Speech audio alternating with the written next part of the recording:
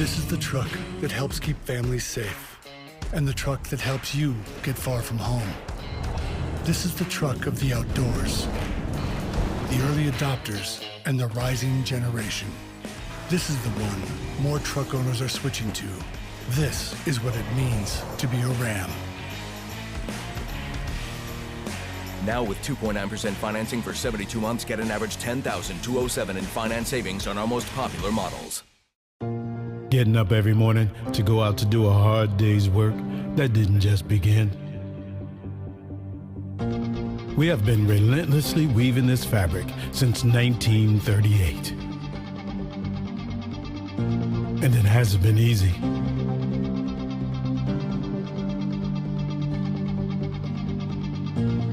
We have been an important spark in an engine that has powered generations.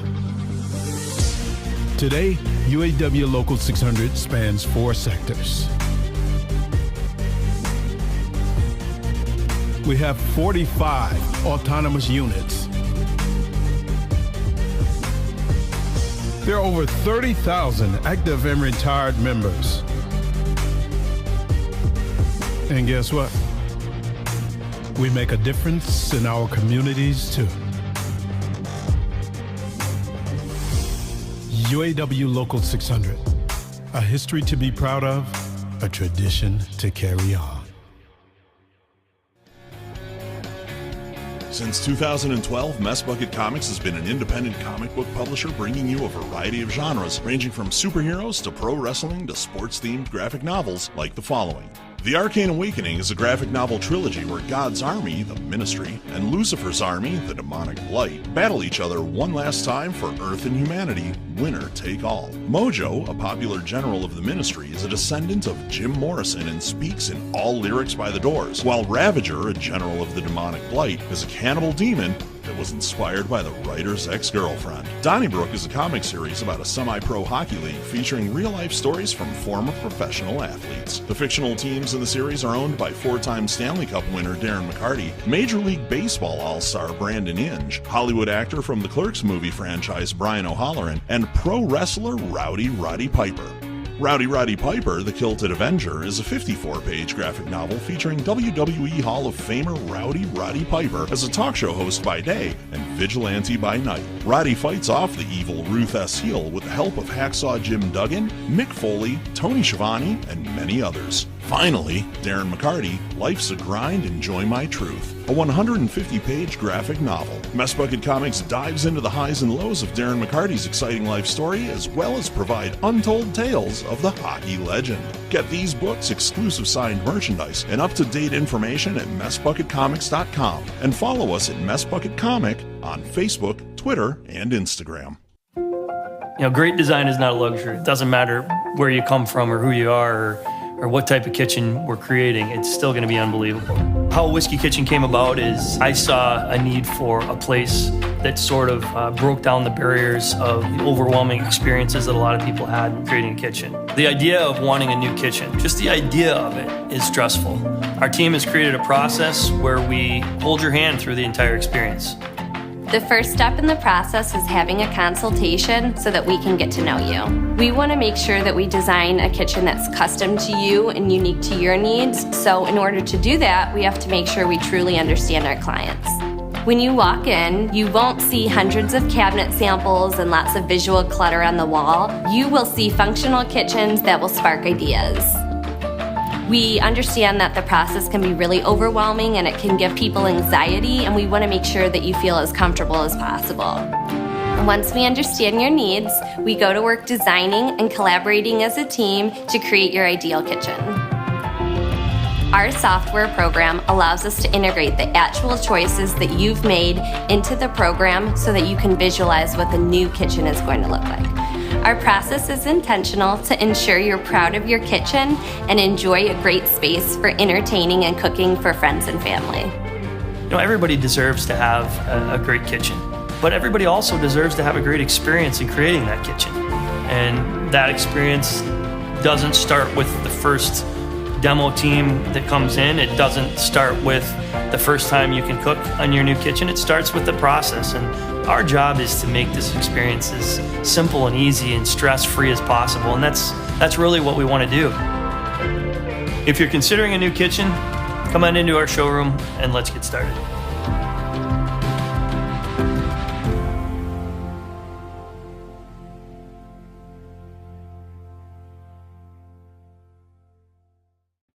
Miracle Flow, you know, a lot of people claiming, oh, hockey here, this, hockey that. There's only one. There's only one. You know, I've been out here since 2016 selling the finest salad dressings for your salad. You know, sure, okay, yeah, you got the salad, but we got the dressing. And I mean, it's as simple as that. I mean, a lot of people have considered us the Paul Newman of hair care products, in the sense that, you know, we're just the best. You know what I mean? So to be considered, you know, the Paul Newman of our own respective salad dressing is just, I mean, to say it's anything in our honor would be ridiculous. So I mean, that's obviously huge, you know. I mean, obviously we understand we're no Hidden Valley Ranch, we get that, but we're out there. You know, if they're not going to stock us in the shampoo aisle, we're going to try again in the salad dressing aisle, because I mean, it works either way. A Dream Limousine continues to be Metro Detroit's finest luxury transportation service. 734-542-6800. Offering late model luxury SUVs to brand new party buses that seat up to 34 passengers. 734-542-6800. Including the one-of-a-kind Escalade stretch with the exciting jet door. Call 734-542-6800. That's 734-542-6800. A Dream Limousine. Since 2012, Mess Bucket Comics has been an independent comic book publisher bringing you a variety of genres, ranging from superheroes to pro wrestling to sports-themed graphic novels like the following.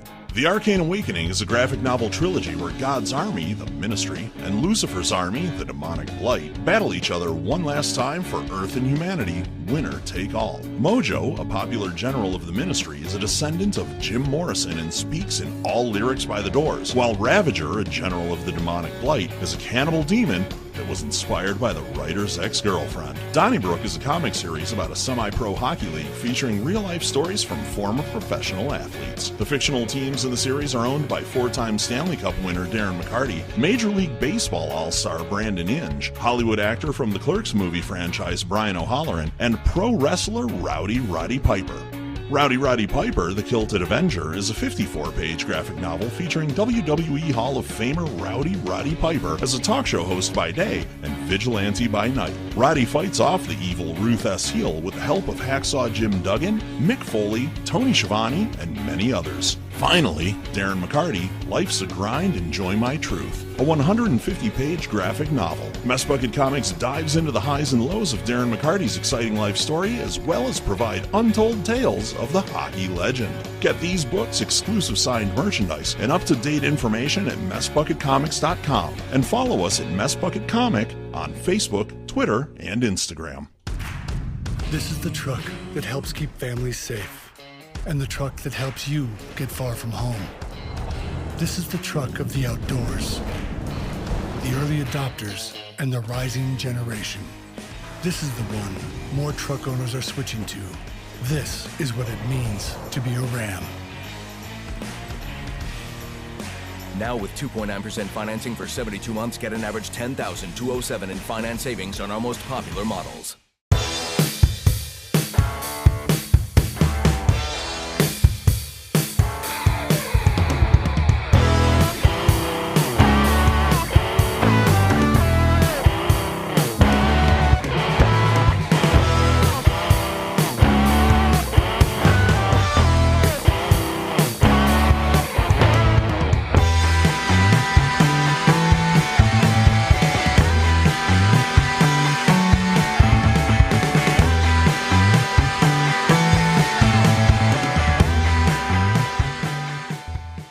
Welcome to day 2 of the Frozen Fish Fiasco. We had so much fun yesterday, didn't we? Yes, and we're so glad you guys are back with us here today. Now we've got so many games, so much excitement. Let's get to it now.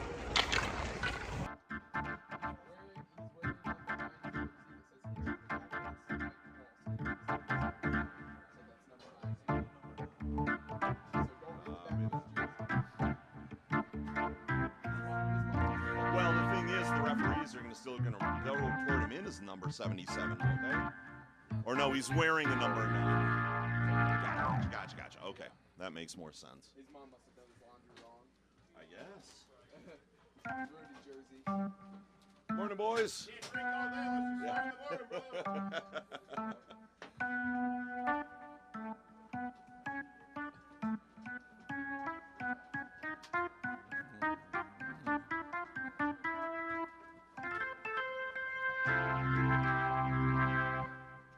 What's up, Heim?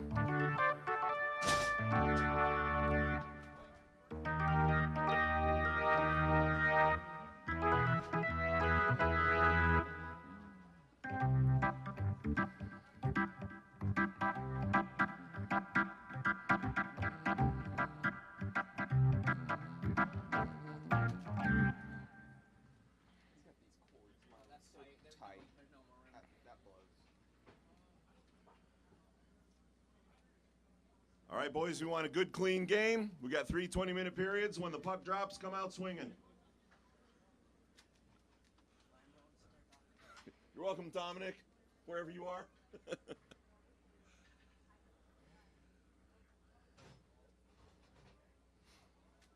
Good morning here on the live stream for the Frozen Fish Fiasco. It's day 2, Sunday. We're going to get things started off with game 1 of this Sunday. Again, I'm Cole McDaniel. I'll be joined by Mike Travis, and we have a full slate of action, 6 games today. And we're underway in the first period. Now I don't have a PA mic all of a sudden. The PA mic just went dead. Wonderful.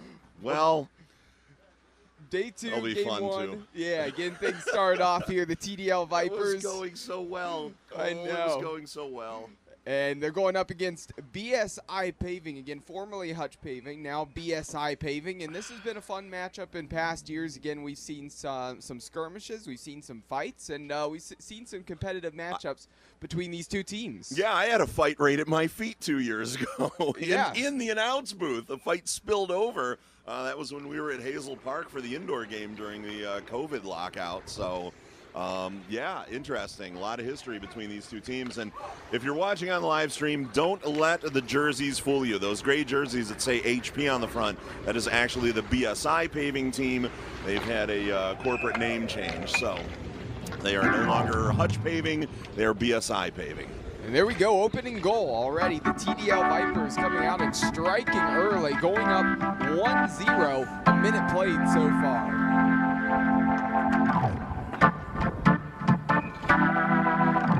Goal by number 54, Jarrett Pfeiffer.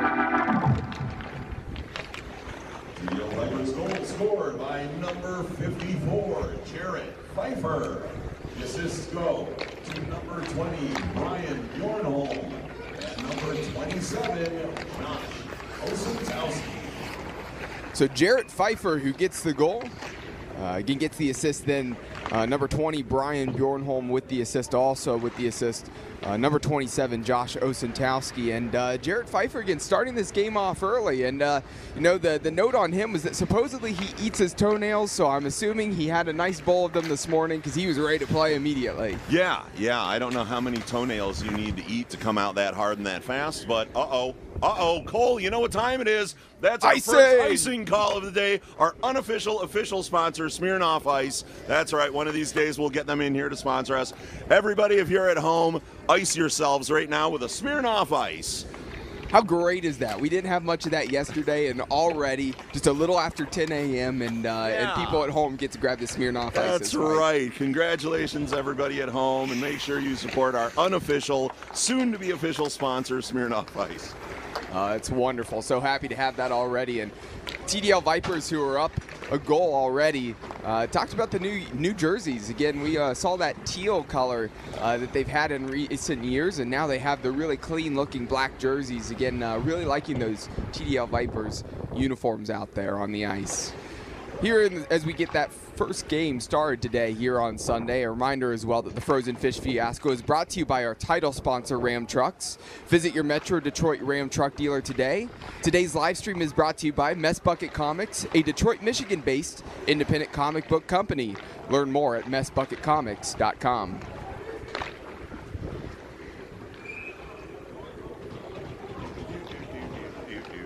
Where is that?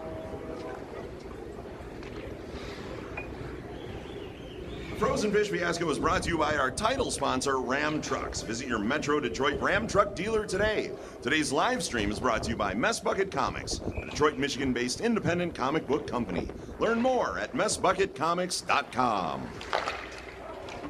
So this one deflected and goes out of play. And a face-off upcoming directly after we just had a face-off here. Again, this is the 14th annual Frozen Fish Fiasco. So if you tuned in yesterday on the live stream, again, thanks for watching and listening. We're having a great time out here at Clark Park. If you have time today and you're around the area, make sure to stop by. Again, it's a great event.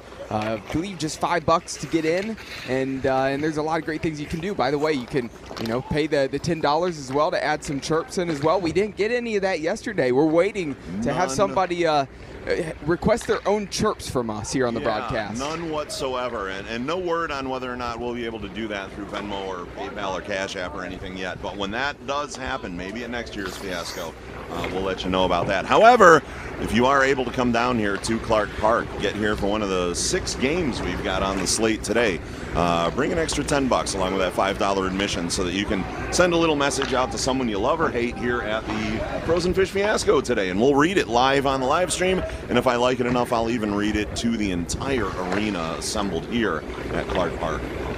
5 minutes played so far. Again, 3 20-minute periods, and there another goal, it appears like, just slipping by and tucking in that back corner of the net, and the Vipers will take a 2-0 lead.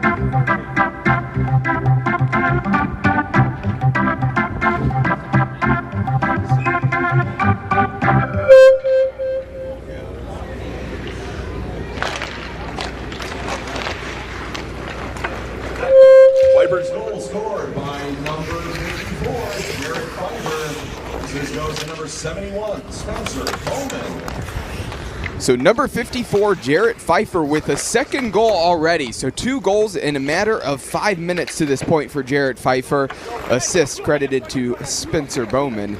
And Pfeiffer, again, we talked about it, those toenails, they're really paying off. So if you haven't tried it out there and you want to play some excellent hockey, maybe that's the move. Yeah, 2 goals already in the first period. Nice morning, nice start for Spencer Bowman, or not Spencer Bowman, excuse me, Jarrett Pfeiffer, but Spencer Bowman on the assist there. That's a name we'll probably see again. I seem to remember that from last year. Not sure if we'll get a Tilly in this one, though. This is, Cole said earlier, these teams are prone to fighting, but doesn't look too chippy there, though. We did just have a collision in the Vipers' offensive zone, and another goal in the back of the net. This BSI paving goalie having a rough morning. We should get him a bowl of toenails. God, why can't I talk?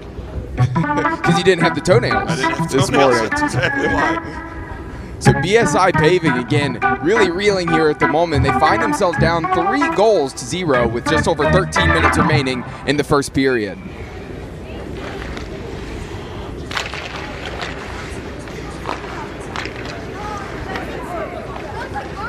Marcus. Vipers goal scored by number 9, Mike Kowalski. There we go.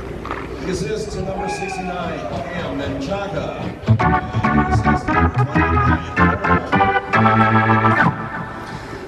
So immediately after that goal was scored and the Vipers went up 3-0, they score again and now go up 4-0, just under 13 minutes remaining. Scored by number 20, Brian Bjornholm.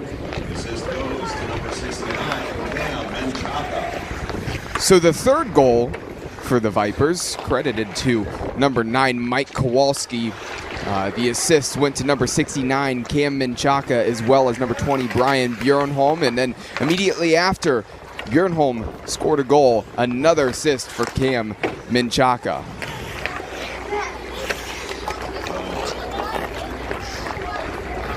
Yeah, we'll have to look at if we can catch who's out there. Big Ash going down the ice now. We were talking about big players yesterday. As a big guy, I appreciate the bigs out there. Eshelman's probably about, what do you think? He's standing about 6'7" in the skates, maybe about 330, 350. I'm a big guy. Eshelman's bigger. Yeah. That is a, listen, if that movie Cocaine Bear were out today, that would be Eshelman's nickname. The speed, the grace, the aggression, the insanity. Eshelman's new nickname is Cocaine Bear. You know, the funny thing is a lot of the bigger hockey players we've seen this weekend, they're defensemen. They're in the defense. And this time, again, you see Eshelman. He plays up there on that forward line. Yeah, he's playing up on the left wing, it looked like here. So there's a shot that goes for him, though. Sometimes, you know, some of those old defensemen, they move them up and they put them out on the wings. As long as they're a body in the way of the goalie, they love having them up there, you know. Shot was saved and deflected, and then looks like going to be an offsides call here going against BSI Paving. But you mentioned Derek Eshelman, and want to give him a huge shout out. Congratulations. He's getting married this month, and supposedly his wedding is on February 35th. So congrats to Eshelman. Yeah, that's a nice day that he and the young lady chose to get married on. And considering that he met her in another foreign country and only told his friends about her after he came back from summer camp, that he actually has a girlfriend from there, you know, if you're someone who knows how that works with young men like Eshelman, you'll understand that this wedding may not actually be happening at all. And supposedly, the plans was for if it was an actual, you know, real wedding, they were going to have that at Clark Park outdoors. So that's beautiful. So yeah, wow. Come out on February 35th for the wedding. Getting a little misty-eyed here in the booth thinking about that. A nice outdoor wedding on February 35th. Center of the ice. Yeah, right there at center of the ice where I did my Facebook Live from this morning. Boy, hard to believe that I was there right where Esh is about to get married here in just, what, 2-3 weeks? Just a heartwarming story, Mike. Sometime in early March. Under 10 minutes left to go here, and the Vipers, of course, up 4-0. Now BSI Paving trying to get a little bit of something going offensively. They really haven't had the puck down on the other end of the ice much, aside from here the last 2 minutes. So maybe Tides can turn a little bit, get a little bit of momentum going back their way. But it's been all Vipers kind of just swarming and really finding a way to score plenty of goals here early in this game. I don't know what we would do for it. You know, well, yesterday we were talking about how much we were thankful for the roof here in the booth, and now over on your side we have we got a leak in our roof. Oh gosh, it's really coming in now. There's a lot. It is supposed to be warmer today. Of course, we have the space heaters on in our booth, and then it's supposed to actually get up into the high 30s as well today. So any of that ice that's up above is, which is all mostly on your side, is probably going to be melting and possibly come down on your side over there. Hopefully not on the mics.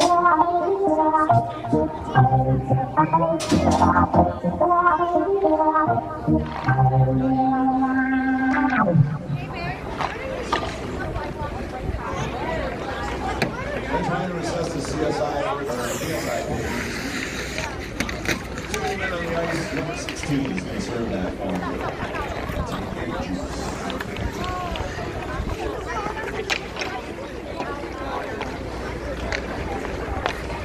So 2-minute minor in the penalty box, number 16, AJ, known as Juice on the BSI Paving team. So a power play opportunity for the Vipers, already up 4 goals, and that shot deflected, saved there by number 35, the goaltender, Jimmy Rusk.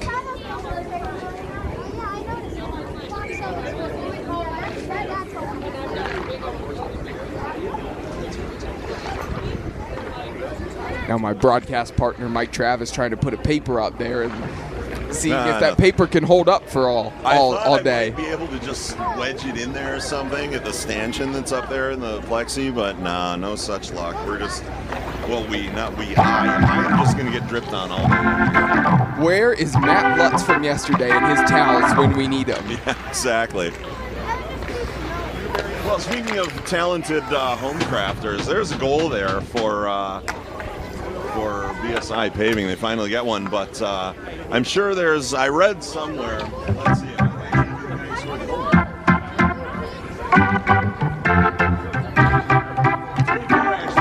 I'll tell you a story about him in just a minute. BSI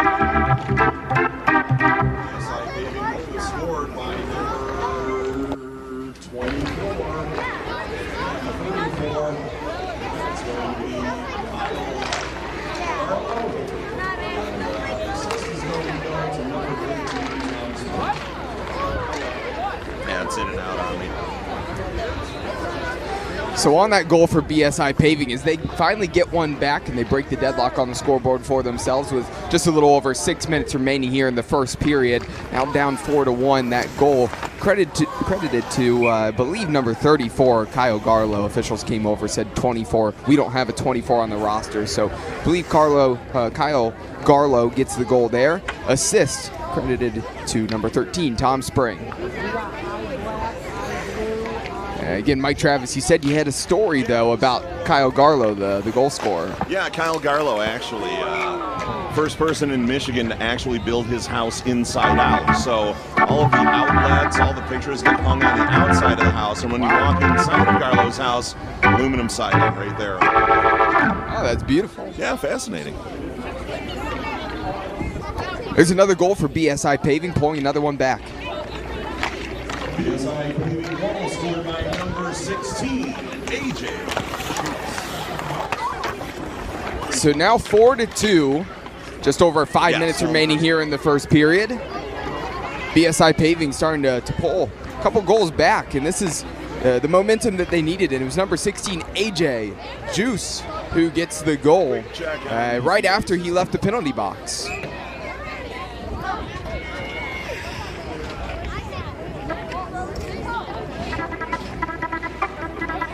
Quick test on the PA system. Sounds good, Ward. So after the puck was sent down to the other end of the ice, you have a brief pause in the action, and face-off upcoming here, and both teams have an opportunity to change their lines.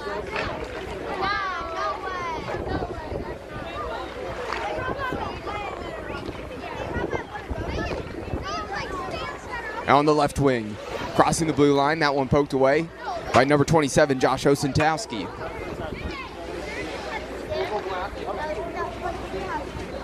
Pass across the ice in the direction of number 4, Mike Holderman. Yeah, great. This one makes its way all the way down to the goaltender. That's number 45, Adam Parrott. Really dripping on me over here now, Cole, so I know it's warming up here at Clark Park.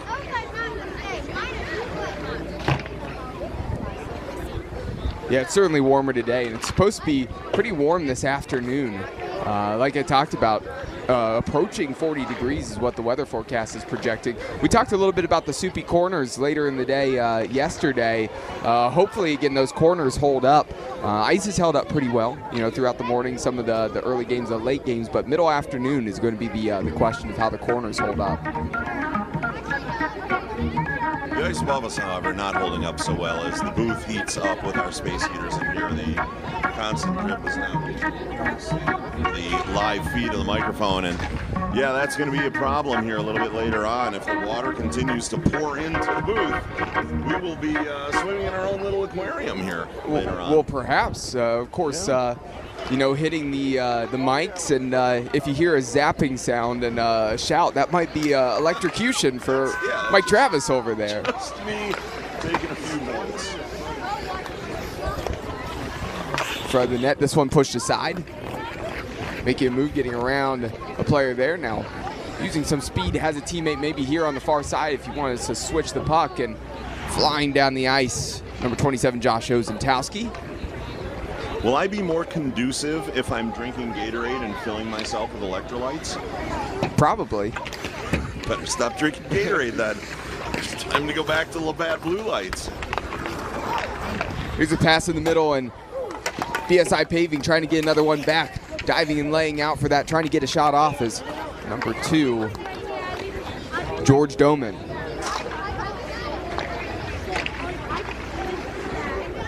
Pfeiffer wins it back. It's poked away from Pfeiffer, who's sitting on 2 goals already at the moment. In transition, trying to make a move, laying that one around, and tried to skate around was Kyle Garlow, and here come the Vipers once again. BSI Paving on a bit of a 2-0 run here right now in terms of goals after they found themselves down 4-0, and they're putting up a good fight here in the latter stages of the first period. Only a minute and a half remaining in the first of 3 periods.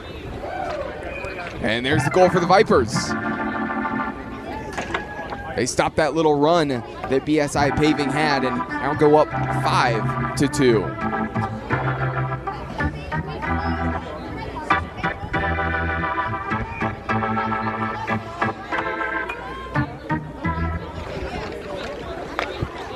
Vipers goal scored by number 20. That's either Joe Camerata or Brian Bjornholm. And the assists are going to go to number 45, Adam Parrott, and number 69, Cameron Chaka. So number 20, Brian Bjornholm, gets the goal out there on the ice for the Vipers. By the way, that's a playmaker for Cam Menchaca now, too. He's got 3 assists. Yeah, Cam Menchaca has 3 assists already, so already a playmaker quick in the work. first period. And also an assist for number 45, Adam Parrott. Congratulations to Cam Menchaca, number 69 from the TDL Vipers. With 3 assists in the first period already, he's got the playmaker. Hopefully he'll be going for another one out there. So Cam Menchaca, again, with the playmaker, 3 assists to this point already. And, of course, mentioned that Adam Parrott had an assist. And as you see him out there, credit to him. And if you were wondering when you heard me call the name Adam Parrott, no, he is not actually a bird. So, again, it's actually a human being out there. But the Vipers... That is false. Vipers find themselves up at the end of the first period. 5-3, 20 minutes up on the clock. Yeah, I don't know if we're doing a cut or not, but we got going on. No cuts, no cuts. It's on the line. I don't see the Zambo coming out either, so. No, I don't either. Yeah, maybe. I don't have it written anywhere, so I don't know.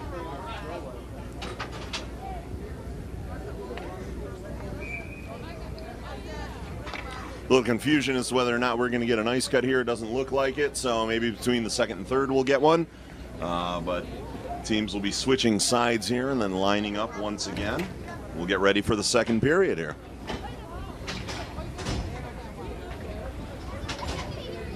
So yeah, getting this started here again as you're watching the live stream here for the Frozen Fish Fiasco. Again, you can catch this on the YouTube channel, whether you're watching on the YouTube channel. If you haven't already, make sure you subscribe to the Frozen Fish Fiasco on their YouTube channel. Yeah, official Matt Heim over here. You may recognize that name. He was the MVP for the Waterford Sharks yesterday. He was over here just hydrating with a frosty beverage in the penalty box for the Vipers team. Matt Heim, the name kind of rings a bell. I'm trying to remember. Wait, is he the player hater of the year for 4 years? Yes, if his mother is watching today, she'll be so happy to find that out again, as Matt Heim let us know that surprised her yesterday. Mama Heim, we are so sorry that those are made up fun facts that someone from the Waterford Sharks submitted about your son. So our apologies. Please take up any complaints you have with the Waterford Sharks and continue to love Matt the way you always have. He's a good boy. Especially in 07 when he did not win the award. That's right. That was actually his best year. That was when he was really the goodest and best of boys. A minute played so far here in the period. Of course, now the Vipers really going from left to right here from our vantage point. Eshelman crossing the blue line on the attack, trying to find a teammate in the middle. That one just skipping a little bit past number 91, Dylan Milkins.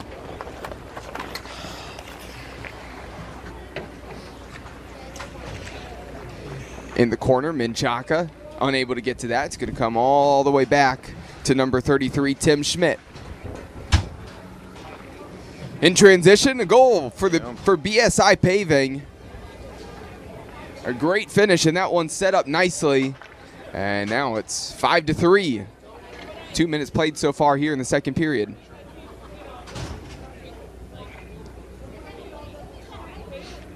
Number 13, Tom Spring with the goal.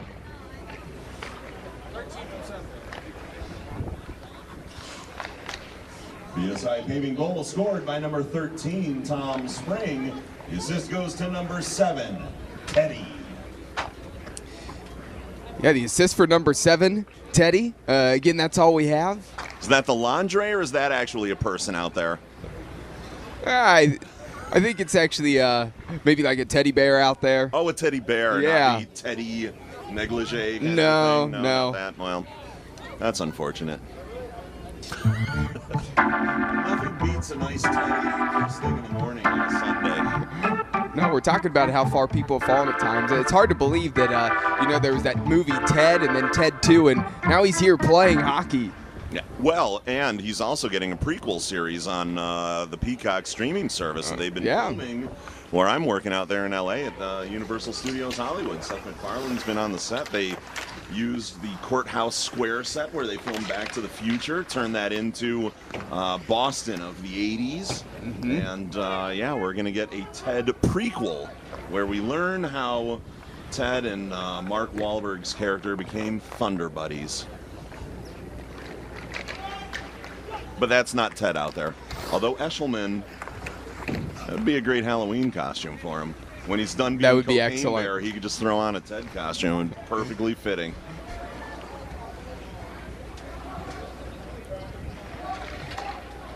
And the defensive end, Schmidt a little bit frustrated with the contact he took from behind, and he passed that one away. And turnover, and BSI Paving trying to score another goal. Down 2. Here come the Vipers again. Bjornholm down the right wing, cutting in, trying to get an excellent shot off, and that one's saved by Rusk.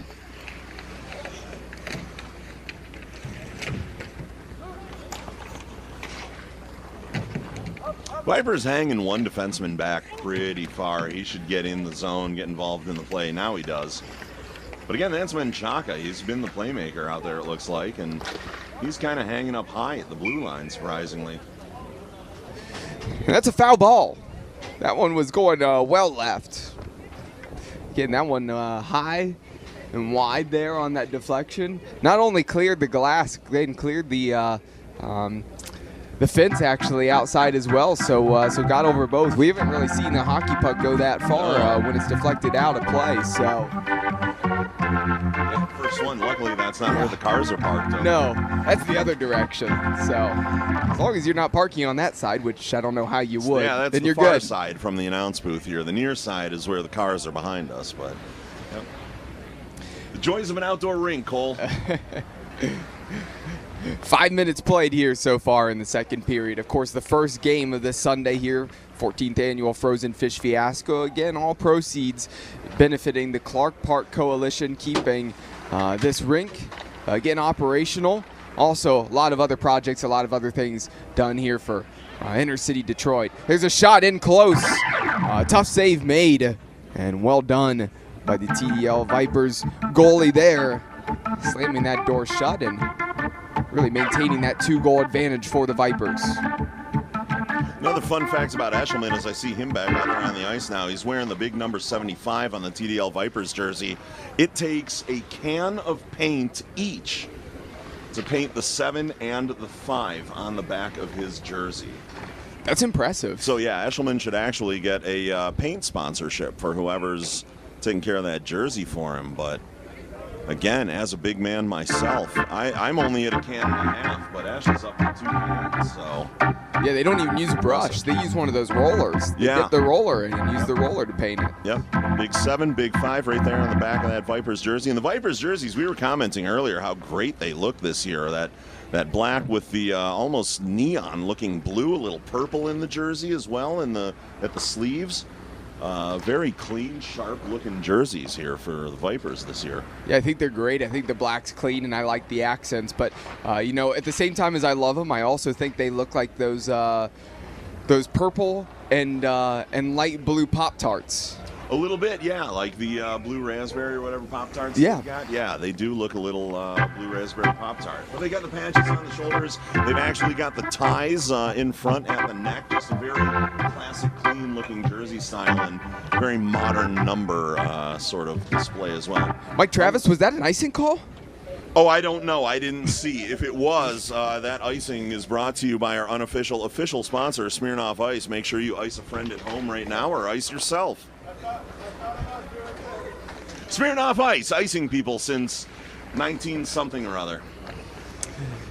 Yeah, I'm glad you started with a later date. I thought you were going to go a little bit earlier than that, and I don't know if Smirnoff Ice has been around for even that long. Well, no, but here's the other thing, is I'm not sure icing even started in the 1900s. Icing may not have been a thing until about the 2010s. I'm sure there was icing somewhere, right?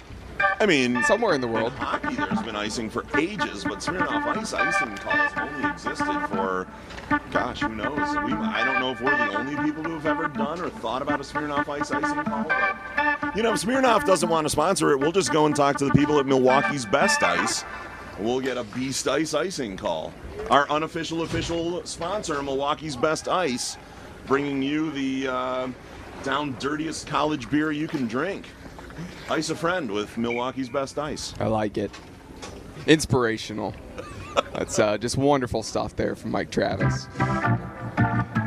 Opportunity for line changes for both of these teams. You've Still never a had score. Milwaukee's Best Ice, have you, Cole?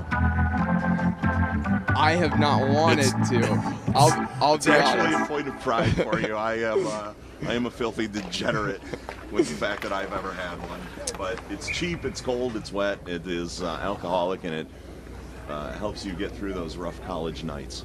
No, I'll be honest. I do know somebody that in my office I know had one that they found that was like really, really old, long time ago, and basically then there's this game 7 or 11 with the dice, and if you roll a 7 or 11, then somebody has to do whatever was said on the dare there, and they were trying to 7-11 that Milwaukee's Best that was supposedly had been expired for a few years.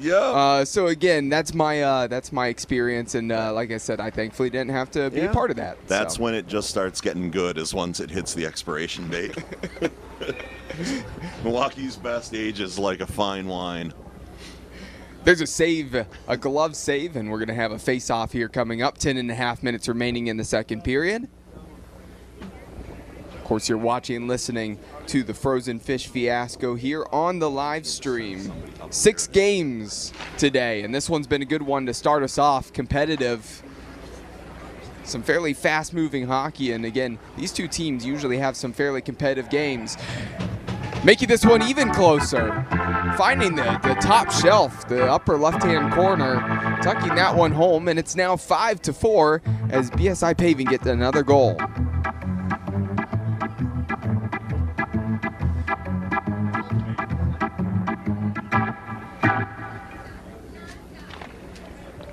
BSI Paving goal scored by number 12, Jeff Berger.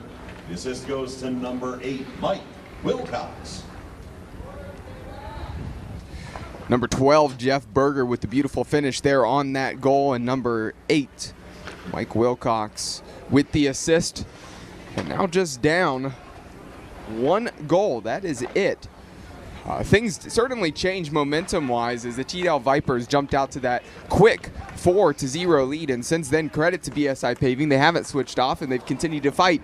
That one probably should have been a finish there at the back door. A save, and now here comes BSI Paving the other way. Yeah, some real pretty passing there from TDL Vipers. Had one guy down, was getting pushed off into the corner, made a nice little backhanded pass into the middle. Guy in the slot couldn't get the shot off, pass it off to the back door, and just missed their opportunity, but now they get it back here. That's a goal for the Vipers. Yeah, they came right back and did a similar thing again, just sliding that one towards the back door, and looks like number 69, it appeared like Cam Menchaca was there. Again, we'll get the official confirmation here from the officials here in just a moment on that goal.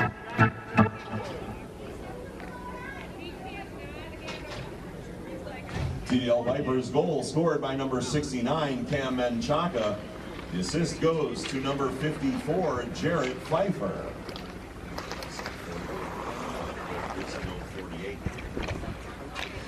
I don't know. So number 69, Cam Menchaca, again, did get the goal there. Already has the playmaker, again, scoring a goal here now, doing a great job offensively for his team, and that was a great feed as well from Jarrett Pfeiffer as streaking down the ice. Found his teammate there at the back door, and again, finishing that one off, slotting it home. Keep an eye out. The passing has been clinical from the Vipers, but now here, BSI Paving, again, formerly Hutch Paving, nearly scoring another goal themselves, and big save for the Vipers.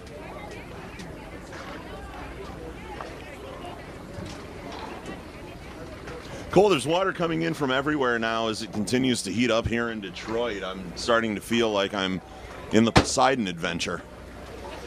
I'm waiting for our booth to sink at this point. Yeah, I think it's going to be a little bit of a different experience today compared to yesterday.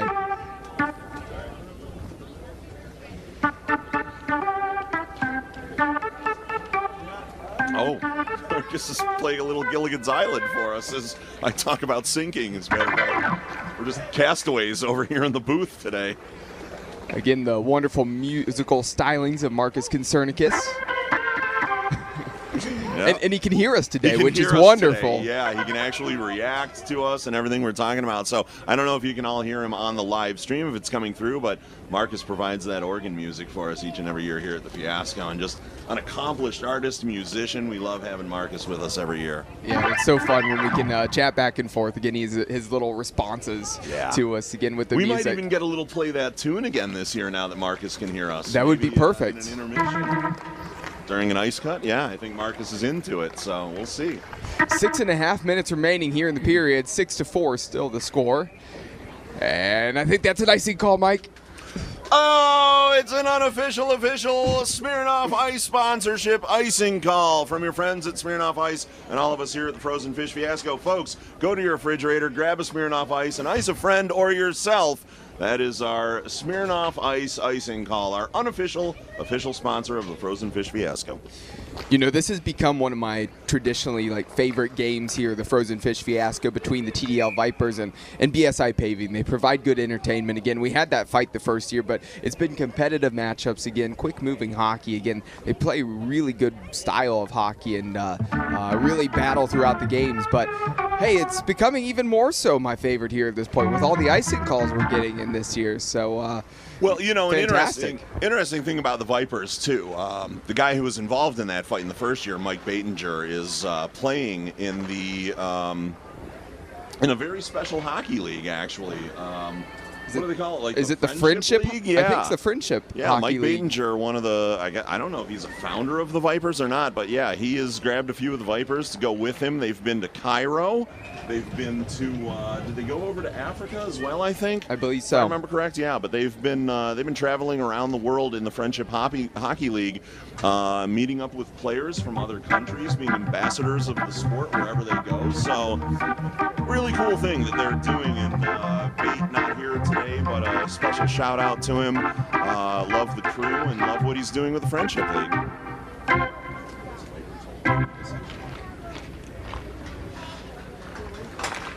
BSI Paving goal scored by number 11, Cracks. The assists go to number 7, Teddy, and number 4, Mike. We'll call it a Holderman. So another goal for BSI Paving as they now cut the deficit just to 1 goal, and we have 4 minutes remaining here in the period. I finally got Sauger to write everything in capital letters for me so that I can read his writing, and then BSI Paving comes over and fills out their own roster today, and they write like Sauger did all through their past 3 years until today. So I can't read any of their stuff, but call out to Sauger. He did a fine job today with his capital letter penmanship. So we want to recognize him and give him the unofficial official penmanship award sponsored by Bic Pens. We'll give that to them. Bic Pens, if you're looking for a pen to write things down or improve your penmanship with, talk to Sauger and get yourself a Bic pen. Thank you, Bic Pens, for sponsoring Sauger. Yeah, and Sauger's really improved with the writing here today. Maybe an early candidate for MVP of this game because of that. Maybe. If we don't give it to Cam Menchaca, we're giving it to Sauger for his penmanship. So on that BSI Paving goal, that was scored by number 11, Cracks. Yes, that's all we have here on that roster that they wrote down. So congrats to Cracks on the goal. The assist going to number 7, Teddy, and number 4, Mike Holderman. I'm not sure I want a guy named Cracks doing my paving. Yeah, it sounds a little counterproductive. Yeah. Maybe that's how we got the nickname, though. When he was a young apprentice, there were all kinds of cracks in his cement work, and hopefully he's corrected that over time. I don't want to make any assumptions. I think we should still use BSI Paving if you're in the market for it, but Maybe don't have cracks on your crew. 2.5 minutes remaining here in the second period. In the pass in the middle, and that's taken away by BSI Paving. Coming the other direction, crossing the blue line, looking to make a move is number 22, Matt Cinco. Yeah, business is picking up here, too. A lot of speed all of a sudden with just over 2 minutes left in the second period. A little bit of back and forth in the neutral zone. Yeah, that's part of why I think we see some physicality in this game between these two teams. They fly around. You know, they want to win this game, and they come out with an intensity. And the faster you're skating around, the more collisions they're going to end up being, and that results in some of that physicality we've talked about. Yeah, absolutely right. Here come the Vipers the other direction. That one taken away by BSI Paving and given right back. Ozentowski launching it forward. Deflected on its way through, and BSI Paving can go to the corner and collect this. Oh, there's a big hit. Yeah, we're going to get a call on that one there. That's a tripping call. Vipers player is still down on the ice, getting up slowly here now. And he's back to his feet.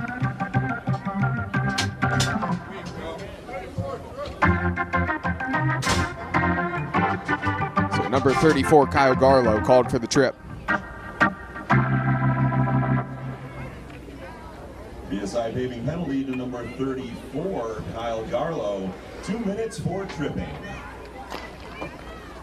So the second period going to end really on a Vipers power play here at the moment. Up a man and up a goal, trying to extend their lead here. So 45 seconds, though, remaining here in the second period. Ozentowski comes and collects the puck. Yeah, breaking out from their own end, came all the way back down the ice to the keeper, and they're into the offensive zone now. Let's see if they can do something with it on the short power play here at the end of the second period. Ben Schwimmer's open here on the backside if they can find him, trying to put that one in the middle in the direction of Eshelman. Eshelman couldn't redirect that puck and get it on frame, and here comes BSI Paving. Well done defensively. Tom Spring couldn't get to that puck. Truthfully, Eshelman was there just to be a big body in front of the net and kind of deflect the goalie's ability to see what was going on. I don't know if he was there to deflect the puck in, but if the opportunity came, I'm sure he would have taken it. That's the end of the second period here. Yeah, so that final rip at the end of the period again, saved right before the clock. Time expired.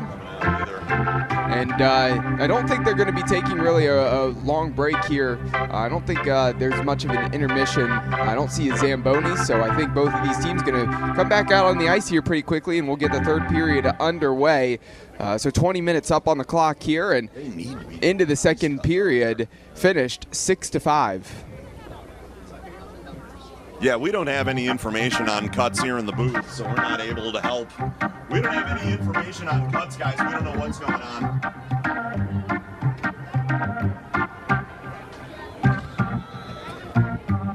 I mean, we're informing the teams right now. We don't have any information on whether or not they're going to do a cut during the game, between games, what's going on today. So we're trying to let the officials and the players know what's going on with that, get everybody on the same page. Hopefully at some point we'll get a better handle on what's going on with that and actually be able to let our officials know what's happening and be able to give that information to the players as well so that they know if they can get back into the locker room, crack a beer between periods. But not so far in this first game. It looks like we're just going to keep rolling. With 6 games on the slate as well today, we may not have as many ice cuts as we did yesterday.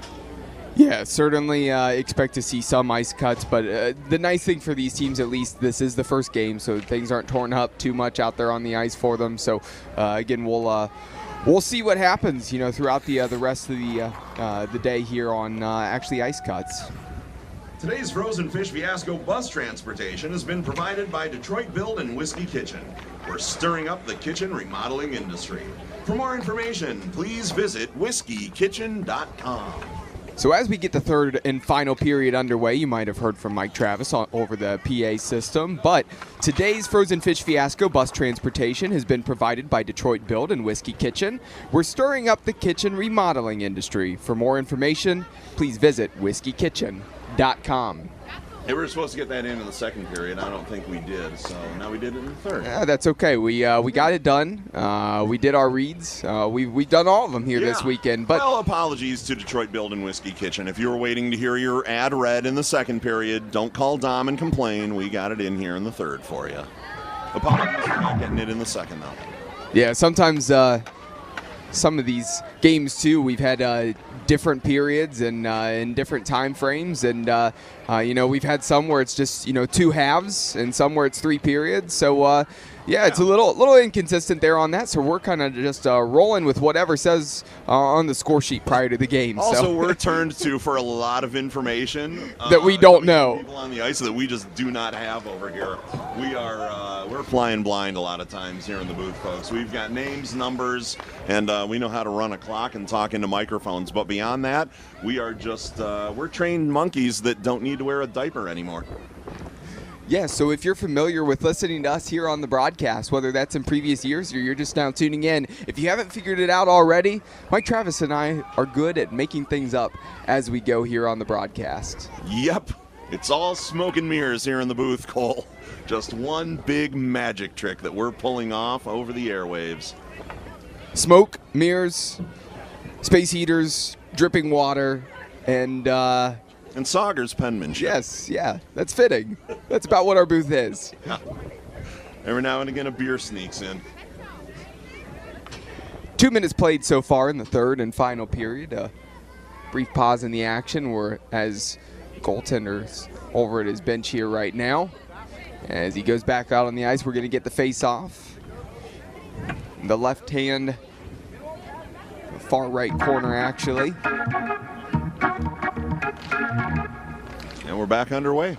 Face-off won by BSI Paving. Down a goal, again looking to get one back to tie this one up at 6-all.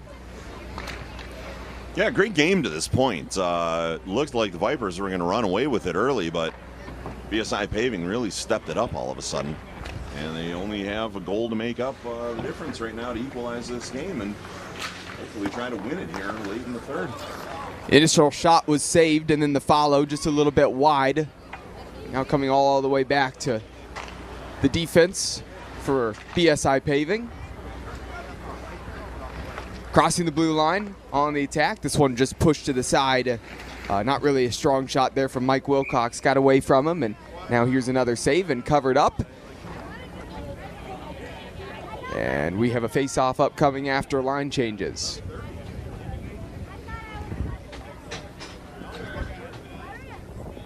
Yeah, face-off's going to be on the far side in that Vipers end. They're defending. So they don't want BSI Paving to win this one. We may get a switch. Nope, they let them stay in there. Vipers win that one and send it up ice. Not fast enough to lead to an icing, but BSI collects it there, and they're headed back into the neutral zone. Yeah, if we're not going to get a fight, at least keep giving us some icing calls. At least.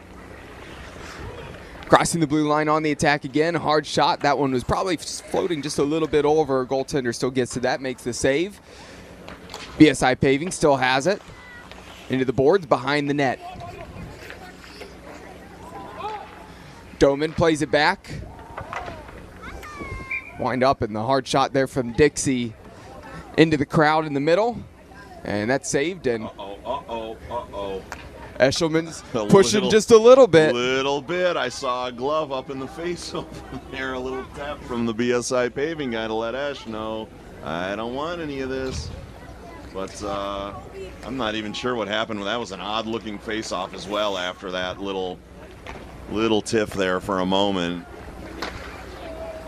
Again, these two teams have been flying around the ice like we talked about, and not the deepest rosters either. Again, probably more about 2 lines. So would think maybe here in the third period later on, these guys might start to wear down a little bit too. That's when Cocaine Bear comes alive, though. Rips a line over there on the bench, and he is right back at it. But another face-off deep in the Vipers zone. They are trying to fight their way out of this as BSI Paving just continues to pour on the pressure right now, trying to get that equalizer goal. But Vipers get it out, can't quite get it up to their man hanging out at the far blue line, and BSI Paving brings it back in. Yeah, just a moment ago, Tim Schmidt was taken down in the middle of the ice, slow to get up, but now up and trying to step in defensively, comes across and breaks that one up. Apparently, Tim Schmidt owns horses and a chicken farm and is on the Vipers. So, I mean, he's got the trio of animals going, I guess. Well, and good for him, especially with the cost of eggs, to have a chicken farm as well. It's saving him a ton of money and not saving us any money. That was another puck that went up and over the glass and then over the fence as well over there. Our stack of pucks dwindling here in this game very quickly. I can see 3. There are 3 more behind you. So there are just 6. Wow. I don't know if and this is game 1. Yeah, I don't know if we'll make it through the rest of the afternoon with just 6 pucks. A puck a game. Yeah, that's a puck a game right now. So if they use another one here, that would be their puck for this game. But we've got a lot of kids' games coming up, so we may not lose as many pucks in those games. Yeah, that's very true. Yep. If we run out of pucks, though, at the end, we'll just have the last couple games use an imaginary puck. They'll pretend that they're hitting a puck around. I like that idea. I wonder what that looks like. It's actually like a full performance then. You never know who actually has the puck on their stick at any time. You just have to trust that the acting will carry them through, and we'll know who's winning and losing. Gosh, what an improv exercise that would be. Just under 13 minutes remaining here in the first game of this Sunday here. Day 2 of the 14th Annual Frozen Fish Fiasco. TDL Vipers still leading by a goal. Here's Parrott. Trying to wrap around, find a teammate there in the middle. Closest player in the area was number 10, Ben Schwimmer.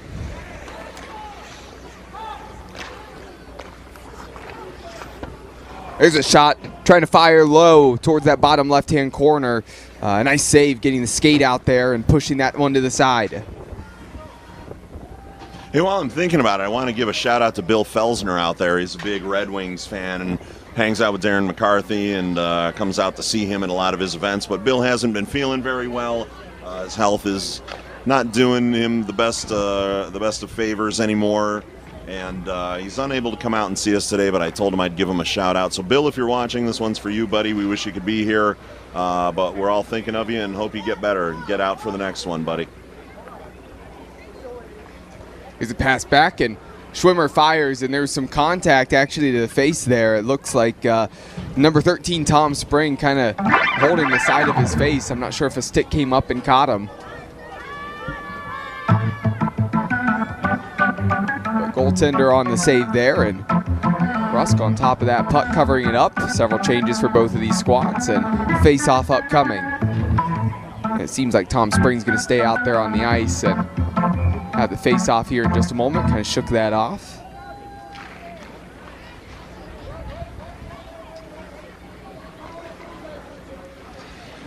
There's a hard low shot. That one nearly slipped in for Minchenka. And Menchaca's actually had a really excellent game. Like we talked about, the stats have been impressive. Had that playmaker early on, got that towards the beginning stages of the game, and has a goal to show for it as well later on, and nearly scored another one. Yeah, it's starting to look like Menchaca might be Spanish for MVP. I think so. I'm not even sure if it's Spanish, but I'll have to check with my Spanish friends, but I'm wondering if that might be the case because he's having a heck of a game out there today. Yeah, all your Spanish friends in, I believe it's Sweden, correct? That's right, and they all eat Swiss chocolate. Kraft Fabergé eggs. I'm glad you know about your geology, Mike Travis. Geology was my best subject in school. Not geography, just geology. Geology, that's right. Rocks and stuff like that. Volcanoes.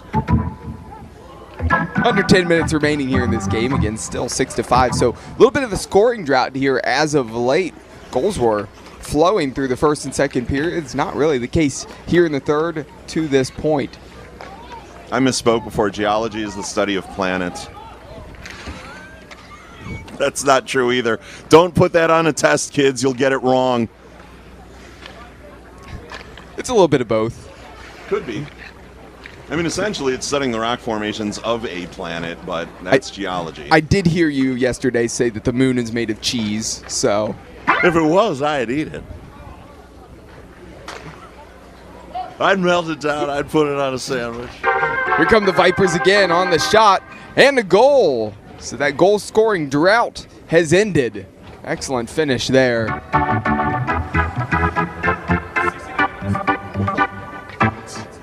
There's a 69 that scored. There's 2 69 Menchakas. There's another one that just went to the bench. Yeah, there's multiple Menchakas. Vipers goal scored by number 69. That's Cam Menchaca. One of the Cam Menchacas. Maybe they're just trying to get Cam Menchaca the award because there are 2 69s out there. There is a nope. Yeah, 2 number 69 Cam Menchakas. A little bit confusing for us here. Know that the Cam Menchaca out on the ice right now has been the defense has certainly scored. I know one for sure and had a few assists. The other Cam Menchaca, you might be an imposter. Yeah, he's like the tall, skinny guy in the old Nintendo ice hockey game. So this is kind of the medium-sized Menchaca out there now, and the Menchaca that scored that goal is the tall, skinny one, and Eshelman's the bigger hockey player. So if you remember the Nintendo ice hockey and the old NES system, you got your skinny guy, your medium-sized guy, and your big guy, and the Vipers have at least a representation from each area of that, and that's why they're winning this game right now. The true test of figuring out which Cam Menchaca is which, of course, the stats are certainly there, so if and when, the Vipers, if they do end up winning this game, and if Cam Menchaca is named player of the game, question is, which player steps forward to accept the award? That's true. As of right now, we're looking at Cam Menchaca for the MVP from the Vipers, but who knows? This game could turn with, about 7 minutes left right now, and we'll see what happens. In transition, trying to wrap around and finish and get the goal there. Excellent save made, covering the net. Unable to slide that one underneath the goaltender, and still a 2-goal advantage for the TDL Vipers.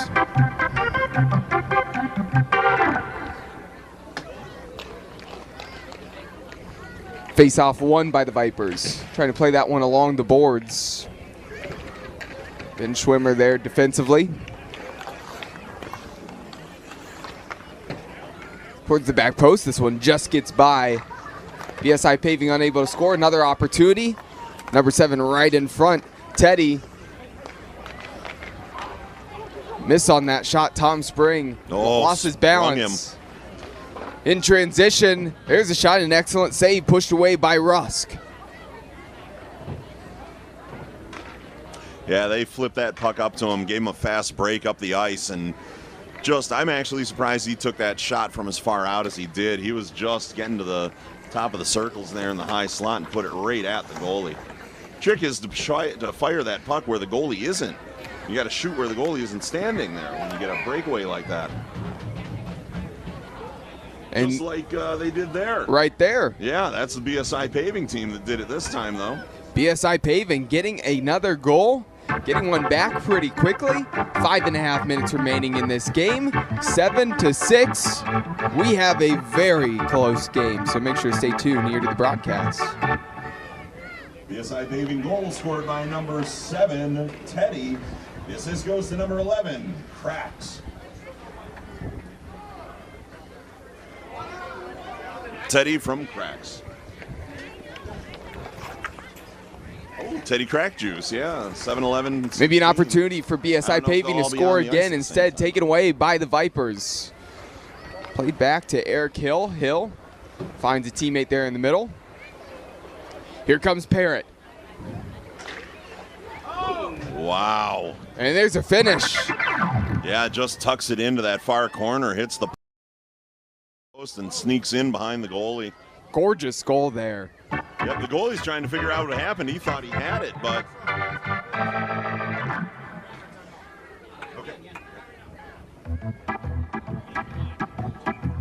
So 2-goal advantage now for the Vipers.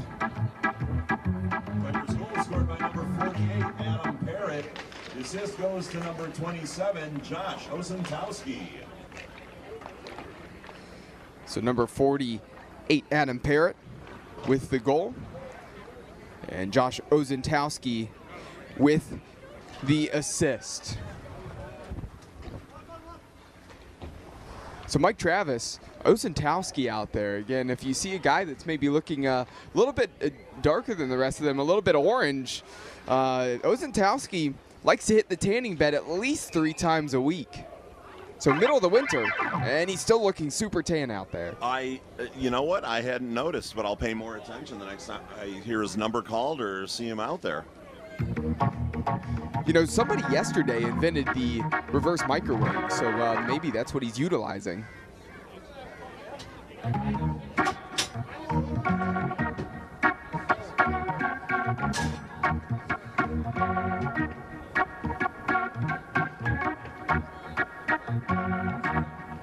BSI paving penalty to number 6, Eric Hill, 2 minutes for interference.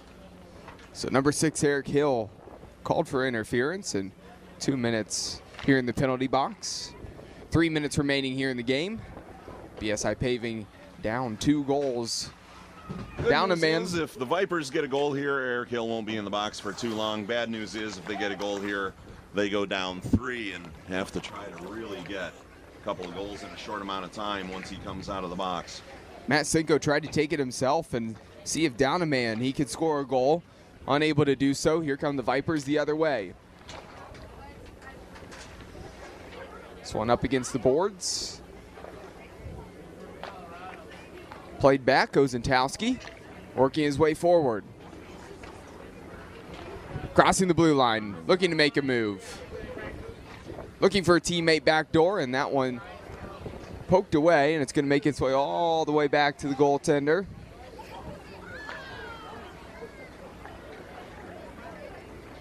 Somebody lost a stick as there's a loose stick out there on the far side of the ice.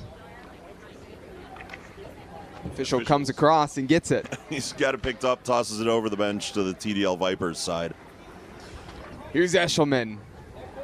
Get him, Cocaine Bear. Oh, lets that one fly and goes wide. Yeah, ripped that one just a little bit wide to the right.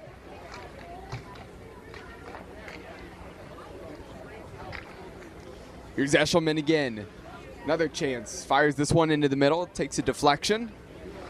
20 seconds remaining here on this power play. Schmidt wants a shot and buries that shot. 9-6 TDL Vipers. Hill with just 15 seconds left on the penalty, too. So scoring a goal on the penalty, capitalizing right at the end, and that should really do it for this game. So it looks like the Vipers are going to win. Vipers power play goal scored by number 33, Tim Schmidt. So Tim Schmidt with the unassisted goal. And the clock continues to wind down here, under a minute remaining. And the 3-goal advantage now for the TDL Vipers. So the TDL Vipers, really that first period is what started them off. They jumped out quick out of the gates. And BSI Paving, they've been chasing the entire game. Done a great job to keep this one close and get back in it. But a little bit too little to overcome what the TDL Vipers did earlier on. And the Vipers finishing this one off strong. Under 30 seconds now remaining here in the first game of this Sunday, day 2 of the Frozen Fish Fiasco. We'll have 5 more games throughout the rest of the day. This one launched down the ice. Nothing called there, and that is going to do it. The clock winds down. And that's the game. 9-6 is how this one finishes as the Vipers beat BSI Paving. That's the end of this morning's game with the final score. BSI Paving 6, the TDL Vipers 9. So all the post-game festivities coming up. Fans for the presentation of our MVP award and the championship belt. Red carpet about to be rolled out. The trophy, the belt, everything will be presented. And of course, kicking the can as well. Make sure to stay tuned here on the live stream. For myself, Cole McDaniel, Mike Travis, going to step aside here, at least from the live stream duties here until the start of the second game. Don't go anywhere. Make sure to tune in for the 2012 Macomb Mavericks and the CVHA 2012 Vipers coming up next.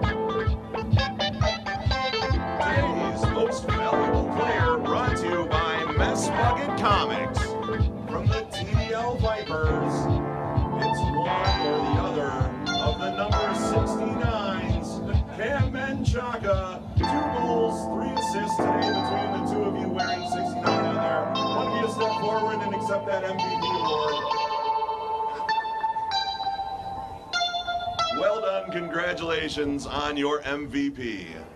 And congratulations, Vipers.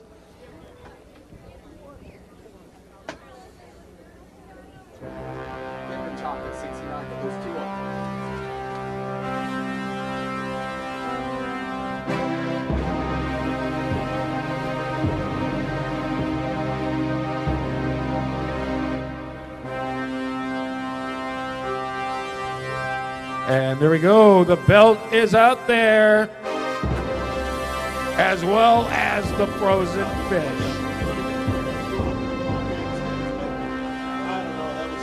This is great. Fish right at the beginning. What are they doing? Oh, gotcha. All right.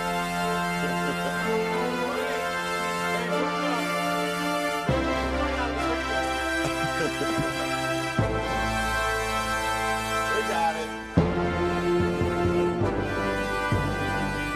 Just the majesty. It's just incredible, isn't it? It's always incredible.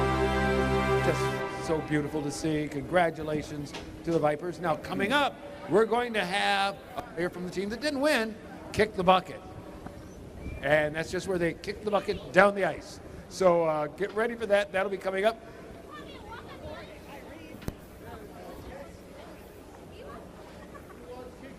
Who's going to kick the bucket? All right, we got our bucket kicker coming up. Oh. All right, come line up right here. I'll count you down. All right, ready? Gonna kick the bucket in 3, 2, 1. Oh, there it goes. Got a lot of air. Got a lot of air. I know a couple of NFL teams will want to be talking to him. That was great. So, great job. There you go. This is great. This is always great because we'll be back for more with the Frozen Fish Fiasco soon. Thanks for joining us today. It's better than I see. Hi, Carol. Where is it? Where? Oh, right here. Right here. Right here. All right. I want you folks to check out this little baby right here. The Frozen Fish Fiasco puck made out of vulcanized rubber. This thing retails for about $4.99, and you can get it here at the Frozen Fish Fiasco at Clark Park. So come on down and get yours today, right now. Get in the car. Come. Right? Do yourself a favor. Yeah. Come get this puck. Yeah, you can't live without this. Get it.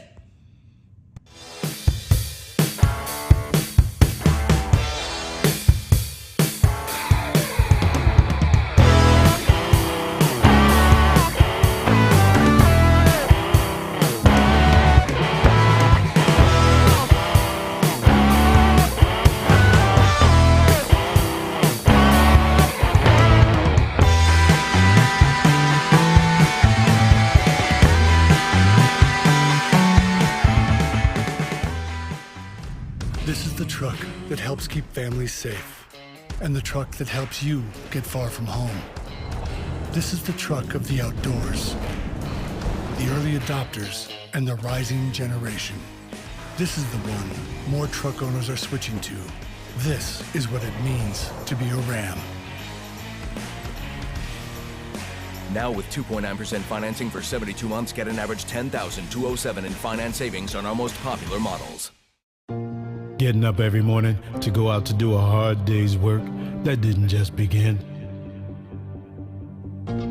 We have been relentlessly weaving this fabric since 1938. And it hasn't been easy.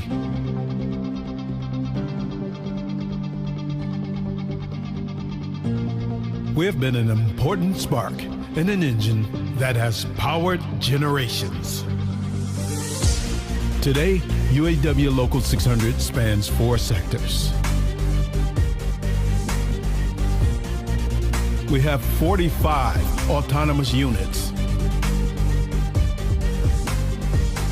There are over 30,000 active and retired members. And guess what? We make a difference in our communities too. UAW Local 600, a history to be proud of, a tradition to carry on. Since 2012, Mess Bucket Comics has been an independent comic book publisher bringing you a variety of genres, ranging from superheroes to pro wrestling to sports-themed graphic novels like the following.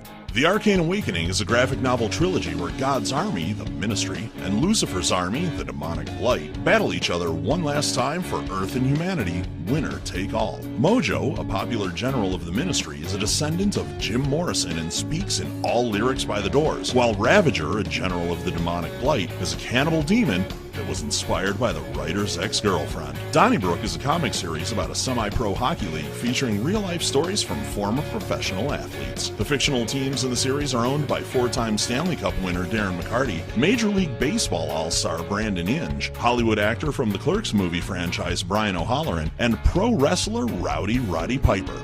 Rowdy Roddy Piper, the Kilted Avenger, is a 54-page graphic novel featuring WWE Hall of Famer Rowdy Roddy Piper as a talk show host by day and vigilante by night. Roddy fights off the evil Ruth S. Heel with the help of Hacksaw Jim Duggan, Mick Foley, Tony Schiavone, and many others. Finally, Darren McCarty, Life's a Grind, Enjoy My Truth, a 150-page graphic novel. Mess Bucket Comics dives into the highs and lows of Darren McCarty's exciting life story, as well as provide untold tales of the hockey legend. Get these books, exclusive signed merchandise, and up-to-date information at messbucketcomics.com, and follow us at Mess Bucket Comic on Facebook, Twitter, and Instagram. You know, great design is not a luxury. It doesn't matter where you come from or who you are or what type of kitchen we're creating, it's still going to be unbelievable. How Whiskey Kitchen came about is I saw a need for a place that sort of broke down the barriers of the overwhelming experiences that a lot of people had in creating a kitchen. The idea of wanting a new kitchen, just the idea of it is stressful. Our team has created a process where we hold your hand through the entire experience. The first step in the process is having a consultation so that we can get to know you. We want to make sure that we design a kitchen that's custom to you and unique to your needs. So in order to do that, we have to make sure we truly understand our clients. When you walk in, you won't see hundreds of cabinet samples and lots of visual clutter on the wall. You will see functional kitchens that will spark ideas. We understand that the process can be really overwhelming and it can give people anxiety, and we want to make sure that you feel as comfortable as possible. Once we understand your needs, we go to work designing and collaborating as a team to create your ideal kitchen. Our software program allows us to integrate the actual choices that you've made into the program so that you can visualize what the new kitchen is going to look like. Our process is intentional to ensure you're proud of your kitchen and enjoy a great space for entertaining and cooking for friends and family. You know, everybody deserves to have a great kitchen, but everybody also deserves to have a great experience in creating that kitchen. And that experience doesn't start with the first demo team that comes in. It doesn't start with the first time you can cook on your new kitchen. It starts with the process, and our job is to make this experience as simple and easy and stress-free as possible, and that's really what we want to do. If you're considering a new kitchen, come on into our showroom and let's get started.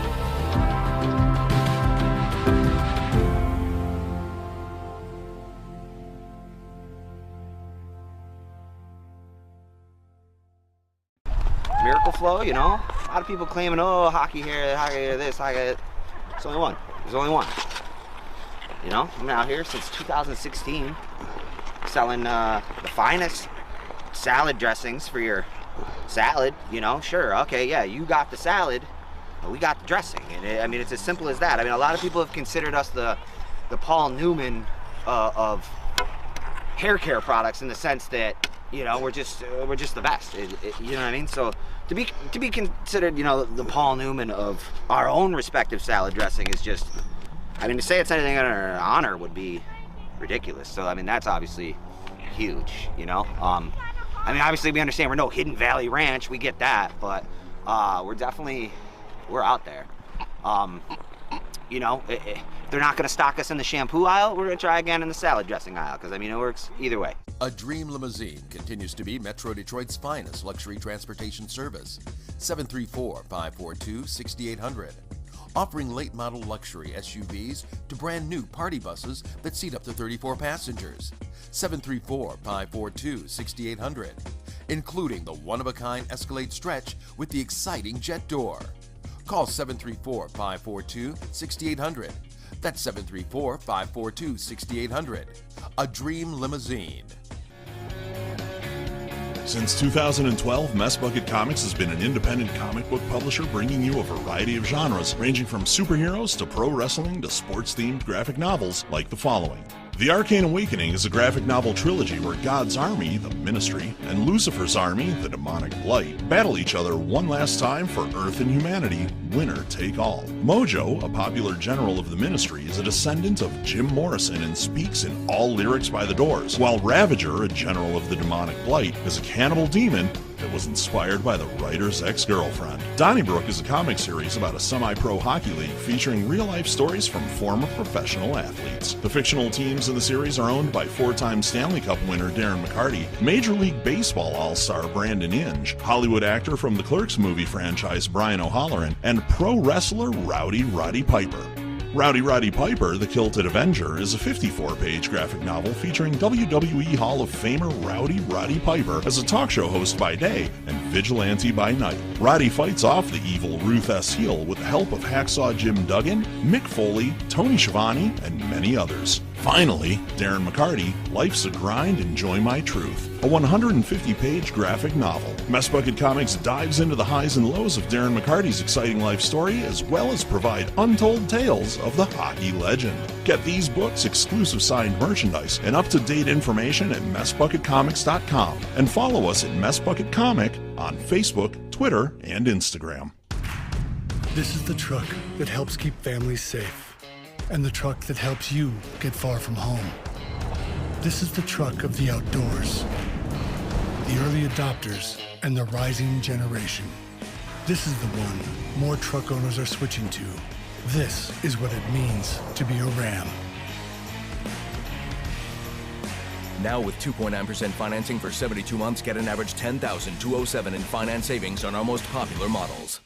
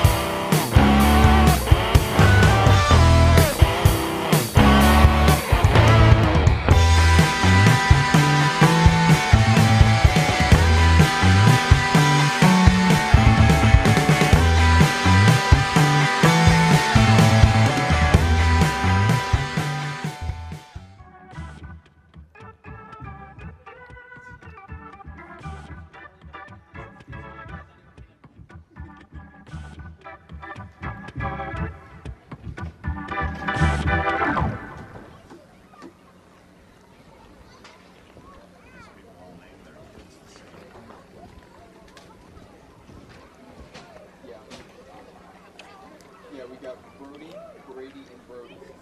And two Easties.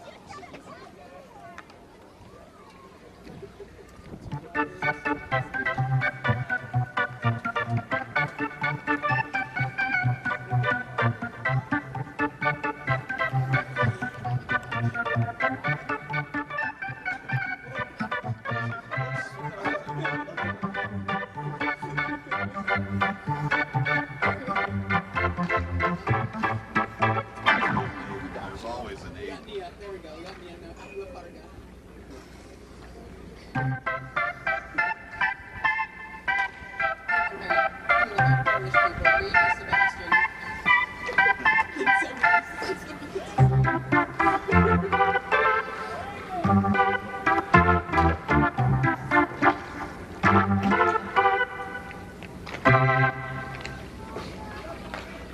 All right, I've got the names written in. There's your pen. Let me get what's left up there for this. Okay. Fiasco fans, we are taking bribes for charity. That's right, if you'd like to have a special message said by me during the live stream of this game, please just head over to the merchandise table in the tent by the entrance. See the guy in there with the big beard? His name is Gordo. If you give him $10, you can write down a message, as long as it has no profanity or company advertisements in it, and then I will read it live over the live stream, and if I like it enough, I might even read it live right here on the Arena PA system as well. So if you want to get a chirp for charity in or send a special message to one of the players out on the ice, it's just $10. Go see Gordo in the merchandise tent. And now, Marcus, play that funky music, buddy.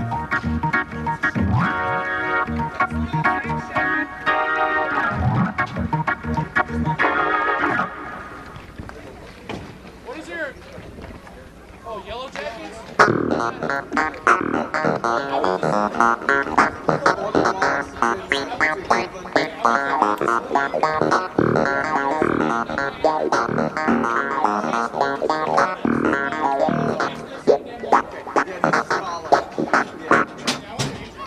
Okay.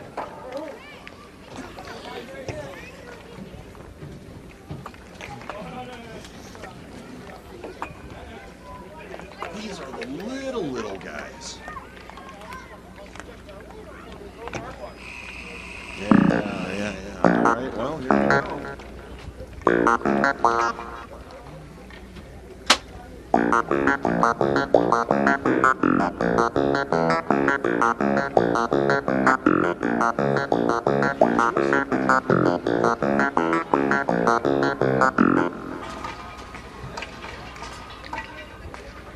Oh, that's just showing off now. No, that's just showing off. Game 2 about to get underway here on Sunday for the Frozen Fish Fiasco, again the 14th annual event, and all proceeds benefiting the Clark Park Coalition.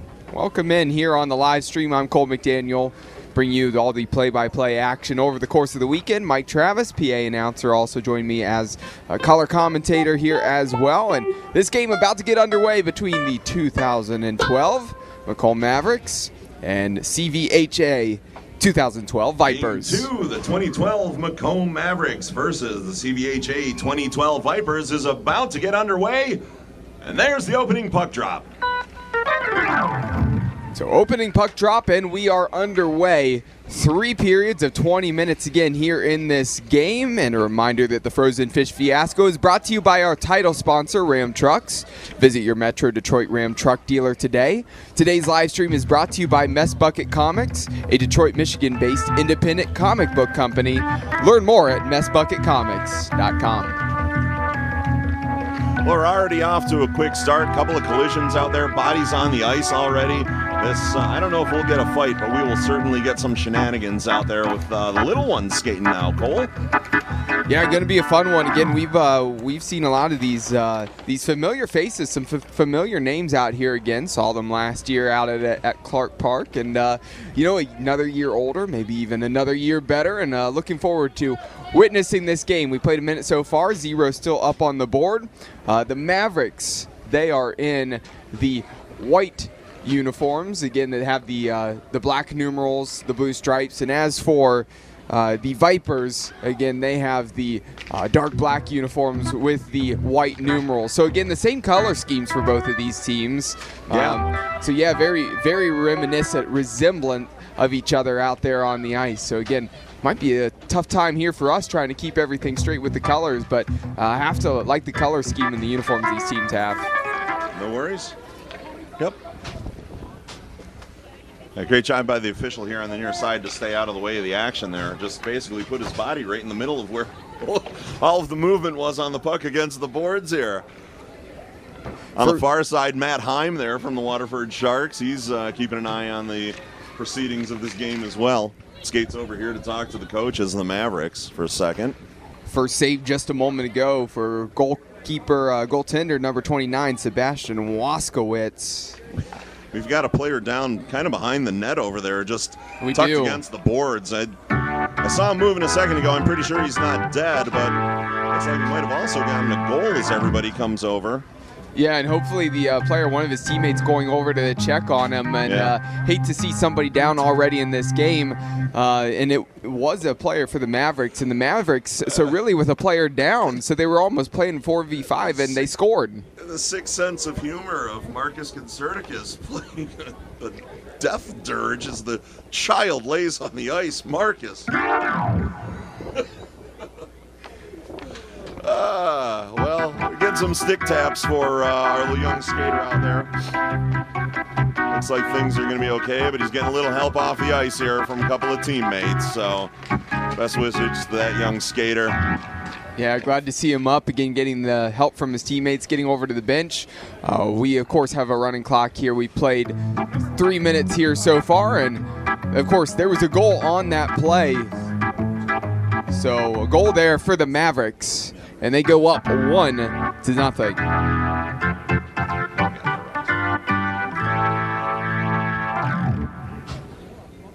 Mavericks goal scored by number 40, Mason Shirky. The assist goes to number 5, Brady Schilling.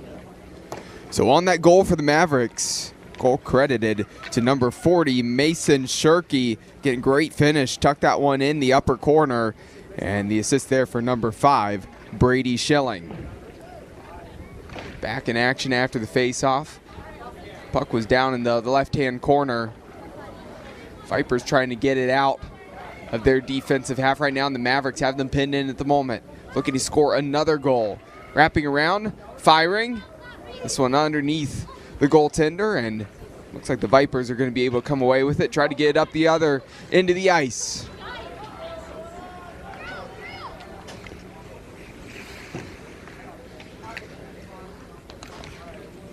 No contact there, a bump there in the middle.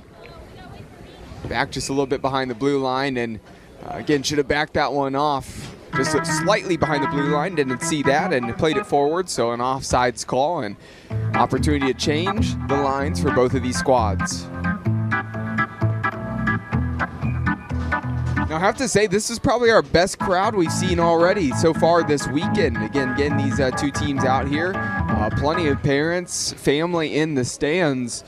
So getting a better turnout here on Sunday. And still, this is the game you'd expect the parents to be sending the chirps for charity at, but so far nothing has been brought to our attention. I made the announcement. You'd think they'd want to say a little hi to their kid out there, but nothing to this point on the chirps for charity opportunity that people could take advantage of. The money gets goes right back to Clark Park, so just $10, you can send a special message to your favorite player out there on the ice, but nothing so far, except for that breakaway chance. Yeah, pass up ahead on the breakaway, just missing that opportunity. Again, that was an excellent one for the Mavericks to try to go up 2-0, and now going back the other way. Here's Lions in transition, looking to score and tie this one up and putting this one home. Great finish there in transition, and an excellent goal, and now we have a tie ball game as Nathan Lyons, number 68, scoring that goal, and now 1-1.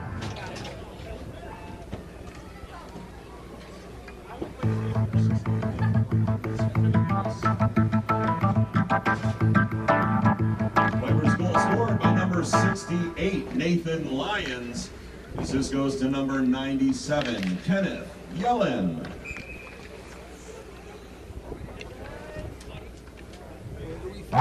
So number 97, Kenneth Yellow, credited with the assist. But number 68, Nathan Lyons, as I mentioned before, got the goal, opening goal for the CVHA 2012 Vipers, and it's a 1-1 game here now. And the goal scorer, Lyons, he has some big aspirations, some big dreams, Mike. You know something about big dreams. Maybe he'll be joining you in California in the future because he wants to play in the NHL, and at the same time as being in the NHL, he wants to be a professional singer like Justin Bieber. Oh, fantastic. He can sing the national anthem at Kings games out there, maybe an Anaheim Ducks game. That's a nearby arena as well. Yeah, I mean, that'd be impressive, singing the national anthem for the own game that you're playing in. And then go out and skate for it. I mean, wow. One-stop shop for that young man. Just get out there and do it all. Under 13 minutes left to go here in the first opening period here, and still 1-1. Face-off upcoming.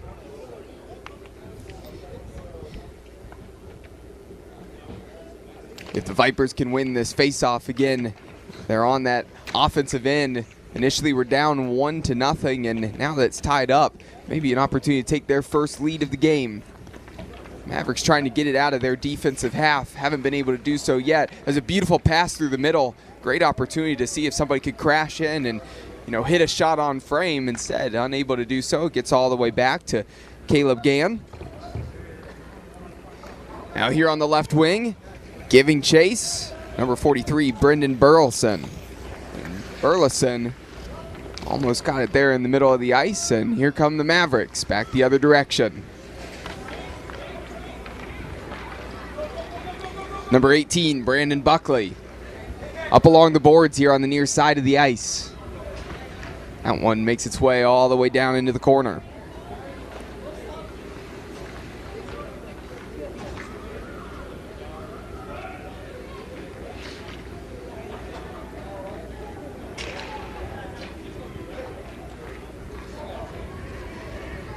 Taken back.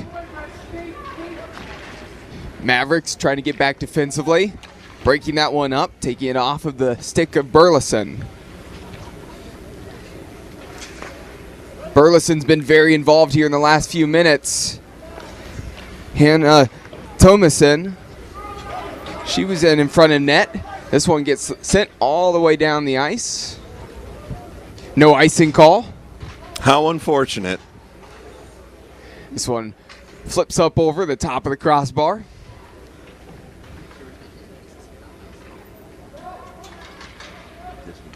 I don't think I'd be flying. This one finds its way into the boards. That was another one where the goalie's hand went up too. Another icing call waved off. What are we doing out there? Maybe we shouldn't. Back to back. The icing calls during a kids game, though. You know, I mean, is it appropriate? They are our official, unofficial sponsor, so I still feel like we should do it if we do get an icing call. Yeah, I mean we celebrate the icing calls for sure. I mean, okay. one of our favorite parts of this this event this year. So far, yeah. Oh wow, there's a little collision there. And when in you the have neutral zone. an official, unofficial sponsor, you know, it's one of those things where you have to give them some representation, right? Yeah. We're just doing our jobs here. Make every effort to make sure that they become the official sponsor, not the unofficial official exactly. sponsor. Yeah. We're putting in the work this year so that you see them next year. Well, I feel bad because I feel like we haven't mentioned Ram Truck enough. Go to your Detroit Metro Ram Truck dealer, who are our title sponsor of this year's Frozen Fish Fiasco. So got to make sure we mention them, sometimes more than we mention Smirnoff Ice. And also UAW, of course, they're coming up. They're playing in the next game against the Red Wings alumni team. That is true, yeah. And Mess Bucket Comics, we talk about them all the time here, though. They are sponsoring our MVP awards, which we'll be awarding to one of these skaters out here after this game today. So a lot of sponsors, Smirnoff Ice not being one of them, but I feel like we get to talk about them all the time. So fired it into the middle, and Toby Pepper looking to put it in the direction of a teammate. Dakota Kubert was the closest one to that puck. Mavericks come away with it. They come back the other direction. Maybe if Roke Brewery rejoins the sponsorship team, and if Roke has an iced beer, maybe they'd like to be a sponsor again. Okay, now you can turn down.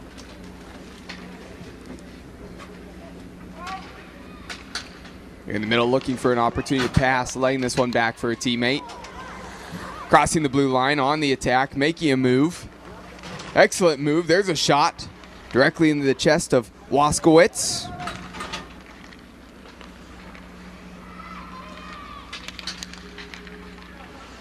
Maybe another chance on the attack. Trying to slip this one in at the near post, wrapping that one around. Good move there by Aiden Denowith, number 71. Had a couple chances there on that offensive opportunity. Again, still not done yet, not cleared out of the zone there for the Vipers. Mavericks keeping them pinned in here at the moment.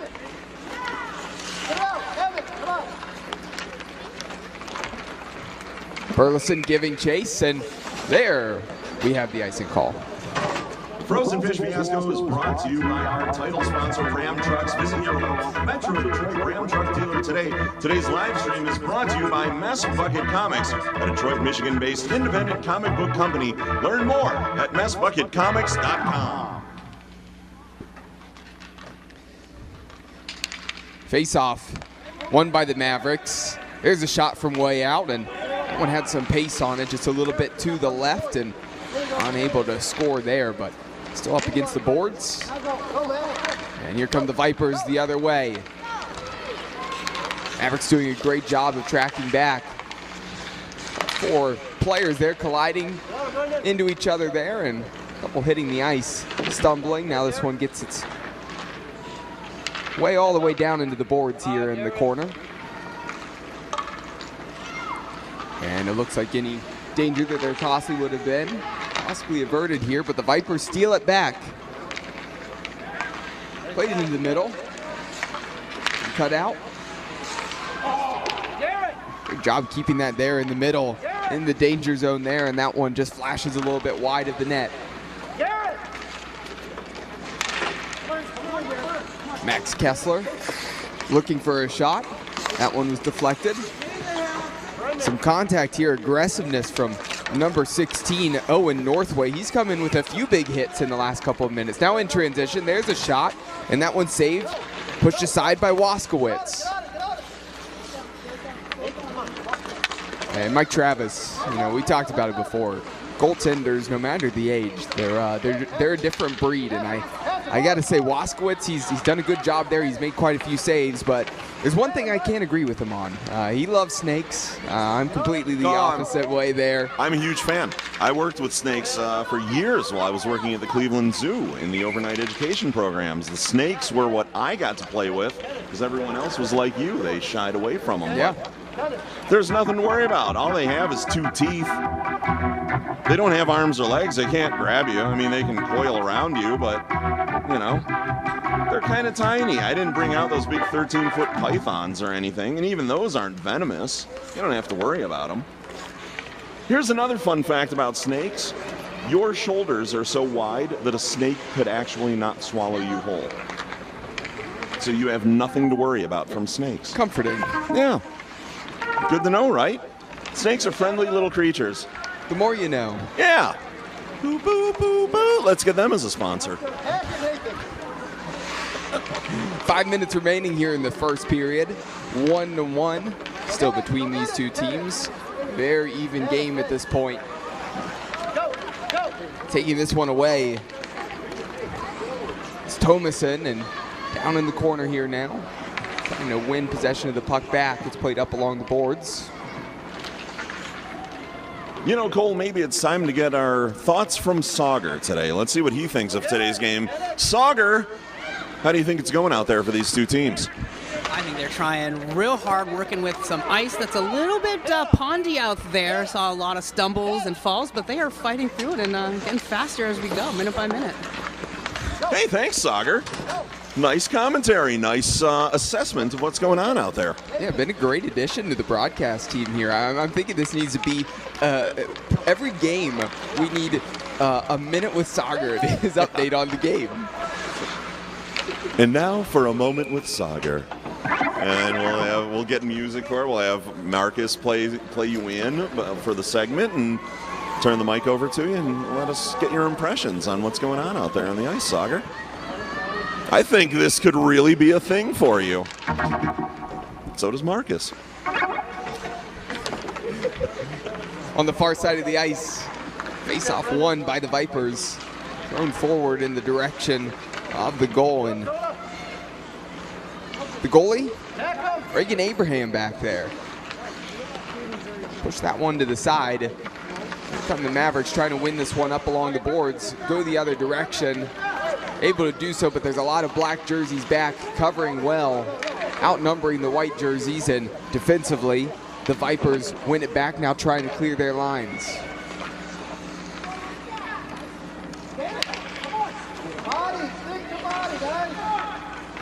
Behind the net, looking for a teammate to play this one back. Finding number 24, Easton Dunn. Come through that one through the middle, and that one made its way to the corner. Under 3 minutes remaining here in the first period. Still knotted up at 1-1.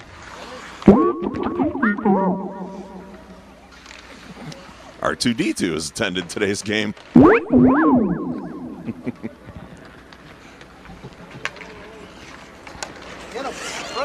the pass up to Shirky. Shirky trying to make a move. Now back the other direction. A lot of back and forth between these two teams.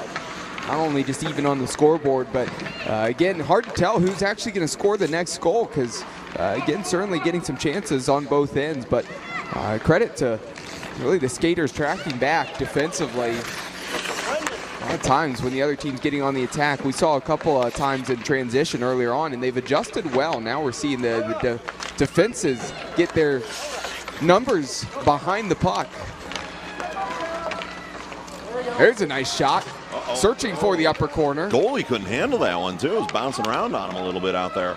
Opportunity with the follow-up at the back post and unable to score, but still the Mavericks have it, looking to score. Of course, they had the opening goal, and that one flashes just wide through the middle. Nobody able to get to that one.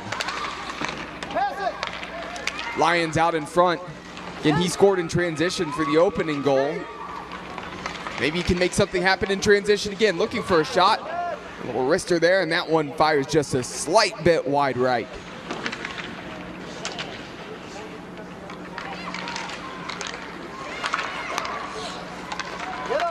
Sent up the middle. Almost had a breakaway chance there again. Didn't come quite to fruition as they'd hoped, and well, it looks like the Vipers coming back the other way with it now.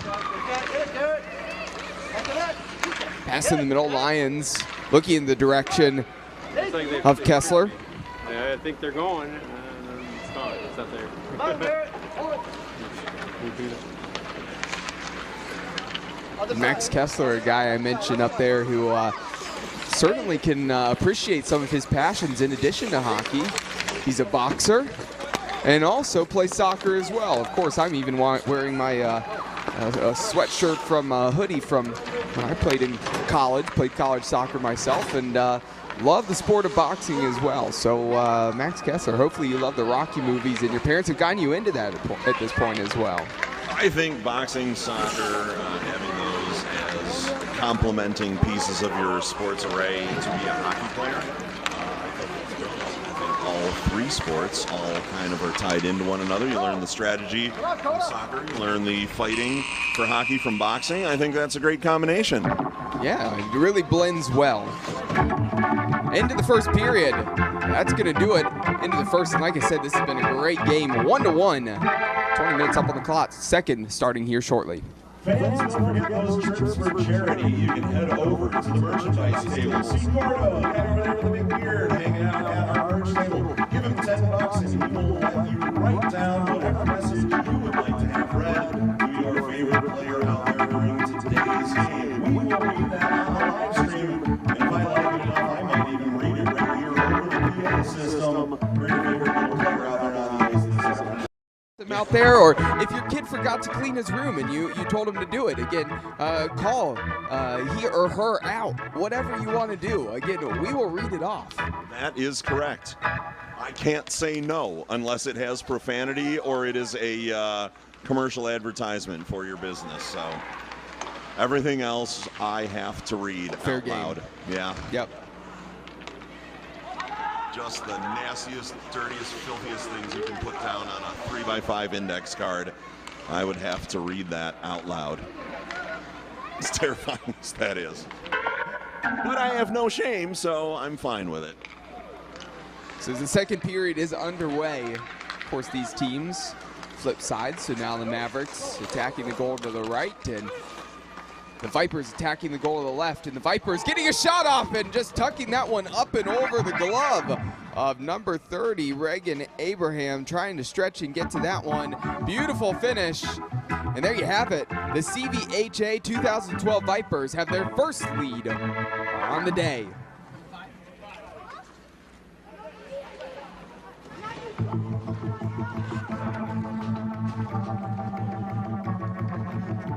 Vipers goal scored by number 5, Dakota Hubert. So number 5, Dakota Hubert, gets the goal, giving his team the first lead of the day. Hubert, a Tampa Bay Lightning fan. Minute and a half played here in the first period. Another shot opportunity, and that one pushed to the side. A great save there, and still the Vipers, they want more. Want to see if they can get another goal here. Run a play going their way first couple minutes of the second. Finding a teammate, crossing the blue line. Burleson just flipping that one up and over the crossbar there, and set up well. Just got a little under that shot. Pepper wins it back. Pepper wants a shot from deep. Slow roller, and that one skips and is covered up. Smothered like hash browns at a Waffle House. You know, speaking of that, as funny as it is that you're mentioning that, Toby Pepper, who just shot that ball, actually known for downing a supersized Big Mac meal after really every game. And by the way, supposedly can eat a Big Mac in less than 2 minutes. What? No way. I mean, these kids are 11, 12 years old, and, and they're downing a Big Mac that fast? In 2 minutes? That's impressive. I was going to say, I can down a Big Mac in about 15 seconds. A little different for you, Mike. I mean, yeah, I'm not quite as impressed as some of our listeners might be, but for a kid his age, okay, I'll give it to him. 2 minutes, though, man, that's no time for a competitive eater. We're going to have to work on that. I offer my services to be his competitive eating coach when it comes to Big Macs. Yeah, that sounds perfect. We'll arrange that. Yep. And then we'll go to the Waffle House for some smothered and covered hash browns. Just like a goalie, to smother and cover out there. You know, and I heard that you can down food like that a little bit faster, again, if you put a sauce on it that includes ketchup and grape jelly as well. Listen, the ketchup and grape jelly on tiny cocktail hot dogs is a tried and true tradition loved by church potlucks across the Midwest, Cole. If you haven't tried it, you have to try it. Throw them all in a crock pot, a jar of grape jelly, bottle of ketchup, about 2 pounds of cocktail weenies. Let them simmer on low for an hour or so. Take that lid off, take a couple of toothpicks, stab them in there, grab yourself a weenie, and enjoy. And this has been your episode of Cooking with Mike Travis. That's right, Mike's cooking segment now added to all future games here at the Frozen Fish Fiasco. Lots of bodies hitting the ice here right now. 4 minutes played in the second period. Of course, that 2-1 advantage for the Vipers here at the moment. Puck up against the boards, a little bit of a crowd, and the Mavericks come away with it, trying to work the puck the other direction. Making a move. Some substitutions, had some teammates coming in, couldn't lay it off for a teammate, and here come the Vipers back the other way.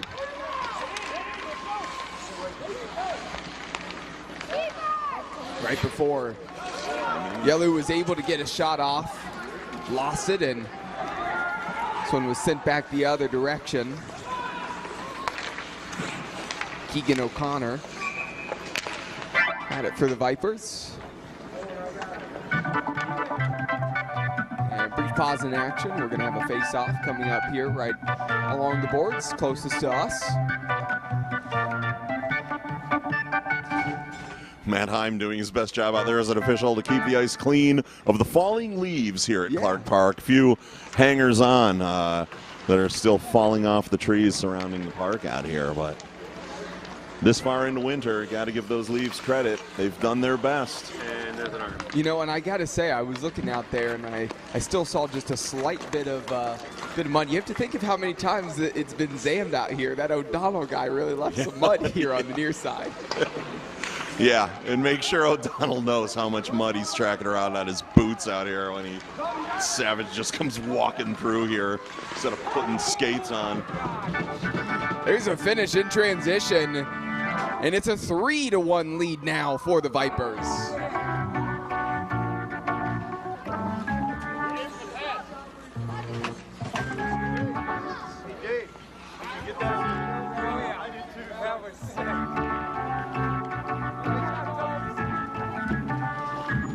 Vipers goal scored by number 5, Dakota Hubert. The assist comes from number 7, Toby Pepper.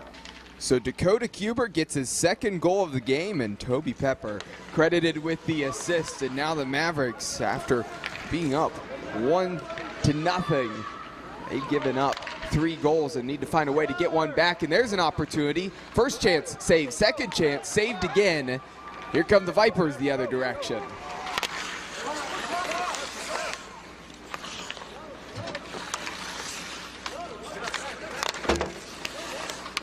Up along the boards, Kessler looking for Lyons. Lyons giving chase, going to get to it first in the corner. Trying to find Kessler, finds a teammate at the back door, and a glove save by Abraham.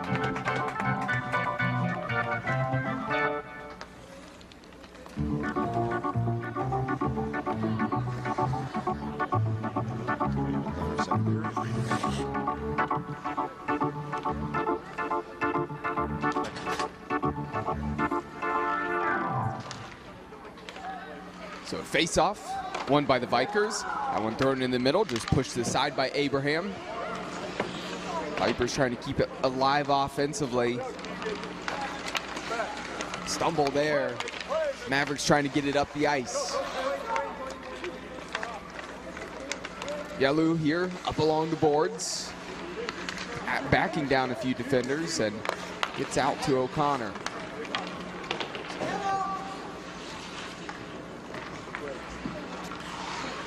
Thomason. So we're gonna go all the way back. One Mavericks player giving chase. Cleaned up there by number 10, Niblis Lafarga.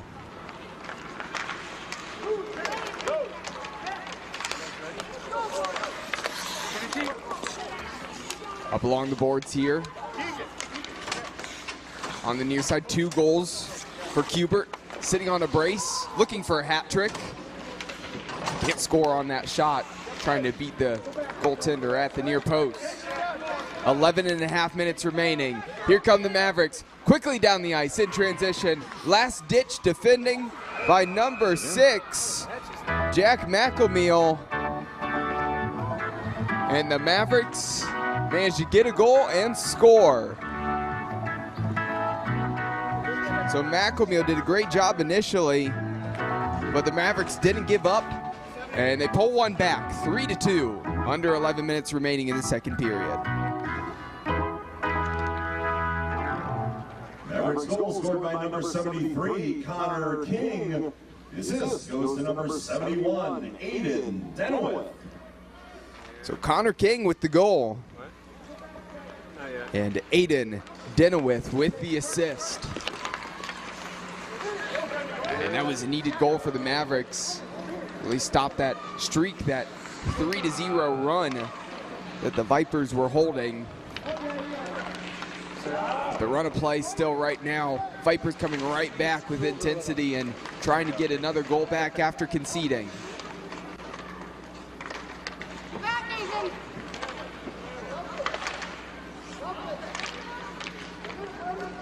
This one hits the boards behind the net. Brady Schilling gets to it for the Mavericks. Now looking for a teammate. Up ahead in the direction of number 87, Jackson Shinley. spill here up along the boards. Reed appears to be okay. Appears to be. Almost looked like Reed threw himself into the boards there for a second, but looks like his skates got away from him there and tipped him over on his back there right up against the boards here. So I'm glad Reed's still out there skating just fine. Yeah, Alex Reed was coming for you. Apparently. Jumping straight into the boards. Trying to get into the announce booth here. Lions crossing the blue line, tried to get off a shot, but the pressure from behind.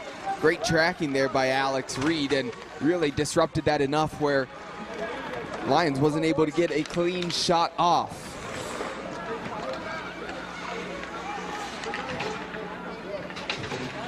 Pass up along the boards in the direction of Kubert. This one headed towards the corner. Frazier probably going to get to this one first, but Kubert tight on his back. Another wave Dyson call, by the way. Just put that out there again. We need to keep a tally here in this game because that's been quite a few. Apparently we do.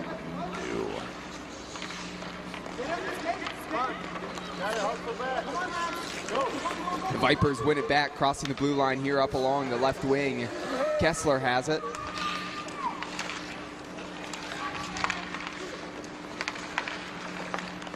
Garrett Samariva mixing up there in the middle. Mavericks nearly come away with it. Here's Kubert again, and Kubert across the blue line.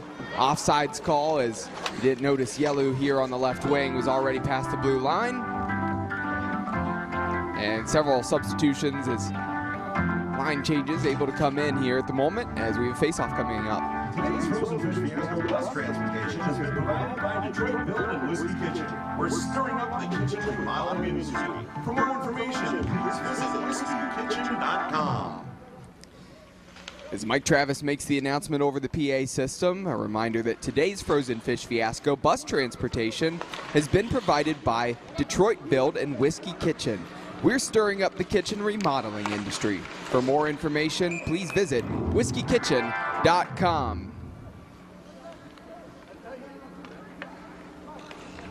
Saved there and covered up by Reagan Abraham. Face-off upcoming. Yeah, just over 7 minutes left in the second period here. Close one again. Yeah, been a good start to this Sunday. Yeah, it feels like all the games are within a goal of each other, at least through the second, and then someone will pull away in the third. So who's your money on today, Cole? Well, not really putting much money down on the U12s out here skating, but what? Why not? Run of play. I will say this: run of play has been Put going the Vipers' way. $100. I just gave you $100. Who are you putting it on? I'm going to say run of play has been going the way of the Vipers. Let's see if Sauger is going to pick a team. Sauger, who's your money on? If I gave you $100 to put a bet on these two teams at this point in the game, who are you putting it on? I'm going with Cole. I think he's got it right. Vipers have a run of play. They've been faster. Go for it. All right. I think I might be the guy. I'm going to take the Mavericks then. I've liked what they've been doing, though they are behind right now. I think that's the team that's going to step it up here finally in the third. I think they've got some tall, hard skaters that are out there. I'm seeing them here on the defensive points, and if they can start using them to their advantage, get those pucks into the little guys up front, I think they're going to get some points in the back of the net. And the Mavericks certainly did start off hot. They scored the opening goal. That's the true. Vipers, though, keep in mind, again, they are sponsored by, it says Victory Honda on the front of their jerseys. It already has victory there in the name, so we'll see if that comes into play as well.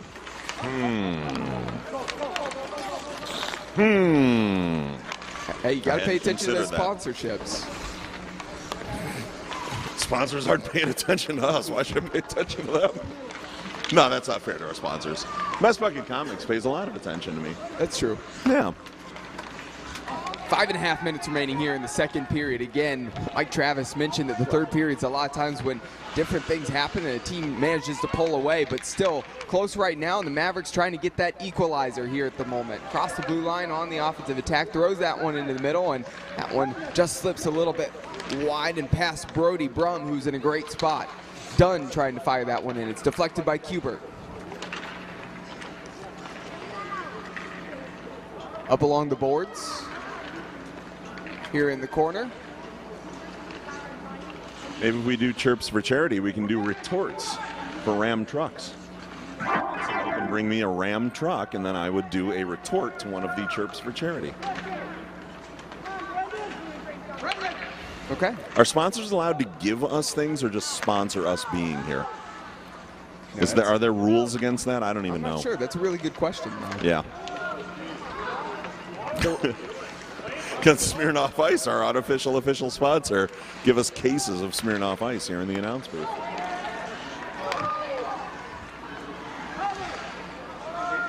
No, they're not cutting the ice that much with the warm weather.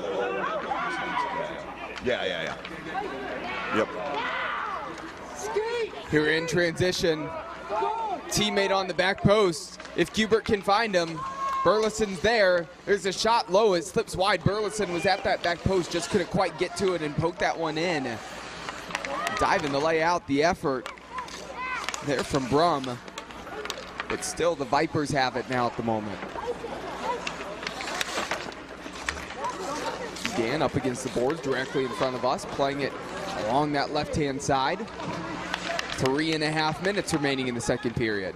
You know who we haven't mentioned yet today, and I think we might have just missed it or it wasn't on our sheets, but we haven't mentioned House of Shamrocks yet today, Cole.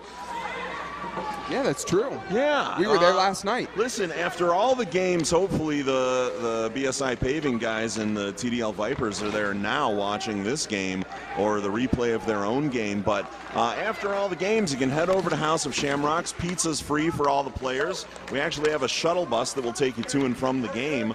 And you are here from Clark Park and over to House of Shamrocks. So why not? Just head over there. Check out the steak bites. Steak bites were great. Yeah, steak bite. The old Chelios burger. Sagar and I had that last night. Phenomenal as always. The onion rings, you can't beat them. So yeah, there's all kinds of great food. Great menu over there. Mike, the owner and manager, takes great care of us all the time when we're there. So pop over to the House of Shamrocks, just 15 minutes down the highway here from Clark Park. Yeah, we're going to have to talk to Dominic Reggio about why we didn't see that here in the last game. Well, I see it for this game, so we will make sure to let the little ones know, because you tell kids that there's free pizza, they'll be there for it. They're in, yep. Hands down, no questions asked. Speaking of pizza, this next game is going to be about our lunch hour, so we'll see if pizzas are coming in from our friend Adam Hyde, who's been helping out this weekend. Also, we didn't mention Adam much at all yesterday, but Adam is kind of our go-to and our runner here for the booth, so thanks to Adam for everything he does as well. Want to make sure we give him a shout out for all that he's done for us over this weekend. Yeah, and yesterday we just avoided the strike as well. We talked about it. There was no pizza really before. Probably about 3 o'clock, 3:30. There was going to be a strike, but we managed to make it through, and that's why we're back. So we're here still bringing you all the action. But same thing will be in play, of course, this afternoon as we await our pizza. Right, and I'm not sitting in a tree skidding and eating squirrels that I would then bury in the yard here at Clark Park. So life is good. Yep, can't complain. 1.5 minutes remaining here in the second period. Again, we're still going to have the third one, 20 minutes still coming up after this. Of course, part of being in an outdoor rink, that's the first time we didn't hear that all day yesterday, but hearing the sirens of an emergency vehicle going by. So part of the joys of the outdoor noise here of the rink. Yeah, thanks to the first responders. Hopefully everybody's okay out there. Yeah, absolutely. 1 minute remaining. And speaking of everybody being okay, thankfully the worst injury I think we've seen so far was the twisted ankle yesterday for one of our skaters in last night's game. But today, we had the one little skater taken off earlier, but no update on their condition just yet. And a flat tire there in the middle of the ice. Nearly an opportunity there at the back door for the Vipers to score a goal, and have to give credit to the defensive effort of the Mavericks to clear that one out. And now with just less than 20 seconds remaining, we're going to have a face-off upcoming, and we might barely get the face-off to even happen before that's the end of the period. Of course, running clock here at the moment. 5 seconds. Vipers going to have to win this and try to get a shot off immediately. Instead, Mavericks win this, and that is going to do it for the second period. Third and final period of the second game today on Sunday, coming up here from the 14th Annual Frozen Fish Fiasco. And 3-2. CVHA 2012 Vipers lead over the Mavericks. So prior to the third period here, again, no cut of the ice again. It's definitely warmed up, taking quite a bit more time for that that water to refreeze there on the ice. So again, no cuts here right now.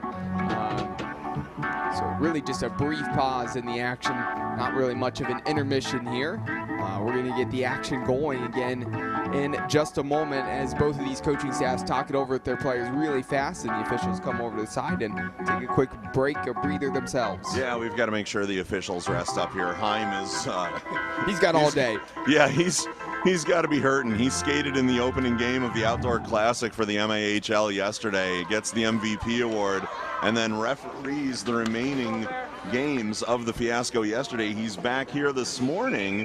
He's already done the first game. He's doing this game as well. So Ironman Matt Heim over there certainly putting the miles in on those skates over the past 2 days here at the Fiasco.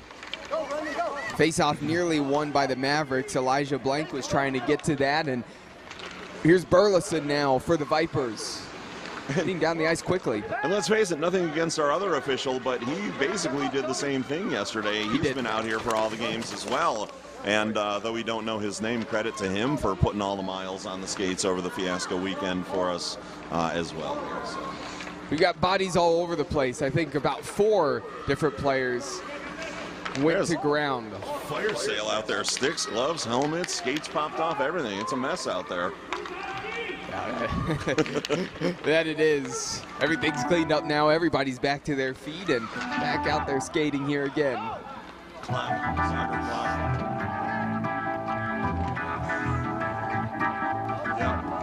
It's okay. Yeah, you got a few extra minutes out of this one. So about a minute and a half, 2 minutes played here so far, and no harm, no foul. No goals were scored in that time. I think we'll be all right. Benefit or hurt either team. See, Sagar's done a great job over here operating the clock, but now that we told him he's going to have a segment every single game, he's over here. All of a sudden he thinks he's a broadcaster. Well, Sagar. He said, forget about the clock. You see all those people over there waving their hands, shaking bottles at you? They're ready to take your head off, buddy. Stick to your job. Leave this talking into a microphone and making mouth sounds for money to the professionals, pal. I'm a broadcaster now. Somebody else can operate the clock. Yeah.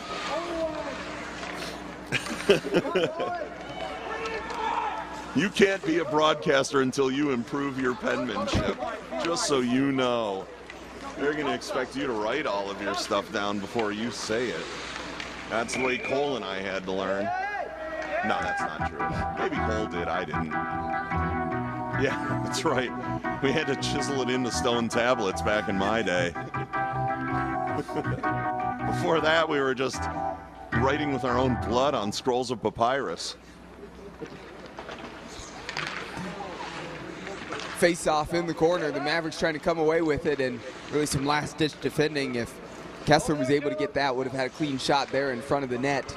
Now down in the corner, still the Vipers have it. Looking for a pass. Wrapping that one around, Garrett Samavara. Cover, late whistle from the refs there. They're on Sagar time out there. They're just lulled by this game.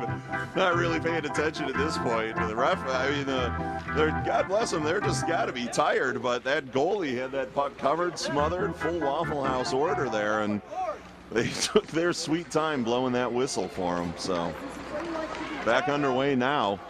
Mavericks have control. Vipers winning it back. It's Kessler. Kessler fighting a teammate. Kubert trying to cut in. Fires a shot that's low towards the near post. Save, just parried away to the side.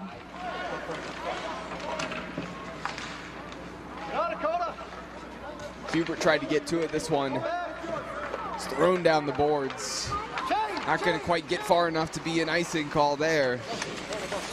How unfortunate. The disappointment grows here in the booth.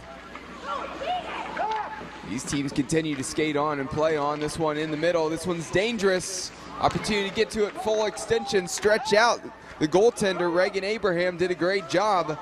Really able to keep Hannah Thomason away from scoring at the back door. And by the way, Hannah Thomason, she actually won in 2022 at the Frozen Fish Fiasco. She won a belt with the Squirt Vipers. So again, we talked about all these players a year older. Some of them, again, no longer Squirt Vipers. They've now moved up to, again, that U12 team. Yeah, more bodies on the ice again. Looks like everybody's okay, though. Here come the Mavericks. Mavericks back in transition. Yellow trying to recover and get back to Brody Brum. Brum was looking for a teammate and trying to switch the ice here to the left wing. Frazier giving help, support. Here comes Lyons. Lyons scored the opening goal for the Vipers, wants another one. And that one hit the side netting on the outside of the net. Yeah, the goalie really took that angle away from Lyons there, coming down the ice on the right-hand side, and just prevented him from putting it up high, down low, wherever he wanted to go. That goalie's body was in the way. That's unfortunate in transition as Mason Shirky made an excellent move and would have gone 1v1 with the goaltender, but another teammate just got a little bit ahead. Already past the blue line, offsides is the call, and we have a face-off upcoming.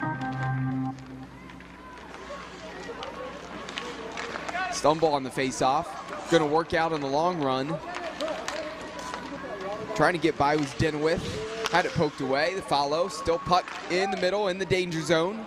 It's gonna make its way all the way back to Dunn, and Easton Dunn going to track down the puck. Just over 15 minutes left now, probably more like 13 or 12 minutes left, but, you know, Sagar's a broadcaster now. Say that again, Sagar, let them know. I just want to give the kids more time to skate outside. What a generous guy he is. You can't be mad at a guy like that. Just kind-hearted, giving time away to the kids. Sagar, best guy ever. Aw. We'll just have to let them know over the PA that any minutes we gave to the kids, we took away from the next game. So you could let UAW and the Red Wings know that we lost 2 or 3 minutes because of Sagar. I'm sure Darren McCarty would love to hear that, Sagar. We already know I can't protect you from the first year when I faced off against Darren McCarty. What happened to me out there at center ice. R2-D2 knows about it too, apparently. 6 minutes played so far here in the third and final period of this game, and really actually again 8 minutes played, but still 14 minutes remaining here on the clock. 3-2 still the score. Again, no goals so far here in this third and final period as the Mavericks are chasing, trying to get one back. Yeah, still just a 3-2 game here at the Clark Park Frozen Fish Fiasco. My money's still on the Mavericks. I think they've got it. I think they can do this. I've seen a lot of flourishes of offense. They've been coming hard down the ice at the Vipers goalie, and their opportunity is going to come. Hopefully it comes before the Vipers get another one, though. Yeah, continually back and forth between these two teams. A matter of, got a gut feeling that somebody else is going to score at some point. There's been a lot of chances, but credit to these goaltenders as well, doing a great job slamming the door shut, not letting any more goals happen, really keeping their teams in this game. And credit to the skaters out there as well. You know, they're really doing a nice job on defense, forechecking, back-checking, a little bit of cross-checking out there, it looks like, but they're getting it done out there and taking the pressure off the goaltenders. Tendies aren't having to work as hard as you might think they are out there. Pass back to Buckley. That one in the direction of that near post, took a slight deflection. Saved and just pushed to the side. Here in the middle, the Mavericks trying to get that goal, turning and shooting, deflected again. Good look there for Jackson Shinley. And here come the Vipers on the far side of the ice now. Lots of white jerseys back. Kessler is going to need some help and loses out on that. Mavericks looking to come back the other direction. And that's Reed, and Reed's done a great job getting back defensively. Wins it again.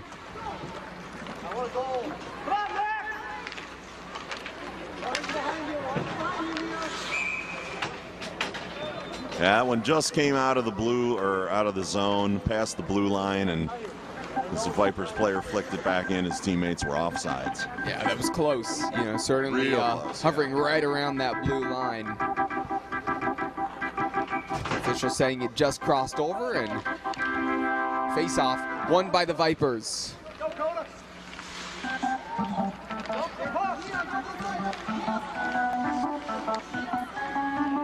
Yellow just muscled off of that.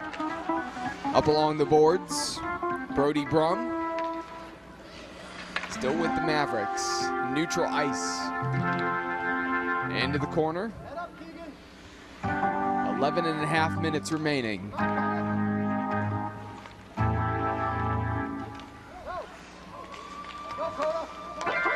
Kubert has some help.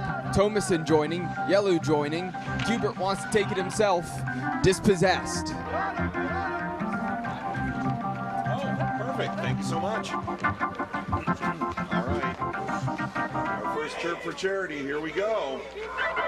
We got our first chirp. Are you ready, Cole? I'm ready. This one's going out to Dakota Kubert. Dakota Kubert, nicknamed Bear, is looking for his third goal to cap off his hat trick. That he is, yeah, sitting on the brace, 2 goals so far, trying to get the third one. Certainly has the opportunity to do so. We've seen him getting down the ice and had a few other opportunities, so we'll see if he can get the hat trick. But I love the nickname. Folks, we have our first chirp for charity. This one's for Dakota Kubert. Dakota Kubert, nicknamed Bear, is looking for his third goal to cap off his hat trick today. Good luck, Dakota Kubert.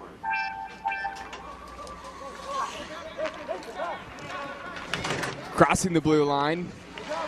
Yes.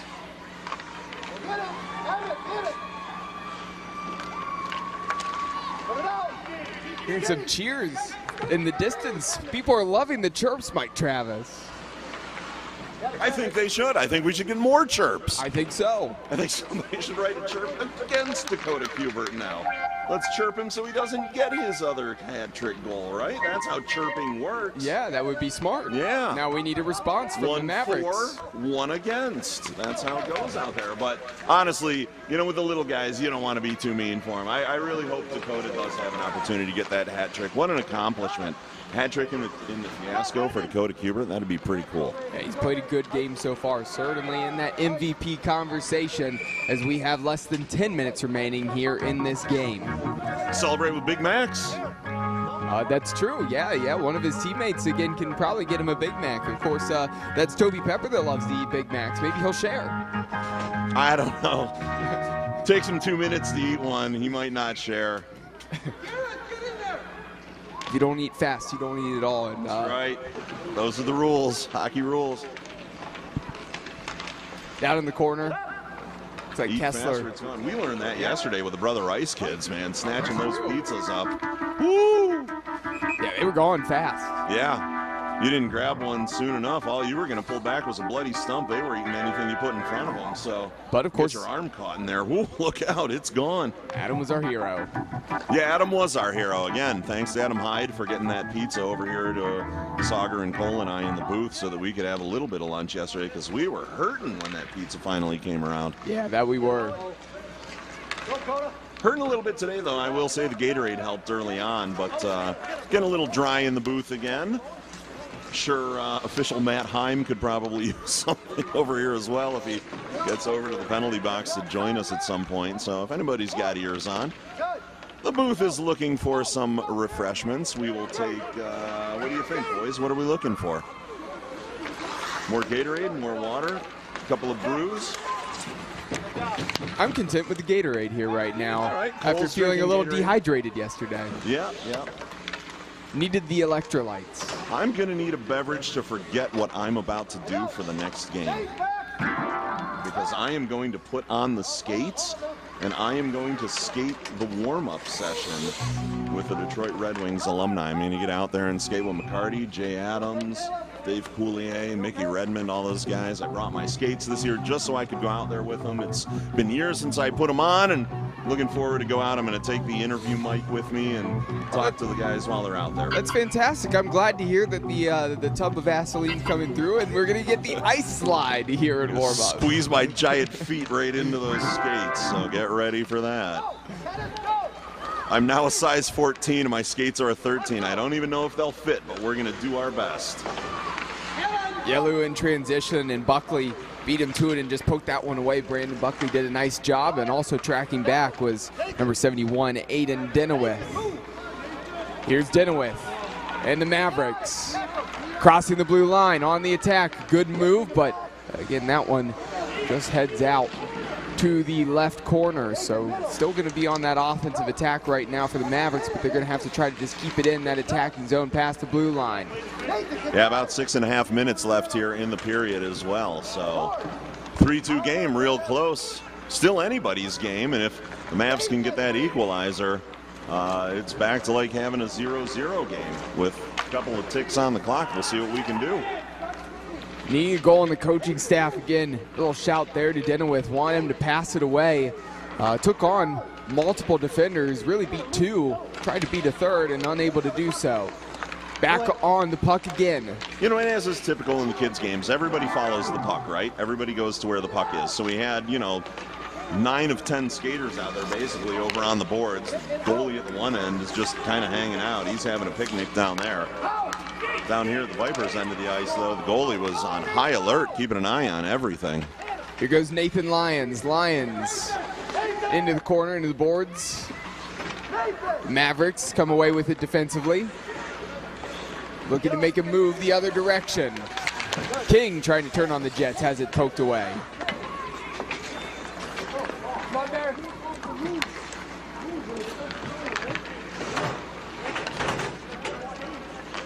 Up to Connor Frabata. Now here's Kubert sitting on the 2 goals and nearly scores. Saved. So close to that hat trick. So close. Good effort, though. Yeah, Dakota Kubert again, just so threatening on the attack. Mentioned the 2 goals already and nearly getting the third. Credit on the save there to Reagan Abraham. Yeah, Hubert's still out there now. Just took that face off, wins it back for his team, and took a shot on net that went wide. Coming back the other way now are the Mavericks, but get an offsides call here right on the near blue line. So still 3-2. 4.5 minutes remaining in this game.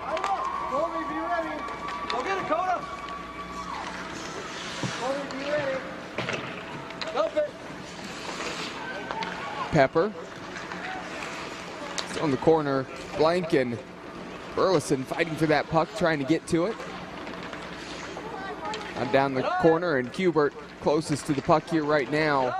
Stumbles, tripped up, beautiful pass in the middle, found a teammate, and that one goes a little bit wide for Emmett Charball. Yeah, great chance at the back door there that just slipped wide on the shot there. So excellent opportunity for the Vipers, just missed it, and here come the Mavericks back the other way now. Blank crossing the blue line. Teammates colliding for the Vipers. This could be an opportunity for the Mavericks to maybe do something. If they can get the puck off of the boards here. Yeah, a pile of bodies on the wall again, and about 3:43 right now, still remaining in the period. So Hubert got to be watching that clock. His next opportunity might be right at the last end of the game with one more shift. Burleson tried to drag that one through and stumbles. Other side, Brendan. Gann just sent that one out to the left wing. Here in neutral ice, close to that blue line. 2 Mavericks fighting each other, trying to get the puck up ice over there on the far side now. I'm not sure what their plan was. They were looking at the puck and not at each other. A little communication probably would have helped the 2 of them over there to send that up ice. And a little trip and spill here in front of us. Yeah, Owen Northway taking a big spill. Looks to be okay. He's back up now, keeping an eye on that puck coming his way. Tries to stop the Mavericks player and does. Nice play by Northway. Excellently done. But sends it back in a little too soon. The offsides is called. We're going to get that puck dropped right in front of us here on the near side outside the zone. So again, running clock. This is the third and final period. 3-2 is the score. 2.5 minutes remaining. So the Mavericks down 1. Can still thank our guy Sagar here. They've been gifted, again, 2 additional minutes. And they still got a chance to try to tie this one up. Yeah, we're in Sagar time right now in this game, folks. So it's anybody's game in Sagar time.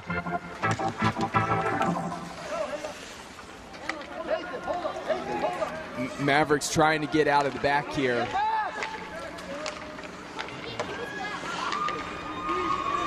But the Vipers, again, continuing to make it tough to really get that puck even past center ice here at the moment. Now this one gets all the way back to Northway. Mavericks a little bit slow to pressure here at the moment.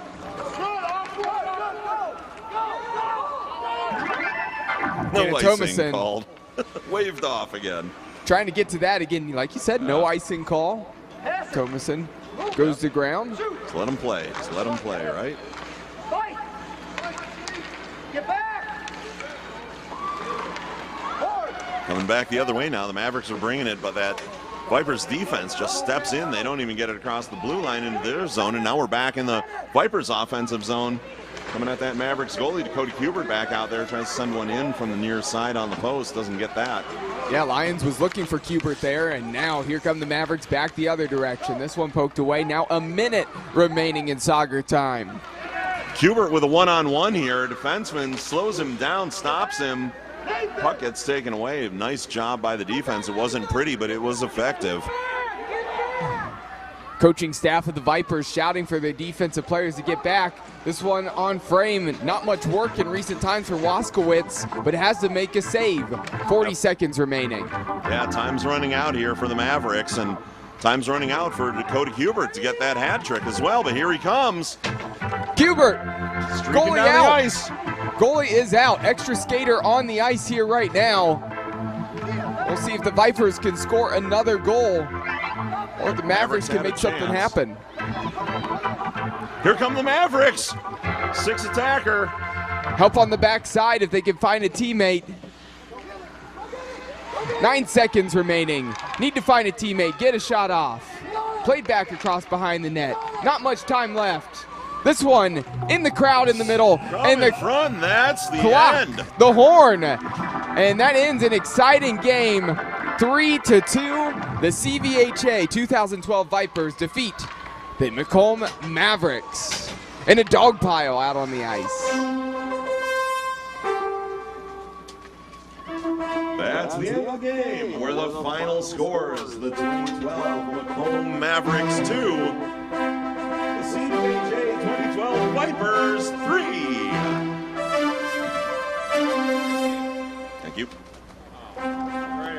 Again, make sure to stay tuned here on the live stream for all the post-game festivities. Game 3 coming up next between the UAW Local 600 and the Alumni Red Wings.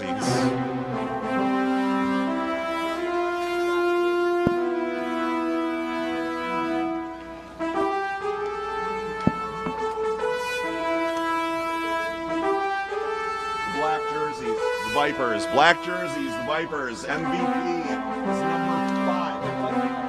Yeah, I know, Victory Honda, but yeah.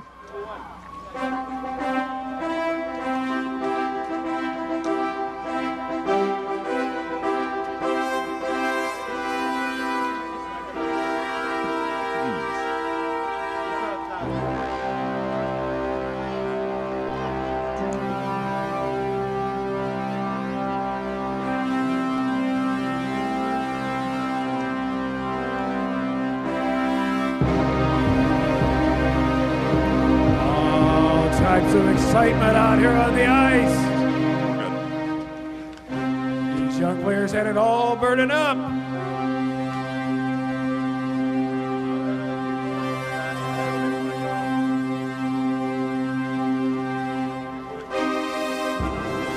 Today's most valuable player, brought to you by Mess Bucket Comics, is from the Vipers team. It's going to number 5, Dakota Kubert. 2 goals today, so close to that hat trick, Bear. You'll get it next year, buddy. Congratulations on your MVP award.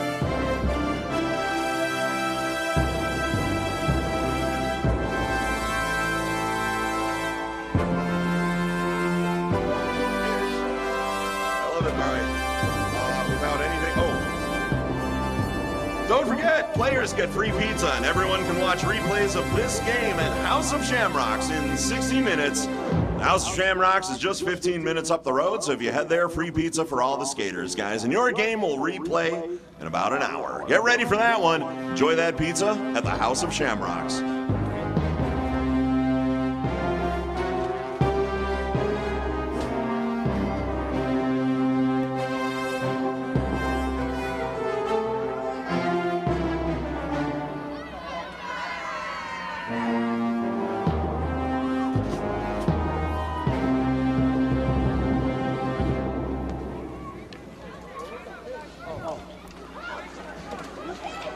That's right. So much action going on, and it's just been such a fun day. I know you're having a good time, aren't you? I'm always having a great time. It's great to see boys and girls out here with us today, isn't it? That's for sure. That is for sure. Maybe we get our whole crew together and we'll have our own hockey team for next year. I can barely ice skate. I don't know if they would really want me out here, but I can give my best shot. Say training wheels on our skates. That might work. It was awesome though seeing Dakota Cuber with 2 goals today. That is great. That is great. And there you go, skating around, looking good and happy. Here he is. Hey, Dakota. Man of the hour. Here he How is. you doing? Hey. That was maybe not the best, but you'll get better next time. I know it.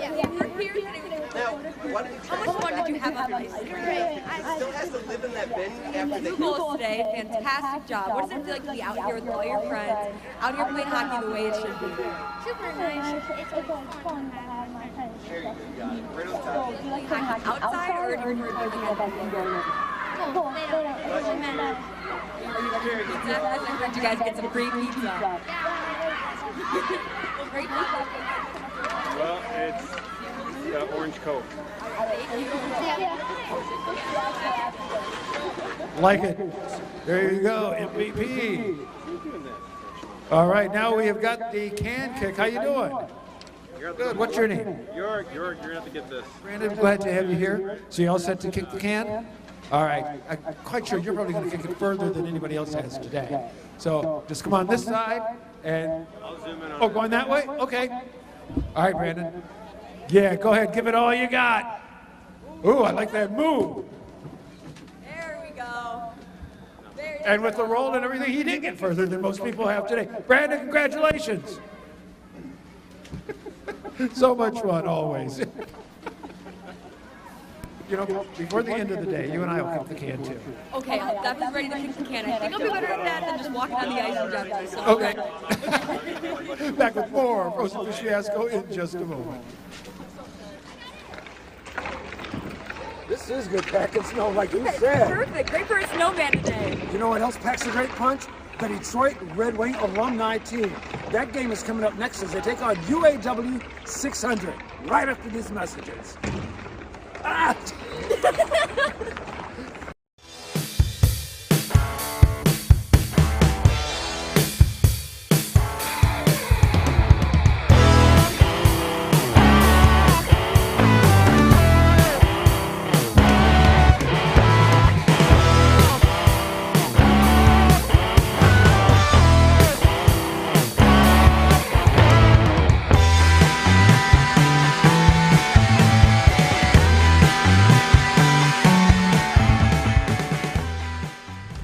This is the truck that helps keep families safe, and the truck that helps you get far from home.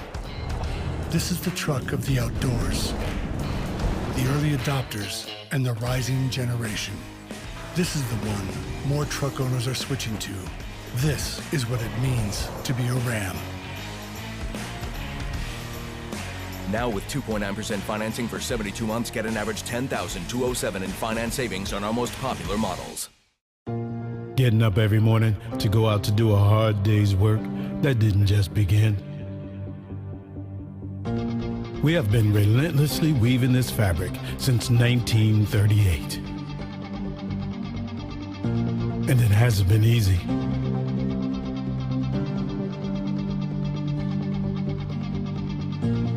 We have been an important spark in an engine that has powered generations. Today, UAW Local 600 spans 4 sectors. We have 45 autonomous units. There are over 30,000 active and retired members. And guess what? We make a difference in our communities too. UAW Local 600. A history to be proud of, a tradition to carry on. Since 2012, Mess Bucket Comics has been an independent comic book publisher bringing you a variety of genres, ranging from superheroes to pro wrestling to sports-themed graphic novels like the following. The Arcane Awakening is a graphic novel trilogy where God's army, the Ministry, and Lucifer's army, the Demonic Blight, battle each other one last time for Earth and humanity, winner take all. Mojo, a popular general of the Ministry, is a descendant of Jim Morrison and speaks in all lyrics by the Doors, while Ravager, a general of the Demonic Blight, is a cannibal demon that was inspired by the writer's ex-girlfriend. Donnybrook is a comic series about a semi-pro hockey league featuring real-life stories from former professional athletes. The fictional teams in the series are owned by four-time Stanley Cup winner Darren McCarty, Major League Baseball all-star Brandon Inge, Hollywood actor from the Clerks movie franchise Brian O'Halloran, and pro wrestler Rowdy Roddy Piper. Rowdy Roddy Piper, the Kilted Avenger, is a 54-page graphic novel featuring WWE Hall of Famer Rowdy Roddy Piper as a talk show host by day and vigilante by night. Roddy fights off the evil Ruth S. Heel with the help of Hacksaw Jim Duggan, Mick Foley, Tony Schiavone, and many others. Finally, Darren McCarty, Life's a Grind, Enjoy My Truth, a 150-page graphic novel. Mess Bucket Comics dives into the highs and lows of Darren McCarty's exciting life story, as well as provide untold tales of the hockey legend. Get these books, exclusive signed merchandise, and up-to-date information at messbucketcomics.com, and follow us at Mess Bucket Comic on Facebook, Twitter, and Instagram. You know, great design is not a luxury. It doesn't matter where you come from or who you are or what type of kitchen we're creating, it's still gonna be unbelievable. How Whiskey Kitchen came about is I saw a need for a place that sort of broke down the barriers of the overwhelming experiences that a lot of people had in creating a kitchen. The idea of wanting a new kitchen, just the idea of it is stressful. Our team has created a process where we hold your hand through the entire experience. The first step in the process is having a consultation so that we can get to know you. We want to make sure that we design a kitchen that's custom to you and unique to your needs. So in order to do that, we have to make sure we truly understand our clients. When you walk in, you won't see hundreds of cabinet samples and lots of visual clutter on the wall. You will see functional kitchens that will spark ideas. We understand that the process can be really overwhelming and it can give people anxiety, and we want to make sure that you feel as comfortable as possible. Once we understand your needs, we go to work designing and collaborating as a team to create your ideal kitchen. Our software program allows us to integrate the actual choices that you've made into the program so that you can visualize what the new kitchen is going to look like. Our process is intentional to ensure you're proud of your kitchen and enjoy a great space for entertaining and cooking for friends and family. You know, everybody deserves to have a great kitchen, but everybody also deserves to have a great experience in creating that kitchen. And that experience doesn't start with the first demo team that comes in. It doesn't start with the first time you can cook on your new kitchen. It starts with the process, and our job is to make this experience as simple and easy and stress-free as possible, and that's really what we want to do. If you're considering a new kitchen, come on into our showroom and let's get started.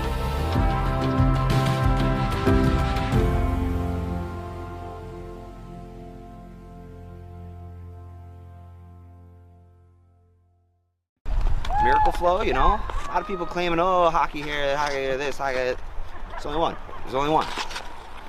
You know, I've been out here since 2016 selling the finest salad dressings for your salad, you know, sure, okay, yeah, you got the salad, but we got the dressing. And I mean, it's as simple as that. I mean, a lot of people have considered us the Paul Newman of hair care products, in the sense that, you know, we're just the best. You know what I mean? So to be considered, you know, the Paul Newman of our own respective salad dressing is just, I mean, to say it's anything under honor would be ridiculous. So I mean, that's obviously huge, you know. I mean, obviously we understand we're no Hidden Valley Ranch, we get that, but we're out there.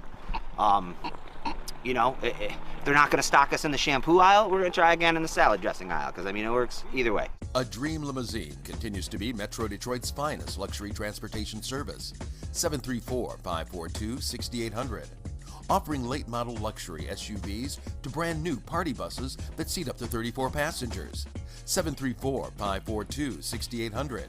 Including the one-of-a-kind Escalade stretch with the exciting jet door. Call 734-542-6800.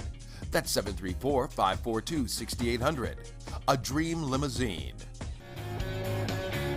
Since 2012, Mess Bucket Comics has been an independent comic book publisher bringing you a variety of genres, ranging from superheroes to pro wrestling to sports-themed graphic novels like the following.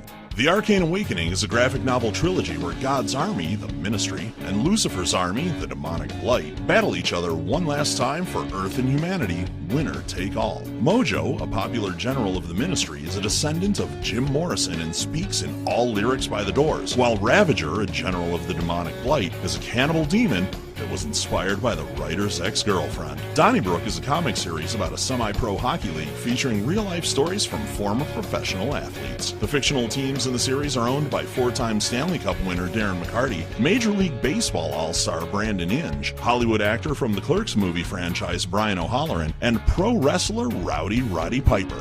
Rowdy Roddy Piper, the Kilted Avenger, is a 54-page graphic novel featuring WWE Hall of Famer Rowdy Roddy Piper as a talk show host by day and vigilante by night. Roddy fights off the evil Ruth S. Heel with the help of Hacksaw Jim Duggan, Mick Foley, Tony Schiavone, and many others. Finally, Darren McCarty, Life's a Grind, Enjoy My Truth, a 150-page graphic novel. Mess Bucket Comics dives into the highs and lows of Darren McCarty's exciting life story, as well as provide untold tales of the hockey legend. Get these books, exclusive signed merchandise, and up-to-date information at MessBucketComics.com, and follow us at Mess Bucket Comic on Facebook, Twitter, and Instagram. This is the truck that helps keep families safe, and the truck that helps you get far from home. This is the truck of the outdoors, the early adopters, and the rising generation. This is the one more truck owners are switching to. This is what it means to be a Ram. Now with 2.9% financing for 72 months, get an average $10,207 in finance savings on our most popular models.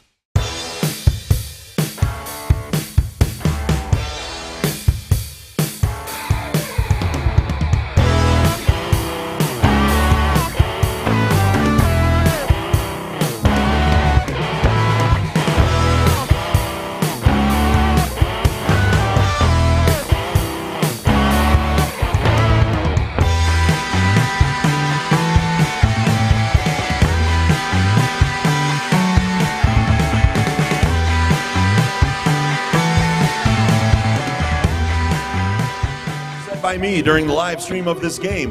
Please see Gordo over in that big white tent by the entrance. He's hanging out at the merchandise table. It's only $10. He'll write down whatever you want to say, just no profanity or company advertisements, please. And you can chirp, you can send nice messages, you can do whatever you want. It'll only cost you $10. Once again, see Gordo at the merchandise table. He'll deliver those messages to me, and I will read them out for you on the live stream. If I like them enough, I might even read them out loud here inside the Clark Park Arena.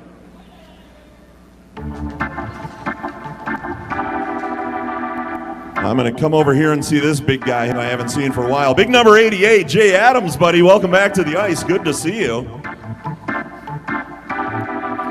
I know, he doesn't want to talk to me. I haven't seen him in a year. He's just like, screw Travis. I'm going this way now. He's got to loosen up. He's warming up. He's taking it seriously. He's got goals to score for you guys today, right, Jay?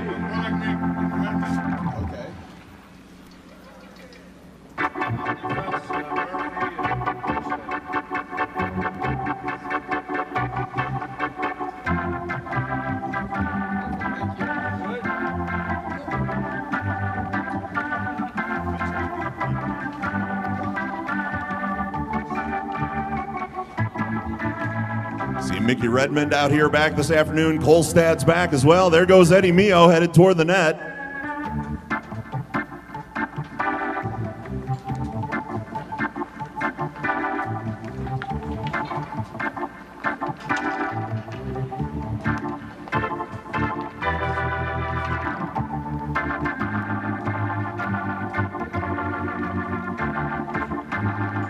Dave Coulier's out there at number 90. He scored a goal in last night's game. Losing effort against the Ram Trucks team for the Red Wings alumni. They lost 9-7. However, Dave can pick it up today, get another couple of goals on the board. We'll have an opportunity to win this one against the UAW 600 team.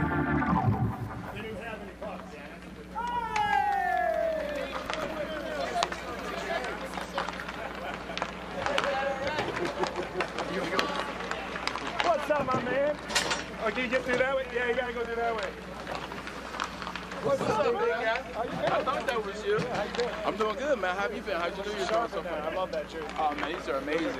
I don't know how I feel about them in terms of what the players wear them, but just this, I love it. Yeah, I almost bought the shirt. They had a shirt and a t-shirt. Okay. I started this one wearing on Friday. Yeah. Look really good. I'm good, man. Last year,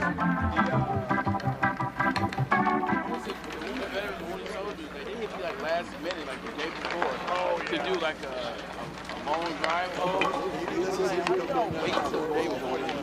No, we aren't either. You guys are going to get it back today. They got you back with them. We got belts, buddy. Yeah, you're always playing for a belt at the Fiasco, man. You know about DMAC? What do we know about DMAC? Tell him. He likes to collect belts. That's right, everybody. DMAC's coming for that World Championship today, so get ready. He's back with the Red Wings alumni team to take on UAW 600 this afternoon.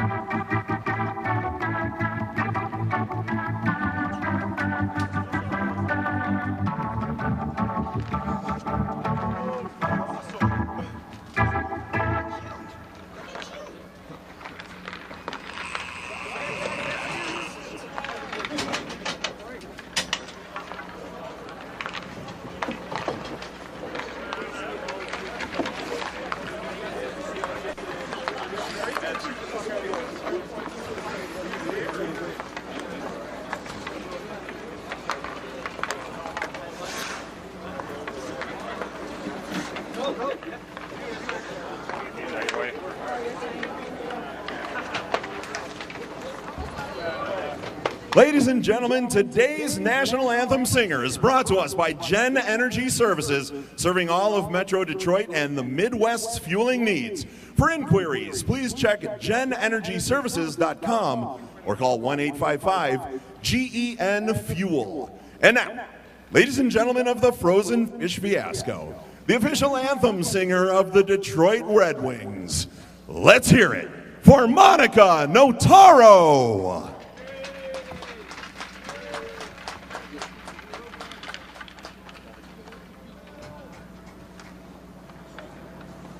Oh, say, can you see by the dawn's early light what so proudly we hailed at the twilight's last gleaming, whose broad stripes and bright stars through the perilous fight o'er the ramparts we watched were so gallantly streaming, and the rockets' red glare, the bombs bursting in air, gave proof through the night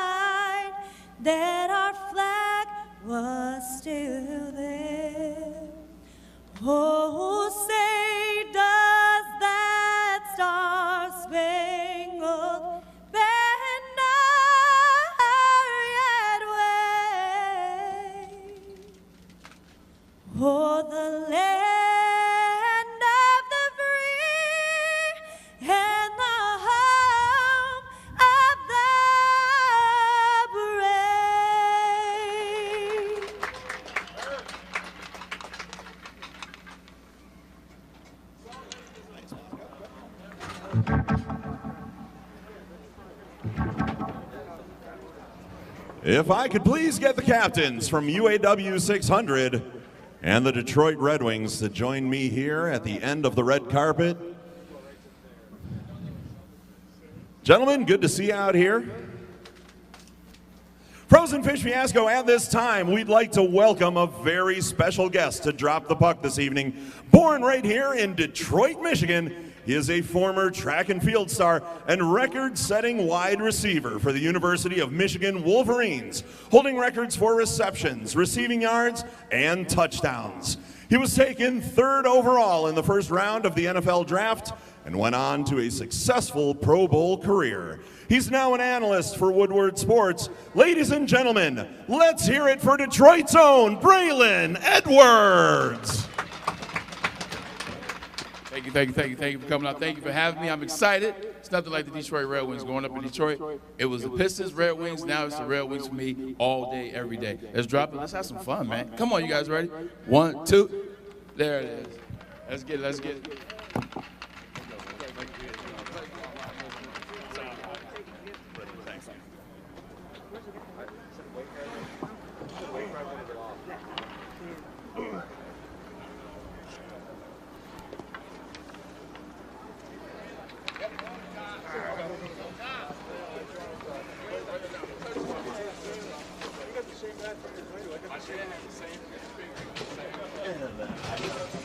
We have Greg back, so you're going to use for this? No. I don't think he needs this one, does he? Hey, Greg, you need the mic? No? Okay. I don't know if you need it for the interviews or anything. Okay. Today's game is brought to you by today's title sponsor, UAW Local 600, and it's time to get Game 3 underway here on Sunday. 6 games today, day 2 of the 14th Annual Frozen Fish Fiasco. All proceeds, again, benefiting the Clark Park Coalition. And, again, a lot of people out here, a lot of fans, and great to see the supporters here in the stands at Clark Park. Cole McDaniel with you here once again, bringing you all the play-by-play action.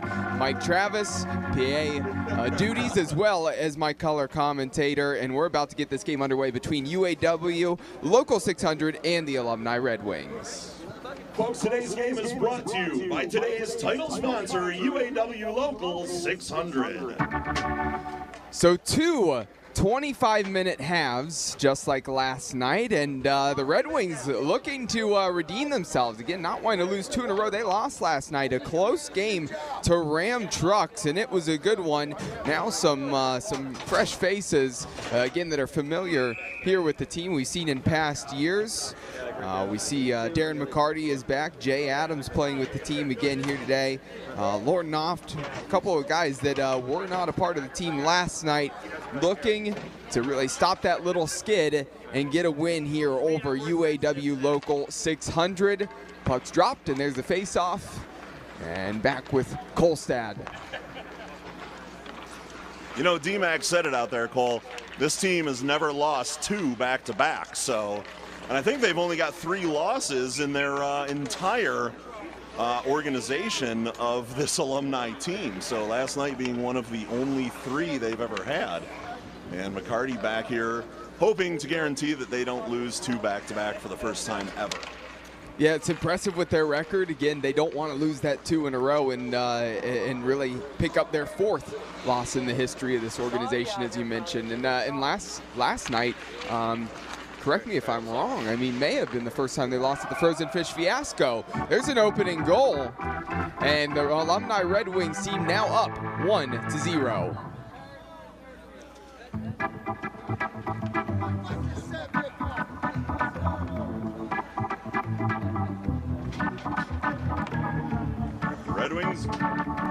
Red Wings goal. I don't have that, do I? I have. Red Wings goal scored by number 20, Mickey Redmond. The assists come from Darren McCarty and also Larry Murphy. So there you have it. Heard it from Mike Travis. Again, the announcement. Mickey Redmond getting the opening goal. Before we get too far, Cole, listen. I know you want to get that other assist in there for Larry Murphy, but let me get this out. We have a chirp for charity to read onto the live stream. I don't want to forget it. It came in before this game even started. to the captain, Mark DePauli, from your local officers. You rock, but protect your teeth. So there you go. I will read that out in the arena here in a second as well. I'm still trying to get my skates off. My feet are hurting because they are too huge for these boots. That is important. Again, protecting the teeth out here. And again, we're going to see a lot of shots getting fired off here by this Red Wings team. Again, trying to continue to add to the lead that they now hold here.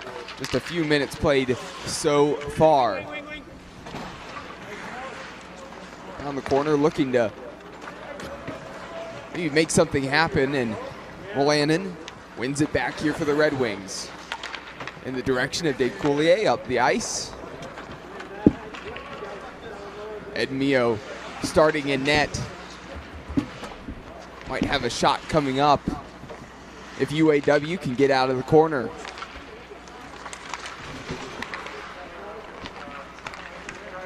Up along the boards now in the middle.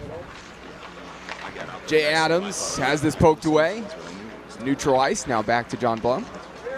Wolanin. Miller looking to lay this off for McCarty as McCarty checks back into the game, was part of that starting lineup. Here's a shot that flashes wide. Number 9, Chris DeRoche, looking to try to get the first goal, break the deadlock to 0 on the scoreboard for UAW.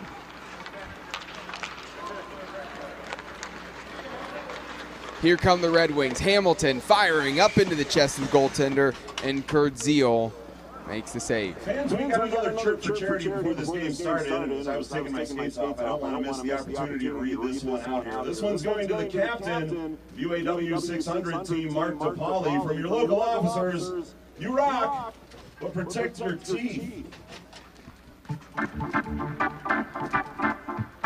Here's a shot from way out, and a save there for Kurt Zeal, and the goaltender for UAW. Teammates calling him out a little bit here, Mike Travis. They said he only plays once a year for this game, and he's been doing that for the last 5 years. Well, Kurt Zeal, I got to say that, Matt, this is probably the right one you want to come out to play for each year. Absolutely, yeah.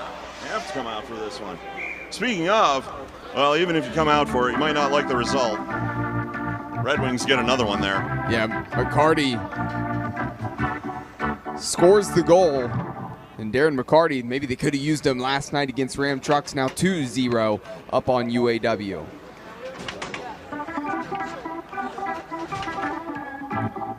Red Wings goal scored by number 25, Darren McCarty. Assists go to number 88, Jay Adams, and number 55, Larry Murphy. On the Darren McCarty goal, Jay Adams, as well as Larry Murphy, credited with the assists. Yeah, nice addition, getting big Jay Adams out there again. And Jay is another one of those celebrities out there for the Red Wings. He was the stunt double for Ryan Hurst, who played Opie on Sons of Anarchy. It was actually Opie's stunt double during the run of that show.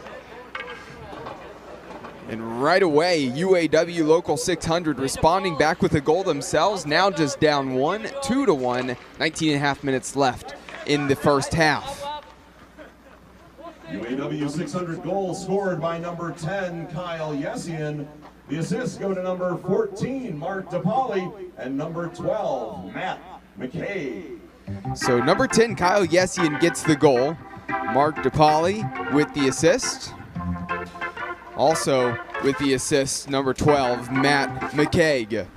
And Kyle Yessian, he was last year's MVP in this game, and if UAW want to have a chance to win this game, and the Red Wings alumni team, their second loss in a row, it's going to be crucial for Yessian to make something happen. Now looking to get out in transition, go 1v1 versus Wolanin, and shield it off.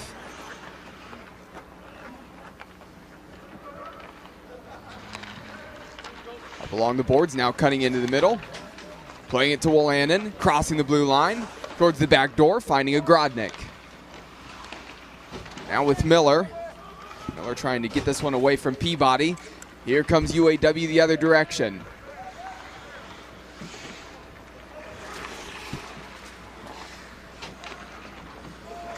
All right, Cole, I feel like I'm all back together now. I'm out of my hockey skates and back into my regular street boots here.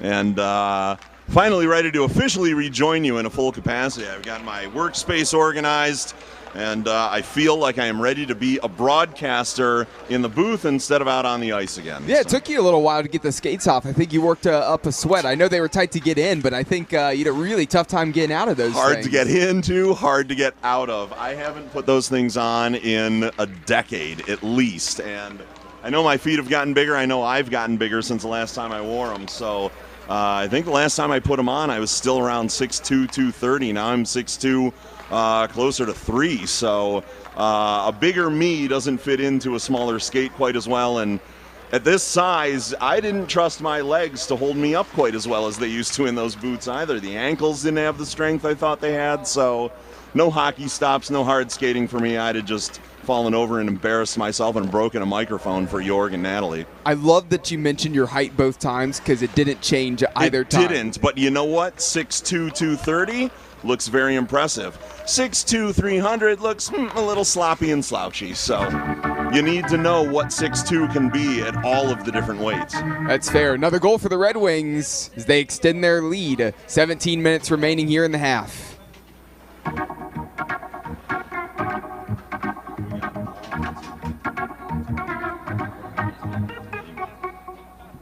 Red Wings goal scored by number 5, Lorne Noft. The assists go to number 11, Trevor Hamilton, and number 41, Eddie Mio. So number 5, Lorne Noft, to joining the team here today, wasn't with the team yesterday, gets a goal to make the score 3-1. Number 11, Trevor Hamilton, as well as number 41, Ed Mio, the goaltender, picking up assists on the play. Yeah, a lot of insurance policies out there for the Red Wings to make sure, as we said earlier, this doesn't become a 2 losses in a row thing. We don't need a losing streak for the alumni team, and they brought out the big guns today to make sure that doesn't happen. McCarty comes back, he gets a goal. Lorne Noft is here, he gets a goal. So we'll see who else. And Jay Adams has an assist already. So much different day here already for the Red Wings players that have joined the team, and they are making it happen. Big swipe there from McCarty with the stick, putting that puck on net. Some heat on that shot there from McCarty, and it just missed a little bit high, wide to the right. Again, talked about all the big guns, not only on the Red Wings team, but of course Monica Notaro, always starting us off with the national anthem. How could we forget Miss Monica Notaro? The lovely Monica Notaro comes out, gets there to center ice, and just dazzles us with her rendition of the national anthem every time. And Braylon Edwards with the puck drop today. One of my all-time favorite Cleveland Browns. It was a pleasure to shake his hand, to meet the man finally, and I'm going to tell you, if you didn't get to see the hands on Braylon Edwards, I'm a big guy. Braylon Edwards' hand swallowed my hand. I can understand why he was such a prolific receiver and has all those records at the University of Michigan, why the Browns chose him 3rd overall, man. Like, whoo! If that guy can't catch a football, nobody can, because those hands could catch a dump truck flying through the air at him.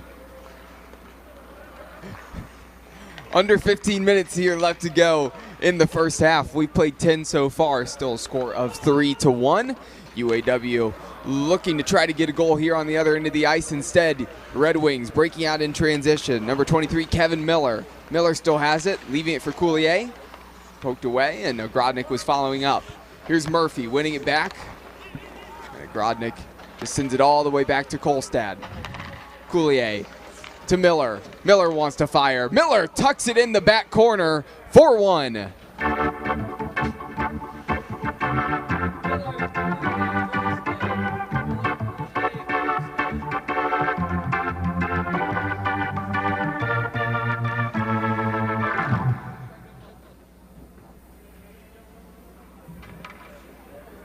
Red Wings goal scored by number 23, Kevin Miller. The assists go to number 90, Dave Coulier, and number 29, Dean Kolstad.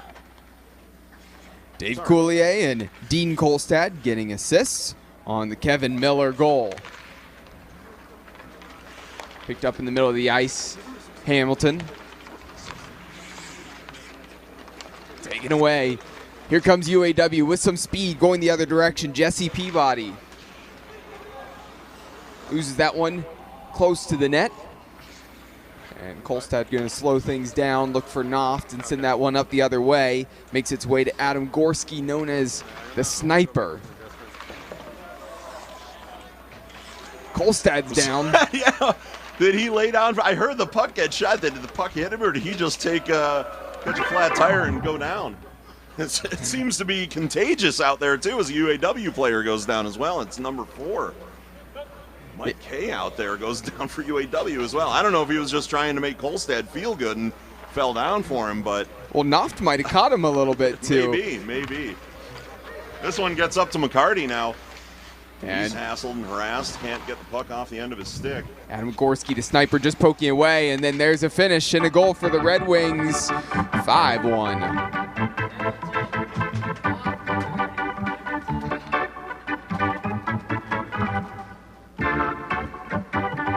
Red Wings goal scored by number 11, Trevor Hamilton. The assists go to number 5, Lauren Noft, and number 25, Darren McCarty. Trevor Hamilton making it look easy with the tap-in on the goal. Lauren Noft and Darren McCarty picking up assists on the play. And McCarty skates over to let us know we're winning. Yes, you are, Darren. Yes, you are.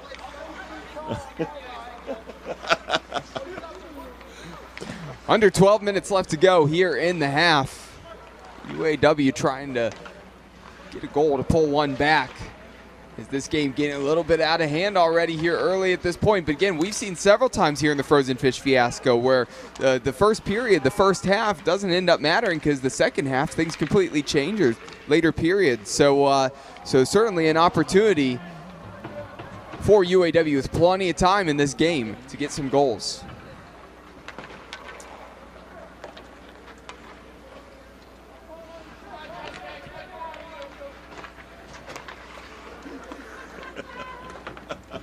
Here's Adams, played up along the boards, just gets a little bit past his stick. You gotta pay $10 for those chirps there, Heim.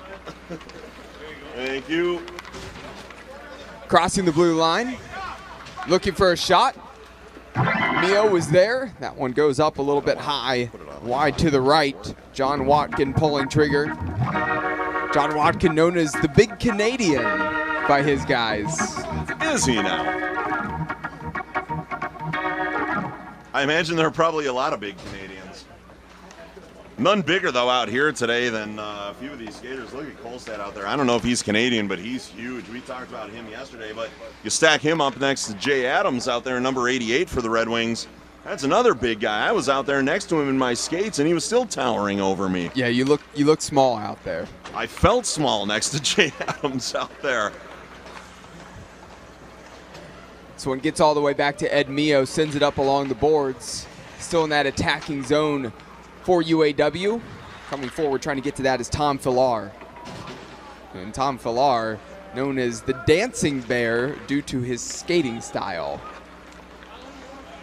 Do you believe that story? I don't think that is where the Dancing Bear came from.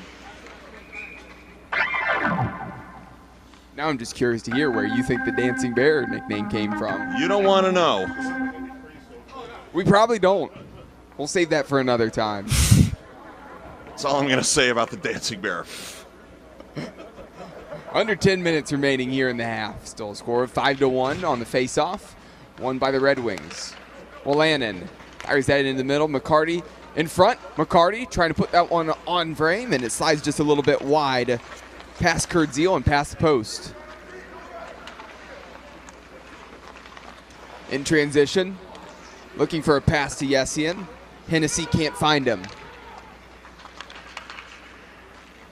Pass up to Noft, intercepted by McKegg. That was incredible. Wolanin got that puck under him, and it just sort of got sucked into his orbit there is what it looked like. He kept it under him for a while, and the UAW 600 player couldn't even get to it. He was just standing over it, didn't even have his stick on it, just sort of disappeared beneath him. By the way, Ed Mio hasn't really been tested yet so far, but last night he was all over the place, making a ton of saves in the first half. Yeah, Eddie looked solid. We made the comment that, people would say he's still got it, and the truth is Eddie Mio never lost it. But second half when George Bowman came in for him, that opened the floodgates and gave the Ram Truck team the opportunity to put a bunch of pucks past him and end up winning that game. Calm, cool, and collected from the Red Wings. Lauren Knopf bring that one up the ice and finding Trevor Hamilton on the back door and burying the shot. 6-1. Red Wings goal scored by number 11, Trevor Hamilton. The assists go to number 5, Lauren Knopf, and number 25, Darren McCarty. 8 minutes remaining here in the half. There's a shot near post, slipping that one by Mio. Excellent finish there by John Watkin.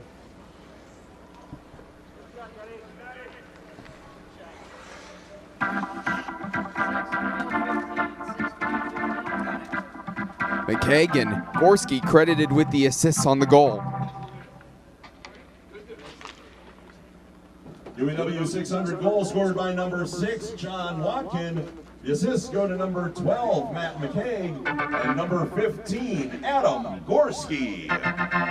Right after scoring a goal, another shot. Mio catches that one in the glove and feeds this one out to a teammate, and still the Red Wings now looking to come forward. Taking their time. Across the ice to Murphy. Murphy looking ahead to Jay Adams. Jay Adams a little bit heavy of a touch there off the stick and loses possession. Pass into the middle. Murphy going to come forward, gathered in neutral ice. Coulier up with him to help in the middle. Murphy wants to take it himself, and there's a save and covered up by Kurt Zeal.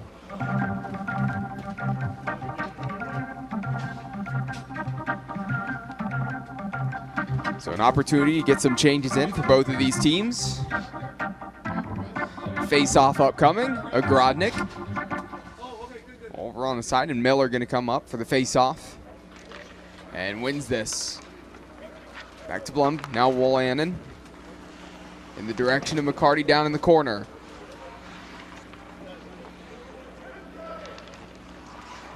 Blum applying the pressure, a Grodnick has it taken off of him. Here comes UAW, trying to use the speed out in transition. McCarty getting back, a little bit of tug, just slowing down the attack as Chris DeRoche was trying to fly down the ice. McCarty from his knees clears the zone out there, right in the high slot. Just reaches out with that stick and sends it up ice easily. He knows we're talking about him. He looks over here, smiles, shakes his head. Yeah. It's good to see him, though. You know, we missed him last night. McCarty is kind of the clown prince of the Red Wings alumni team. He's just smiling, having a great time clowning around out there. He makes it look so easy, and just because he's so good. Crossing the blue line on the attack, passing that one in the middle in the direction of Jesse Peabody, and that one broken up. Red Wings have it back. Pass a little bit ahead of Miller. Kolstad. Over to Murphy. To Hamilton in the middle and taken away by DePauli. Yeah, about 5 minutes left now for UAW to try to get another one up there on the board. If they can go in with things at about the halfway point. Need to pick up 3 goals to get tied up at 6. I think they'd probably like to do that.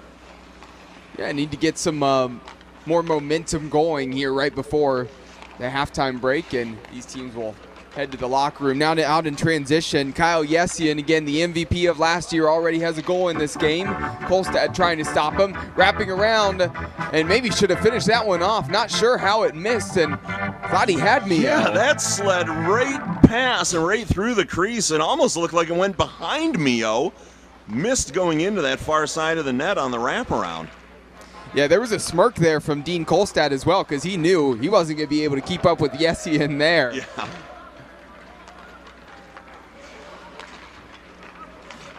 Noft has this one poked away. Here's Yessian once again. Again, ran the team really last year offensively. Again, he's going to be part of the key in order to get some goals back. Blum steps in front and now finds Wolanen.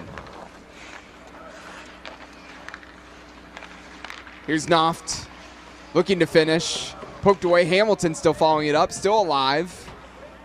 Now here's Yessian in the corner. Up to Mike Kay.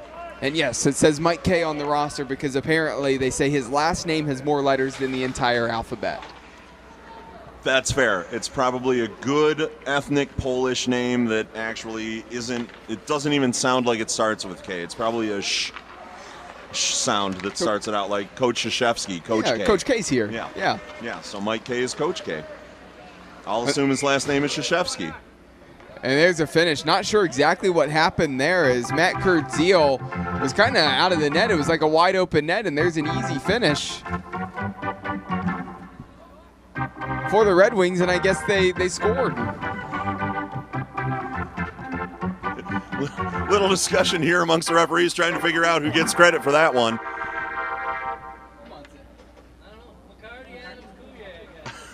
That sounds fair. Yeah. Red Wings goal scored by number 25, Darren McCarty. The assists go to number 88, Jay Adams, and number 90, Dave Coulier. McCarty's coming over, shaking his head. Jay Adams got the goal. All right, McCarty has come over to correct that one. We didn't know who put it in, so McCarty says, nah. That was Jay Adams' goal. So Jay Adams with the goal on that, Coulier with the first assist, and McCarty with the second assist on that goal. There you have it, getting all straightened out here. So Jay Adams credited with that goal. Mio down and Foley stretched out. Trying to block that shot, and we're going to have a face-off upcoming here in just a moment. Opportunity for some changes for both of these teams.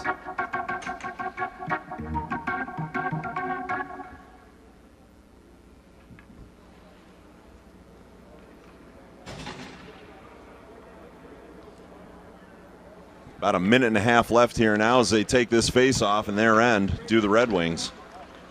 They win it. Another body goes down for UAW 600, yeah. We've seen several blown tires here. It wasn't even the line that reached up and grabbed his ankle. That was just skating backwards and falling down on the ice. Can't blame it on anything but the skates. Bring the sharpener out for him. Across the ice to McCarty, now with Miller. Miller making a good move, wanting to fire, and that one hits the boards behind the net. 1 minute remaining as the Red Wings are up 7-2. This one flashes across the front, right in front of net, and UAW having a hard time really getting this out of here in neutral ice. Murphy in the direction of Ogrodnik.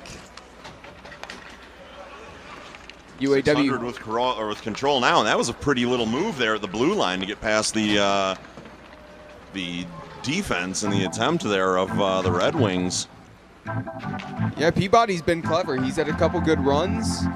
You're going to need to find a way to keep the puck down on this end if they want to try to get a goal here with 20 seconds remaining here in the half. Game 3 of the second day of the 14th Annual Frozen Fish Fiasco. The Red Wings, when they send that puck deep down ice, they keep putting it right on net. We may not get an icing call if that keeps up. There's a shot and a save, and that is going to do it for the half. So we're going to take a break here as it wraps up 7-2. And actually, again, a goal right there at the last. Looked like that was saved, but there you have it, right at the end. A goal for UAW Local 600. UAW goal scored by number 9, Chris DeRoche. The assists go to number 18, Nick McGee, and number 17, Jim Hennessy. And you know, as these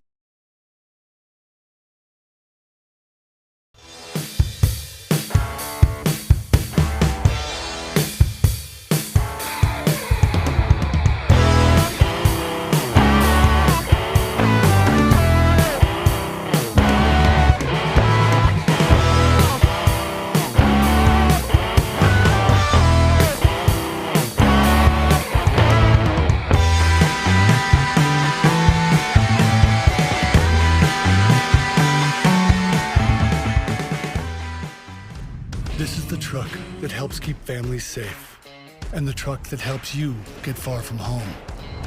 This is the truck of the outdoors, the early adopters, and the rising generation. This is the one more truck owners are switching to. This is what it means to be a Ram. Now with 2.9% financing for 72 months, get an average $10,207 in finance savings on our most popular models. Getting up every morning to go out to do a hard day's work, that didn't just begin. We have been relentlessly weaving this fabric since 1938. And it hasn't been easy.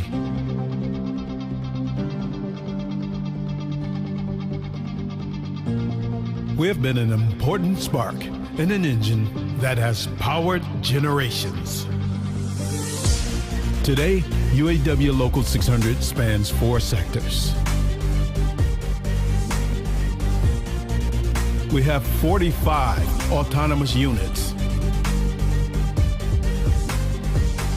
There are over 30,000 active and retired members. And guess what? We make a difference in our communities too. UAW Local 600, a history to be proud of, a tradition to carry on. Since 2012, Mess Bucket Comics has been an independent comic book publisher bringing you a variety of genres, ranging from superheroes to pro wrestling to sports-themed graphic novels like the following. The Arcane Awakening is a graphic novel trilogy where God's army, the Ministry, and Lucifer's army, the Demonic Blight, battle each other one last time for Earth and humanity, winner take all. Mojo, a popular general of the Ministry, is a descendant of Jim Morrison and speaks in all lyrics by the Doors, while Ravager, a general of the Demonic Blight, is a cannibal demon that was inspired by the writer's ex-girlfriend. Donnybrook is a comic series about a semi-pro hockey league featuring real-life stories from former professional athletes. The fictional teams in the series are owned by 4-time Stanley Cup winner Darren McCarty, Major League Baseball all-star Brandon Inge, Hollywood actor from the Clerks movie franchise Brian O'Halloran, and pro wrestler Rowdy Roddy Piper. Rowdy Roddy Piper, the Kilted Avenger, is a 54-page graphic novel featuring WWE Hall of Famer Rowdy Roddy Piper as a talk show host by day and vigilante by night. Roddy fights off the evil Ruth S. Heel with the help of Hacksaw Jim Duggan, Mick Foley, Tony Schiavone, and many others. Finally, Darren McCarty, Life's a Grind, Enjoy My Truth, a 150-page graphic novel. Mess Bucket Comics dives into the highs and lows of Darren McCarty's exciting life story, as well as provide untold tales of the hockey legend. Get these books, exclusive signed merchandise, and up-to-date information at messbucketcomics.com, and follow us at Mess Bucket Comic on Facebook, Twitter, and Instagram. You know, great design is not a luxury. It doesn't matter where you come from or who you are or what type of kitchen we're creating, it's still gonna be unbelievable. How Whiskey Kitchen came about is I saw a need for a place that sort of broke down the barriers of the overwhelming experiences that a lot of people had in creating a kitchen. The idea of wanting a new kitchen, just the idea of it is stressful. Our team has created a process where we hold your hand through the entire experience. The first step in the process is having a consultation so that we can get to know you. We want to make sure that we design a kitchen that's custom to you and unique to your needs. So in order to do that, we have to make sure we truly understand our clients. When you walk in, you won't see hundreds of cabinet samples and lots of visual clutter on the wall. You will see functional kitchens that will spark ideas. We understand that the process can be really overwhelming and it can give people anxiety, and we want to make sure that you feel as comfortable as possible. Once we understand your needs, we go to work designing and collaborating as a team to create your ideal kitchen.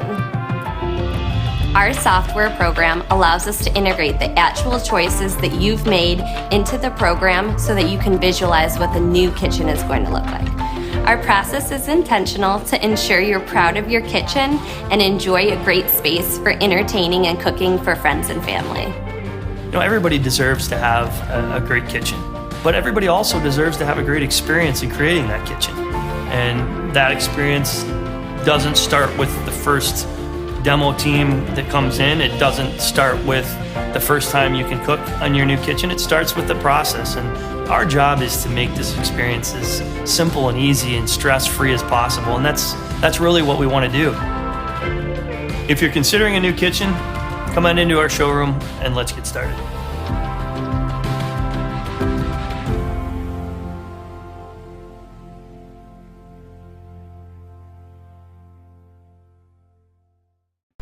Miracle Flow, you know? A lot of people claiming, oh, hockey here, this, hockey that. There's only one. There's only one.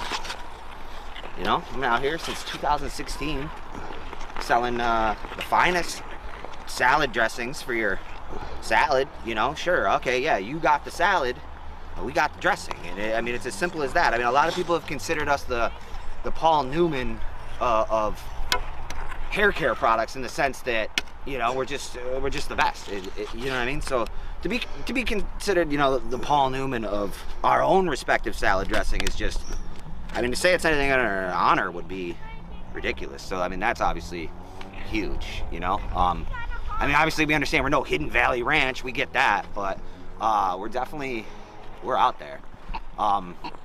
You know, if they're not going to stock us in the shampoo aisle, we're going to try again in the salad dressing aisle, because I mean, it works either way. A Dream Limousine continues to be Metro Detroit's finest luxury transportation service.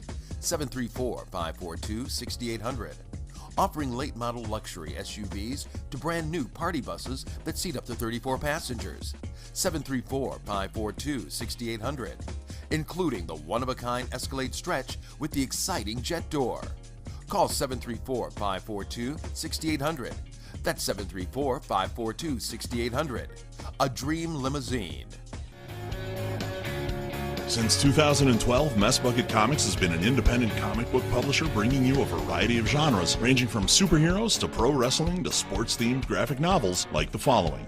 The Arcane Awakening is a graphic novel trilogy where God's army, the Ministry, and Lucifer's army, the Demonic Blight, battle each other one last time for Earth and humanity, winner take all. Mojo, a popular general of the Ministry, is a descendant of Jim Morrison and speaks in all lyrics by the Doors, while Ravager, a general of the Demonic Blight, is a cannibal demon that was inspired by the writer's ex-girlfriend. Donnybrook is a comic series about a semi-pro hockey league featuring real-life stories from former professional athletes. The fictional teams in the series are owned by four-time Stanley Cup winner Darren McCarty, Major League Baseball all-star Brandon Inge, Hollywood actor from the Clerks movie franchise Brian O'Halloran, and pro wrestler Rowdy Roddy Piper. Rowdy Roddy Piper, the Kilted Avenger, is a 54-page graphic novel featuring WWE Hall of Famer Rowdy Roddy Piper as a talk show host by day and vigilante by night. Roddy fights off the evil Ruth S. Heel with the help of Hacksaw Jim Duggan, Mick Foley, Tony Schiavone, and many others. Finally, Darren McCarty, Life's a Grind, Enjoy My Truth, a 150-page graphic novel. Mess Bucket Comics dives into the highs and lows of Darren McCarty's exciting life story, as well as provide untold tales of the hockey legend. Get these books, exclusive signed merchandise, and up-to-date information at MessBucketComics.com, and follow us at Mess Bucket Comic on Facebook, Twitter, and Instagram. This is the truck that helps keep families safe, and the truck that helps you get far from home. This is the truck of the outdoors, the early adopters, and the rising generation. This is the one more truck owners are switching to. This is what it means to be a Ram. Now with 2.9% financing for 72 months, get an average $10,207 in finance savings on our most popular models.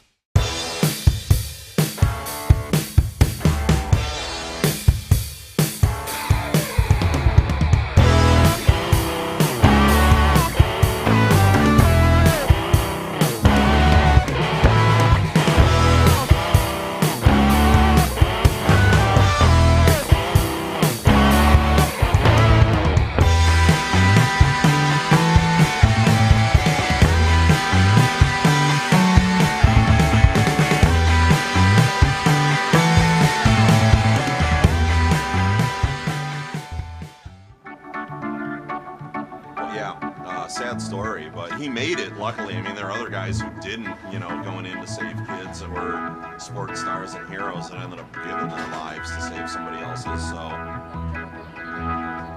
Haven't heard. Did you hear anything, like any long-term damage, Cole, or he's, yeah, everybody just, no one really talked about his recovery or anything, just what happened, so, yeah.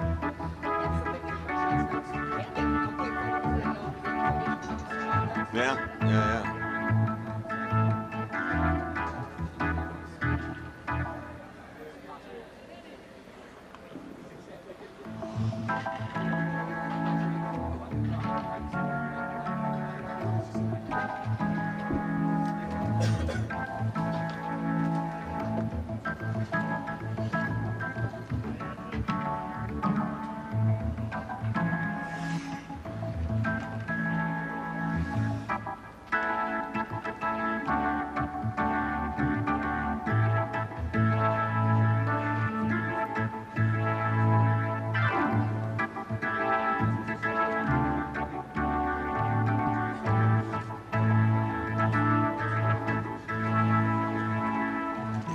bench mine earlier correctly today?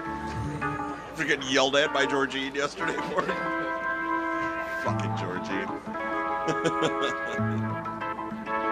Let's get this second period call in here, and then you can do it during the broadcast call out. Yeah, we'll put that one in there. Fans, today's Frozen Fish Fiasco bus transportation has been provided by Detroit Build and Whiskey Kitchen. We're stirring up the kitchen remodeling industry, and for more information, please visit whiskeykitchen.com.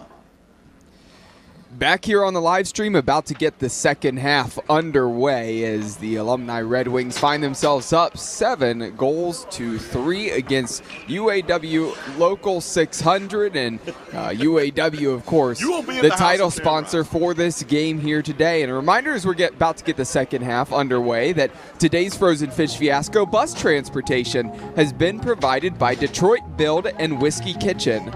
We're stirring up the kitchen remodeling industry. For more information, please visit whiskeykitchen.com. Both of these teams again back out on the ice, getting their lineup set to go, and about to have the face-off here in a moment. Again, Cole McDaniel here with Mike Travis, and that goal right at the end in the last 5 seconds, that's big for UAW. Gives them a little bit of momentum going into the locker room and having that break, and we'll see what they can do here in the second half, down 4 goals. Yeah, 25-minute running clock here in the second half. McCarty's heading in there for the face-off. He's at center now. And UAW just lets him take it and win it. Didn't even challenge him on it. Gives him a little stick tap on the backside, and we're off and running here in the second half. Got a laugh from the official there, and then quickly trying to get a shot off and trying to score. And there's a save from George Bowman. Again, he had a very active second half last night. It was a little tough for him in the net because shot after shot was coming at him from Ram Truck. Yeah, not the half of hockey that I think George Bowman wants to relive at all. That was a rough night for him once he got put in there between the pipes. But weathered that one, he's back again today. He's back in there, and so far so good. He's been tested, and he saved it. So 1 shot, 1 save for George Bowman already on the afternoon. Switch over here to the near side, Mark DePauli, the VP of Local 600, also player and coach for the team. Again, set that one forward. There's a shot, and saved Matt McKeag. And no, goal. Yeah, got the finish, actually. Yep. Yeah. No, you caught that there, Mike, on that. And, yeah, got the goal. Finished that one off. Now 7-4. We played just a minute so far here in the second half. I'm only reading 2 of those.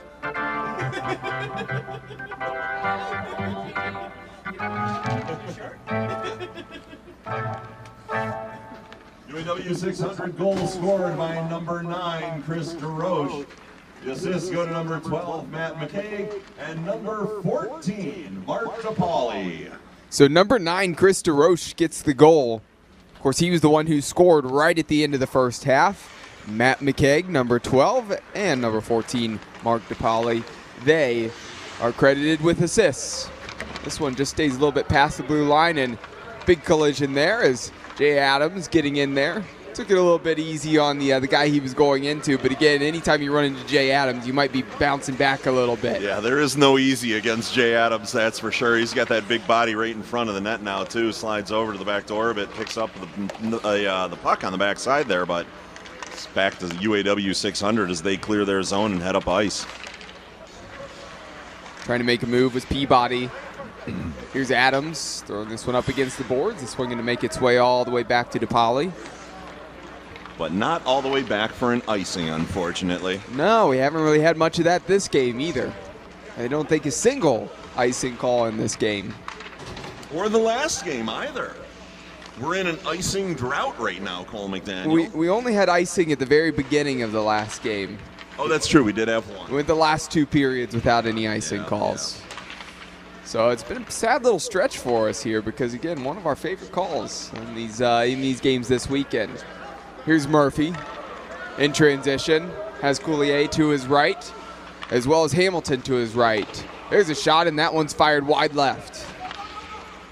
Yeah, a little give and go. Murphy got it back there, and as you said, put it a little wide left. Goalie just got in the way and cut off that angle that Murphy was looking for. Anytime Yessian gets out in transition, it spells a little bit of trouble there, but the Red Wings recovered well. Did a good job of slowing him down. And they win the puck back. McCarty back in, looking for Hamilton. That one intercepted. It's back to Kolstad, leaving it for McCarty. McCarty crossing the blue line on the attack. Wants to fire another shot, instead wrapping around. And nearly snuck that one in, just not quite. UAW 600 guys are letting McCarty know. No goal down there as well. The goalie got over on it. Kept McCarty out of the net here. Yeah, Kurt Zeal just got his skate there, and I'm not sure if he drug that a little bit forward, but he left it and let the officials see that it was maybe about a foot, if that, just outside of the net there. Here's UAW local 600 trying to come back the other direction, working around the defensive zone here right now. Up along the boards near us, switching it to the far side of the ice. McKay making his way forward, has a man in the middle looking for that pass. DeRoche was there. DeRoche sitting on 2 goals at the moment. Last 2 goals for his team. If he could have gone to stick to that, maybe would have ended up with a hat trick. Yeah, nice job by Bowman there too. All right, heads up aware play by him to keep things going there. Well, Lannon, a fancy pass behind the back, and it sparks the transition the other way. UAW's got numbers too. They were coming in on a 3-on-1 there with the Red Wings trailing behind. Maybe a little bit selfish. Should have passed it to number 15, Adam Gorski, on the back post, the sniper. Said that pass again, resulting in going a little bit wide there.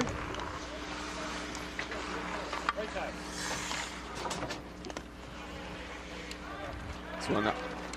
Hits the boards. Now UAW coming the other way. Number 17, Jim Hennessy. They're just hanging out. This fan got up into the penalty box, taking a couple of shots here. It's a fiasco. There was something going on over here in the penalty box. There was just some casual fan strolled over into the penalty box, taking pictures on his cell phone, where Matt Heim was waiting to get into the box, sit down, reclaim his beer, and finish his lunch over there. One of our referees today, probably heard us mention Matt Heim a bunch. MVP for the Waterford Sharks yesterday at their first outdoor classic for the MIHL, Michigan Independent Hockey League, and he's been skating all these games, but he's got a break here right now, and he's pounding back a cool, cold beer. So, Mrs. Heim, Mama Heim, if you're listening, baby boys, we're taking care of him. We're making sure he's fed and watered. And a goal for UAW Local 600. They score again. Well, they're starting to make the Red Wings alumni team sweat a little bit. It's 7-5.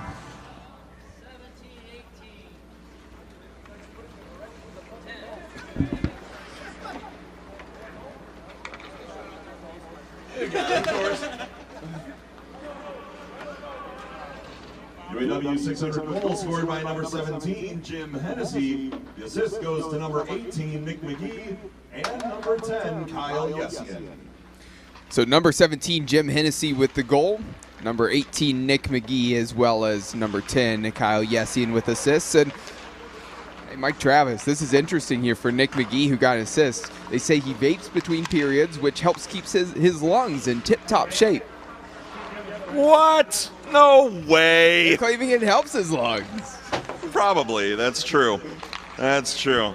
Oh, it sounds like the coach from Letterkenny was just here on my phone. Oh, you got an alarm going on. Screaming at me, yeah. What's the alarm for here, Mike Travis? Well, today is a Pokemon Community Day, and I have Noibats to catch.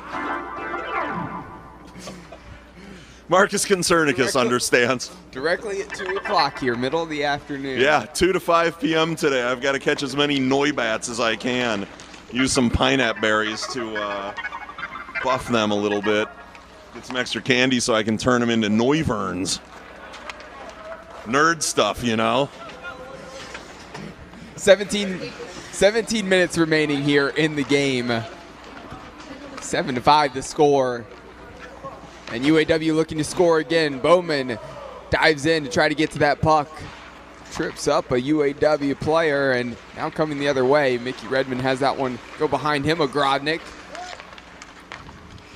Hamilton back to Ogrodnik in the middle. Covered up by Kurt Zeal, and then he passes that one out to a teammate. Going the other way. Watkin in the middle looking for Yessian. It's going to make its way all the way through to Falar. And here come the Red Wings the other way. There's more red jerseys back than black jerseys, and trying to recover, and then a shot that goes a little bit behind the net there and wraps around, still with the Red Wings. Dragging that one around, and Ogrodnik made that finish look easy.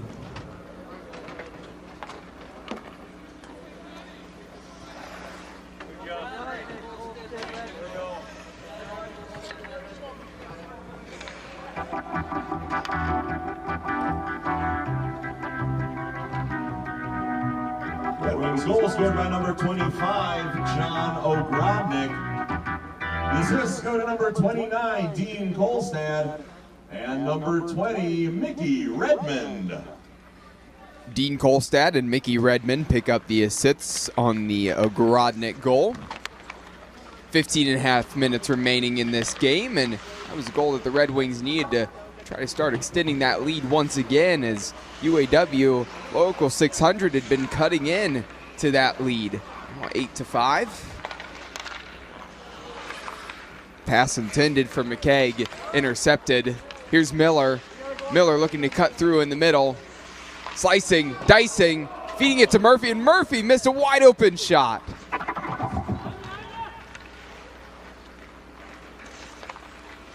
Wolanin behind the back to Miller. Back to Wolanin, gonna take his time. Look for an open teammate, just feeding this one in the middle. Now here's Ogrodnik. Ogrodnik finds Miller on the back post. Hamilton wanted to be selfless there, find a teammate, and just slid that one wide. Maybe had an opportunity to take a shot himself.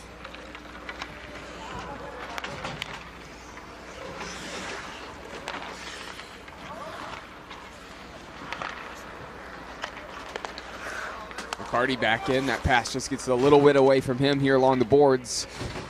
Blowing by Adams is DePauli. Leaving it for McKeag in the middle. Maybe looking to fire, and he does. Looking for that back post and just missed a little bit wide there. Now this one's going to come all the way to Noft. Noft to Adams. Adams tucks that one home. 9-5.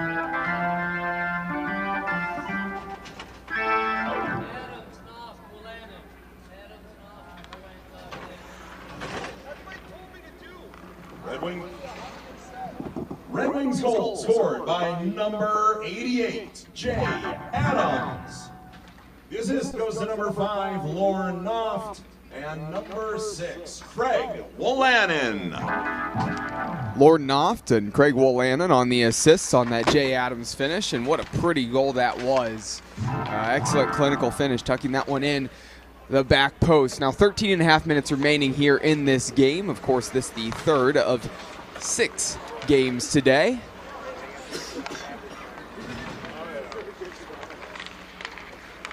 McCarty, the middle of the ice, off of the rear end of Dave Coulier.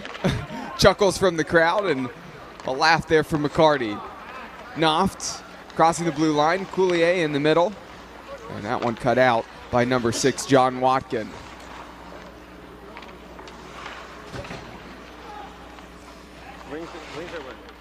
In the corner now with Peabody. Has McClellan up ahead of him, looking back the other way. Up to Hennessy. There's the shot in tight. Deflection nearly finding its way into the net instead. No. Here come the Red Wings the other way. Hamilton crossing the blue line. Going with speed. And trying to finish there. Dragging that one across and lost control of that puck. And UAW, they survived that attack. And Yessian trying to come the other direction, turn on the Jets. Wolanin shuts him down before Yessian could pick up any speed rounding the corner.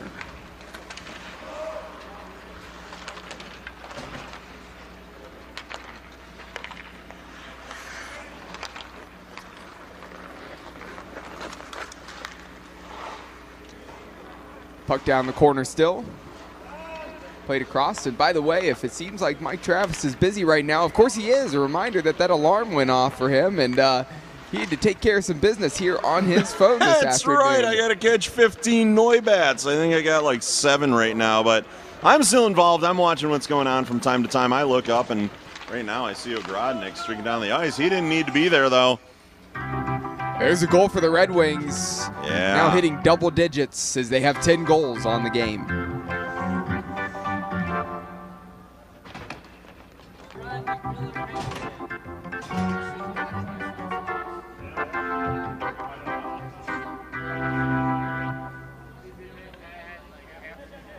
Red Wings goal scored by number 25, John Ogrodnik.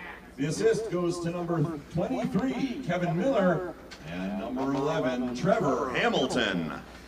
John Ogrodnik credited with the goal there on the easy tap in there. And I didn't think that came across to him, but I guess it did. As I was watching it, I didn't even see that puck slide over to him. I guess so. Officials said it did. It almost didn't look like it from this angle, but they credited Ogrodnik with it. And Kevin Miller, as well as Trevor Hamilton, get the assists. Everybody gets a goal today. How about that? And sharing it around. Yeah. McGee finds Watkin. Watkin on the left wing, looking for a teammate in the middle. Slashing through the middle was Adam Gorski. Just a little bit too hard on the pass. McCarty leaves it to Adams. Adams was coming out, trying to sub in, and stumble immediately after getting onto the ice.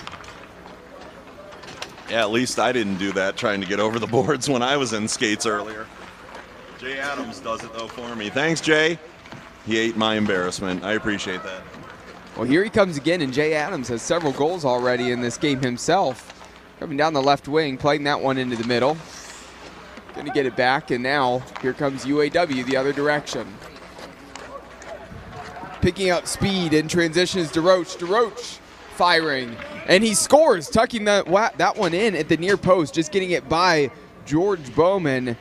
And Chris DeRoche, again, has been one of those threats out in transition. And Yessian was the MVP last year, but Chris DeRoche is going to be in the conversation here this year, that's for sure. 10-6 is now the score. Under 10 minutes left to go here in the game.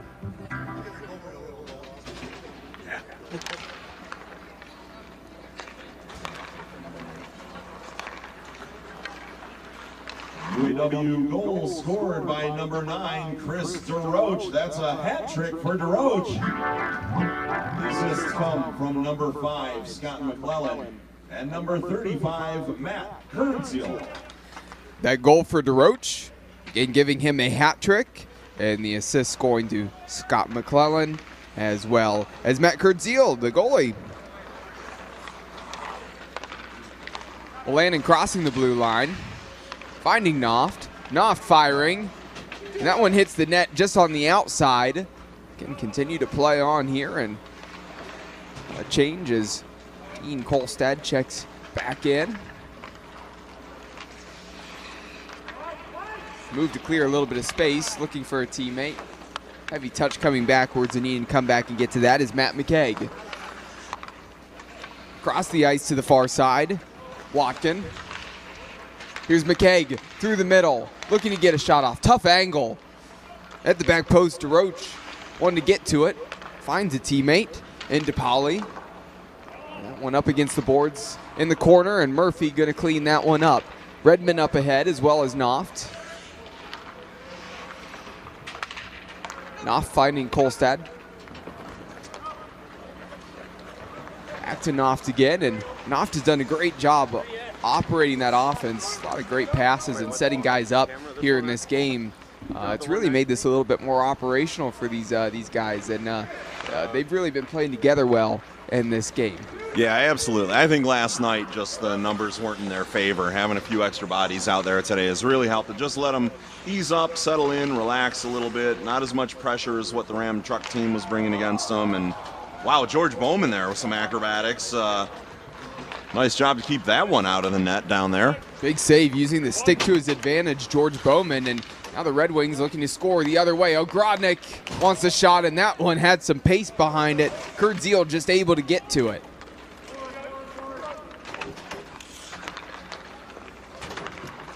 Landon finding Miller in the direction of Hamilton. This one just flipped up back down the middle of the ice. Ogrodnik crossing the blue line in the direction of Hamilton and cut out by Gorski. Murphy now for the Red Wings. Along the boards, intercepted by Gorski again. Hamilton for the Red Wings, drags this one between his legs. Looking for Murphy on the far side. Murphy an opportunity to maybe play this one back. Just time to wrap around and take his time. A little trickery there.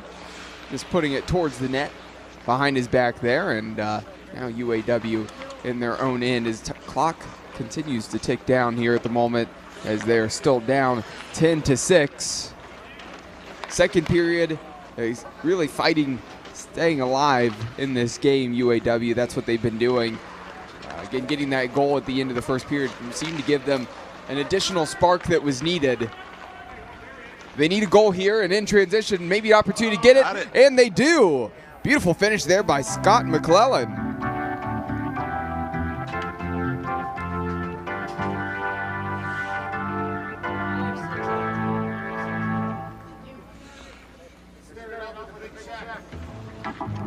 UAW goal scored by number 5, Scott McClellan. The assists go to number 6, John Watkin, and number 18, Nick McGee. So on the Scott McClellan goal, assists going to John Watkin as well as Matt Kurdziel. Fans, that's 3 assists for Nick McGee, by the way. He's got the playmaker on the afternoon for UAW 600. Excuse me, not Matt Kurdziel, that's Nick McGee. And again, Nick McGee gets the playmaker there with that assist. That's 3 assists on the game for McGee. Yep. 4.5 minutes remaining in this game, and UAW Local 600 gonna need to really get a goal almost every minute here at this point, again, if they want to tie this one up or even manage to win this game. Again, really a mountain to climb here at the moment, but in transition, and clever play, and that one in the middle, saved by Bowman. And just over 4 minutes remaining on the clock, too, for UAW to try to get back into this one. Only down 3, it's doable. It's a tough task, a tall task, that's for sure, but certainly doable, as you said.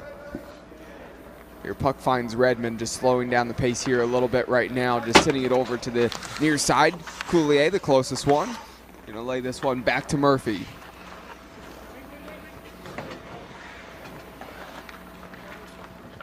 Bloom looking for Redmond. Leaves it to Coulier. Mickey's skate there as it came up the ice. Stepped right on it. Yeah, it worked out in their favor, though. It's almost like he was passing it off and intentionally doing that for Coulier, setting him up. I've seen that happen to people before, and they fall down. So good of Mickey to keep his balance with that puck under the blade of his skate there, not fall down, and still manage to make a play on it.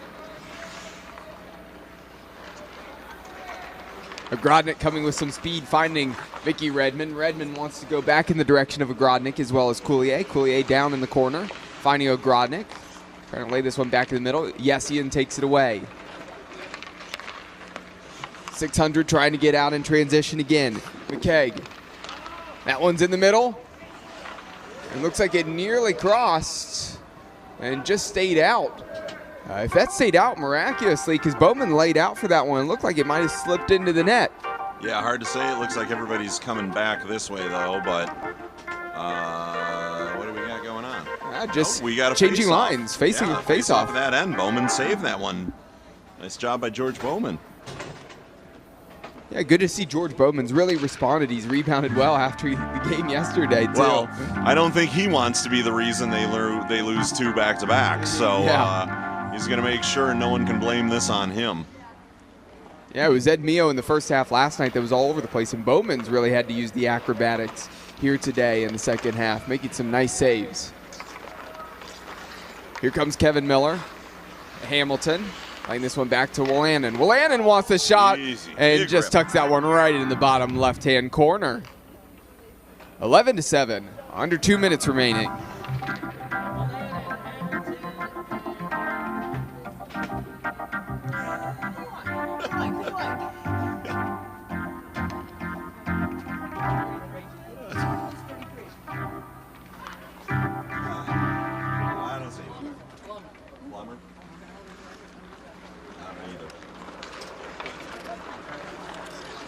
Yep. There you go. Red Wings goal scored by number 6, Craig Wolanin. The assist goes to number 11, Trevor Hamilton, and number 33, John Bloom.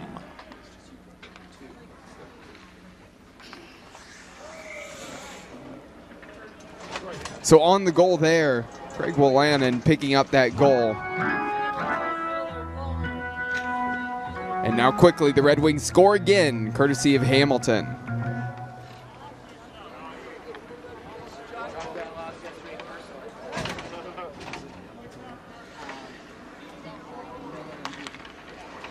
Red Wings goal scored by number 11, Trevor Hamilton. The assists go to number 23, Kevin Miller, and number 33, John Blum.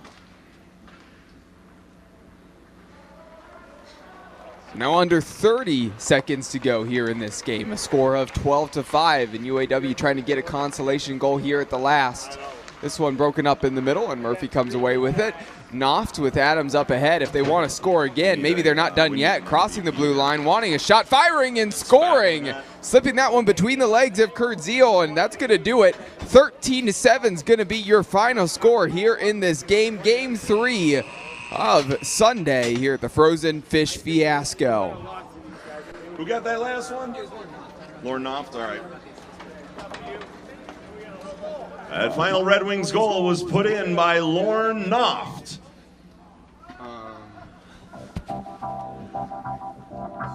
The final from this afternoon's game between UAW 600 and the Detroit Red Wings alumni team. UAW 600 7, the Detroit Red Wings alumni 13. I want to thank everybody for watching and listening here on the live stream here for the Frozen Fish Fiasco. Again, what a great game. It was the second game of the weekend for the Red Wings alumni team. Always fun having them out here, as well as UAW Local 600. Make sure to stay tuned here for the post-game festivities, actually. Again, as the red carpet currently being rolled out here at the moment. Of course, trophy presentations about to come up as well. And again, 3 more games the rest of the day throughout this weekend, 11 in total for this year's event. The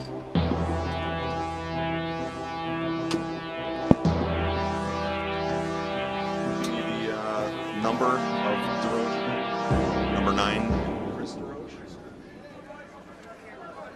Fans, tonight's most valuable player, brought to you by Mess Bucket Comics, is number 9 from UAW 600, Chris DeRoche. He had a hat trick on the game today, folks. Let's hear it for Chris. Congratulations on your MVP award, Chris DeRoche.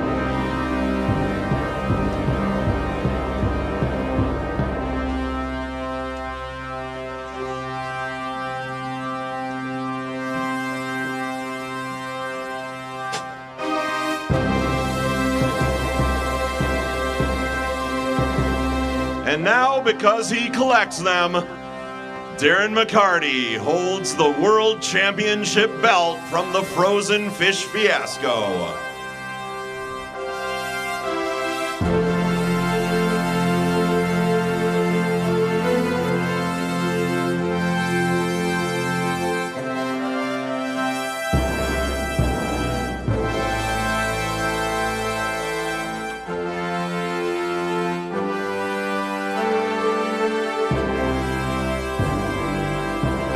Players get free pizza, and everyone can watch replays of this game at House of Shamrocks in 60 minutes. House of Shamrocks is just 15 minutes up the road, so head up there, boys. Enjoy the replay of the game and enjoy your free pizza.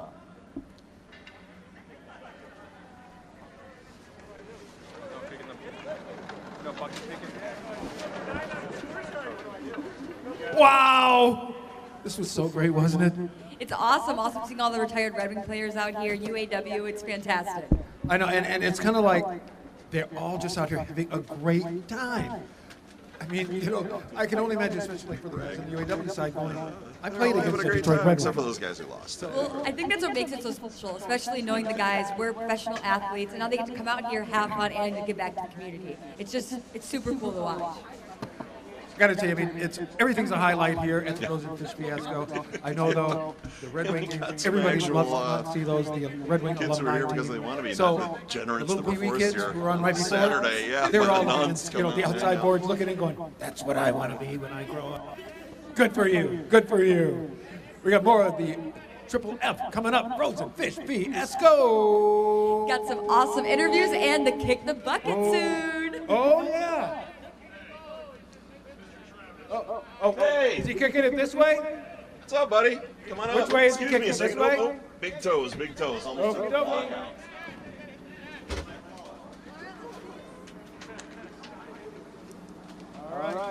All right, let's see if we can hit the net. Keep going. Oh, there we go. One more time. There you go.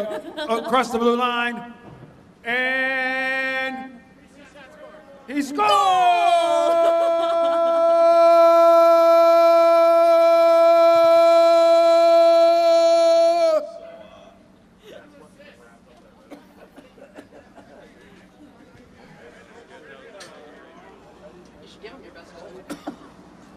All right, and we'll have more of the Frozen Fish Fiasco coming up soon, right, Greg? That's right.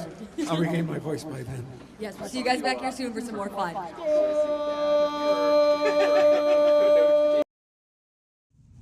Hey, just in case you missed the last game, we don't want you to miss out on any hockey action.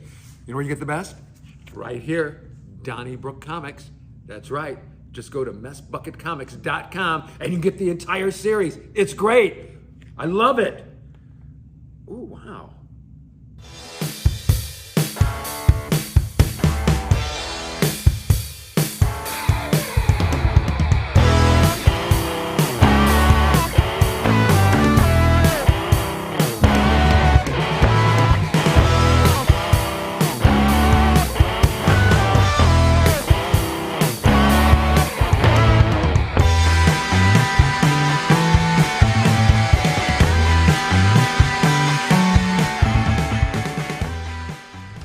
This is the truck that helps keep families safe, and the truck that helps you get far from home. This is the truck of the outdoors, the early adopters, and the rising generation. This is the one more truck owners are switching to. This is what it means to be a Ram. Now with 2.9% financing for 72 months, get an average $10,207 in finance savings on our most popular models. Getting up every morning to go out to do a hard day's work that didn't just begin. We have been relentlessly weaving this fabric since 1938. And it hasn't been easy.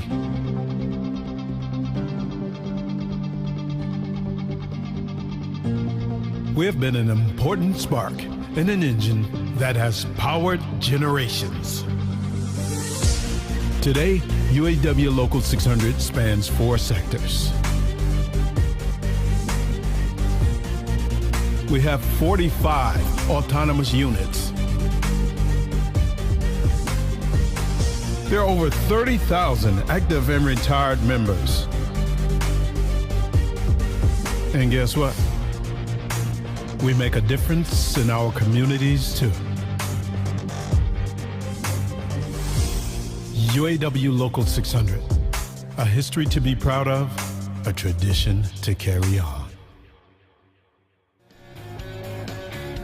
Since 2012, Mess Bucket Comics has been an independent comic book publisher bringing you a variety of genres, ranging from superheroes to pro wrestling to sports-themed graphic novels like the following. The Arcane Awakening is a graphic novel trilogy where God's army, the Ministry, and Lucifer's army, the Demonic Blight, battle each other one last time for Earth and humanity, winner take all. Mojo, a popular general of the Ministry, is a descendant of Jim Morrison and speaks in all lyrics by the Doors, while Ravager, a general of the Demonic Blight, is a cannibal demon that was inspired by the writer's ex-girlfriend. Donnybrook is a comic series about a semi-pro hockey league featuring real-life stories from former professional athletes. The fictional teams in the series are owned by 4-time Stanley Cup winner Darren McCarty, Major League Baseball all-star Brandon Inge, Hollywood actor from the Clerks movie franchise Brian O'Halloran, and pro wrestler Rowdy Roddy Piper. Rowdy Roddy Piper, the Kilted Avenger, is a 54-page graphic novel featuring WWE Hall of Famer Rowdy Roddy Piper as a talk show host by day and vigilante by night. Roddy fights off the evil Ruth S. Heel with the help of Hacksaw Jim Duggan, Mick Foley, Tony Schiavone, and many others. Finally, Darren McCarty, Life's a Grind, Enjoy My Truth, a 150-page graphic novel. Mess Bucket Comics dives into the highs and lows of Darren McCarty's exciting life story, as well as provide untold tales of the hockey legend. Get these books, exclusive signed merchandise, and up-to-date information at messbucketcomics.com, and follow us at Mess Bucket Comic on Facebook, Twitter, and Instagram. You know, great design is not a luxury. It doesn't matter where you come from or who you are or what type of kitchen we're creating. It's still going to be unbelievable. How a Whiskey Kitchen came about is I saw a need for a place that sort of broke down the barriers of the overwhelming experiences that a lot of people had in creating a kitchen. The idea of wanting a new kitchen, just the idea of it is stressful. Our team has created a process where we hold your hand through the entire experience. The first step in the process is having a consultation so that we can get to know you. We want to make sure that we design a kitchen that's custom to you and unique to your needs. So in order to do that, we have to make sure we truly understand our clients.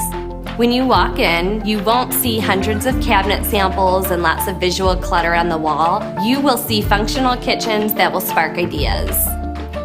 We understand that the process can be really overwhelming and it can give people anxiety, and we want to make sure that you feel as comfortable as possible. Once we understand your needs, we go to work designing and collaborating as a team to create your ideal kitchen. Our software program allows us to integrate the actual choices that you've made into the program so that you can visualize what the new kitchen is going to look like. Our process is intentional to ensure you're proud of your kitchen and enjoy a great space for entertaining and cooking for friends and family. You know, everybody deserves to have a great kitchen, but everybody also deserves to have a great experience in creating that kitchen. And that experience doesn't start with the first demo team that comes in. It doesn't start with the first time you can cook on your new kitchen. It starts with the process, and our job is to make this experience as simple and easy and stress-free as possible, and that's really what we want to do. If you're considering a new kitchen, come on into our showroom and let's get started.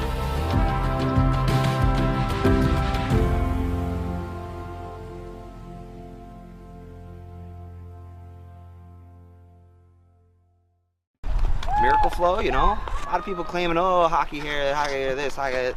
There's only one. There's only one.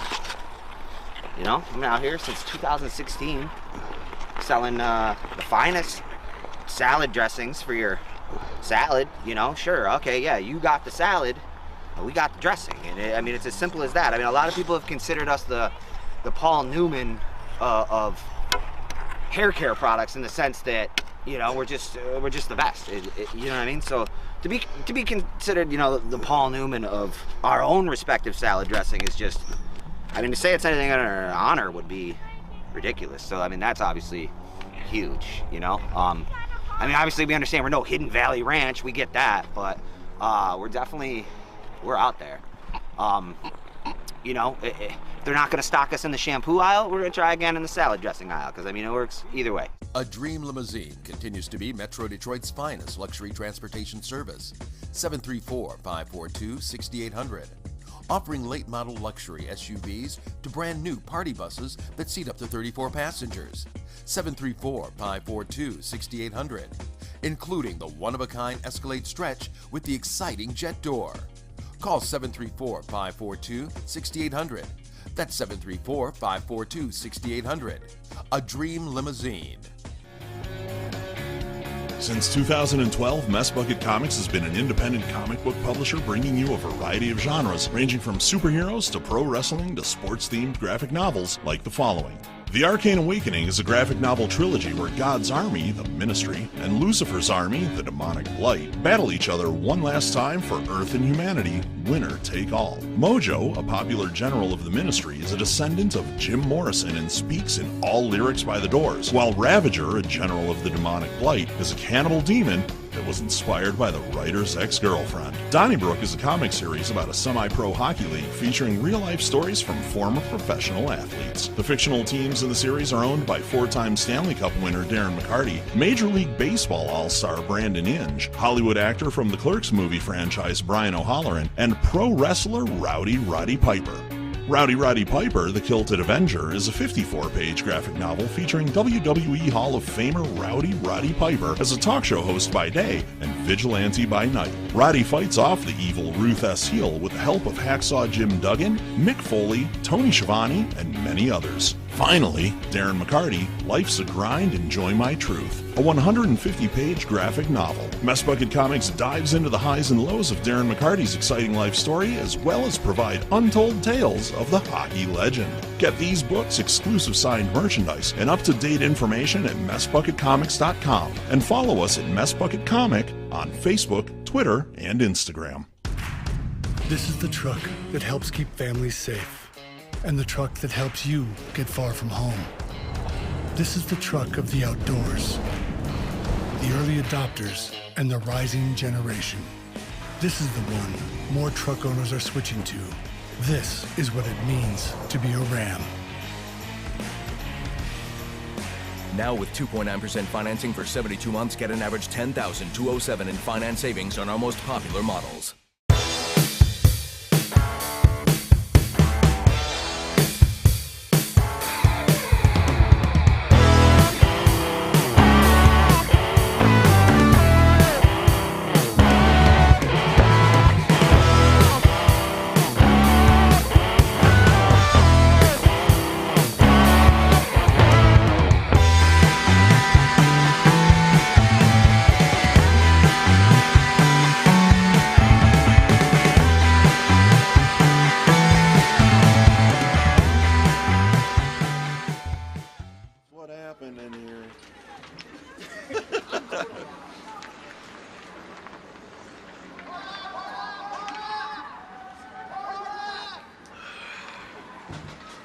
How you doing?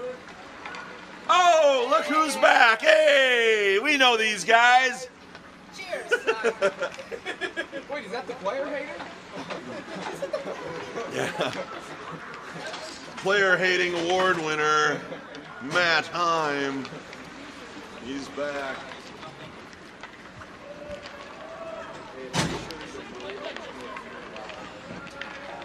That is false.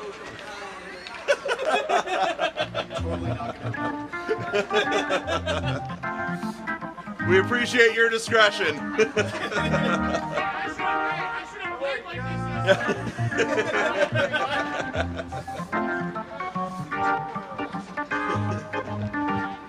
That's why I told Ryan I could never not do this tournament. You just have to be here. Yep. It's all gonna be just fine, kids.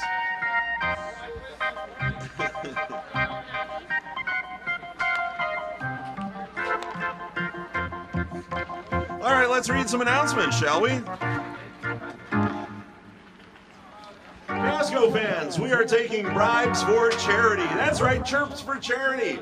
If you'd like to have a special message said by me or my play-by-play partner, Cole, during the live stream of this game, please head over to the merchandise table inside that white tent by the entrance to Clark Park. Find Gordo over there. It's just $10. No profanity or company advertisements, please. But you can write down a message for $10. They'll bring it over here to the booth for us to read on the live stream. And if we like it enough, we might even read it out loud to all of you here at the arena. So if you want to chirp for charity, just take $10 to Gordo at the merch tent. Get that message written down and we'll read it out for you.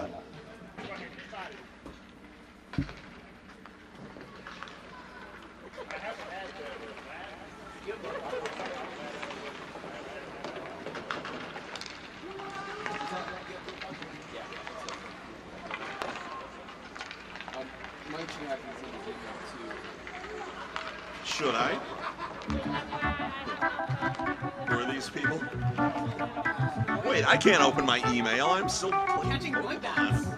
Trying to make them into martinis. Oh, I got a shiny one. Look at that shit. He's green and black. He's dressed like the Ram truck guys last night.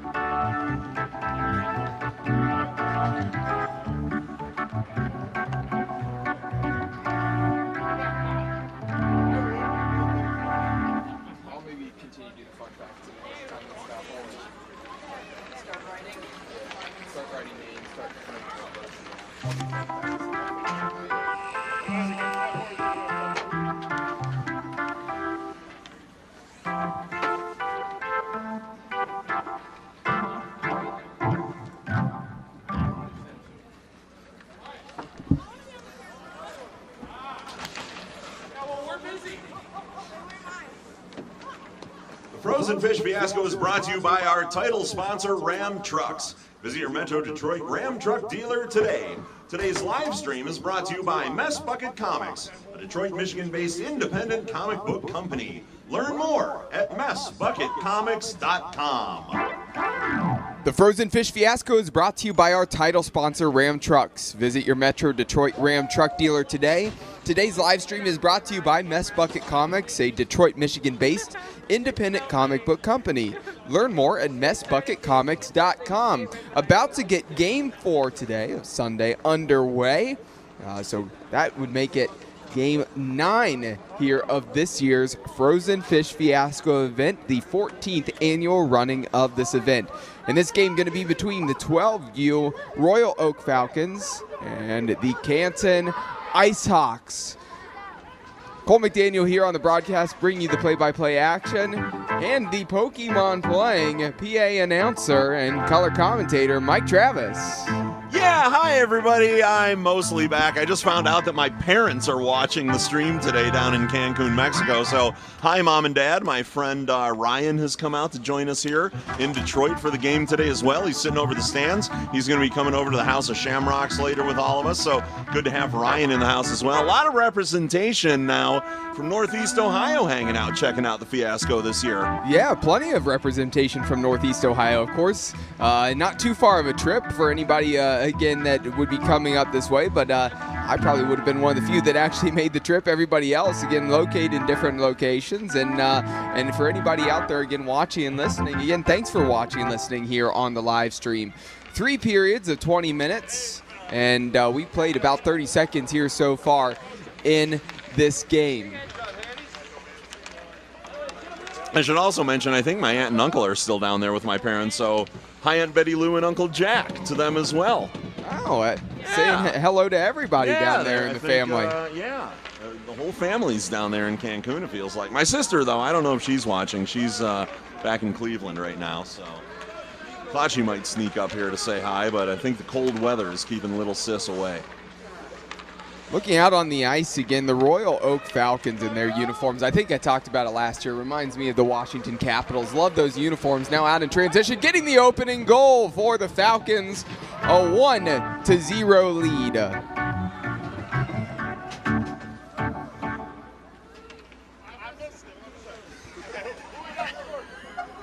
The official comes by, says he missed who it was. Yeah, he's trying to figure out who scored that one. Trying to track down numbers for us here. We'll have an answer here shortly.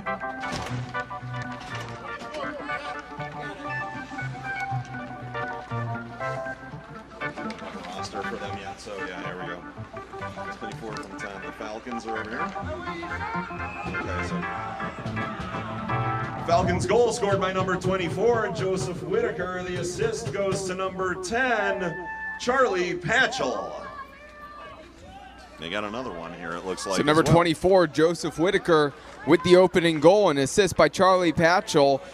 And then another goal now for the Falcons, quickly scoring in quick succession.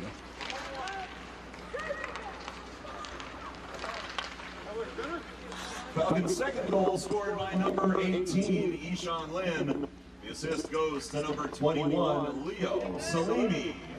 So number 18, Ishan Lin getting the goal, and number 21, Leo Salimi with the assist. Those goals coming fast for the Falcons, and now the Canton Ice Hawks finding themselves down again. They got to try to find a way to, stop the Falcons from scoring and find a way to try to get a goal here. Contact, a fight for the puck here along the boards right in front of us Mart stepping in front, sitting it up in the direction of the corner. Doesn't quite get there as the Falcons stepping in front. This one going to go all the way back behind the net, and an icing call. What's that you say, Cole McDaniel? Is Icing. that a Smirnoff Ice icing call, our unofficial official sponsor? That it is. Frozen Fish Fiasco. Well, everybody, if you're sitting at home, if you're watching the live stream, heck, if you're here in the stands watching the live stream, it's time to get off that Smirnoff Ice. Ice yourself, ice a friend. That's a Smirnoff Ice icing call. 16 and a half minutes remaining here in the first period. 2-0 in the score. This one sent towards the boards in the far corner. Hicks trying to give chase, and it looks like Nix again went to ground. Stumbled a little bit as he was caught.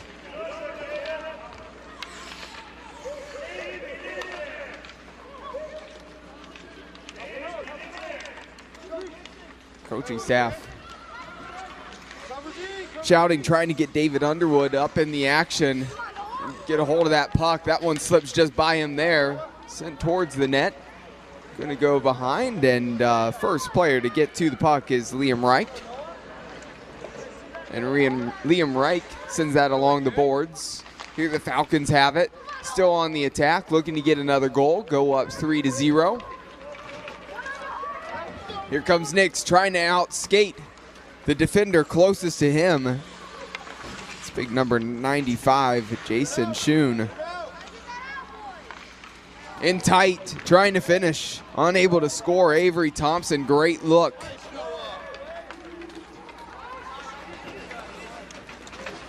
Time for Lucas Kirsch to look for a teammate, find a pass. Whitaker, who scored a goal already, checking in, playing it to himself.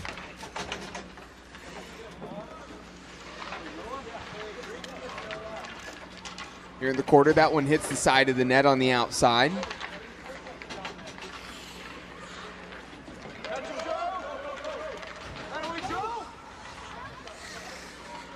Quickly turned over there. That one flashes a little bit past the back post there.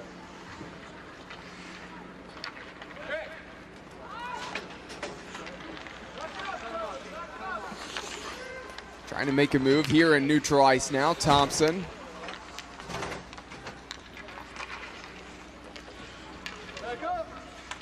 It looked like Adam Charles Canedo just lost his footing a moment ago and laid out for that puck. We have a face-off coming up. Here on the far side of the ice. 6 minutes played so far in the opening period of the fourth game on this beautiful Sunday. Again, it's been a pretty nice day.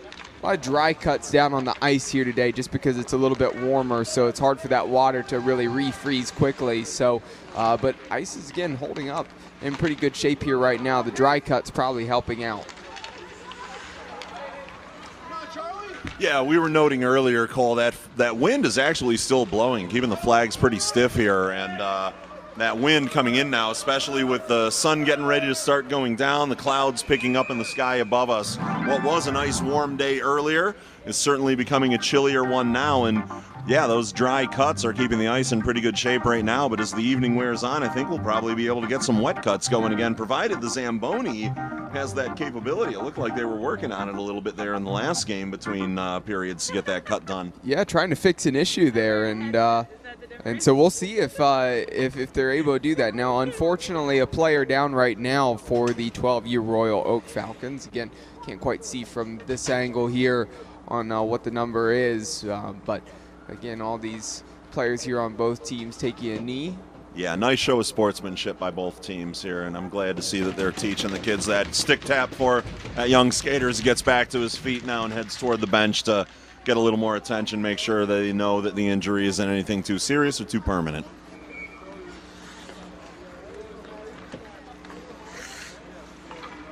So a face-off going to get us underway here once again. Number 33, Mark Collar, going up against number 4, Avery Thompson.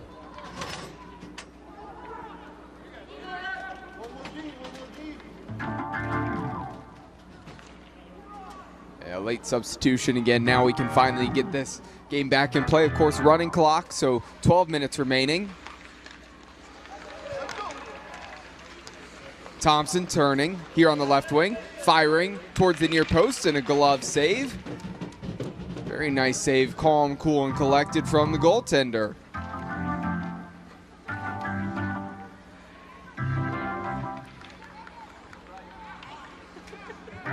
And number 29, Finn Heckman, who made that save. Here's the thing, Mike Travis.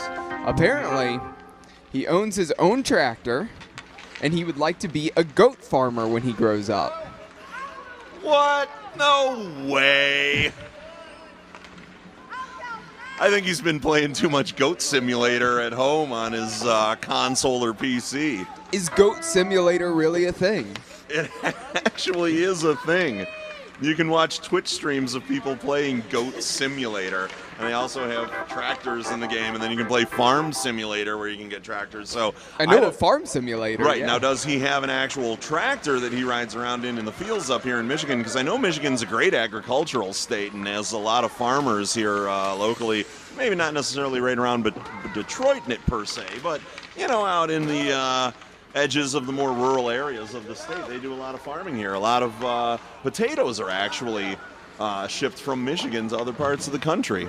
So I wonder if he is a potato farming, tractor driving, 12U hockey player. I don't know, perhaps, yeah. Or if his tractor is just a virtual tractor on a sim somewhere. I don't know. I know you haven't gotten into goat farming yourself, but out in California, maybe you've done some goat yoga at this point. I have not done goat yoga. I haven't even done sweaty or hot yoga, so no yoga for me in LA just yet. I'm not opposed to it, but goat yoga I am opposed to. I don't think those goats want to be crawling around with me.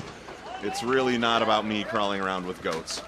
By next Frozen Fish Fiasco, I am sure that you will be a thorough yogi that does yoga with goats. Under 10 minutes here remaining in the first period. Still a 2-0 lead for the Royal Oak Falcons. Now on the attack, here's the Ice Hawks. And this one kind of got stuck under the feet of Andrew Martz, was looking for it. Loose stick. Red jerseys out in transition ahead. Maybe should have passed that one in the middle, and there's a save by the goaltender. Again, I believe that's actually number 96, Adam Charles Canedo, in goal. We're going to get an offsides call there. As Falcons try to dump it back in before everybody came back across the blue line.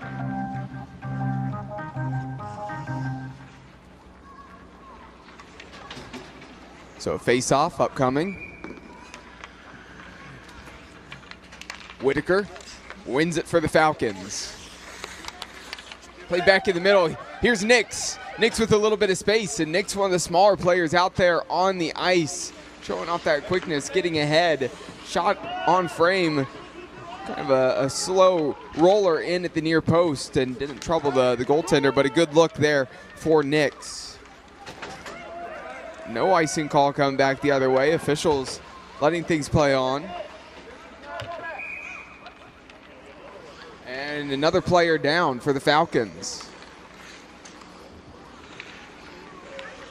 Again, the show of sportsmanship from all the kids taking a knee, sticks down, keeping an eye on things, waiting to find out what the status of this player is. Once they're able to get this player hopefully to their feet, we'll get that stick tap again from the kids, and we'll carry on with the game. Yeah, I can see the C on the chest there from here. Can't quite see the number, but I do believe the player that had the C there on the chest was the goal scorer, Joseph Whitaker. Again, scored the opening goal. So again, hope he's okay. Assume that is him down. But yeah, no, hate to see this. Of course, running clock, like I said, under 8 minutes left to go here in the period. And coaching staff currently checking on him. There's a stick tap. It looks like Whitaker's back to his feet. Coaches will get him over to the bench, and we'll resume play here in just a moment. Yeah, good to see Whitaker up. Again, really clutching right around the chest. Almost appears like he got the wind knocked out of him there.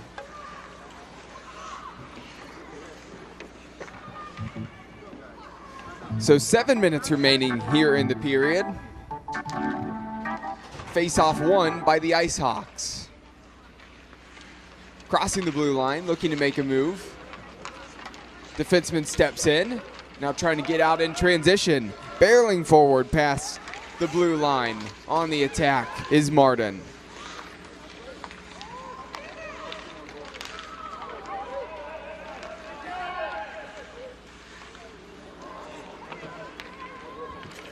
In the corner. Bata finds Nix in the middle. Pops up. Unable to bat that one towards the net. Coming across is Bryce Martin again. Martin has it. Looking to fire that one on net. Had Bata towards the back post. Maybe should have looked towards that pass. Unable to get it by the goaltender at the near post. And now covered up by Heckman.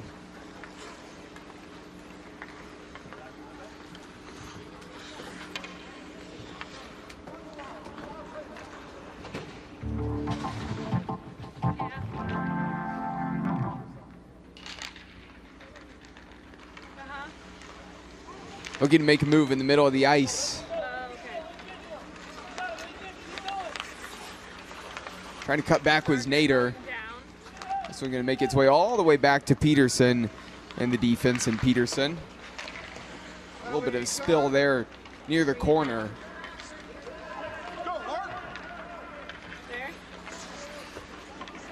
Reich to Gillo. And, Antonio Sillo. Here's Sillo looking to turn. Streaking down the left wing. Needs some help. Trying to play that one towards the middle. Goes a little bit behind the net. Thompson closest in the area. Big push in the back there. Body's hitting the ice. And here come the Falcons the other way. Salimi in the middle and the dive for that puck. Losing feet was Lynn. And the Ice Hawks come the other way, down 2 goals. Under 5 minutes to go here in the first period. Sillo slowing it down, finding a teammate. Yeah, the one thing about the dry cuts I'm noticing, the puck is hopping over sticks and taking some funny bounces out there right now without actually smoothing the ice and just kind of cleaning it off. A couple of deep cuts from skates in the earlier game from the Red Wings and UAW 600. It's catching the puck and it's popping it over the sticks of these kids that are losing it. As it doesn't come to their tape, it ends up between their legs and they're looking down trying to find out where it went. Yeah, it's getting a little bounce here, as you pointed out. So maybe a little bit tougher for these kids with those conditions, something that they might not be used to too much inside those dry cuts. So honestly, a good experience probably for these kids learning this a little. Yeah, you can watch right there, as little 85 is trying to make something happen. That puck just hopped up on him, and if you don't have that good stick control, this really is ice for people of a more experienced level, and the kids are getting an opportunity to play on it, but it's going to be tough. That puck's going to hop around on you, and you're really going to have that awareness of being able to skate without looking down at the puck or looking at your stick, just trusting it's going to end up there, and off you go. Huge bump, a little bit of shove in the back of Everly. In the middle, there's a shot in tight. Martz was looking for a goal, and that one saved by Heckman. And now we'll have changes for both of these squads and a face-off coming up under 3.5 minutes left to go here in the first period.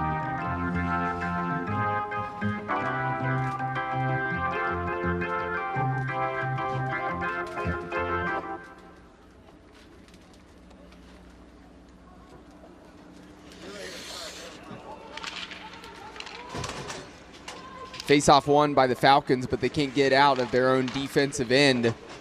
Still on the attack, the Ice Hawks looking to get a goal back, down 2. Martin stepping in. Whitaker gets by, and good to see Whitaker back in. Look at the Falcons as they try to break out, though. There are already 5 Ice Hawks back on them. One guy trying to bring it up, and they just forced him over to the boards, took the puck away from him, but they're having trouble getting back up the ice. This one spills out into the corner. So despite the defensive effort, they can't seem to get the offense up and running right now to break out of their own zone when they have the opportunity. That they are. McCarter passes it back to a teammate. Everly behind the net. Looking in the direction of McCarter. Taken away. And Bryce Martin trying to get out in transition. Has Martz back post. Miller in the middle. Martz finishes! There's a much-needed goal for the Ice Hawks and a good one for the Canton Ice Hawks. 2-1 now, under 2 minutes remaining in the first opening period.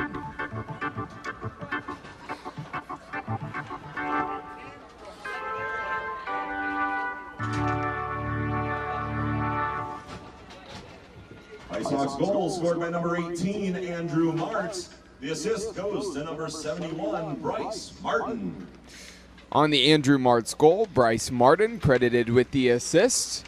A minute and a half now remaining in this first period. So still an opportunity for the Ice Hawks as they've picked up their play here the last couple of minutes. Maybe an opportunity to get one back. It'd been the Falcons controlling the game the first couple of minutes here in the first period. Martin, who just got the assist, sends this one down the ice, spinning towards the goaltender and coming back to clean that one up is Collar.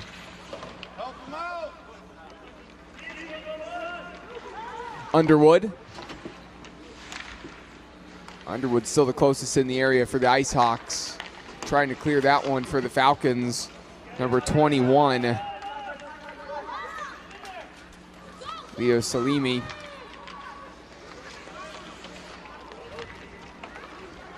Keegan Batta trying to chase this one down.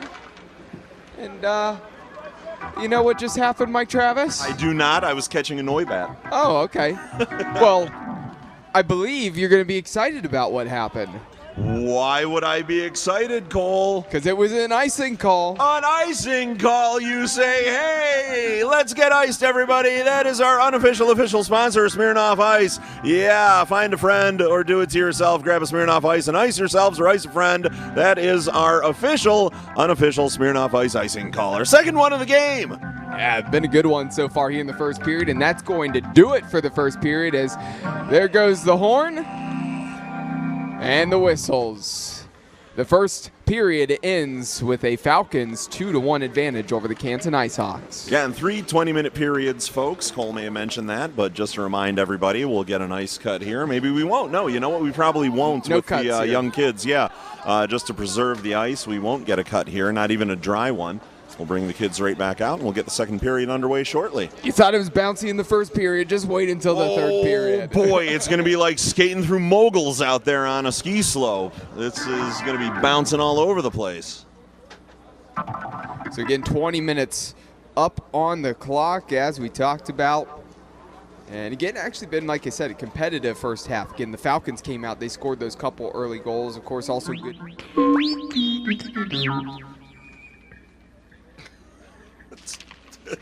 It wasn't R2-D2. I don't know what droid was speaking to us there. Again, as Mike Travis says, all bodily functions of Marcus Concernicus. That's right. Marcus Concernicus responding as only he knows how. Puck up along the boards here on the near side and whistle over on the far side from the official.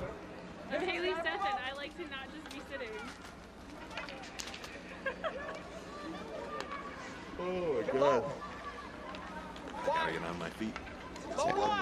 So an offsides call again. That was just past the blue line, trying to dump that one back in. That's the other thing that these kids maybe have to deal with. As the ice has gotten cut up a little bit more and these dry cuts have gone down, it's a little harder to see that blue line on the ice. So you have to look to the boards a little bit more to see that blue line as well. Yeah, for the fans who don't know, those blue and red lines, the center ice line, they all extend up the boards as well. So if you're over there by them, you got to be aware of it, especially, as Cole said, with these dry cuts, you're losing track of a lot of the symbols that are actually painted on the ground underneath the ice. When they do a dry cut, it doesn't smooth everything out and make it look clear. It just cleans all the snowy little bits off the ice. So we're losing a lot of that sort of translucence of the ice. It was becoming just more a white, cloudy sheet. More opaque, they would say. You know, I am seeing you, Mike Travis, put a cough drop in, so some lozenges, right?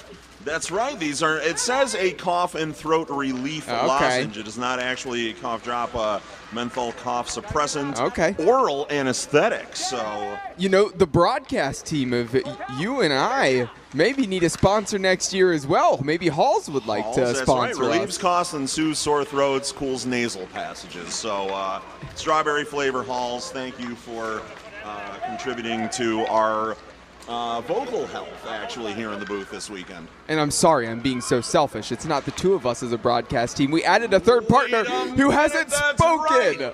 We haven't heard from Sauger in a while. Hey, Sauger, what do you think of this contest? Who's going to win it? You know, I don't know who's going to win it, but I am really interested to see how the kids deal with the fact that they can't see the lines and the puck is just going all over. And apparently I have a job to do. What's up? Number 8, 2 minutes for tripping. Wow, so got interrupted in his broadcast. Well, here was the thing. Sauger was doing my job, so I had to make sure I did his. I listened to Matt Heim as he came over. We've got 2 minutes to the Ice Hawks here for, I believe I said tripping, correct? That's correct.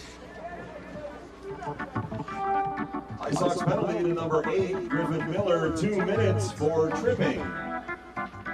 Did you say tripping or roughing? I thought it was tripping. So Griffin Miller over here for 2 minutes, and well, that was a fast 2 minutes. Only took 12 seconds there in the power play for the Falcons to get a goal. And we got a gritty after the goal, I guess, too. So the celebrations.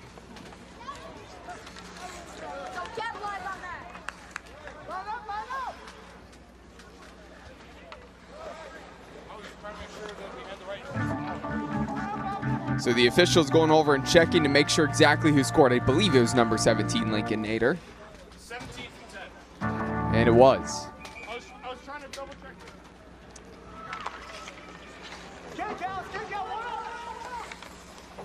this. Falcons goal scored by number 17, Lincoln Nader. The assist goes to number 10, Charlie Patchell. So number 17, Lincoln Nader, credited with the goal, the assist there for number 10, Charlie Patchell. And Nader, the goal scorer, apparently an avid fisherman, and last year caught 12 different species of fish. What? So, no way. I know, right? 12 different species? That's a lot. That's numbers impressive. from a video game again, too, though, where you got to catch 12 different species of something. I mean, unless you're fishing in a fish tank. You could do that in Red Dead Redemption. Yeah. Yeah. Yeah. I'll bet there's 12 different species of fish. I wonder if that's how they did it. Perhaps. Perhaps. Are there 12 different species of fish in the rivers or lakes of Michigan? I would think so. Yeah, I would hope so. Yeah. Otherwise, our entire ecology in Michigan is just wrecked. I mean, everybody out there, I hope you're learning so much from Mike Travis. You've learned about geography and geology and biology, everything. Ichthyology. Yeah. Right? Who knew that I knew ichthyology was actually the study of fish? It actually is. Yeah. It is, yeah. That is not fake, Cole. No, we're not messing around this time. Yeah, no. Oh, big hit. Wow. The little guy. What? Just... I have to get to the House of Shamrocks and see that on constant repeat. They're giving him the gate for it, though. Oh, man. Best hit of the series. Yeah, no kidding. There was a lot of body contact there from number 97, Owen Nix. Oh, buddy.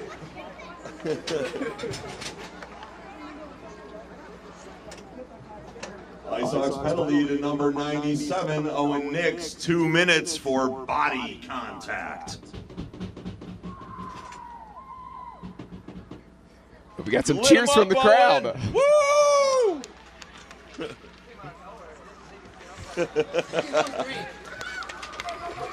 Here in transition, here's Thompson.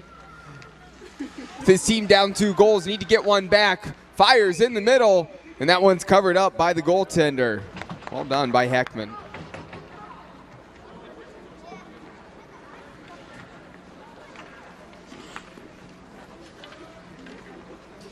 Again, didn't make the announcement yet here at the start of the second period, but want to. Today's Frozen Fish Fiasco bus transportation has been provided by Detroit Build and Whiskey Kitchen. We're stirring up the kitchen remodeling industry. For more information, please visit whiskeykitchen.com. I don't have time before the bucket's dropped. I was going to try to squeeze it in too, but I won't.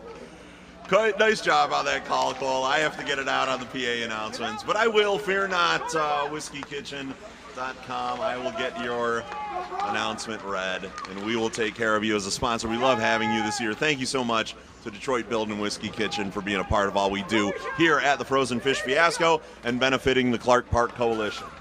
Race to the puck here around the near side boards, and John Jenks gets to it first for the Ice Hawks. Jenks trying to feed it up along the boards. He's able to find Sillo, but Sillo loses his footing and trips falling forward. Ice Hawks keep it. Back with Sillo, and that one took a little bit of a hop on him. Cutting in, beating a player. That one flips up in the air, just a little bit wide there on the shot. Now up against the boards. Thompson had a lot of red jerseys around him. Why is the little guy? Did they score? That's weird. Next game. Okay, thank you. Only if number 89 scores. Okay. So we don't have money if they score, though. We will. Oh, we have the money. Okay. So an opportunity to get a couple changes out on the ice as we've got a face-off coming up here in just a moment. Got it. In the next game. Yes. Thank you, sir. Again, everybody out there on the broadcast, a reminder again, chirps for charity. Oh, for these guys. Okay, thank you so much. We were wondering why I was out. That makes more sense. No one is supposed to know that in this booth. But now that we do know that, we will. Yeah, so we just learned something here, Cole. Yeah, we're always learning something new. Yeah, the U12s only get a minute and 30 on their penalties, so Owen Hicks gets away with one there. He doesn't have to serve the additional 30 minutes for that beautiful hit right near center ice. I could think of a player yesterday that, if he was here, would be wondering why it wasn't a minute and 30 for them. Yeah, absolutely. Didn't even want to be in the box in the first place. No one ever wants to be in the box in the first place, though. Let's be honest. I don't know. It's sometimes it's a rewarding feeling. Sometimes, not always. Lots of contact here, and we're gonna get a call here in the moment. We're gonna get an Ice Hawk back in the penalty box here in just a moment, I believe. For just 132, Saunders. And it's Lucas Kirsch.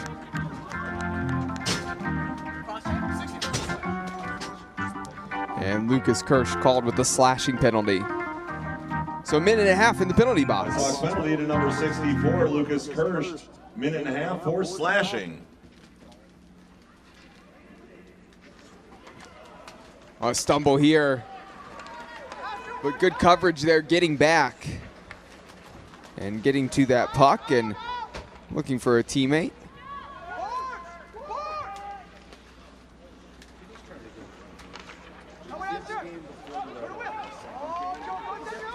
Here coming back the other way, Whitaker already has a goal. Whitaker with another goal. Saw that the goaltender was more pushed towards the near side, Adam Charles Canedo, and Whitaker tucked that one home. A nice finish. 4-1 Falcons.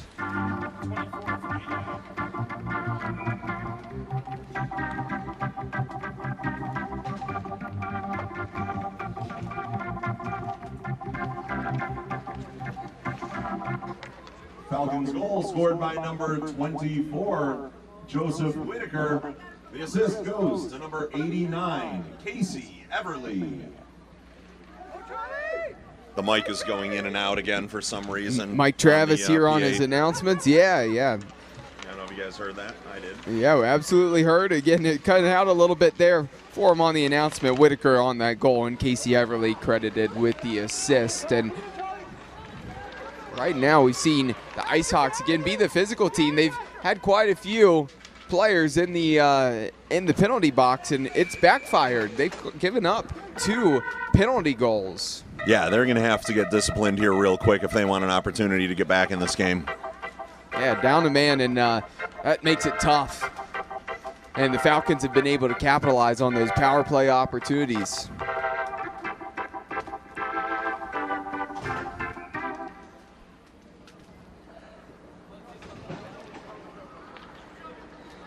Face off here on the near side of the ice, off to our right.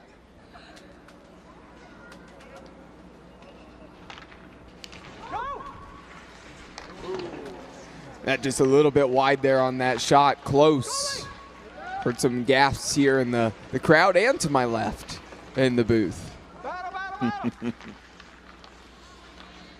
it was Sauger gasping over here. Sauger, any thoughts? That was a beautiful shot. I was not expecting that off the face-off. Loved it. What a natural third part of our crew. Love it. Yeah.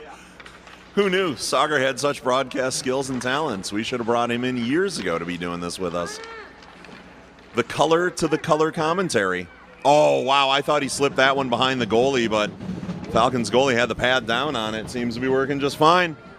Yeah, and in close like that, again, tough to make that save, but it came off maybe a little bit slower than was intended there on that shot, and able to get to that was Finn Heckman, covering that one up, making the save, and now we have a face-off upcoming. Under 7 minutes left to go here in the second period. What do you want, nerd? Speaking of people joining the broadcast booth, Dominic Reggio back here with us now. Dommies! Tell the fans anything you want them to know. They're watching the live stream right now. Well, first of all, I am a nerd. I'd like to say that and make that clear to everybody listening that I'm a comic book writer. That's some people might say that's nerdy. However, our announcer here is playing Pokemon Go as we speak. Yes. And he's trying to tell me that I am a nerd. We've already talked about my nerdery over the live stream, Dommies, so. Right. I'm having a blast today. You guys having fun here today? These are some good games. Yeah, we're having a great time. No Tillies yet today. We've had a couple of players take some minor injuries in this one, and nothing yet, but. Fight this guy! Right now! Sorry. Dominic trying to get him riled up as he always does. Good to see you guys. Thank you so much. Let's have a good fiasco. We got a few games left today. Yeah, 2. Yeah, what do we got? 2 games left on the roster. More. Hey, great Red Wings game, by the way. Lovely to see Braylon Edwards. As a Cleveland Browns fan, Cole and I were both saying how much we admired his play when he was there for us, so loved seeing him again. Great player. Mr. Mike Travis got the skates on. He was out there like Scotty Bowman in 2002 out there. You were gonna I thought you were going to grab that like it was the Stanley Cup and raise that belt above your head. I couldn't believe I could still do a backwards crossover, skate backwards doing the crossovers. I didn't know I had it in me. We still have the Yarmer Yager Malt Memorial Trophy to hand out. That's going to be in the next couple games, I believe. I don't have it in front of me, but that's my favorite award of the whole night. Very dumb and stupid, like the whole weekend, like what we do. And this is a hockey tournament with a fish trophy. Like And Dommies, tell him what the Yarmer Yager Memorial Trophy is actually for. For the greatest flow of the weekend. This is sponsored by Miracle Flow, a great company out of New York. They make shampoo for athletes with great hair, with great hockey flow. And yeah, that trophy is sitting here in the booth with us right now. We'll be awarding that later. As Dominic Reggio said, we've got a penalty to call here, so I'm going to get back on the PA mic and hand this off to either Dommies or Sauger, whoever wants the microphone. Good job, nerd. Thanks, nerd.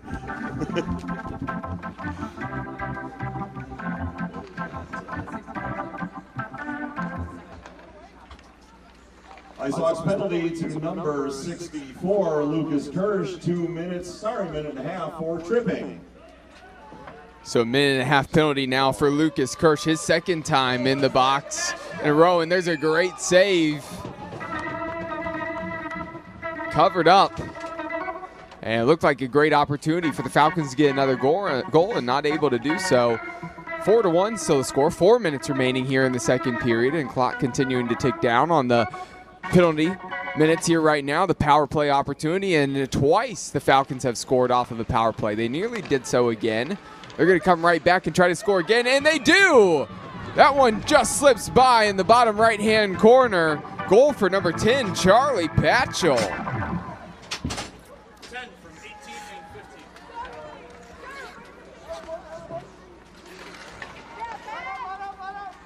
15. Falcons goal scored by number 10, Charlie Patchell. The assists go to number 18, Eshawn Lynn, and number 15, Leroy Copeland, excuse me. I can't see. Yeah, 320s. So the goal there for Right, Charlie 320s? Patchell, as I mentioned, there were assists for Eshawn Lynn as well as Leroy Copeland. And interesting fact about Patchell, and there's actually a few of them.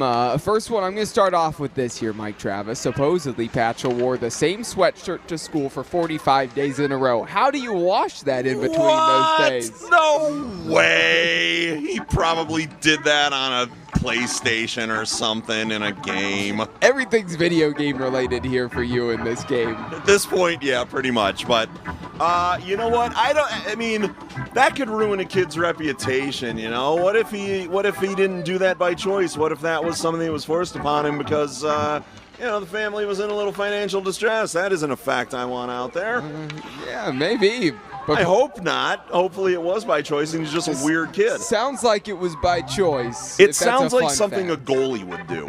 But not a goalie, though. I know, which is weird. He should be surprised. playing goalie. Goalies do weird stuff like that. Another goal for the Falcons just a moment ago. Falcons goal scored by number 10, Charlie Patchell. He got that one all on his own. So Patchell on the unassisted goal. He scores back-to-back. Really only a matter of less than a minute between those two goals. I got another fun fact here about Charlie Patchell, and we'll see if you believe this one a little bit more All here, right, Mike Travis. let's try it out. When he grows up, he wants to work in produce selling high-end bananas. What? No way. He learned that playing a video game. Grocery store simulator or something. High-end bananas. So specific. Are these bananas that are perfectly ripe with no brown spots?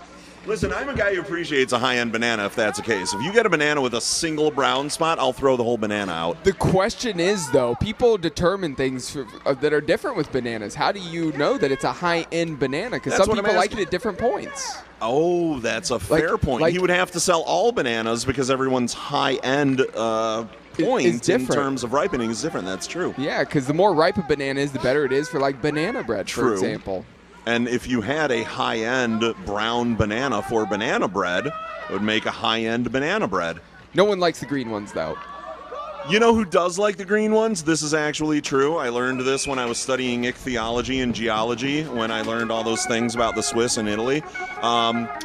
Monkeys like the green bananas. They don't care if they're yellow, brown, green. They eat the green ones, too, and they love them. Wow, money well spent for your education there in Miami. You'll get learning a lot of fun facts. I didn't learn that in Miami. I learned that on the streets, Cole. 20 seconds remaining here in the second period. 6-1. The score, face-off won by the Ice Hawks. This guy wearing an eye patch called himself Slippery Paul, and he taught me everything I know about geology and ichthyology, geography, grocery science, all the things we've talked about this weekend. There goes the buzzer and the whistles. Somebody had to get us out of that. Second period ends, 20 minutes up on the clock, and the third period upcoming here in a moment, and the Falcons hold a 6-1 lead. And the Canton IceHawks were keeping things close and playing a tough game right at the beginning, and in that second period, it was a lack of discipline and all those penalty minutes, and that resulted in 3 goals for the Falcons, and putting this game really a little bit out of reach probably at this point. But 20 minutes, still a lot of time on the clock, but you really have to turn something around if you're the IceHawks at this point. Getting some time to talk things over with the coaching staffs. Get a quick little breather or a quick break.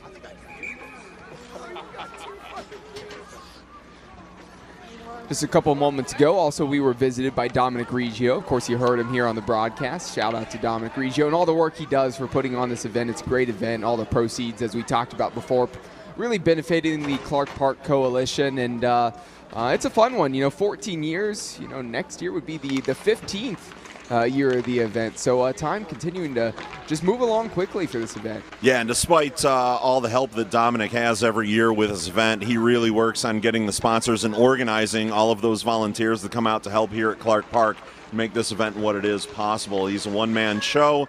It actually takes him about 3-4 months just to get the Fiasco up and running in a working order for just the 2-day tournament that we have here every year. So kudos to Reggio for doing such a great job with that 14 years running now. Yeah, always a full slate, really from dawn to dusk on Saturday and Sunday. We had 12 games last year, and then we had 11 games this year, and actually the same amount of time, just because the first game, MIHL Pro game, the Outdoor Classic, their first one ever, again, that was a longer game, so that extended that a little bit. So, but a full slate, 11 games, just a great event. A lot of hockey played this weekend.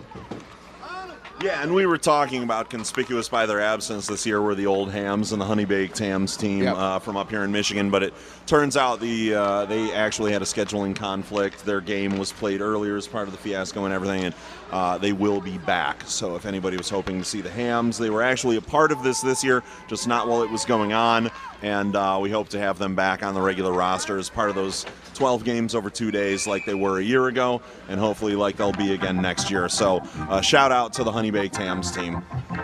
Icing. We got icing call again here, Mike Travis. What's that, Cole McDaniel? You said there's an icing call. Well, guess what, everybody? That means it's time for our unofficial, official sponsor, Smirnoff Ice, to give us that ice time. That's right. Grab a Smirnoff Ice. Ice your friend, ice yourself. Get that down the gullet, folks. And thank you to Smirnoff Ice for being the official, unofficial sponsor of the Frozen Fish Fiasco and our icing calls here this season. Again, we hope to see you Smirnoff Ice next year, officially. Yeah, seriously, Smirnoff Ice. Let's make this happen. Who do I need to call? Who does Cole need to call? Really, more importantly, who does Sagar need to write a horribly penned letter to that no one will be able to read so that we can get our Smirnoff Ice here next year? Well, he's probably going to be writing a letter to Dominic Reggio talking about him needing to be the official third member of the broadcast come next year. Yeah, he's going to be busy writing that letter. So we'll have to write the letter to Smirnoff Ice or make the phone calls. Sagar's going to have his hands full. Hands full of pens, trying to find one that writes legibly. Down the corner here right now, the Ice Hawks trying to collect the puck, send this up the ice, finding a teammate in the middle, wide open, streaking down the right-hand side is Nix, if that pass got to him, but a little bit short arm there on that pass from Underwood. Getting a little more pace on that, and Nix could have been in. Now Nix has it again, has Bata here on the backside. If he can pass it and switch this here right now, Underwood trying to make a move. Backhand on the pass towards the corner. Bata with the closest one in the area.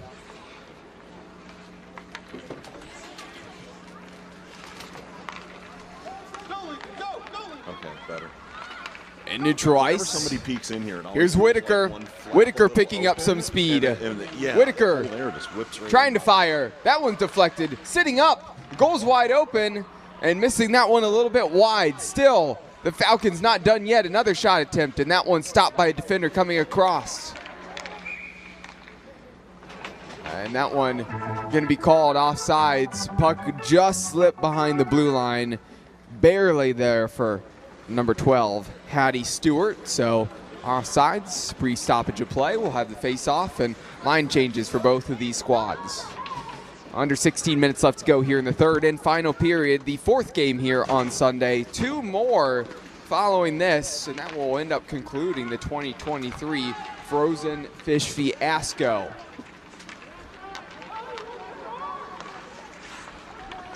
Here's Copeland.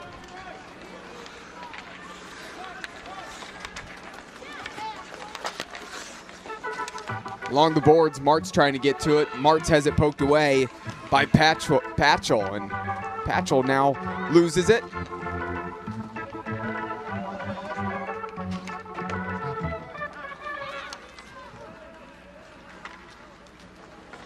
Coaching staff shouting to Kirsch that Lucas Kirsch had time. He's able to find a teammate in Bryce Martin. Has Andrew Martz. Martz flips that one up, and that was a slick little snag there with the glove. I think it was probably going to float a little bit too high, not quite drop and catch the corner, but that was pretty easy there for Heckman. Very casual there on that catch and made it look simple. 6-1 still the score. Face-off upcoming. Under 15 minutes left to go in the game.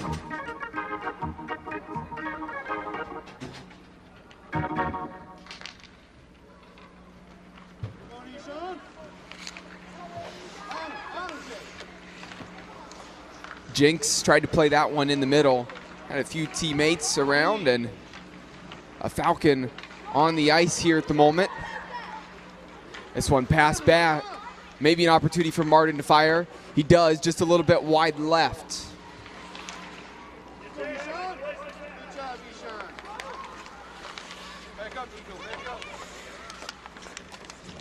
Martin up along the boards. Lots of contact is Nicholas Valdez, number 97, really got that shoulder into Martin, and he's going to go into the penalty box.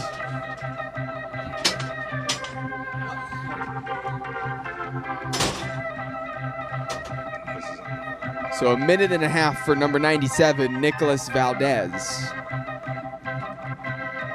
Falcons penalty to number 97, Nicholas Valdez. Minute and a half for interference.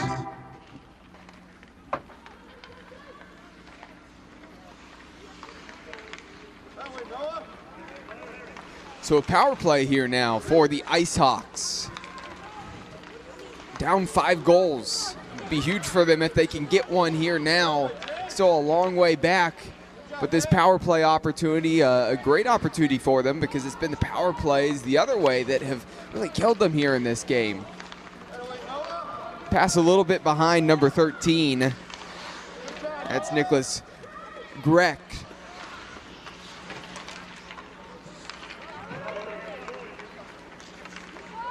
Crossing the blue line, Thompson wants a shot and nearly finds that back corner. Heckman was quick to react and get the pads across.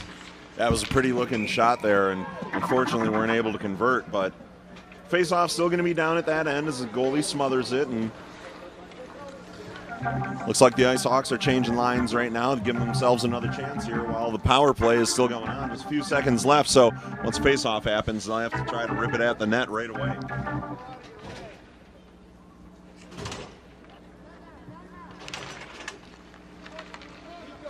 Here's the pass back after winning the face-off, and the Ice Hawks still on the attack, trying to clear that one out. They would have been able to get out in transition. Here comes Whitaker. Whitaker turning. Whitaker with Jinx trailing in defense. There's the shot underneath the goaltender, and it looks like that one just stayed underneath the rear end there of Adam Charles Canedo. I'm not sure if Charles Canedo knew exactly where that puck was, but managed to get on top of that one there. Whitaker nearly snuck it by for the goal. Still 6-1. He knew exactly where it was. It was under him somewhere. That's all he needed to know. That's all any goalie needs to know. I got it covered up somewhere. Even if you don't, that's what you tell the referee. You got it covered up somewhere, and then let the ref tell you it's behind you. There's a turn for Martin. Has Nix to his right. Going to take it himself. Wants to fire. There's a shot directly into the gut there, the goaltender Heckman, and Heckman just corrals that puck, and we have a face-off upcoming. 11 minutes remaining here in the game.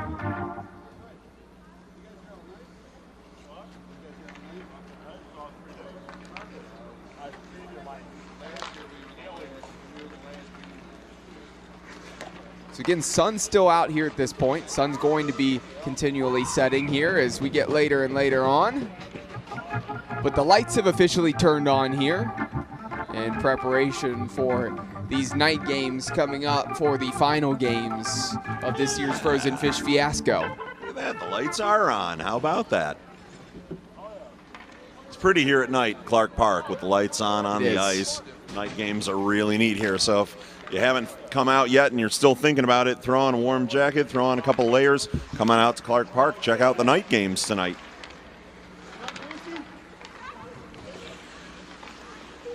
You're up against the boards here on the near side. Made its way all the way through to number 0, Brecken Fox. Fox trying to get to that puck now. Martz at the back post. Fox in the middle.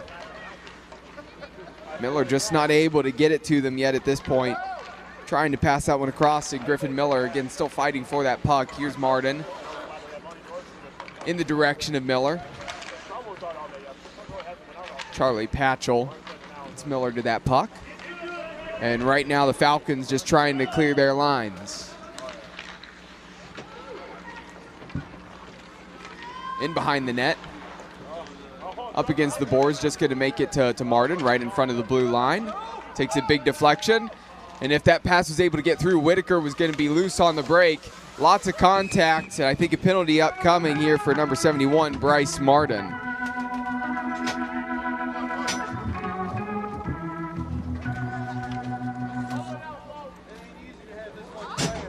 Icebox penalty to number 71, Bryce Martin, 2 minutes, minute and a half for hooking. I'm so used to saying 2 minutes, and I've learned I shouldn't say it, and I just can't stop my mouth from doing it. I will always be a 2-minute penalty. A minute and a half makes no sense. None. But the minute and a half now up on the board, as you mentioned, Bryce Martin here in the penalty box. And now a power play opportunity for the Falcons. And the last couple power play opportunities they've had offensively, they've managed to score. Yeah, they sure have. I'm not sure of the percentage. I haven't done the math because it's not my strong suit. That's something I actually don't know anything about. So I won't even try. But, yep, I'm sure they've got a pretty good power play percentage going right now. I think that is safe to assume here at the moment. I don't see you trying to do the math either, Cole. They're 3 of 4 on power play conversions. There's Saugers, so that feels like it might be 75%. Ah, there we go. Some quick maths here from Mike Travis. Slippery Paul taught me more than any of you will ever know. Over 7.5 minutes remaining here in the third and final period of this game between the 12U Royal Oak Falcons and the Kansas Hawks. I like having Cole McDaniel in the booth here with me. He doesn't question my nonsense. He just lets it happen. What nonsense? We are very serious here on this broadcast.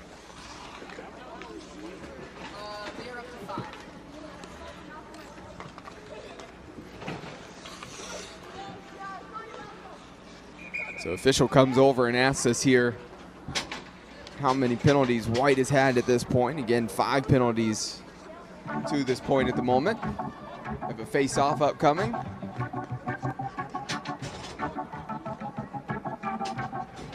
Antonio Sillo. A little bit of a spill there in the middle for Esther Bowditch. I don't know if the officials were quite ready to watch that one yet, but they're saying no goal. Heim was still over here, and our other official was on the far side looking across the ice into the booth at us, it looked like. They're conferring right now. They're having a conversation, and it looks like that was no goal. The Falcons trying to argue here in the face-off circle, but to no avail. Puck's dropped, and we're moving on. Yeah, they've called a lot of hockey games they've had to ref here. So we've had to call a lot of games. They've been reffing a lot of games. Mutually understand that they might be wearing down a little bit, but we don't have to move as much as Here we go. Dropped a knee on him. Nothing happening, though. No retaliation, but we almost had a Tilly there in front of the net. Yeah, where's the fight, kids? Drop the mitts. Show him who's boss. Put a knee on him. Quit falling on him. Throw the gloves down. Punch him in the helmet.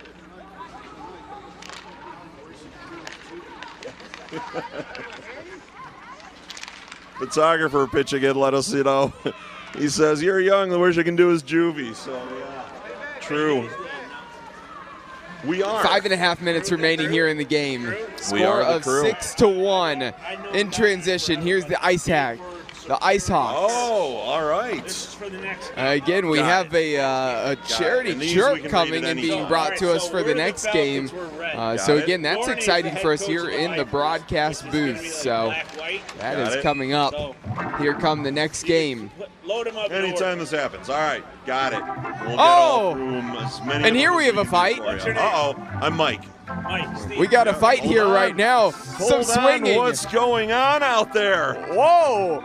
And the girl not playing around here with the boys, Hattie Stewart, getting into a Tilly here with number 85, Antonia Sillo. What's our Tilly announcement? We don't even have it on the rosters here. It's been so long since we'd had a Tilly. Yeah. That was game 1. What is it? Is that Tilly brought to us by Mess Bucket Comics, Donnybrook comic book series? Yeah, how about that? Yeah, nice Tilly. Fans, that Tilly was brought to you by Mess Bucket Comics. Check out Donnybrook. Check out Donnybrook, the Mess Bucket Comics. Well, that one's not. I give up on this one. I'm going to try another one. Hang on. Let's see if we can do an actual announcement. That Tilly brought to you by Mess Bucket Comics. Mess Bucket Comics has the Donnybrook comic. It is a hockey comic. If you want to check it out, go to messbucketcomics.com.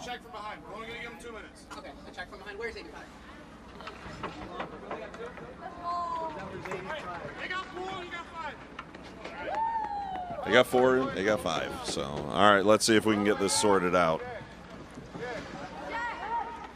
So again, you heard the announcement there from Mike Travis. Going to continue to sort this out here.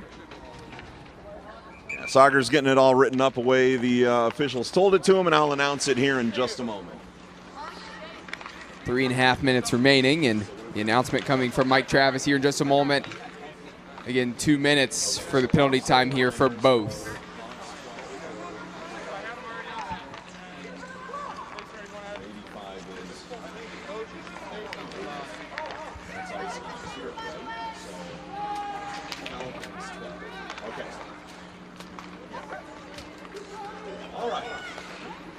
All right, folks, just to clear up everything that happened after that, we've got offsetting minor penalties for number 85 from the Ice Hawks. He got 2 minutes. That's Antonio Cello. And then number 12 from the Falcons, Hattie Stewart. Her penalty offsetted that one with number 85. And then an additional penalty to number 85 from the Ice Hawks. 2 minutes for roughing.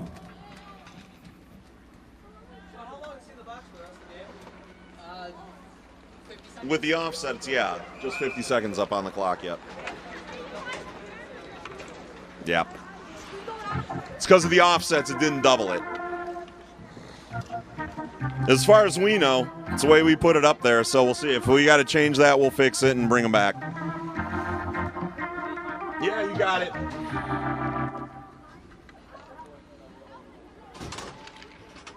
It's referees. It's the referees. So 2 minutes remaining here. Just 17 seconds remaining in that penalty time. This one picked up along the boards, trying to streak down the left-hand side, down the left wing. That's Jason Schoon. Lots of contact there. 2 players going down. Little stumble there for Martz. Lynn nearly turning this one over, and does. Trying to pass that in the direction of Whitaker.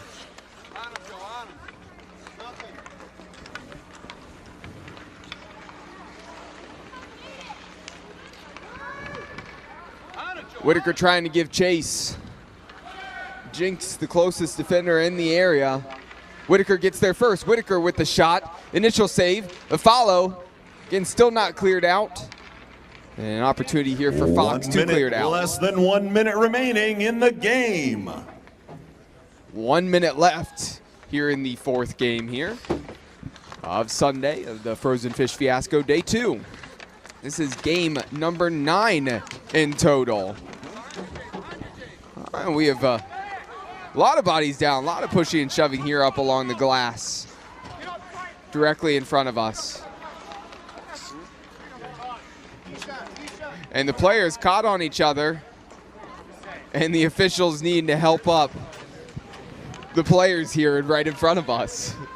Yeah, nice job by Matt Heim to get in there, separate those players, unhook them, whatever was connecting them there, and get everybody back to their feet and back into the action of the game. Beautiful finish, just tucking that one up in the upper corner. Charlie Patchell with another goal for the Falcons, and that's a hat trick for Patchell.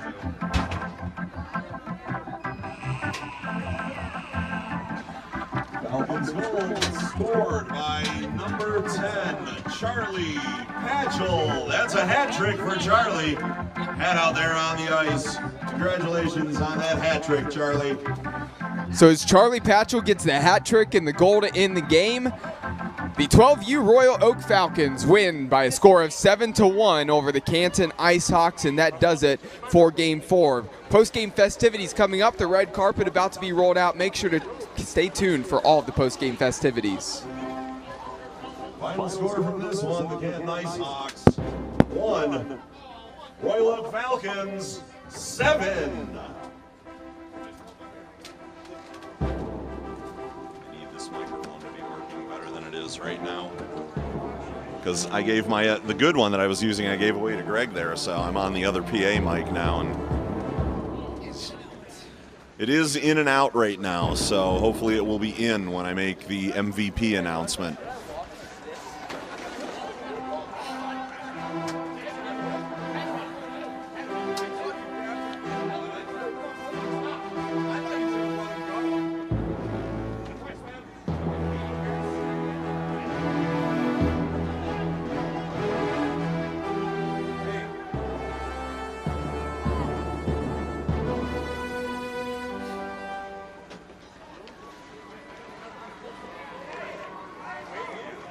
The other team said fuck it, we're leaving.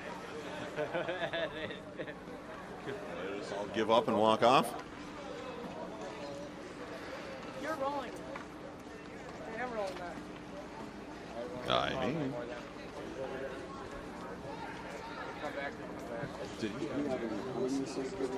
Okay.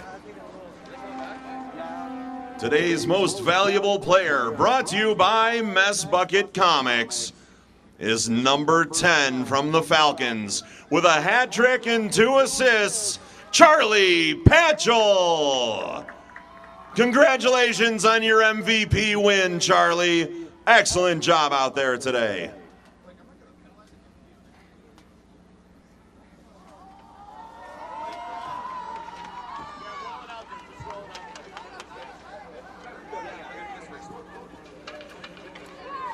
Don't forget, players get free pizza, and everyone can watch replays of this game at House of Shamrocks in just 60 minutes, 15 minutes up the road. That's where you can find the House of Shamrocks. Make sure you head over there, get your free pizza, players. Great game today.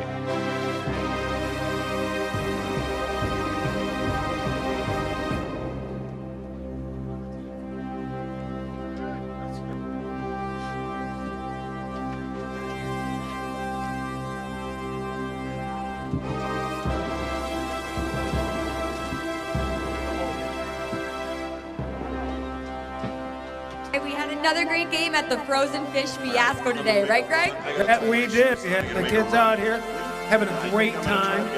You know, they're at least half my age. I wish I could skate like that. Half your age?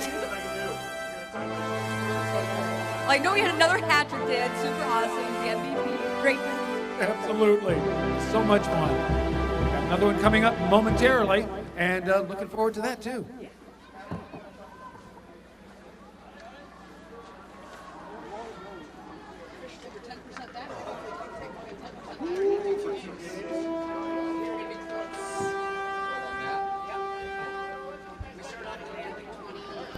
All right, here we go. We're going to kick the bucket. All right, you got our captain stepping up. See how far you can kick it, man. Okay, it's only ever happened once at the Frozen Fish Fiasco where a goal has actually been made with the bucket. Let's see if he can do it.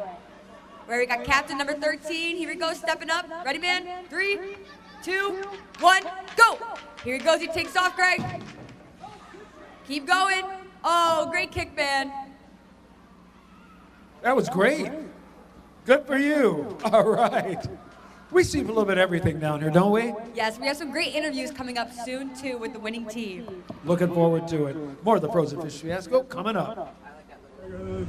Oh, God. Greg's finally lost it. Come on, Greg.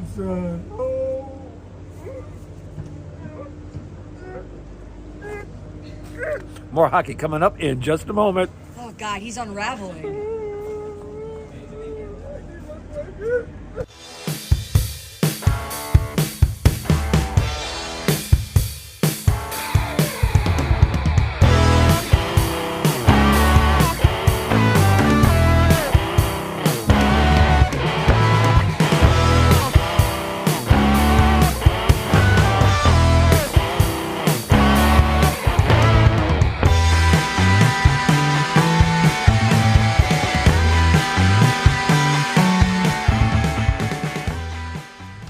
This is the truck that helps keep families safe, and the truck that helps you get far from home. This is the truck of the outdoors, the early adopters, and the rising generation. This is the one more truck owners are switching to. This is what it means to be a Ram. Now with 2.9% financing for 72 months, get an average $10,207 in finance savings on our most popular models. Getting up every morning to go out to do a hard day's work, that didn't just begin. We have been relentlessly weaving this fabric since 1938. And it hasn't been easy.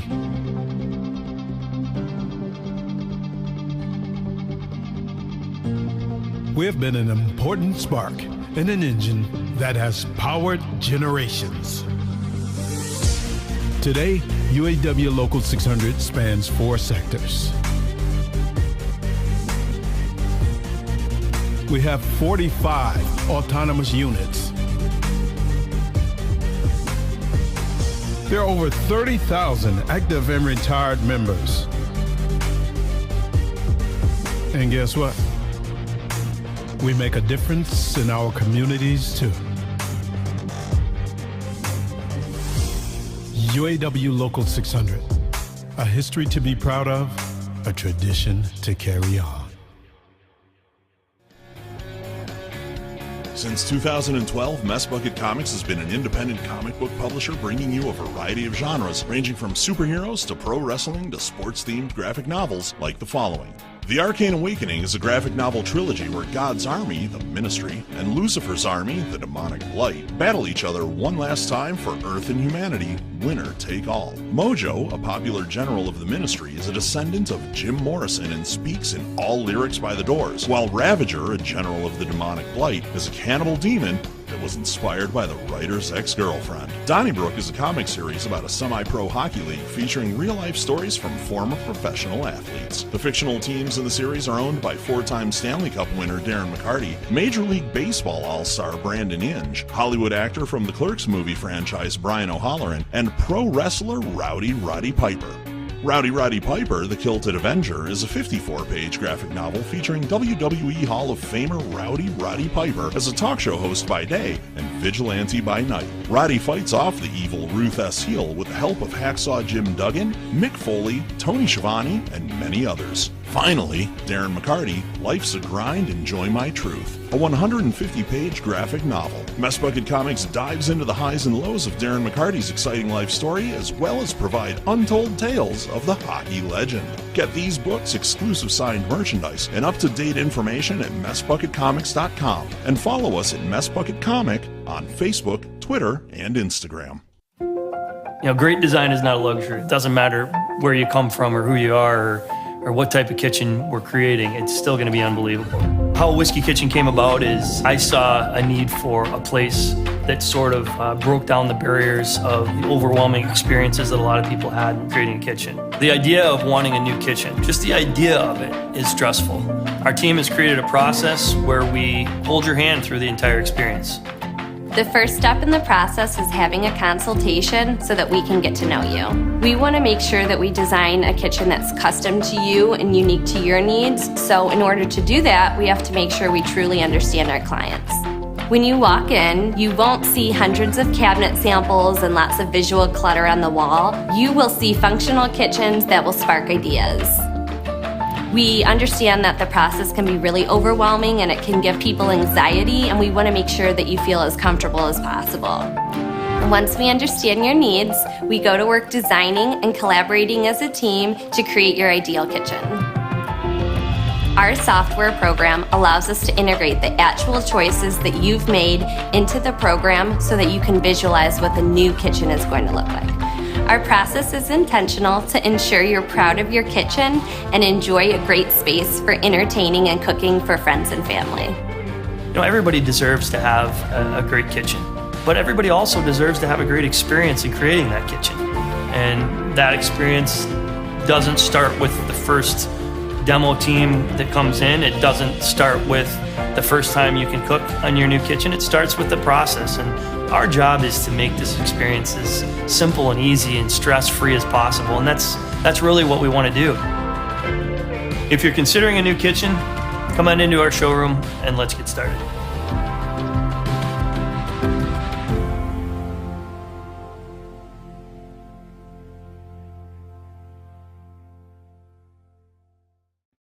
Miracle Flow, you know? A lot of people claiming, oh, hockey here, this, hockey that. There's only one. There's only one. You know? I've been out here since 2016 selling the finest salad dressings for your salad, you know? Sure, okay, yeah, you got the salad, but we got the dressing. And I mean, it's as simple as that. I mean, a lot of people have considered us the Paul Newman of hair care products in the sense that, you know, we're just the best. You know what I mean? So to be considered, you know, the Paul Newman of our own respective salad dressing is just, I mean, to say it's anything under an honor would be ridiculous. So I mean, that's obviously huge, you know. I mean, obviously we understand we're no Hidden Valley Ranch, we get that, but we're out there. You know, if they're not going to stock us in the shampoo aisle, we're going to try again in the salad dressing aisle, because I mean, it works either way. A Dream Limousine continues to be Metro Detroit's finest luxury transportation service. 734-542-6800. Offering late model luxury SUVs to brand new party buses that seat up to 34 passengers. 734-542-6800. Including the one-of-a-kind Escalade stretch with the exciting jet door. Call 734-542-6800. That's 734-542-6800. A Dream Limousine. Since 2012, Mess Bucket Comics has been an independent comic book publisher bringing you a variety of genres, ranging from superheroes to pro wrestling to sports-themed graphic novels like the following. The Arcane Awakening is a graphic novel trilogy where God's army, the Ministry, and Lucifer's army, the Demonic Blight, battle each other one last time for Earth and humanity, winner take all. Mojo, a popular general of the Ministry, is a descendant of Jim Morrison and speaks in all lyrics by the Doors, while Ravager, a general of the Demonic Blight, is a cannibal demon that was inspired by the writer's ex-girlfriend. Donnybrook is a comic series about a semi-pro hockey league featuring real-life stories from former professional athletes. The fictional teams in the series are owned by four-time Stanley Cup winner Darren McCarty, Major League Baseball all-star Brandon Inge, Hollywood actor from the Clerks movie franchise Brian O'Halloran, and pro wrestler Rowdy Roddy Piper. Rowdy Roddy Piper, the Kilted Avenger, is a 54-page graphic novel featuring WWE Hall of Famer Rowdy Roddy Piper as a talk show host by day and vigilante by night. Roddy fights off the evil Ruth S. Heel with the help of Hacksaw Jim Duggan, Mick Foley, Tony Schiavone, and many others. Finally, Darren McCarty, Life's a Grind, Enjoy My Truth, a 150-page graphic novel. Mess Bucket Comics dives into the highs and lows of Darren McCarty's exciting life story, as well as provide untold tales of the hockey legend. Get these books, exclusive signed merchandise, and up-to-date information at MessBucketComics.com, and follow us at Mess Bucket Comic on Facebook, Twitter, and Instagram. This is the truck that helps keep families safe, and the truck that helps you get far from home. This is the truck of the outdoors, the early adopters, and the rising generation. This is the one more truck owners are switching to. This is what it means to be a Ram. Now with 2.9% financing for 72 months, get an average $10,207 in finance savings on our most popular models.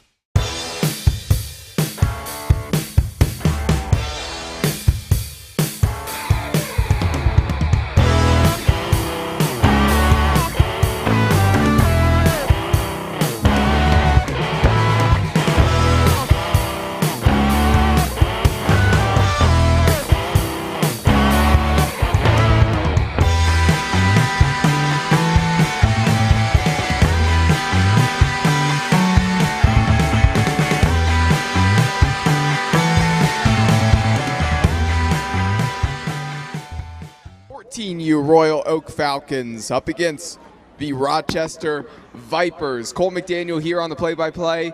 Mike Travis, color commentary once again. Yeah, hi, Cole. Ready for this one. We have a lot of those chirps for charity to read, and even a couple extra thrown our way that gentleman came over, and we are going to be absolutely just mollywomping Coach Gorney over here based on what has been handed to us ahead of this game. He doesn't know it, but he's about to hear it from me over the PA system.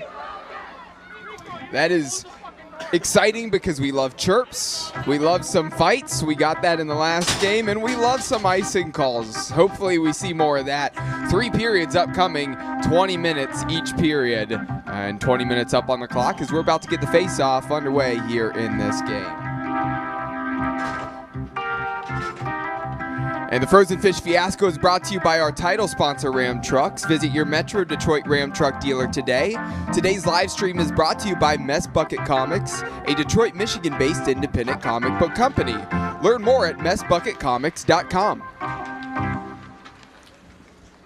All right, we're looking for 89 Kleppert. If Kleppert scores a goal, Kleppert from the Falcons, we've got a chirp to read off, so keep that in mind. 89 red. We've got a chirp to read. We'll pay attention because, I mean, remember, if I'm remembering right. The Vipers are up early. Yeah, last year, Kleppert did score a goal, but now the Falcons find themselves down as the Rochester Vipers. They score 32 seconds into this game.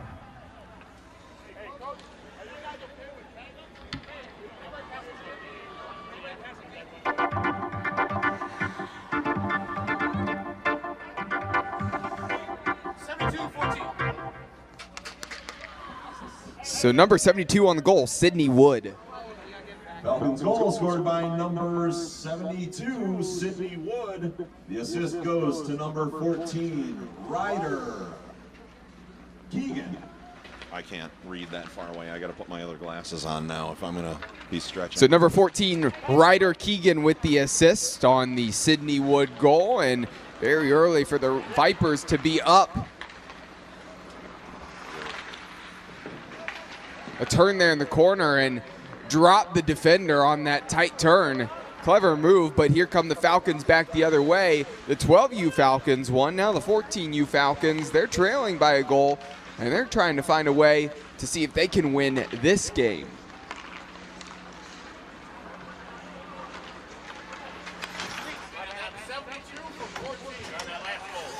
That's what we got. Yep. Thank you. Here come the Falcons back in transition the other way. This one gets stuck under the feet of Deragiotis. Montour has this one poked away. Braden Montour trying to recover is Urban. Owen Urban showing off the speed, getting down the right-hand side along the boards. Now here's Kleppert. Kleppert, again, a guy that if he scores in this game, again, expect a chirp coming and in a dangerous position right there. This one in behind the net, up along the boards. Some contacts. Yeah, that's an easy tripping call there. Certainly an easy call there. Set up an opportunity for Kleppert to shoot there, not chirp. We would chirp him if he scored, but again, that foul there is going to result in number 9, Eli Deragiotis, into the penalty box. We're going to put 2 minutes up on the clock here in the box, assuming it's 2 minutes and not a minute and a half in the penalty box. I can't read that. 3 minutes played so far here in the first period of this 10th game in total of the Frozen Fish Fiasco. 2 minutes for tripping. I got to stop using that mic. It's going. And as soon as that announcement was made, a goal now for the Vipers on the power play. That was quick. And now back to full strength. But the Falcons find themselves down 2.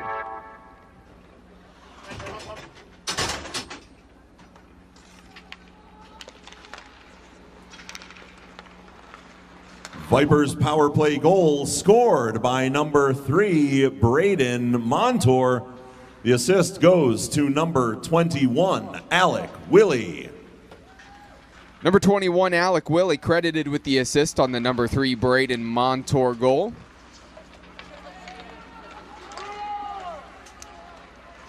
Puck flying down the ice, and defenseman for the Vipers tracking back to get to that puck. Coming around the corner here.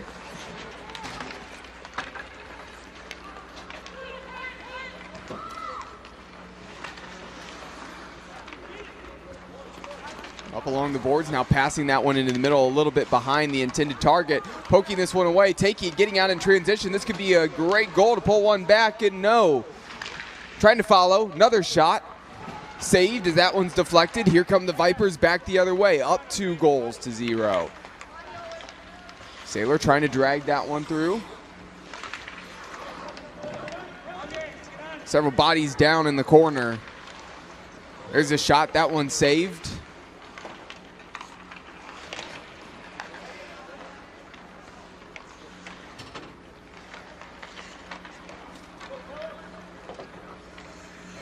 I have to say, though, that we have the Jaromir Jagr trophy in front of us about some of the best hair.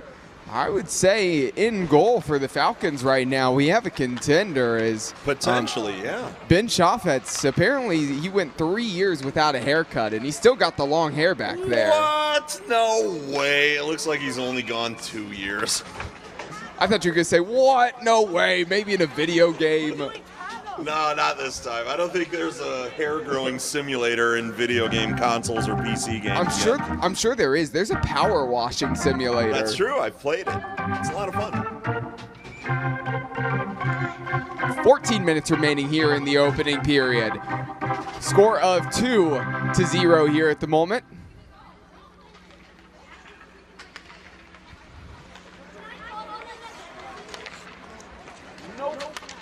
On the far side of the ice, crossing the blue line.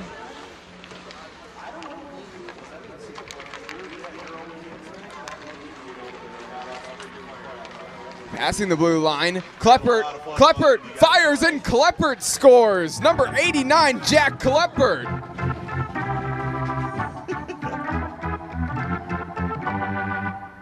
Hey, Kleppert, where was the pink towel on that goal? That's right, fans. That's a chirp for charity. There it is. Calling that one out at Kleppert for that goal there for the Falcons. So shout out to Jack Kleppert there on that goal. Falcons goal scored by number 89, Jack Kleppert. The assist goes to number 4, Dominic Sadoe. Number 4, Dominic Sadoe, credited with the assist on the Kleppert goal. I got a fun fact for you, Mike Travis. One where I think you're going to say, what? No way. Dominic Sadoe apparently claims that he trains peregrine falcons for sport. What? No way. He probably just thinks training pigeons is a peregrine falcon. Peregrine falcons don't do that. Pigeons will, though. But pigeons nowhere near as cool, nowhere near as fast. That is for sure. So true. 2-1 here on the scoreboard. The Falcons find themselves down a goal to the Vipers. The Vipers started off hot, scoring the first 2 goals of the game. Looks like we're going to have a penalty here in just a moment. Number 9, Eli Dergiotis returns to the penalty box once again. This is his second trip to the box. Falcons penalty to number 9, Eli Dergiotis, 2 minutes for hooking.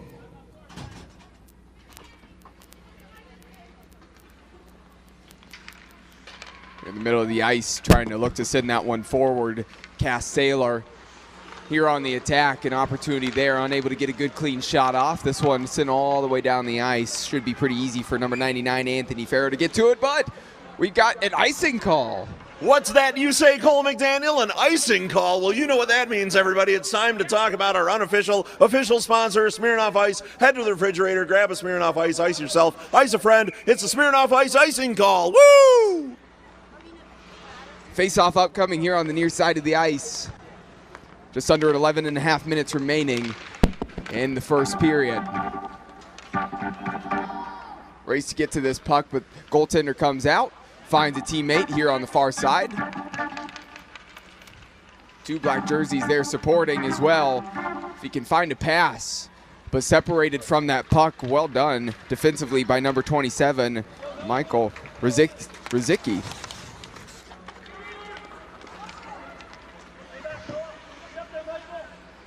Behind the net, here come the Vipers.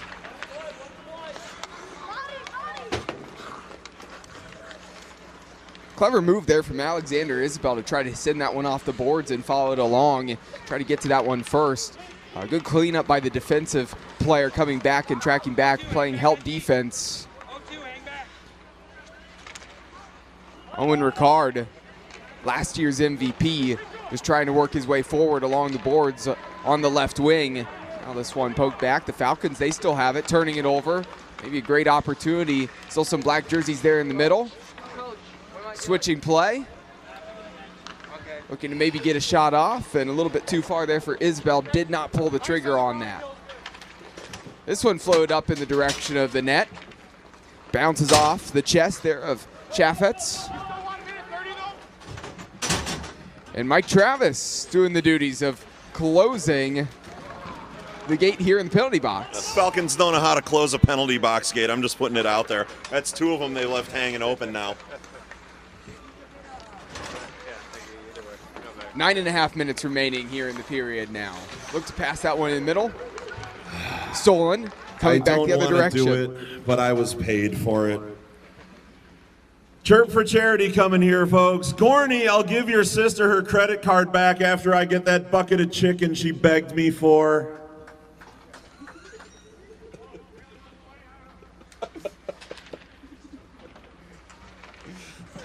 Gotta love the chirps for charity here. We're starting to get some chirps now. And the coaches being a part of it here now. Yeah, the coaches are going after each other. That's just the first of probably 5 or 6 I've got to read here today to really go after Coach Gorney. So somebody spent their monthly paycheck on making sure that I stuck it to Coach Gorney today, so I will be doing that all game long. Anytime the Vipers hit a Falcon hard into the boards, get ready, fans. And then I've got a couple others that were sent our way that I actually have to make up. So that one was made up. I got another one I got to make up here for what was sent in as a Chirp for Charity donation here at Clark Park. So see, Chirps for Charity, absolutely worth it. What a great investment. Absolutely.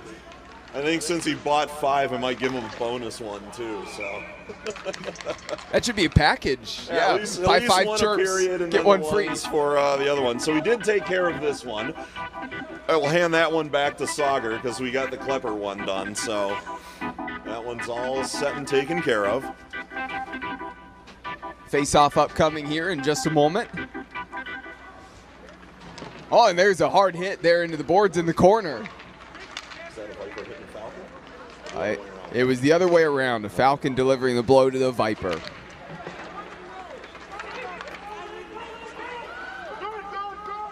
They didn't wave it.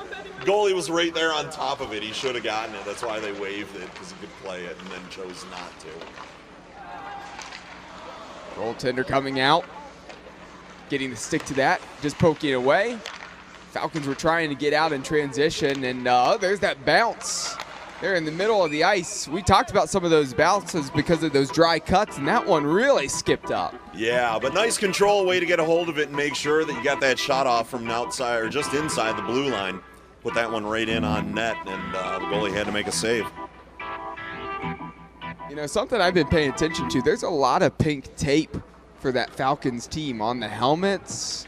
You know, I was in the locker room here between periods, and I heard a couple of kids saying F cancer in there, and I think that may be where the pink tape is coming from. I don't know if someone on their team is battling cancer or someone's parent or anything else, but yeah, the Falcons team certainly honoring somebody with all the pink tape. Hopefully, whoever it is they're honoring. We don't have word on it yet, but maybe we'll find out a little bit later so we can give them a shout out and hope that their fight against cancer is as strong and a good one for them. Yeah. Hopefully it goes well. Absolutely. Thoughtful by the players, by the team, again, not only on the helmets, but also on the sticks. And really wherever they've been able to apply tape, see it on the back of the jerseys, on the numbers as well for a few players. So yeah, absolutely. Definitely a worthy cause. Absolutely, Cole. Absolutely. Here along the boards on the near side, up near us. This one played down. I'd say those Vipers kind of worked that kid there a little bit. I don't know if I want to put a chirp out there just yet, though. Yeah. Well, how much time is left? 5.5. We'll wait. We'll get another one in against Gorney here. Yeah, we'll wait until after we have this icing call, because we just got icing once again here. What's that you say, Cole McDaniel? An icing call? Well, you know what that means. It's time for our unofficial official sponsor, Smirnoff Ice, to bring you the unofficial official icing call. That's right. Go to your fridge, grab a Smirnoff Ice. Ice yourself, ice a friend. Smirnoff Ice, the unofficial official partner of the Frozen Fish Fiasco, and all of your icing calls today. If anybody at home has been following us at this point, and actually following through and doing that, we've had quite a few here at the beginning of the first period, so you haven't had much time to recover. That's true, yeah. You are iced out right now. Iced up to your eyes. Hopefully you're still with us here in the second period, continuing this game that we have going. Oh, I think we're getting another one. There we go. That's right, fans. It's time for another Smirnoff Ice icing call, our unofficial official sponsor. Smirnoff Ice, head to the fridge. I know you just did one, but it's time for another. Ice yourself, ice a friend. It's a Smirnoff Ice icing call, our unofficial official sponsor of the Frozen Fish Fiasco. We should at least get a case of Smirnoff Ice for this each. Once Smirnoff hears this on the YouTube replay, Cole. I'm sure someone will be reaching out to us to pay us for our sweet Smirnoff Ice icing calls all weekend long. Kleppert on the break wasn't able to capitalize. Going 1v1 with the goaltender, slipped that one just a little bit wide. Yep, hashtag Smirnoff Ice. Make it a thing, fans. If you're out there on Twitter, Facebook, Instagram, any social media, Mastodon, Hive, whatever you're using to send things out into the social media space. Let them know that Cole McDaniel and Mike Travis are looking for a Smirnoff Ice sponsorship when we do the Frozen Fish Fiasco. Here at the back door, Urban trying to poke that one in, try to play it back across, found a teammate, several opportunities. No goals yet for the Falcons here on this trip, but it has been certainly threatening as they're trying to tie this one up at 2-2. Still down a goal.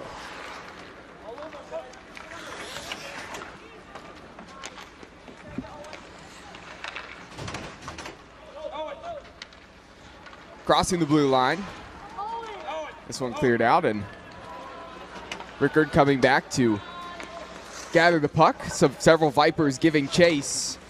Substitutions coming in, and yeah, the wind has picked up. Yeah, picked up, and it's going to be a factor out there on the ice. I can tell you when I went out to skate during the Red Wings warm-up earlier, just the little bit of wind that we had was quite a thing. But now with this, it's really pushing those final slats into the back of us here in the announce booth. And though we have a couple of space heaters, two of them aren't working right now. One of them is. We don't know if we blew the outlet or something. Blown a fuse in there, so who knows what happened. But not quite as warm as we were yesterday, but warm enough. We're doing all right here. And we're having a great time watching this one between the Vipers and the Falcons. Saved by the Falcons goalie there, Cole. Yeah, the save there, and opportunity for several changes for both of these teams. 2 minutes remaining here in the first period. Of course, the first of 3 periods.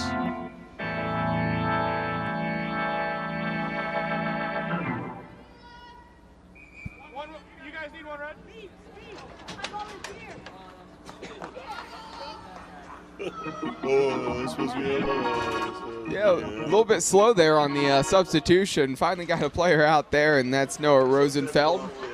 Sage to just forget they're supposed to be out there.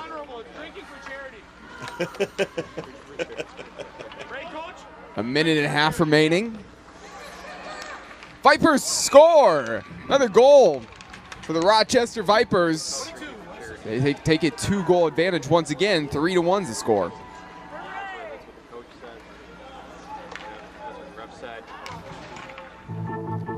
Vipers goal scored by number 22, Emery Palazzolo.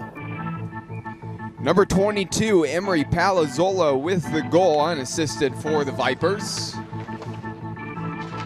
And swinging momentum back their way a little bit as the Falcons, despite being down, had a decent last couple of minutes here on the attack going the other direction. Looked like they might actually be able to knock this thing up at 2-all. Instead, find themselves down 2 now and chasing. Under a minute remaining here in this half. Palazzolo, the most recent goal scorer.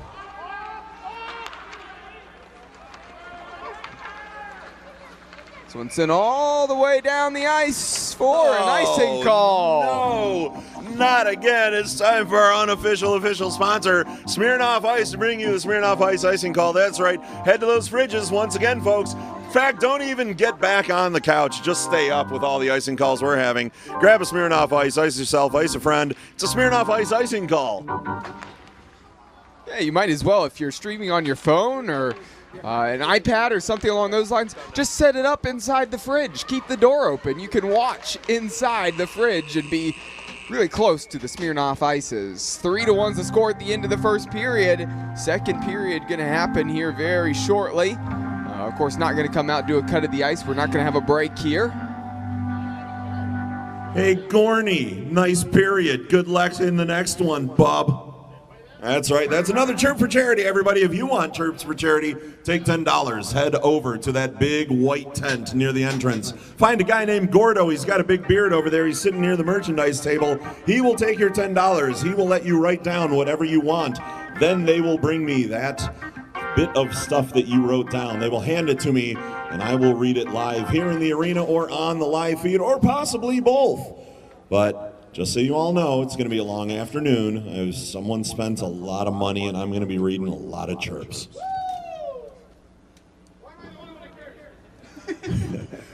Thanks to referee Matt Heim for cheering on that one. That's right, it is for charity. Chirps for Charity. Thanks, Matt Heim, for appreciating the opportunity to do this. Yeah, Matt Heim, the official out there again, giving a little cheer there on the Chirps for Charity. You know, might have won the Player Hater Award, but you know, he certainly does not hate the broadcast team in here. Big athletic supporter of the Frozen Fish Fiasco. Yeah, is Matt Heim. Loves the broadcast team, so we're thankful for that. Yep. Yeah, we made a new friend this year. Aww. That we have. And nothing against Rico over there, too. He's finishing off a beer, it looks like, as he gets ready to start the second period here. He's great, too. Yep. Speaking of which, Cole, now that it is in the second period, we've got some announcements to make. We'll get to those here in just a moment. So played down in the corner, wrapping this one around the boards. Shot in the middle, and there's a goal. Braden Montour opens up the scoring tally here at the beginning of the second period, and the Rochester Vipers take a 4-1 lead.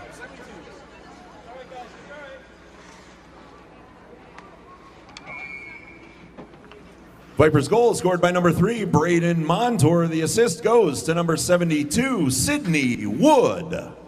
Number 72, Sydney Wood, credited with the assist on the Braden Montour goal. 1 minute played so far in the second period. Falcons giving chase, getting down to it first. Defense wins out for the Vipers. Winning this one back. Rizicki. Turn this one over. Here's Montour. Just scored. Playing it back to Fang, sending it down towards the corner. Wood in the middle of the ice. Now Montour. Pass goes a little bit awry. I see Gordo coming here. What do you got for me, Gordo? All right. Let me grab this and I'll send you back with it. Here's it. Rickard trying to make a move. Bob C, okay. Yep. Got it. Anytime. Okay. All right. In open space, firing just a little bit wide of the net there. Great opportunity for the Falcons, trying to get one back. 2 minutes played so far here in the period. Guard finding Kleppert.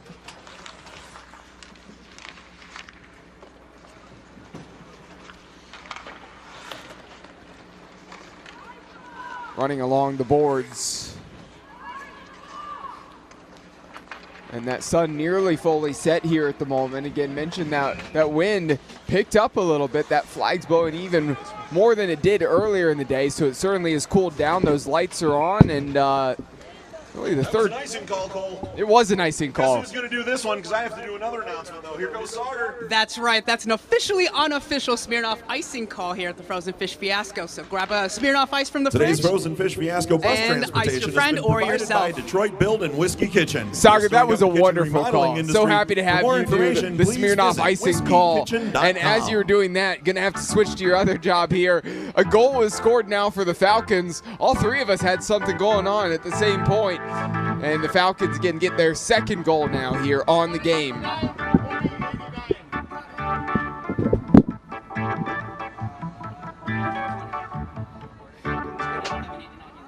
That's Falcons' goal.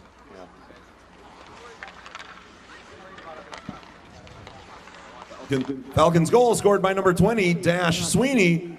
The assist goes to number 89, Jack Kleppert. Jack Kleppert credited with the assist on the Dash Sweeney goal.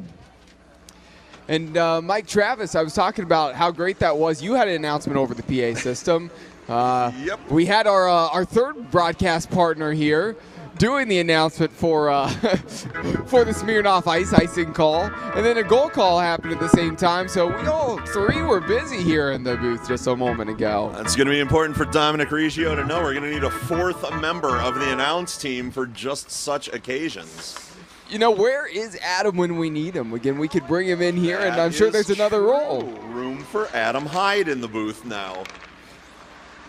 Leave Sauger on the clock, though he has become one of the members of our broadcast team.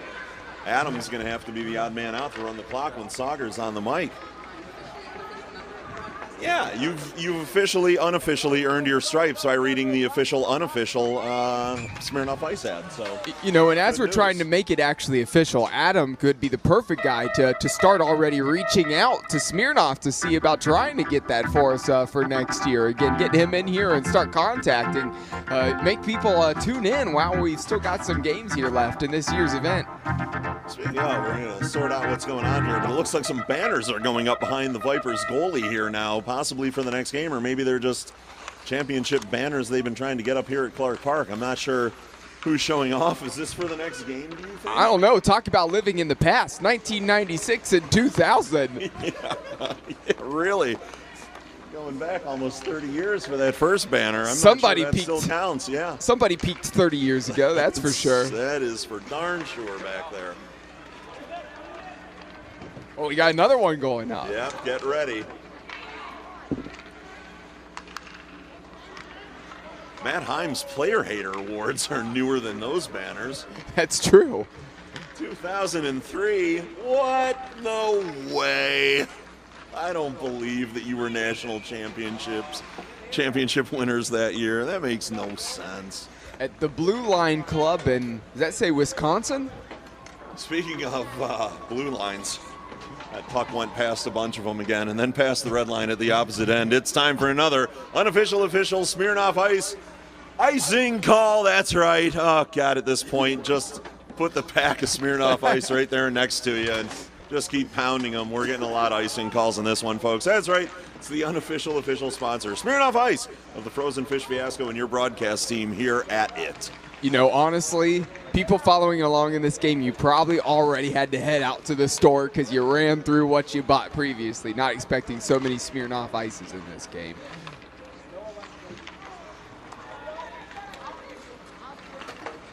I don't want to do that for charity yet. I'm going to do it in a whistle. Here near center ice, picked up in the neutral zone. Vipers on the attack, a shot, and save standing up. Ben Chaffetz. Yeah, we've done couple of them already. You weren't listening?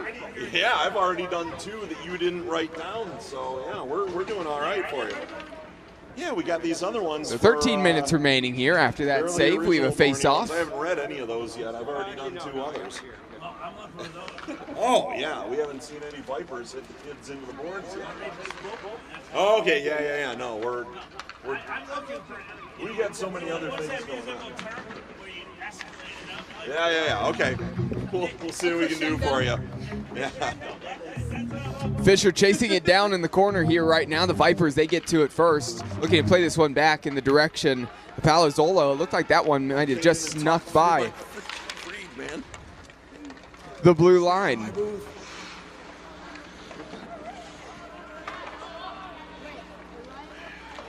I got too much going on. Fisher on the attack. Throwing that one in the middle in the direction of Foster. Jack Kleppert gets back to the puck and sends it forward. Just if anyone's curious, we're inside 12 minutes now, 11:52 on the clock.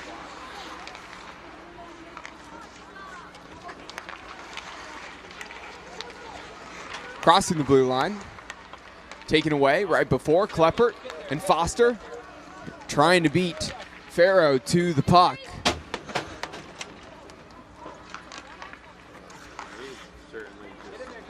Smith out onto the ice, getting immediate action, finding Kleppert. Kleppert towards the near post and unable to score there on that shot. Tough angle. Vipers looking to get it out of their defensive end, up 2 right now. Palazzolo switching to Montour. Montour sending it to the corner.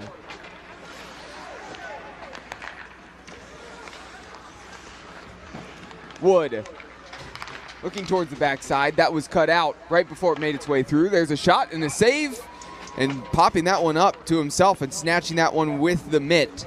Chaffetz. Care for Charity coming here, everybody. Hey, Bob Seen, they're offering free slapshot lessons after the game. Love, Mom and Dad. That one's red. You can have that one now.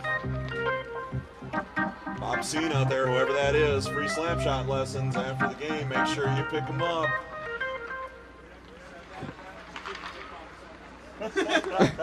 Perfect. Oh, we got a player down into the boards, and that did not look good. An awkward fall, and the officials going to stop play here. I can't do a chirp for charity when somebody's hurt. Yeah, and that was not even a Vipers player pushing the Falcons player into the boards, just going down awkwardly. And those non-contact injuries are sometimes one of the most concerning injuries. Coaching staff coming out, taking a look and checking. I believe that is number 19, Ethan Trompeter.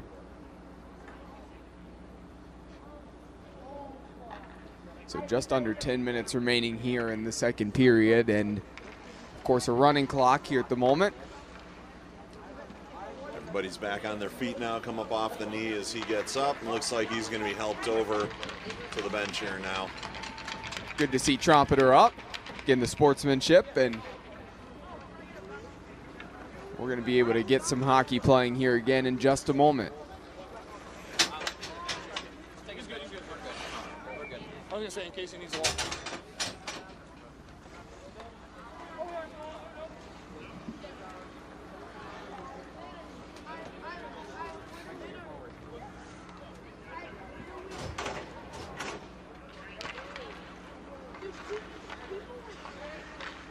So on the face-off, won by the Falcons.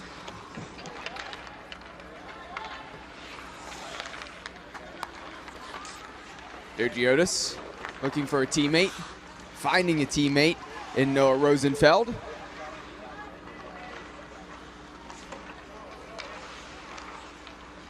This one in the middle, dangerous, and that just barely missed for Judah Fallick. Alec Willie trying to turn and give some chase, apply a little bit of pressure here right now. Zimmerman going to have to track back as Rosenfeld, and that gets all the way for an icing call. No, it can't be another unofficial Smirnoff. It is.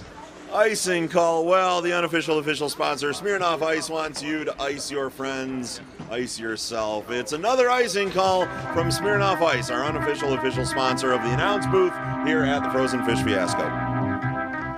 That was the shortest icing call yet. They're getting shorter. I'm running out of steam with icing calls now. There's been a lot in this game. Yeah, there have been. It was easier when we only had one a game or one every 2 games, but now they have put us to the test. There's a hit into the boards. The Vipers player catching the Falcons player there. And hey, Gorney, your players complain you smell like old cheese. That's another chirp for charity, folks.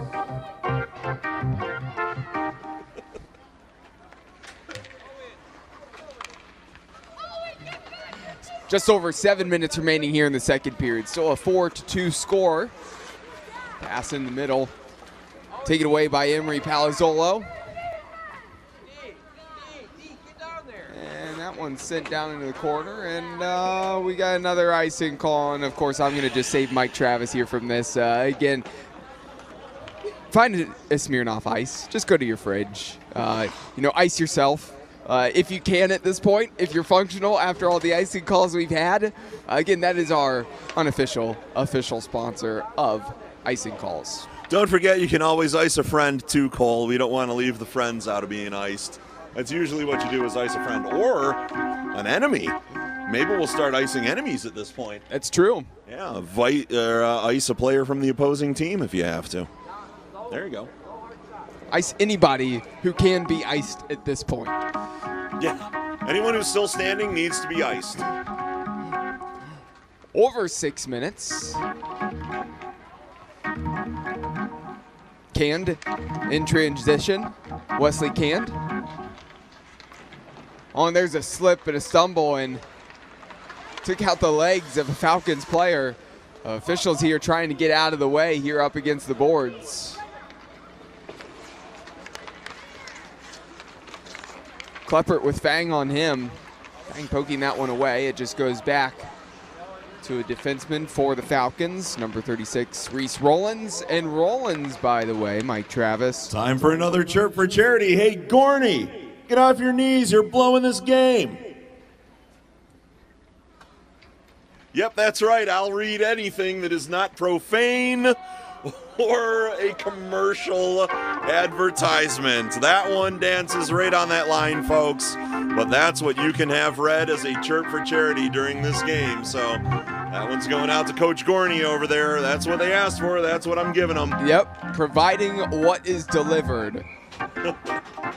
You know what? I got something else funny for you. I was going to bring this up a moment ago when Reese Rollins had the puck, but he hates wearing pants. They say about 364 days a year he tries to wear shorts rather than pants. I don't know what the occasion is where it's that one other day, but he calls pants leg prisons. What? No way. So my question is, how are you a hockey player when you got all the padding on, the pants and the socks? That has to feel like a prison for your legs then. He's probably going to move out to L.A. by me and play roller hockey on Venice Beach someday, where he can play in shorts.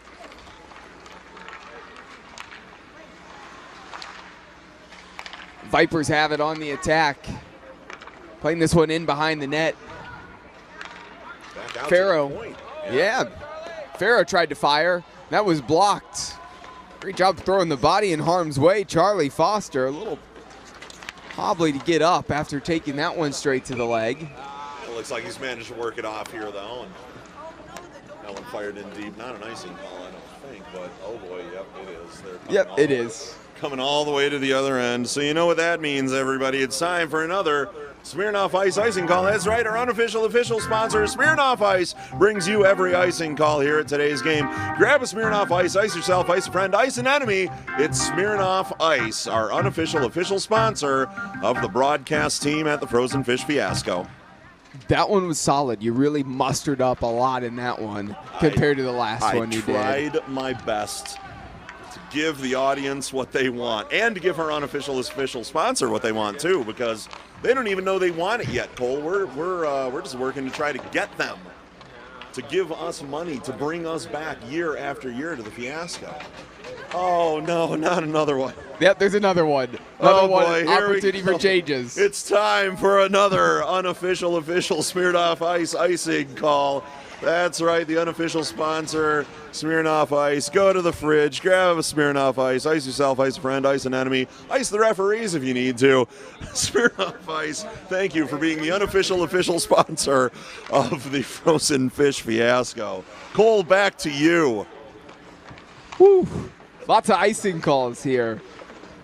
I'm not even getting iced, and I'm feeling it at this point. 2.5 I minutes. was surprised to hear his name get dragged into this as well when we said ice a referee. He said, what about the referees? As he skated by, so.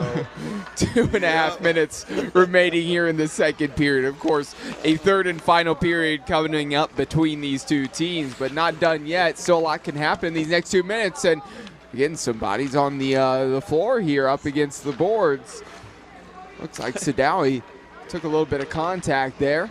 By the way, I don't know what people are walking in again, but they are coming from the manure fields around Clark Park over to this ice arena because the ground in front of us here and in front of the benches is just filthy with little clods of dirt and everything out there. Here's the funny thing. The last game, I know it was the 12U game, but I saw there was somebody with the name O'Donnell on the roster. So perhaps there was an O'Donnell tracking dirt on and the ice manure again. and everything else those darned O'Donnells bring into this place with them. Bad attitudes and horse crap on their boots. That's what the O'Donnells are known for. This is going to be the Hatfields and McCoys between the O'Donnell family. I told O'Donnell that yesterday. I let him know during that game that our families are feuding officially now. So just about any chance I get. We're going to get an offside call here, by the way, as Falcons tried to carry that one in with a guy already in the zone. You're going to be in California feuding with a family in Michigan, and the closest people in your family to them, you know, really is your Northeast Ohio family. They're the ones that are going to have to deal with this as you're just sitting pretty in California, like I'll the be star that you are. Poolside while my family is fighting a battle with the O'Donnells here in Michigan. But no, you know what? We saw the O'Donnells yesterday at the House of Shamrocks, and that was a real nice opportunity to speak to them and laugh about the chirps there on the bench and the flare-up that comes from hockey. But again, that's hockey for you. You know, it's all friendship, in all honesty, out here. Though there are chirps and anger at times, people hitting. Oh, ugly hit there. One of the Falcons actually hit a Viper from behind, and he almost went headfirst into the boards over here. It could have been a boarding call, but the refs either didn't see it or didn't feel like it was what would qualify as boarding there. But dangerous play either way. Yeah, that was a pretty substantial hit as the buzzer sounds, and that ends the second period with a score of 4-2 in favor of the Rochester Vipers over the 14U Royal Oak Falcons. Third period coming up here in just a moment. Again, no Zamboni out here, but you are going to see just a brief little pause in the action as the players over with their coaching staff, talking some things over as they're about to get the third period here underway in just a moment. Like I said, 20 minutes up on the clock. Yep. Well, it's someone's tape, but where'd you get it from, Soccer? The van. Oh, yeah, so that's your tape. Yep. By the way, we're talking about the duct tape here, and I gotta say, the duct tape on the roof really held up, preventing the leakage, the water that was dripping in here early in the day. Well done, Mike Travis. Yep, I learned a few things from Slippery Paul, one of them being how to seal up your abode so that you wouldn't get wet. That is water seal tight up there on the roof.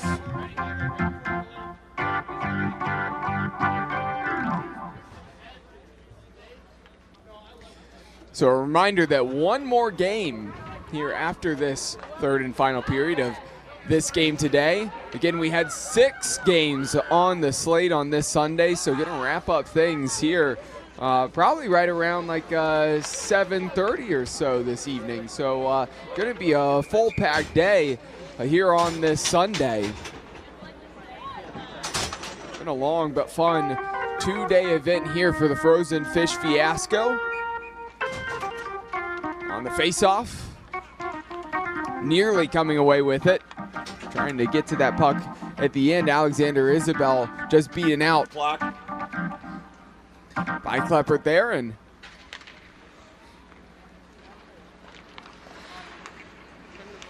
now down in the corner. We're throwing Sagar under the bus again. He's just watching what's going on. Totally missed getting the clock started again. I think Sagar enjoys having Sagar time at the end of games. 2 additional minutes. Nothing else going on this time. No stress, no pressure. Sagar's just pounding a Labatt Blue Light over here. Also another unofficial official sponsor, Labatt Blue Light. We've been pounding those most of the weekend.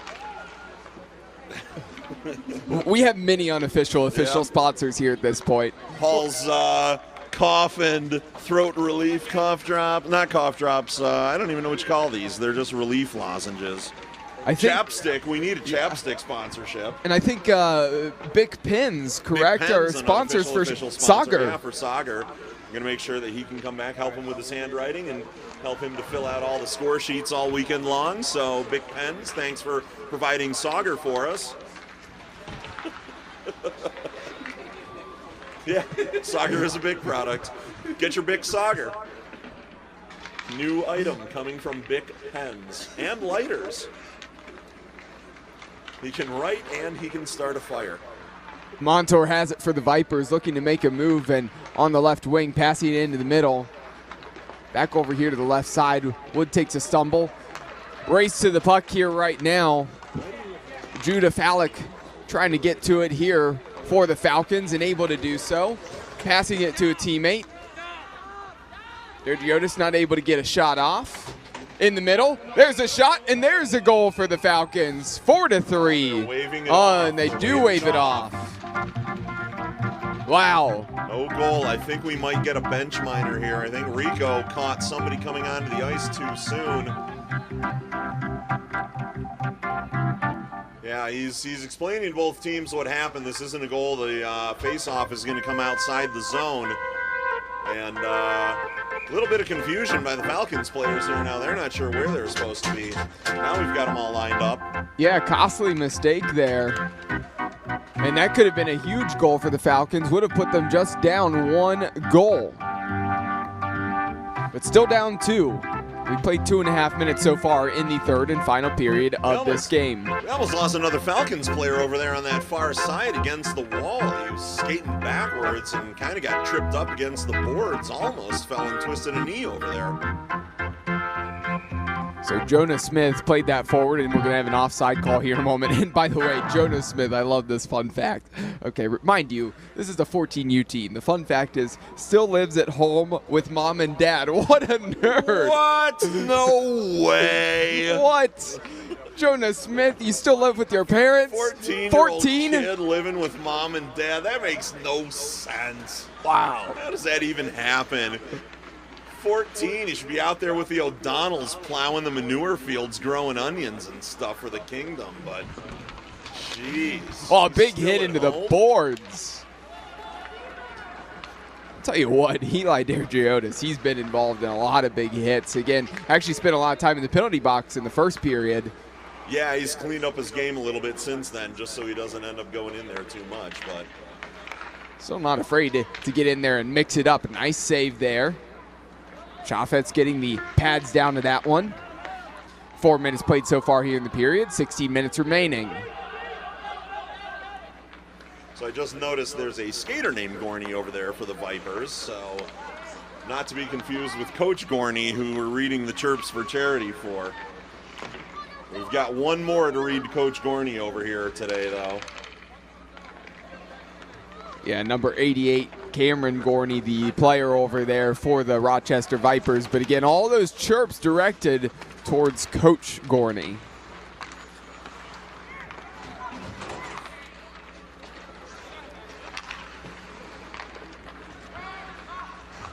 Here at neutral ice.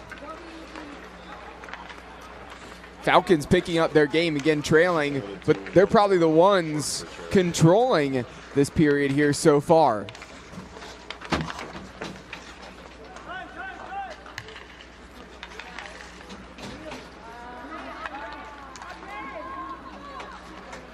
Another chirp for charity coming out. Hey, Gorney, The rink lights are on. It's time to get home. Your mother's waiting to tuck you in.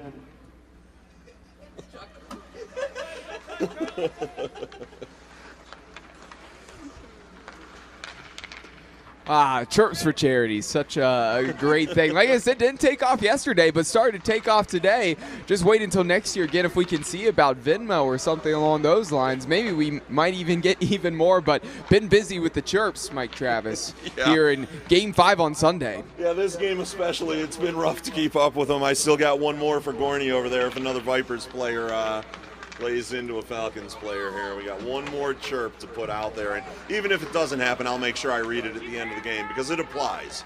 It applies to the end of the game here at some point. So maybe with 2 minutes left or something, if I haven't had a reason to read it before that, we'll take care of it. Yeah, all these chirps, all these announcements. I mean, you got to be feeling exhausted at this point, Mike Travis. Perhaps the final game, you and I need to step to the side. We need to let Sagar take over all the duties here. That, or I'll just take one of my unofficial official sponsor Hall's throat lozenges and try to power through one more game here of this year's 14th Annual Frozen Fish Fiasco to benefit the Clark Park Coalition. That's right, we're out here doing this as a charitable fundraising tournament to raise money for the programs that Clark Park provides for the children of Detroit, including food security when they're not at school. If they're a part of that free lunch program, they know that during the summers they can always come up here to Clark Park, and as long as they're taking part in the camps and everything, there will be food provided for them and their families. So thanks, Clark Park, for doing that for the people of Detroit. Yeah, we're here doing this for the children. Again, great charity event, been a fun time, and like I said, still not done yet. Still plenty of time in this game as well for the Falcons to try to get 2 goals back. Run of play a lot of times has been going their way here in the 4th period. Intercepting that pass, tracking back, smart play defensively. Believe that was Jack Kleppert coming back to get to that puck and breaking that up, as that was a dangerous opportunity for the Vipers to possibly score. Here's Urban now. This one down in the corner. Vipers back the other way. Wesley Kant finding his teammate, Alexander Isabel. Now to Braden Montour. Goaltender coming out, makes the initial save, still out. And it panned out, worked out for the Falcons, did not concede a goal there.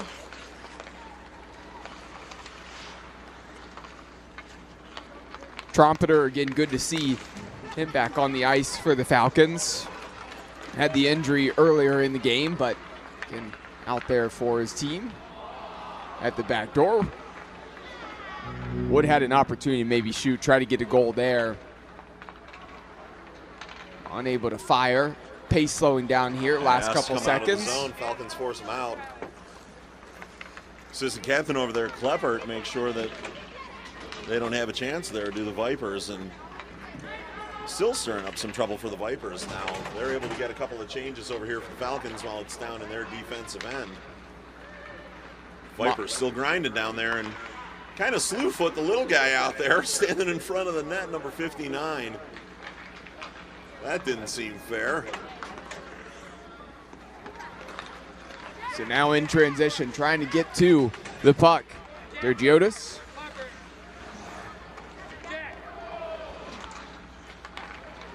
Pass into the middle. Intercepted, taken away by Ryder Keegan. Keegan up along the boards. Emery Palazzolo trying to get to that, able to do so, has a teammate in the middle, going to take it himself. And a save there on the shot. Couldn't put to either side of the goaltender. 11 minutes remaining in the 3rd period. Pass in the middle, here's a shot, and that one saved and covered up for the Vipers. Nice save there by number 8, Darren Schrum. Yeah, smothered and covered, Waffle House style. Unofficial official sponsor of our broadcast booth, Waffle House as well, Cole. We forgot to mention them earlier, but don't want to leave them out. Anytime the goalie covers and smothers the puck, that's our Waffle House goalie break time. Sponsored unofficially by Waffle House. Maybe we can have all breakfast joints battle for the sponsorship. Yeah, we did the top 2 here already, and we're gone to the last one here on this one. Yeah. I didn't even want to Yeah, I actually apologized for that one after I read it. But yes, they're all in there. Yeah, I read it right out to the entire arena. Yeah, you're on the wrong side of this thing. If you're behind us, you can't hear So it at 10 all. minutes left here.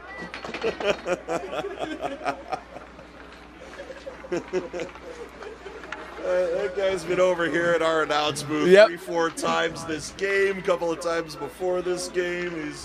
He's making sure his chirps for charity get read, but I assure him we have read that Gorney's players complain that he smells like old cheese and that he needs to get off his knees. He's blowing the game, so. Yeah, he's having a great time again with all these chirps, and we appreciate all that. And well, kudos to the young lady that came over and dragged him away from us for a little while so we can continue to do our jobs here. But I assure him, if he's listening to the rebroadcast here, I will get to this last chirp for charity. It's still on the sheet, and I definitely want to make sure I read it because win or lose, I think Gorney should do what the next chirp says anyway. Perfect. Just a good show of sportsmanship, and you'll hear that in just a little while here, folks. Just 9 minutes remaining in the game. A save there for Schrum. Got that one in the glove, and a face-off upcoming. Line changes for both of these teams.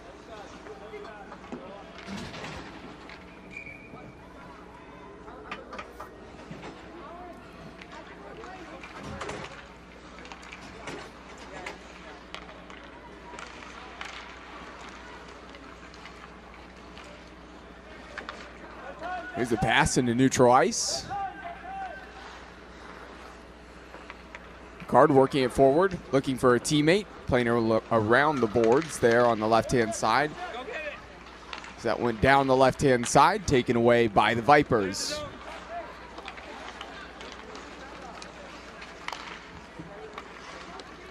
Ellingson being chased down to the corner. The Vipers have it defensively. Turning on the Jets, trying to get down the edge, passing that in the direction towards Willie, and that one just slides under the feet of Willie.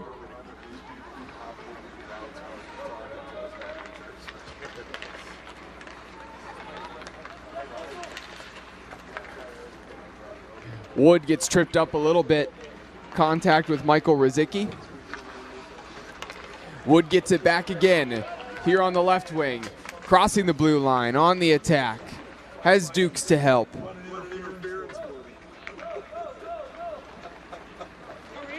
And to the middle, here come the Falcons the other way. There's a shot, just pushed to the side by the stick there of Schrum.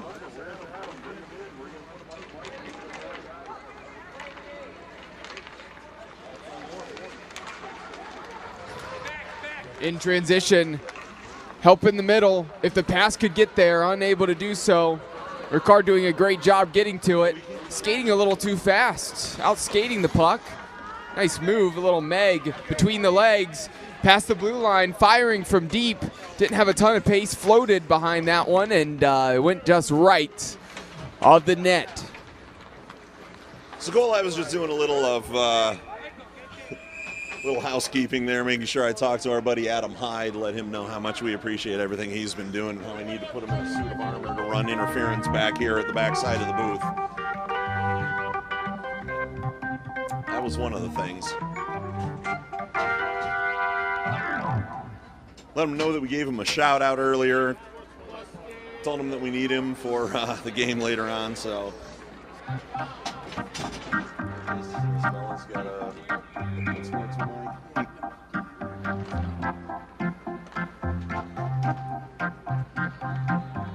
Vipers penalty to number 59, Alexander Isabel, 2 minutes for unsportsmanlike conduct. Number 59, Alexander Isabel, 2 minutes for unsportsmanlike conduct. Here in neutral ice, Dash Sweeney has it. Plays it up along the boards. Montour attacking, crossing the blue line, wants to fire. That one deflected. We wouldn't have had Star Wars if it weren't for a little unsportsmanlike behavior. The Rebels certainly were not very sporting toward the Empire. Thank you, Marcus Concernicus, by the way, for hearing that and giving us a little bit of the Imperial Death March. See? There he is. This one just passed it through the middle, and Chaffetz. Covered. Yep, covers that one up. Yep, that is another goalie smothering and covering a puck. That's brought to you by our unofficial official sponsor, Waffle House. Get your hash browns smothered and covered, just like the goalies smother and cover a puck. Waffle House, or IHOP, or Denny's, or whoever. 14U Royal Oak Falcons up against the Rodette sponsorship. Only at Waffle House do they call it actually smothered and covered. Yeah. It's a way to order your hash browns. And there are other things that you can do just besides smothering and covering. I don't even know what it means to get a smothered and covered hash brown. I think it's like covered is with cheese, so on top of your hash browns they melt a slice of American cheese on top, and then smothered might be with grilled onions. So grilled onions and American cheese on top of your pile of hash browns. That's smothered and covered, I think. This has been Fine Dining with Mike Travis. Yeah, more fine dining, just like grape jelly, ketchup, and cocktail weenies. Change your life. That's right, and marine biology, ichthyology. Who was your mentor? Geology. Who was your mentor, the eye patch guy? He took you to Waffle House a lot, right? The eye patch guy, his name is Slippery Paul. Please, give him that respect.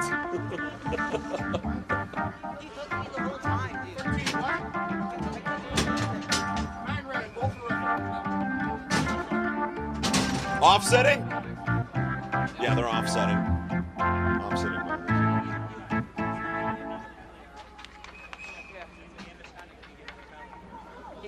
He was holding on to me the whole time. Stick.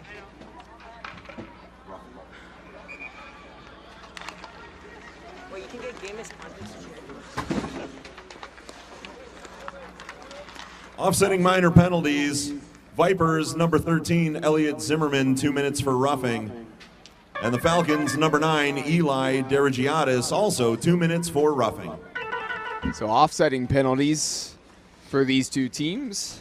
Eli Derigiadis, as well as I believe that was number 13, Elliot Zimmerman.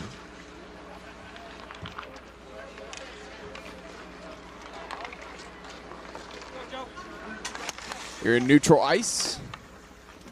Fang trying to get to that one, just slips by. Emery Palazzolo will go and track this one down. Try to feed this one forward. Foster wins it on the attack, wants to fire from deep in the glove, and nice little dump off quick from Darren Schrum, finding a teammate. Side there for a second.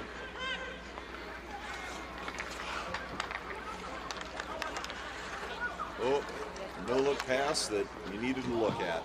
That one went to nowhere and got picked up by the Falcons. Yeah, sometimes that happens. Seen that. We even saw that in the Red Wings game. Even some of those no-look passes, you don't know exactly where you're passing it to, and it doesn't always pan out. So true. 130. 130 and a whistle.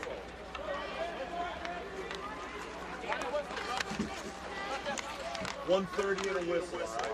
Crossing the blue line. Under 2 minutes remaining here in this game. Falcons still down 2 goals. Another chirp for charity coming your way, everybody. Hey, Gorney, you're buying beers after this game. Both teams, buddy. Crossing the blue line, there's a shot, and that one saved. Good look there from Noah Bobsian. And Bobsian again. Gonna actually check out as they're gonna change the lines. Penalty bench again. Over to fix it. Mike Travis, the hero of fixing the gate, the door, never being closed when the Falcons come out of the penalty box. That's okay. Mike Travis is here to do it for them. Yeah, he can do everything, so. Gate closings for charity. The Falcons now owe me about $50. $10 for each gate closing. Oh, big hit, center of the ice. Collision there as Wesley Cant delivered the blow. Now a couple bodies slipping, falling on the ice, down along the boards as well. Here come the Falcons, want to get a goal. nearly, and that one was saved. Now it's behind the net. 15 seconds remaining in the game. Falcons are keeping the pressure on, though, here. Dump it down deep just to a bunch of Vipers players, but try to keep it from coming out of the zone. Sweeney's there to keep it in, but nope, this one gets by him. And that is going to do it for Vipers this just let it game. go, yep. Rochester Vipers, they win this one by a score of 4-2 over the 14U Royal Oak Falcons. The final score of today's game. The Royal Oak Falcons 2, the Rochester Vipers 4. We have one last game here in the 2023 Frozen Fish Fiasco. I'm going to step aside here and be back for the broadcast of the final game. I don't know, is it? Let me double check. Might be. Free pizza. Ladies and gentlemen, yeah, trophy. Another trophy to present, so. Huh? No, he's got that out there. So here we're gonna do all of these here. So I'm ready to go. Once the red carpet's out, I'll announce.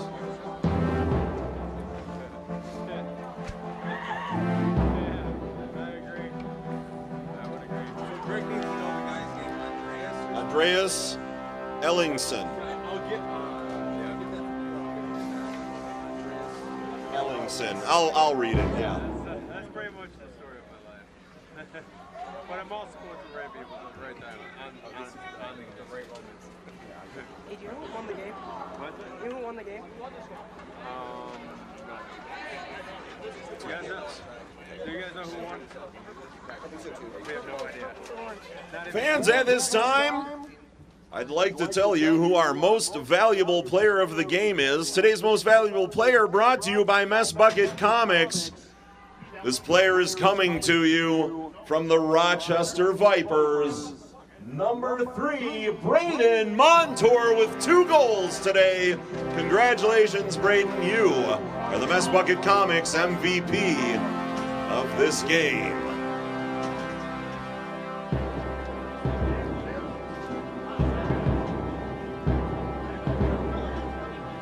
Now, ladies and gentlemen, we have another trophy to present. Would Andreas Ellingson of the Royal Oak Falcons please come receive your Jaromir Jagr Mullet Memorial Trophy, brought to you by our great sponsor, Miracle Flow. Congratulations to you. You win the Jaromir Jagr Mullet Trophy. How does it feel? You got to be excited. It feels great. I've been growing this out for like 2 years now. I was going to say, it was definitely well worth the growth. It looks great. Yours does. You're going to come back next year and compete? Maybe do it back-to-back? Yeah, definitely. All right. Well, we look forward to seeing you. Congratulations on the trophy. Thank you. Greg's a little disappointed. He thought he was going to win the trophy this year, but it's okay. I really did. You gave it your best shot, but nobody could compete with that. No, I mean, look, it's trying. It's good effort, good effort. Yeah. It's cold now. I do need that air. Don't forget, players get free pizza, and everyone can watch replays of this game at House of Shamrocks in about 60 minutes, just 15 minutes up the road. That's right, House of Shamrocks has free pizza for all of you players over there, so head on over there, just 15 minutes up the road, and enjoy that after-game meal provided by the House of Shamrocks.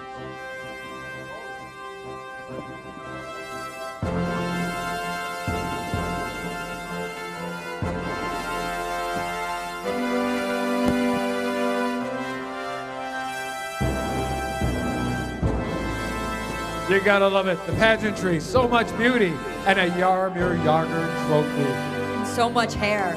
That's right. Maybe I will try for it next year. Let's grow it out, Greg. Greg's gonna grow it all out for next year's games, right? There you go. Wait till you see it. So we're gonna come back soon with some more interviews with the Frozen Fish Fiasco. We have one game left. We're gonna kick the bucket first.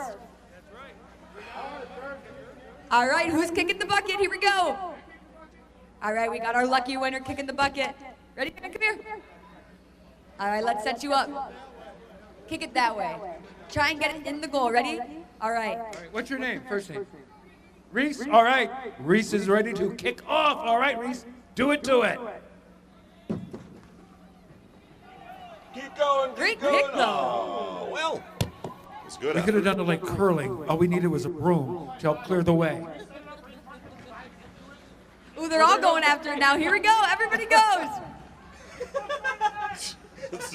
It's supposed Dominic's to go in got the to be net, losing but I his mind. guess What are they that's doing not to my what we're gonna bucket? I think they think the bucket is somebody else. I don't think they got the concept. That's okay. It was great watching them kick the bucket today. They kicked the bucket all right. Yeah, for sure. Go easy on it. We still need it for one more game. Oh my God. All right, we'll be back soon with some more Frozen Fish Fiasco. One more game, and then we'll have to see you guys again next year, unfortunately. And they're carrying the poor bucket out right now. Craig, you know we can see you, right? Come out from there. Everyone's waiting for you. There we go. Come on. Okay. More Frozen Fish Fiasco coming up in just a moment, right after these messages from our sponsors. Oh, Greg. He's lost it.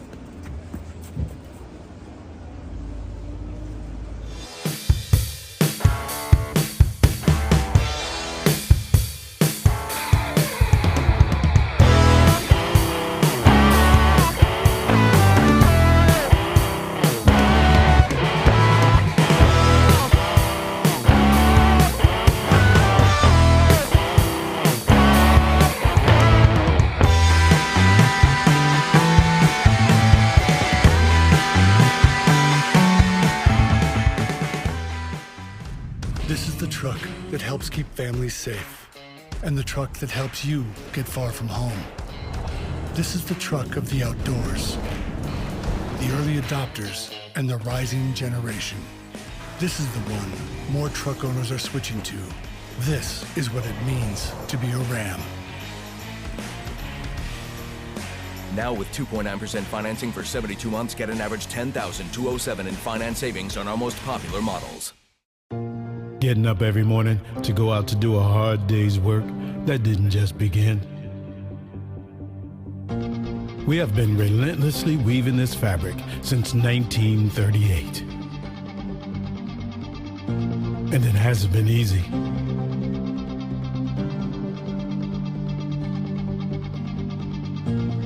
We have been an important spark in an engine that has powered generations. Today, UAW Local 600 spans 4 sectors. We have 45 autonomous units. There are over 30,000 active and retired members. And guess what? We make a difference in our communities too. UAW Local 600, a history to be proud of, a tradition to carry on. Since 2012, Mess Bucket Comics has been an independent comic book publisher bringing you a variety of genres, ranging from superheroes to pro wrestling to sports-themed graphic novels like the following. The Arcane Awakening is a graphic novel trilogy where God's army, the Ministry, and Lucifer's army, the Demonic Blight, battle each other one last time for Earth and humanity, winner take all. Mojo, a popular general of the Ministry, is a descendant of Jim Morrison and speaks in all lyrics by the Doors, while Ravager, a general of the Demonic Blight, is a cannibal demon that was inspired by the writer's ex-girlfriend. Donnybrook is a comic series about a semi-pro hockey league featuring real-life stories from former professional athletes. The fictional teams in the series are owned by 4-time Stanley Cup winner Darren McCarty, Major League Baseball all-star Brandon Inge, Hollywood actor from the Clerks movie franchise Brian O'Halloran, and pro wrestler Rowdy Roddy Piper.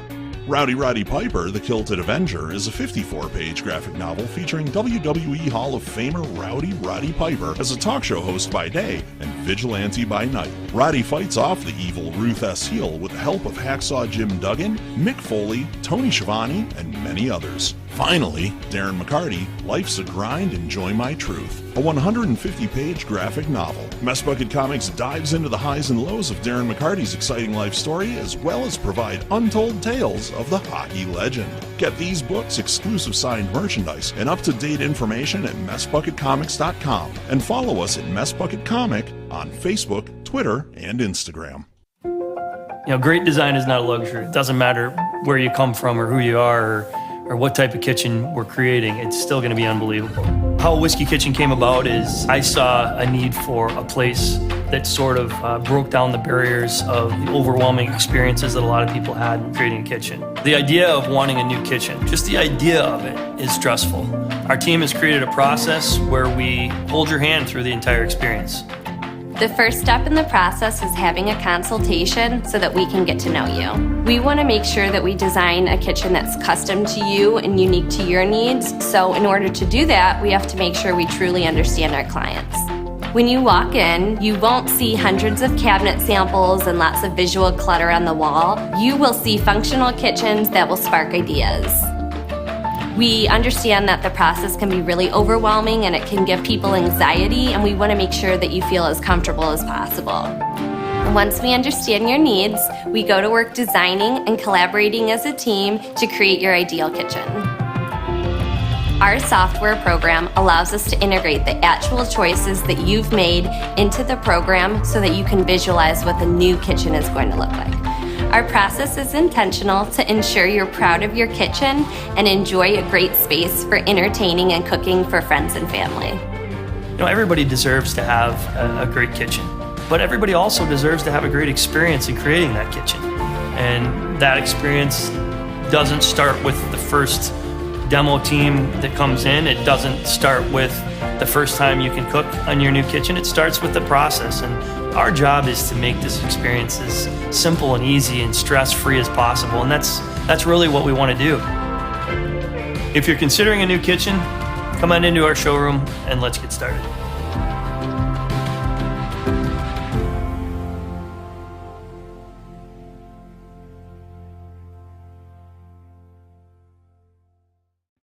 Miracle Flow, a lot of people claiming, oh, hockey here, this, hockey that. There's only one. There's only one. I'm out here since 2016 selling the finest salad dressings for your salad.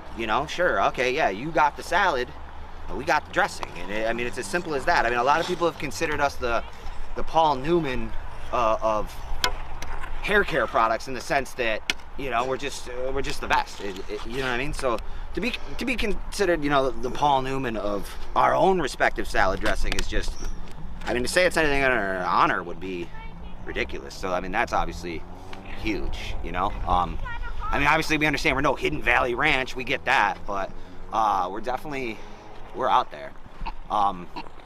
If they're not going to stock us in the shampoo aisle, we're going to try again in the salad dressing aisle, because it works either way. A Dream Limousine continues to be Metro Detroit's finest luxury transportation service. 734-542-6800. Offering late model luxury SUVs to brand new party buses that seat up to 34 passengers. 734-542-6800. Including the one-of-a-kind Escalade stretch with the exciting jet door. Call 734-542-6800. That's 734-542-6800. A Dream Limousine. Since 2012, Mess Bucket Comics has been an independent comic book publisher bringing you a variety of genres, ranging from superheroes to pro wrestling to sports-themed graphic novels like the following. The Arcane Awakening is a graphic novel trilogy where God's army, the Ministry, and Lucifer's army, the Demonic Blight, battle each other one last time for Earth and humanity, winner take all. Mojo, a popular general of the Ministry, is a descendant of Jim Morrison and speaks in all lyrics by the Doors, while Ravager, a general of the Demonic Blight, is a cannibal demon that was inspired by the writer's ex-girlfriend. Donnybrook is a comic series about a semi-pro hockey league featuring real-life stories from former professional athletes. The fictional teams in the series are owned by four-time Stanley Cup winner Darren McCarty, Major League Baseball all-star Brandon Inge, Hollywood actor from the Clerks movie franchise Brian O'Halloran, and pro wrestler Rowdy Roddy Piper.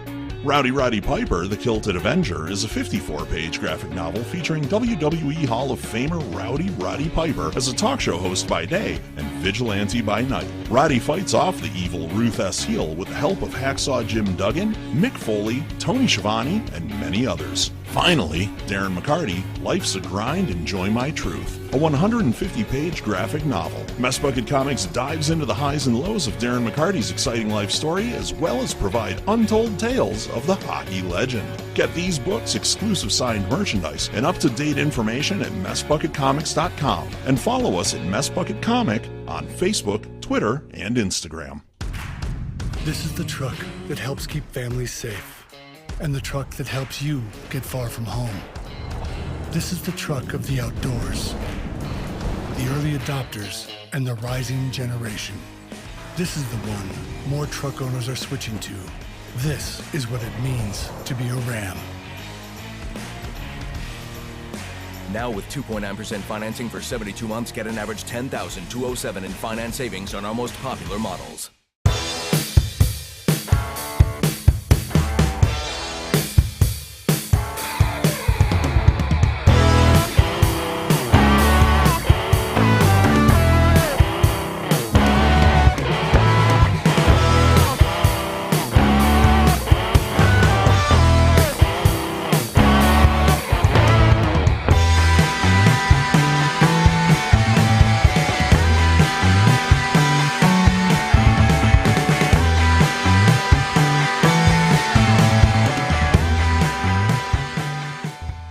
Edition of the Frozen Fish Fiasco, the 14th annual event. And the final game in the lineup, it is the Mighty Drunks in the Detroit Raiders. What? Again, No way. yes way, not the Raiders, the Raiders. That's right, R-A-T-E-R-S, the Raiders of Detroit. They've got the Tampa Bay Pirate flag on the front of their jerseys with a DR on there. And the Mighty Drunks have something that looks like the old Mighty Ducks jerseys, actually. Just uglier, more green, purple, and yellow than should ever be assembled in one place at one time. And the Raiders also had their banners hung up for accomplishments here in the past. And we were talking about some of them, how far back they go. Are they the ones that did that? Yes, that's correct. Some of them are recent, but a lot of those span way back. What's the most recent? I see 2017. I can't see the other one past the net here. Yeah, 2012 was the one before 2017. Oh, I gotcha. So Okay. spans all the way back to 1996 there on the banners. Yep. It's still 6 years old, though.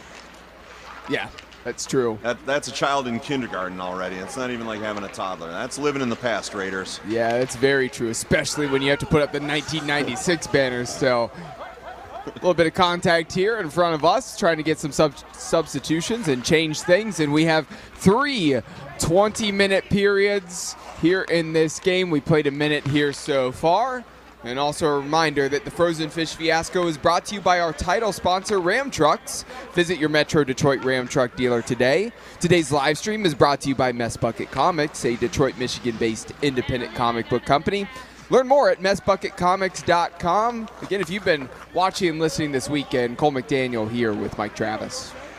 Yep, here I am. I'm still hanging out. I'm just taking a look at my actual official sponsor reads that I've got to get in yet today and make sure that the fans of these two teams know about our Chirps for Charity. We had a lot of them last game. We did. We even had somebody who came over and bribed us himself, just slipped us some cash over here in the booth and said, say the wackiest stuff you can think of. So for $20, I gave him 3 extra ones. I figured he'd spent about 50 at that point. We'll give him 1 extra chirp on the house. So. Fair enough, yeah. Yeah. So he's all covered. He's paid for. He was very appreciative and thankful, even though I think he only heard 1 of the 6 chirps we actually did. But, yeah, they are headed off to the House of Shamrocks. They're going to have some beers and dinner now. Free pizza for all the players over there. A face-off, won by the Raiders. You're near the blue line, crossing the blue line. Fiasco fans, we're taking bribes for charity. That's right, Chirps for Charity. If you'd like to have a special message said by me during the live stream of this game, please head over to the merchandise table. Find a guy over there with a big beard. His name is Gordo. He's in the tent over there by the entrance. It's only $10. No profanity or company advertisements, please.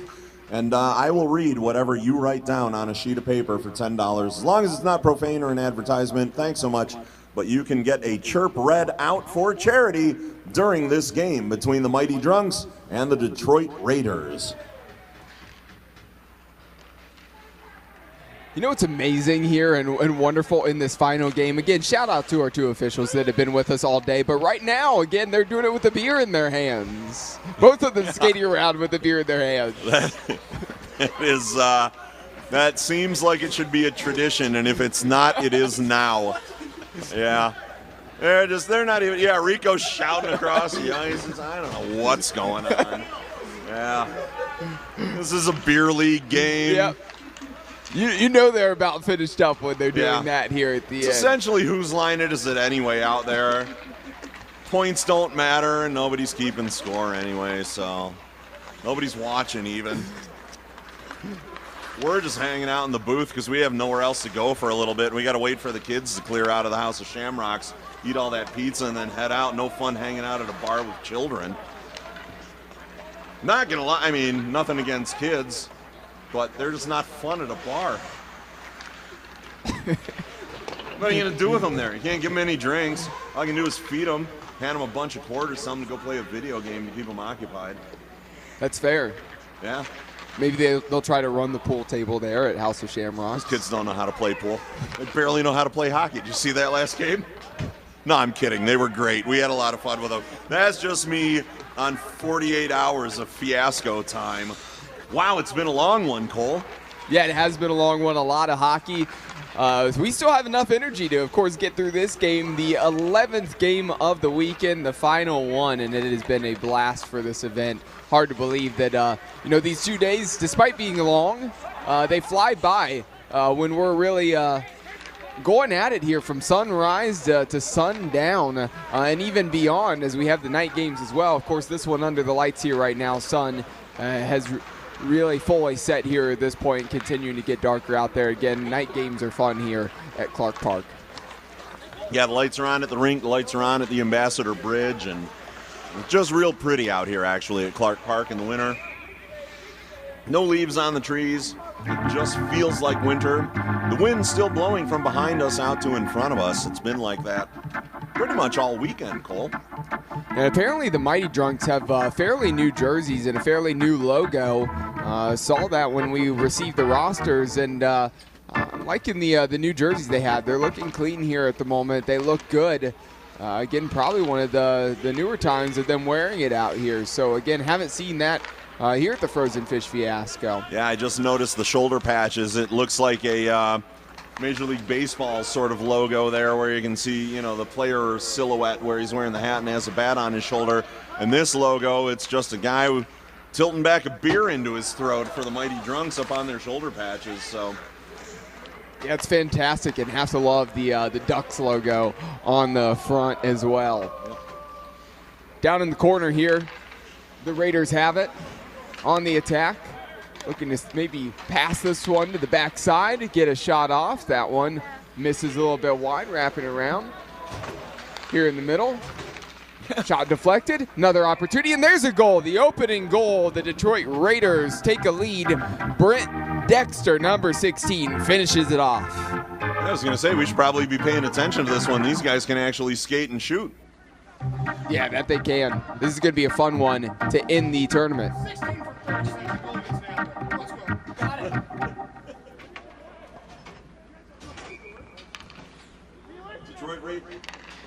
Detroit Raiders goal scored by number 16, Brent Dexter. The assist goes to number 37, Matt Margatan. Matt Margatan credited with the assist on the Brent Dexter goal. Goalie gets an apple, is what Matt Heim said to us when he gave us the score report there. Oh, another quick goal. The Raiders, quick succession, finding the back of the net.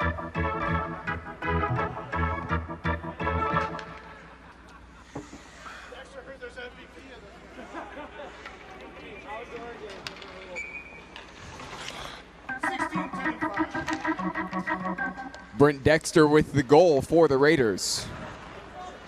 Raiders goal scored by number 16, Brent Dexter.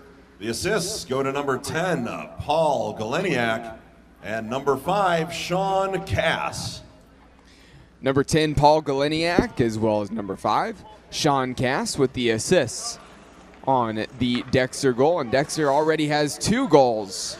And those goals came in a matter of 50 seconds. What? No way. Yeah, well, yes way. He probably did that on a video game. He didn't do that in no real way life. You can do that in real life. That's definitely done in a hockey simulator. What am I?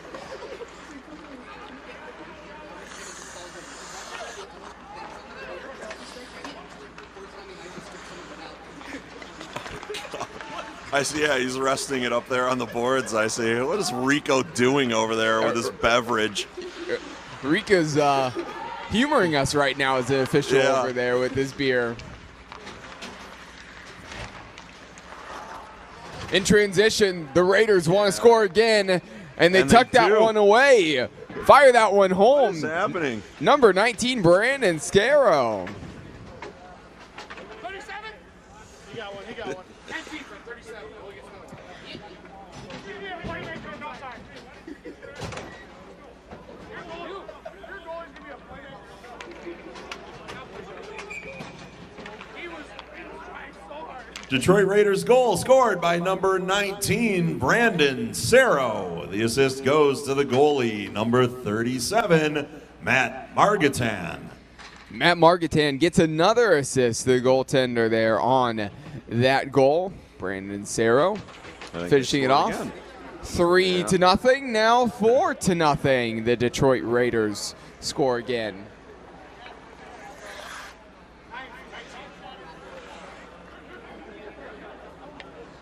Detroit Raiders goal scored by number 9, Stash Pentak.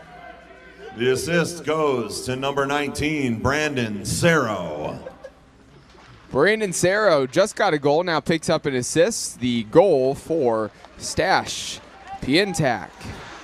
It's pronounced Stash, Cole. He's Polish. Oh, it's Stash. I apologize. Yeah, you grew up around Big Chuck and Little John. You've got to know that.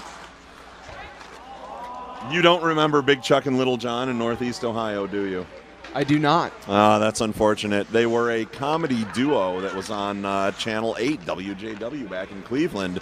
And just some great old comedy skits that were usually tied to the Polish and other ethnic communities that are around the Cleveland area. But one of their favorite jokes was with Stash and Stella, who were a couple that they would do skits about. Okay. The more you know. As you remember, I went to the Cleveland area for college soccer and stayed, so I did not grow up in Northeast Ohio. You didn't grow up with Big Chuck and Little John. That's right, I forgot. There's another goal for the Detroit Raiders. Raiders goal scored by number 6, John Smith. John Smith, that sounds like he's hiding from the mob. Yeah, John Smith with the goal. At least, huh? Oh, boy. It's going to be a long night. Yeah, bold prediction. Well, they came showing off all their championship banners. If they don't get 15, it's just proof those banners aren't worth a damn. No, but listen, okay, I appreciate the accomplishment, Raiders, but really? Yeah. You travel with your own banners to hang up behind your goalie? Come on. It's a charity hockey tournament at an outdoor rink. Let's flex on them. And you're playing a beer league team. You're playing in a game where your own officials only have one free hand. Right.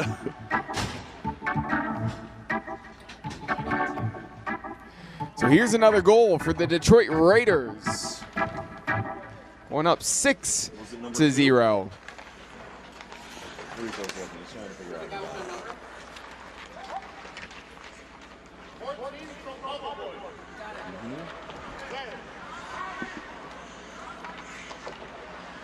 Detroit Raiders goal scored by number 14, Scott Williams. The assist comes from Bubble Boy. Number 14, Scott Williams with the goal, and Bubble Boy with the assist.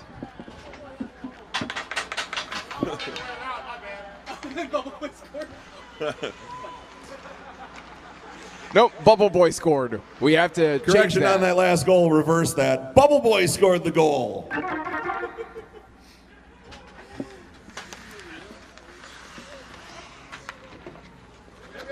Under 7 minutes remaining here in the first period, 6-0. Again on the scoreboard. A few changes here for the Raiders. Rico skates by, tells us he takes credit for giving us the wrong call on that one. So thanks, Rico. It's the first time the refs have shown any accountability out here all weekend. Mighty Drunks get a shot off, and this one saved and covered up. A face-off upcoming, and the Mighty Drunks are hitting some struggles here right now. Certainly having a tough time dealing with the Detroit Raiders. Yeah, we've got 3 20-minute periods of this and just over 6 minutes left in the first frame. And wow, 6-0 already. It's going to be a long night for the Drunks, I fear.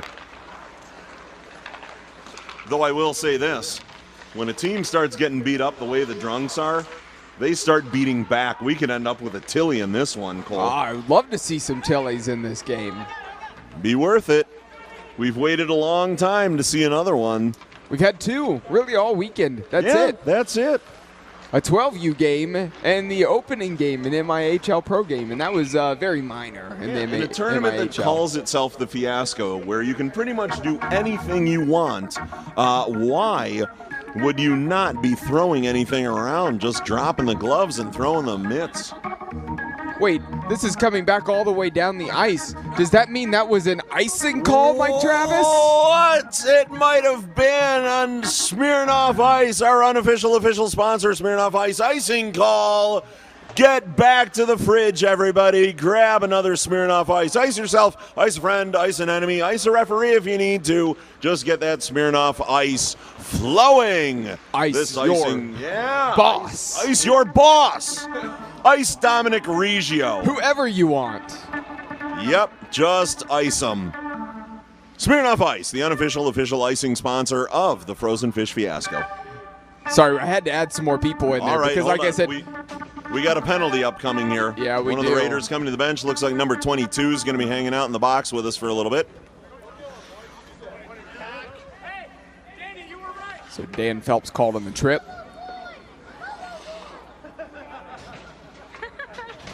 Detroit Raiders penalty to number 22, Dan Phelps, 2 minutes for tripping.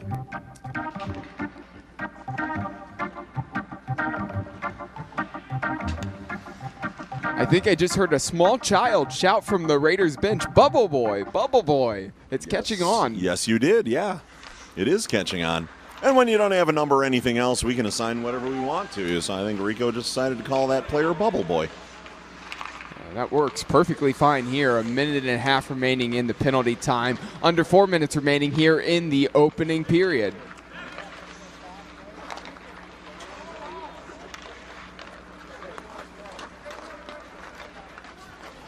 Crossing the blue line, up along the boards. Losing footing, trying to get to his feet. This one taken away by the Mighty Drunks here in neutral ice. Pass over to the near side, Alex Regish.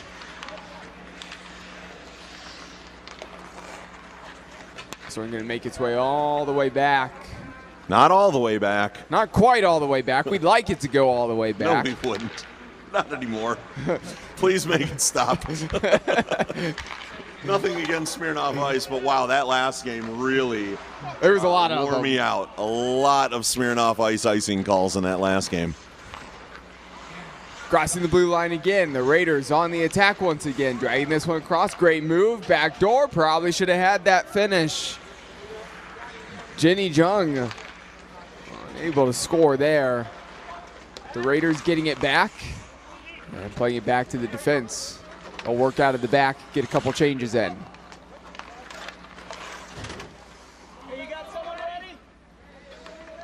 Here in neutral ice, number 12, Dave Demarest. And he's taken down in the corner. Power play about to be up. And back to full strength. The Raiders return. Bubble Boy checks on. Return to full strength. And the Drunks squander the power play. Yeah, that they do. And that's a huge power play for the Drunks, is maybe a great opportunity for them to try to get their first goal of the game. Hey, you know what else is?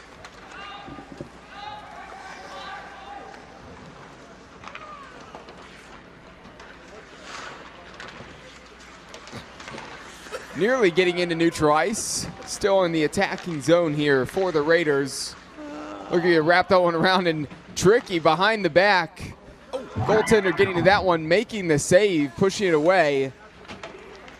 The Frozen Fish Fiasco is brought to you by our title sponsor, Ram Trucks. Visit your Metro Detroit Ram Truck dealer today. Today's live stream is brought to you by Mess Bucket Comics, a Detroit, Michigan-based independent comic book company. Learn more at messbucketcomics.com. And Mike Travis, last game, slacky a little bit on that initial sponsor read. Got mine in here on the broadcast. Did you here get a couple yours minutes in? Yep. What? Right at the No beginning. way. Yeah, I did. Yes way.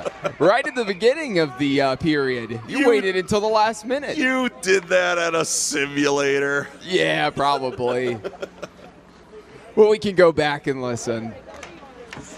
We did still get it in the first period, and really, that's true. what counts. Credit to you. Yep, that's what matters. I think I missed it in the last game, though. I kept trying to get to Did it, you? but with all the other things that were going on in the last game, I'm not sure I ever got around to it. So my apologies to Detroit Metro Ram dealerships everywhere. I owe you a sponsorship read. Or a fight next year. Well, they still owe me a truck because of everything I had to deal with when it came to O'Donnell. So yeah, that makes sense. That's very fair. The O'Donnells own the entire Travis family a line of Ram trucks. Send the armada of Ram trucks our way. Mighty Drunks in transition right at the end. And there's a save, slamming the door shut. No goal right at the end. 6-0 is how the first period ends. And we move to the second here in just a moment. Yeah, the period finishes in a Drunks breakaway that just didn't pay off. Got to finish those when you're down 6-0, boys.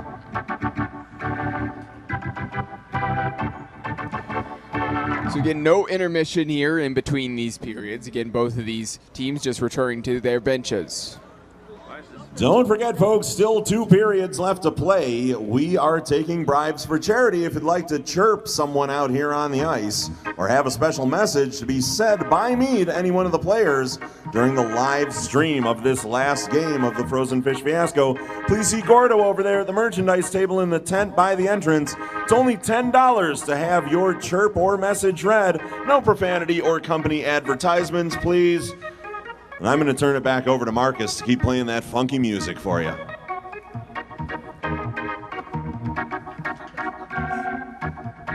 What's wrong with him? That's a good question to ask here right now. What's wrong with Matt Heim for not liking Marcus Concernicus? Yeah, musician hater. Artist well, hater. he did win the Player Hater Award, so since Marcus is a player of music, and Matt Heim is the Player Hater Award winner, this makes sense. He's just living up to his reputation and his award. He said it wasn't true, but now he's coming over, and we'll see if he actually denies it. Mama Heim is sitting at home somewhere watching this, so proud. So proud. They might have, yeah, that came flying right by us. Yeah. Absolutely. Second period about to get underway here to face off, and won by the Raiders. No surprise there, Cole. No, they've pretty much been winning everything here in Look this at game this. at this Number point. 10 just flying around everywhere out there.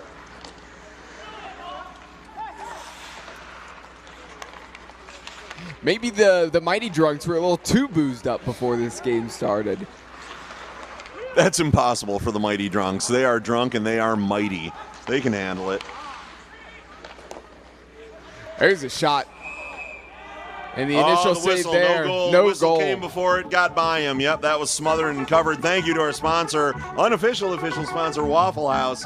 That puck was smothered and covered before they pushed it past him. The whistle had come, and that is no goal for the Raiders there. No goal. Face-off will be down on the far side in the Drunks' end. You know, Mike Travis, I think somebody should run a goalie here in this game. We have not seen that yet. Cole, you can't say that. No one should run the goalie. What a horrible sentiment, Cole. You can tell he's become a hockey fan, people. He wants to see a goalie get ran in his 3rd season. Cole, buddy, what happened to you? It is the last game, the 11th game. Hey, we're still here, getting a little bit tired. I'm just ready to see something. Cole, have you ever seen a goalie get run before? It's terrifying. It's heartbreaking. It makes mothers and babies cry. Kittens hide their faces in fear of a goalie being run, and you're asking for this? I'm ready for some tears. I'm shedding them over here, knowing that you want to see a goalie run, and I've been doing this for 48 hours now. It's too much, Cole. It's too much. But I'm ready to do it again next year. Yeah. Wow, a lot of whistles. Yeah, plenty of whistles. Everybody's blowing whistles. We have a Tilly.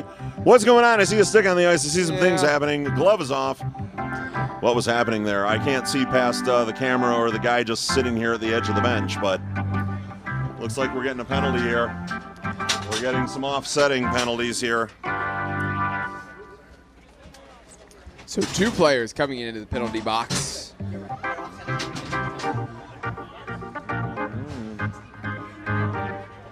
Number 69 for the Mighty Drunks, Derek Deska. So we got 2 apiece.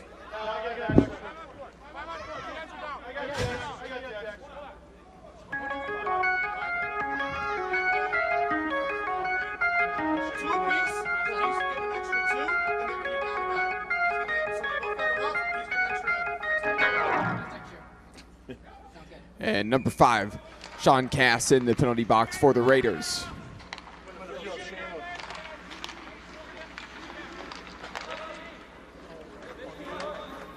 Whistle 2 minutes. Whistle after 2, you're out. You just watch the other penalty. I need to get your eye on that. You're going to go at the same time as that, just wait for a whistle. Hey, you did get me in the mouth. He's just going to go. I know. I didn't want to. All right, let's get these penalties sorted out here. We have offsiding minors to the Mighty Drunks, number 69. That's Derek Deska. 2 minutes for roughing. We've got 2 minutes going to number 5, Sean Cass from the Detroit Raiders, 2 minutes for roughing. And then an additional 2 minutes to Sean Cass for high sticking. So 3 penalties there, 2 offsetting minors, and an additional 2 minutes to Sean Cass for high sticking. 4 minutes played so far here in the second period. Still a score of 6-0 at this point.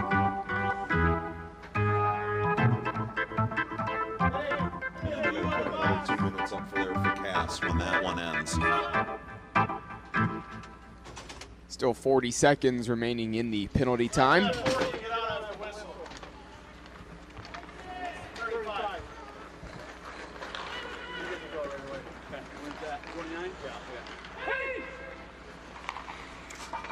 Six is going to hop the boards at the 29 seconds. He's serving the other half. Yeah, and then Cass has to stay in the box another 2. Here's the pass to the back door, and that's a goal for the Detroit Raiders. Number 19, Brandon Cerro.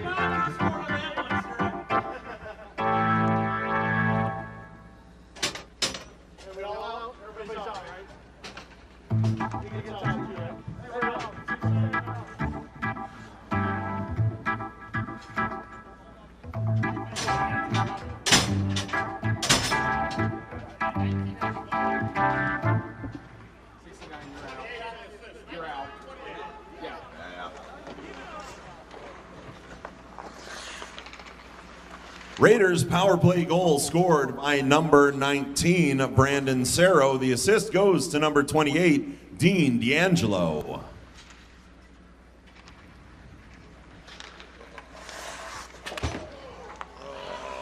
Hard hit, big slam into the boards here. Completely unnecessary, too. You're just playing a bunch of drunk guys in green jerseys. No need to go so hard. But again, That keeps happening out there. You might see the Tilly, you might see a goalie get run. Yeah, that's what we're looking forward to. Maybe we can find Dominic Reggio around here and see if he can get over into the Drunks bench and tell him to run the Raiders goalie. It could work if Dominic Reggio is around, has his ears on. Dominic, let the mighty Drunks know you want to see him run the goalie. He is known to egg people on and even sometimes offer Pay them a little bit of money to do such things. Yeah, he will bribe them. Offer a bounty, as it were, to take someone out in these games. This one taken away by the mighty Drunks. Down 7 goals. Still a blank on the scoreboard here at the moment.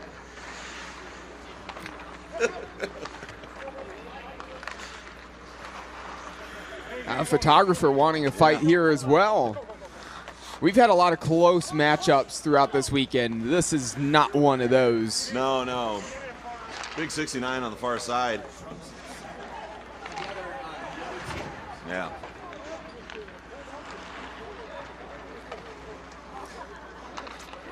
So this one comes all the way down. Wait a minute. The goalie's arm didn't go up, though. No call. The goalie's arm didn't come up. That's how I know. If the goalie's arm goes up, that's icing. But we didn't get one there. No, we did not.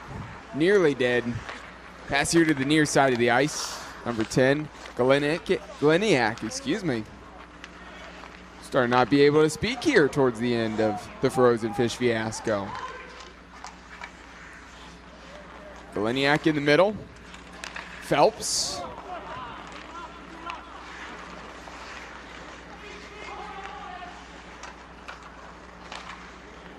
So this has the feel of one of those games where two teams paid the money to enter the Fiasco, didn't have an opponent, and Dominic paired them up against one another. Yeah, certainly. Not sure this is what the Drunks were looking to get into as what I remember as a beer league team, I believe. Playing this team that brings their own banners to the game is not who you want to face off against. Yeah, no, I think they play in different leagues, I would say that's safe to assume. Yeah, yeah. There's one team that came here taking this very seriously, and the other was just here to have a good time. I've actually bitten my tongue finally, Cole. There are plenty of things I could say, and I'm holding back finally in the booth this weekend. I don't want to say those things. I had to say so many things in that last game on the Chirps for Charity. I'm not sure I can say my own filthy things anymore.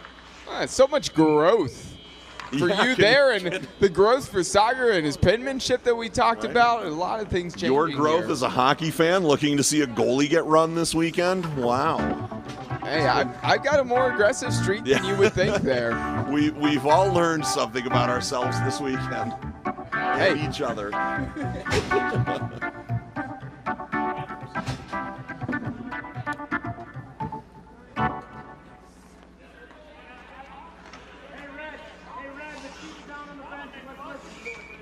Raiders goal scored by number 5, Sean Cass. The assist goes to number 16, Brent Dexter. The Detroit Raiders score again, now a score of 8-0, 10 minutes left. Pass in the middle, and the Raiders looking to go on the attack once again. Mighty Drunks come away with the puck and stumble. Oh, shot from the bench, tell him to stay on his feet.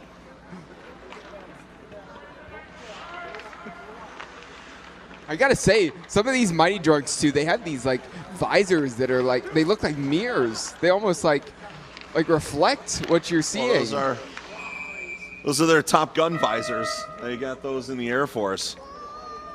That's Maverick, Goose, Goose's kid, Wildcat, Joker, Jester, Johnny Hancock, hand job, blow job, and foot job. Okay. Wow. Yep. Couldn't even remember the name of Goose's kid, Rooster. Well, listen, I watched the movie one time. And that wasn't enough to remember Rooster? I think that's memorable. You thought that movie was memorable? Boy, I got to take you out to see some better movies, Cole. Yeah, there was a goal. Yeah, you know what? Honestly, we saw that there was a goal. We're not surprised that there's a goal here at the Frozen Fish Fiasco. Raiders goal scored by number 9, Snosh Pentak. The assist goes to number 19, Brandon Cerro, and number 21, Andrew Domzalski. So the Raiders score goal number 9, 9-0 the score, under 9 minutes left to go here in the second period as Stash Pientak scores the goal. That I thought that was smothered and covered, but he threw it out in front. Looked like a little bit of celebrating going on by the Raiders for a goal that didn't exist. Yeah, the goaltender there, he went to Waffle House, got the smothered and covered, and then he dropped it off of the table there. Do they really, is that their 9th goal announced? What is happening? That's incredible. How does that happen? Breakaway chance, but number 4 is getting back for the Raiders already. In transition, Alec Allen maybe had a chance, had to slow this one down. Optimistic firing that one, and the puck is out of play. We have a decent stack of pucks over here right now, actually. That dwindled a little bit earlier in the day and got replenished. Well, here's what happens. When Jay Adams came out, he grabbed a bunch of those pucks, and he sent them over to the UAW team. That he did. And then the refs had to come and replenish all those. They got them back and restacked them over there. So. Though first game, we were down to 6 pucks. Oh, that's true. I don't know when they got replenished because there were a bunch there when Jay grabbed them, so I do know that. A lot of souvenirs here at the Frozen Fish Fiasco, getting hockey pucks. Yep. Plenty to be had. All you have to do is come out here. So if you didn't make it this year and you're still watching the live stream, make sure you come down to Clark Park next year. Either day, just $5 to get in. Hopefully it'll be the same next year. A little late to get here now, but there's still a period to play, period and a half. Sure. Come on down to Clark Park, see your period of hockey for $5. Shot by you can do it anywhere else. Yeah, shot by Dean D'Angelo. Save. Oh, chance. That's a glove save there by the Raiders goalie. Quickly distributing that. And the Raiders looking to come the other direction once again. Defenseman should get to that first. John Cleary looking for a teammate, looking to send this one up the ice in the direction of number 12, Dave Demarest. There's a shot, and the save there, and a face-off upcoming. That's saved by number 37, Matt Margitan. I didn't think so, but maybe it was the LED screen change. I just noticed the light change on your faces over there as I was looking, so that might be what it was. Yeah, of course, the LED screen behind us, a really nice addition here at the Frozen Fish Fiasco. It's excellent. We don't really notice it too much during the day, but now that it's at night, again, can see the reflection. I can actually watch the screen from my angle off of the glass here right now. Yeah, it's an excellent picture, too. If I was sitting on the opposite side of the ice looking over at the LED screen, if I couldn't see it so well from the seats, I could certainly look over here behind us at the big screen and see what was going on in this game. Looking to play this one up the ice. Galeniak passing this one back. Switch over to the near side, back across the ice. Just clinical the way the Raiders are moving the puck around, finding their teammates and passing it.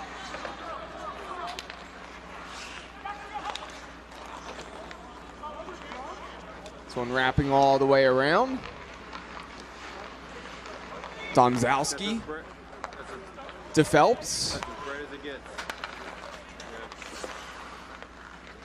Now Cass crossing the blue line on the attack, laying this one off.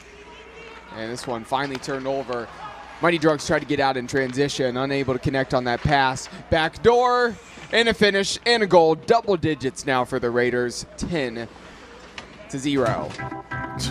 Is there a mercy rule at the Fiasco? Just, wow, 10-0. That's usually a mercy rule in the games I was always a part of, but I was coaching, man. You went up 10-0 on a team, game over. Turn off the lights, send everybody home.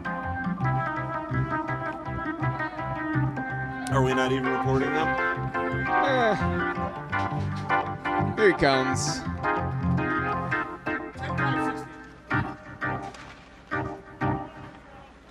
Detroit Detroit Raiders goal scored by number 10, Paul Galeniak. The assist goes to number 5, Sean Cass, and number 16, Brent Dexter. Number 10, Paul Galeniak with the goal. Assist there for number 5, Sean Cass, as well as number 16, Brent Dexter.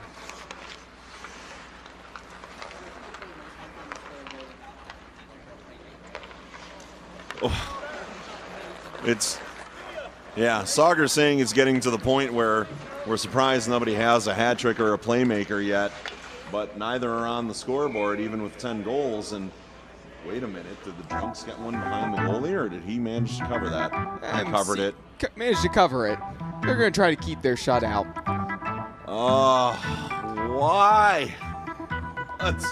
Let's put a little excitement in this one, Raiders. Let them have one. You know, if we want a little bit of excitement here on this broadcast into the second period, I can Strippers in the booth. I can run to the restroom and give Sauger my microphone.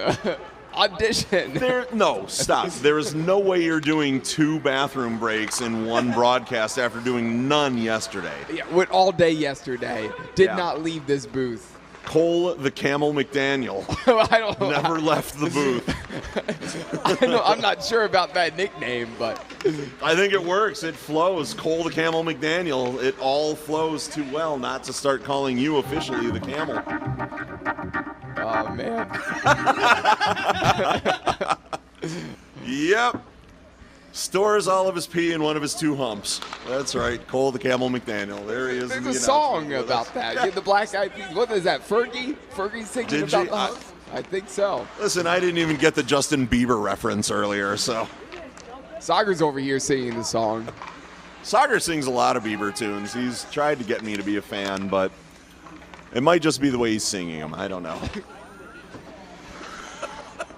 2 minutes remaining here in the second Sauger period. to nearly blow beer out of his nose holes. That would have been cool.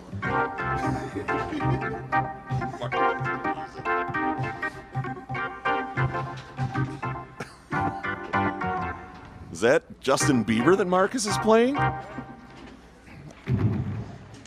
think that was a no. Yeah, that's definitely a no. That's a no. Marcus doesn't seem like a Justin Bieber type. Yep.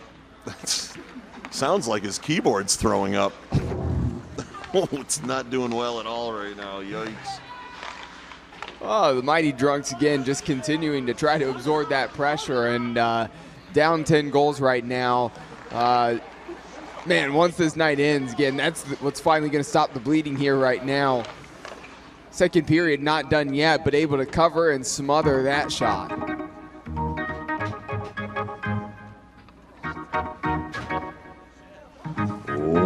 Less than 1 minute remaining in the second period.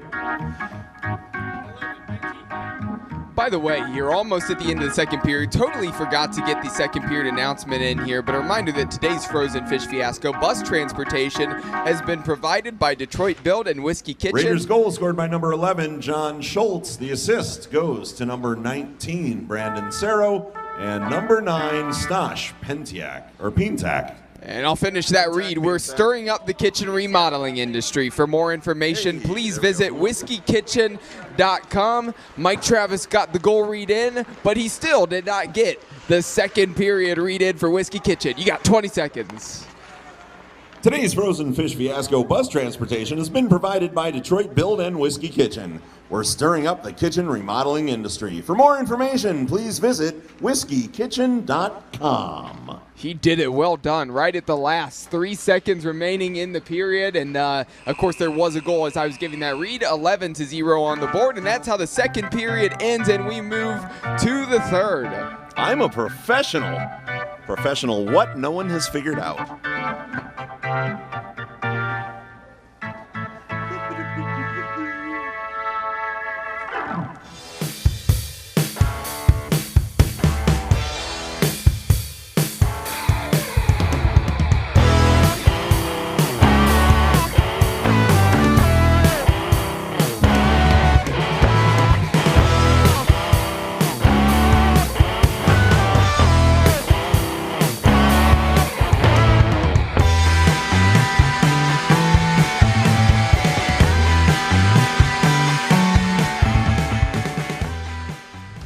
This is the truck that helps keep families safe, and the truck that helps you get far from home.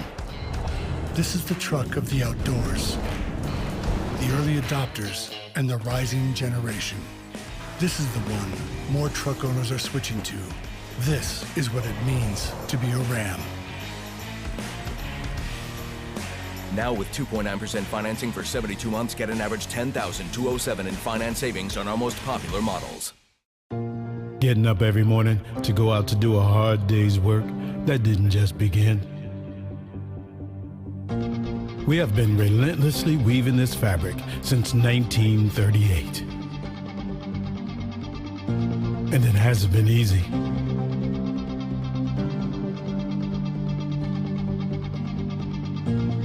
We have been an important spark in an engine that has powered generations. Today, UAW Local 600 spans 4 sectors. We have 45 autonomous units. There are over 30,000 active and retired members. And guess what? We make a difference in our communities too.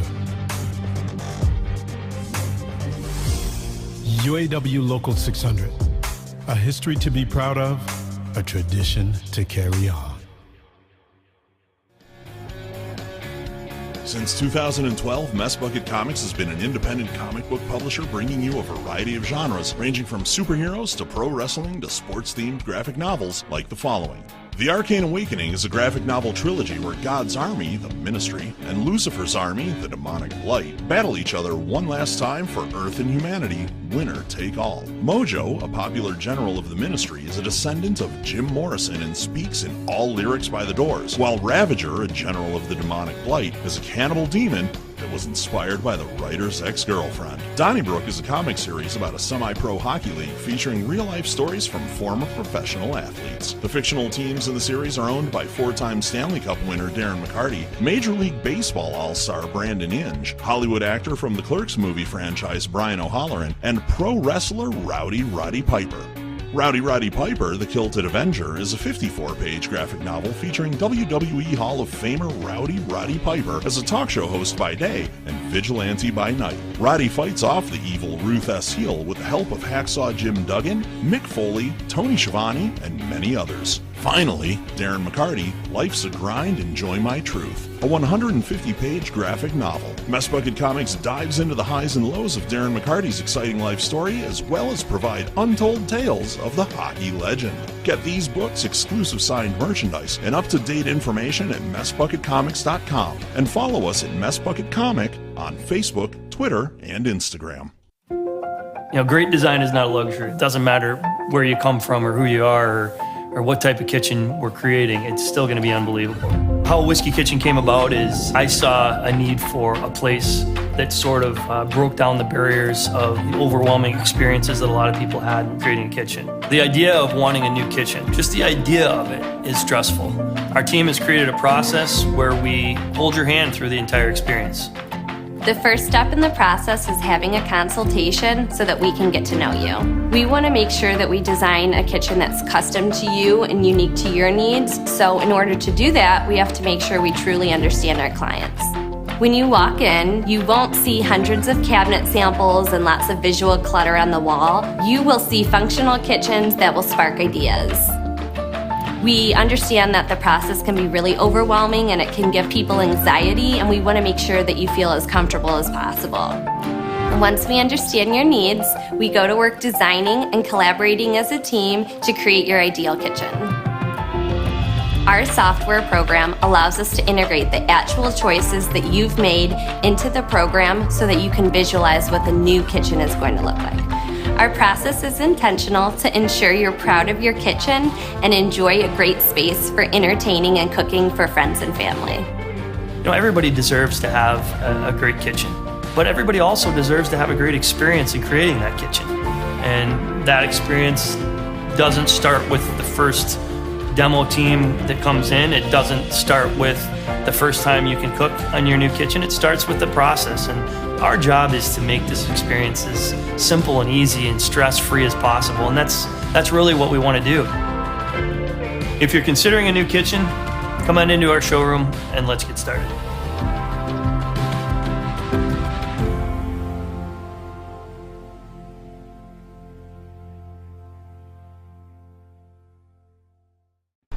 Miracle Flow, you know? A lot of people claiming, oh, hockey here, this, hockey that. There's only one. There's only one. You know? I've been out here since 2016 selling the finest salad dressings for your salad, you know? Sure, okay, yeah, you got the salad, but we got the dressing. And I mean, it's as simple as that. I mean, a lot of people have considered us the Paul Newman of hair care products in the sense that, you know, we're just the best. You know what I mean? So to be considered, you know, the Paul Newman of our own respective salad dressing is just, I mean, to say it's anything under an honor would be ridiculous. So I mean, that's obviously huge, you know. I mean, obviously we understand we're no Hidden Valley Ranch, we get that, but we're out there. You know, if they're not gonna stock us in the shampoo aisle, we're gonna try again in the salad dressing aisle, because I mean, it works either way. A Dream Limousine continues to be Metro Detroit's finest luxury transportation service. 734-542-6800. Offering late model luxury SUVs to brand new party buses that seat up to 34 passengers. 734-542-6800. Including the one-of-a-kind Escalade Stretch with the exciting jet door. Call 734-542-6800. That's 734-542-6800. A Dream Limousine. Since 2020.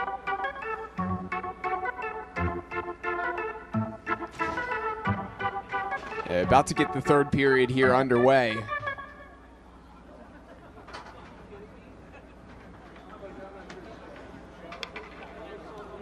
There's not too much to say, honestly, about what's going on here on the ice right now. This is just embarrassing for the Mighty Drunks. I feel bad for them. They didn't know what they were walking into here. Or maybe they did, but I mean, anytime you see another team bring their banners to a charity game, Raiders, why? Rumor is that the Detroit Raiders bring their banners everywhere they go as a team. So when they visit each other's houses? Yeah, they bring their banners over for dinner. But when they go to the House of Shamrocks after this game, they're going to hang up their banners. No, please. Oh, God. I will, well, no, I better not say, because then I will actually be accused of a crime. So we have one official taking a bathroom break, doing what I said I wanted to maybe do, and actually doing it, down to one official. Here's we're starting the third period. Do we need to get an ice cut in for him or something so that he can have a little extra time? Or wow, Matt Heim just. If we didn't know he was taking a bathroom break, we might assume he was like, you know what, I give up. I can't take this anymore. It's an 11-0 game. I quit. I don't want to be a ref anymore. Who knows what happened? Yeah, that's fantastic. That's bold to walk off in the middle of the game, but props to him. Skates on. There he goes across the parking lot. That's not true. Don't look back. I made that up. That's acting, Cole. Look at me. Famous Hollywood actor Mike Travis just slumming as a PA announcer and a color commentator. You're the play-by-play guy. I don't know why I can't get that through my head. I do it on the microphone. I just don't say it right. Yeah, it's okay. I'm tired of this game. Yeah, I feel you. I think we're all in the same position right now. How's it not? I mean, how could you not be tired of an 11-0 game that isn't chippy, where no one's run a goalie? We haven't had much of a fight. I don't get it. Yeah, give us something at minimum. They're in transition again. That was a save, but if you're not going to score a goal, at least run the goalie. Come on. Yeah, and I think Dominic Riggio at this point is just so tired that a fight would actually just add time to this game. So maybe he doesn't want one at this point either. No, a fight wouldn't add time. This is a running clock. Oh, that's right. So yeah, we could just finish the game with a huge fight at center ice. Yeah, we could honestly just end with an 18-minute fight. We've got 18 minutes left. All-out brawl. I don't see why not. No chirps for charity this game. There's nothing happening here. Save on the shot there. This one making its way back through the neutral zone, back in the defensive third. Now for the Detroit Raiders, Orion tracking that one down. Andrew Domzalski. Oh, look who's back to do his job. Yeah. Matt Heim A referee joins us returns. again. Back on the ice now. I wonder why he had to go to the restroom at mid-game. You know? Maybe it had something to do with the beers mid-game. Well, you know, Rico's on the far side over there. He doesn't have one anymore. His hand's down in his pocket. His other hand has a whistle attached. And what? Oh, it's a miracle goal. Hey! They ruined the Raiders' clean sheet. Hooray! Some loud cheers.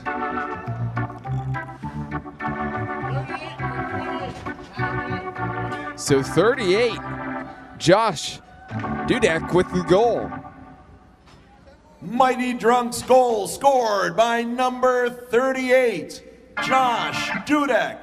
The assist goes to number 28, Ty Verley. Ty Verley with the assist on the Dudek goal. Again, taking the 0 off of the scoreboard and putting a 1 up for the Mighty Drunks. Now momentum swing their way. Time for a huge comeback with 16.5 minutes remaining. Yeah, I'm ready for it. Now I'm invigorated. Let's see what the Drunks can do. Although if the Raiders get another goal here, that's just going to break my heart and end my excitement. I'll fall asleep again. Yeah, gave us some excitement for about 15 seconds there. And the Raiders back on the attack, looking to add to their tally. Here's a shot. And another goal. There you have it. They respond right back. 12-1. Time to get the pillows out, boys. I'm ready for bed. Yeah, 16 minutes remaining here in this game. Third and final period. 16 minutes in a 12-1 game. Gosh, that's just way too much. I can't take anymore.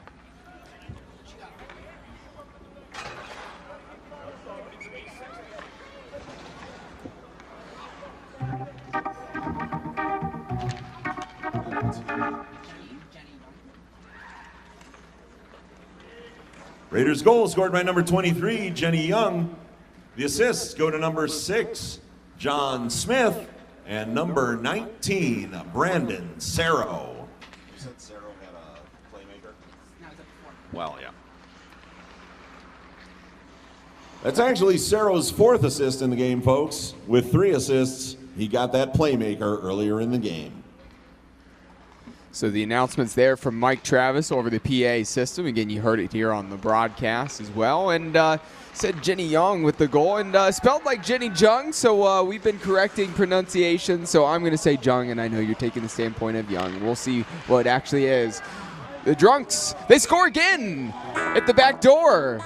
So this I can actually tell you from my Swedish knowledge. Oh, beautiful. The J in a name like that, like the great psychiatrist Jung, was a Y sound for the J. It was spelled with a J, but it was pronounced Jung. So it is Jenny Young. Or Young. Oh, Young, that would be with an O. Dong is with a D and an O. Nope. Yep. Oh, here we go. Here he comes. The announcement.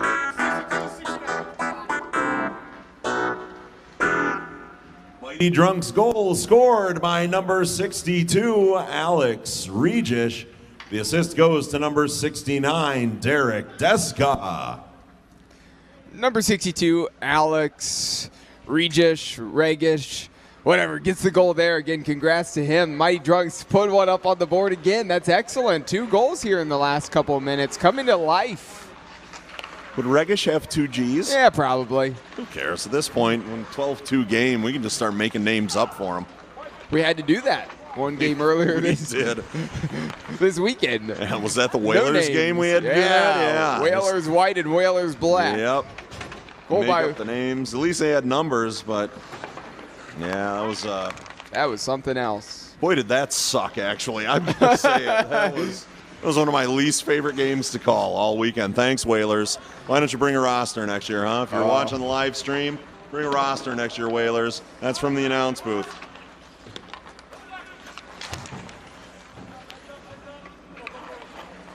So I'm back in the defensive third here for the Raiders. Henniger battling for the puck in the corner with number 5, Sean Allen. There's some contact. Helmet comes off. I think that was number 38 in the long flowing hair for Josh Dudek. Oh, yeah. How did he not win the Miracle Flow Jaromir Jagr Mullet Memorial Trophy? Look at that flow. Look at that lettuce flying behind him. Woo!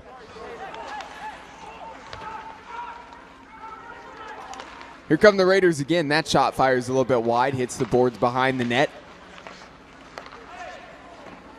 Pass in the middle, and there's a save. Was it? I don't think that was saved. Well, nope. No, it was one not. out of the back of the net, Cole. Back of the net. I was hoping for a save. It's not. 13-2. It's a nice thing to hope for, Cole, at this point. Let's hope for more saves. Maybe we'll get them.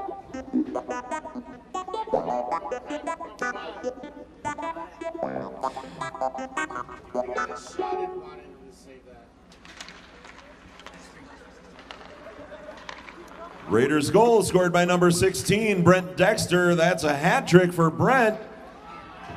Assist goes to number 10, Paul Galeniak, and number 5, Sean Cass. That's a playmaker for Sean Cass with that assist. So a hat trick for Brent Dexter on that goal. And you heard the rest of the announcements there from Mike Travis. I'm not even going to go over it. Yeah, at this point. Greg Russell is in the stand sitting down as a fan with his companion this weekend, his fellow, what do we even call her? They are no, they're not photojournalists. What are they? I don't know. Correspondents. Yeah, there we go. That's fair. His fellow correspondent from the Frozen Fish Fiasco. They're just hanging out as fans now. I handle a lot of social media and on-ice interviews and things along those lines. So they've stayed busy, and now they're just hanging out, as you said. And here's another goal for the Raiders. 14-2.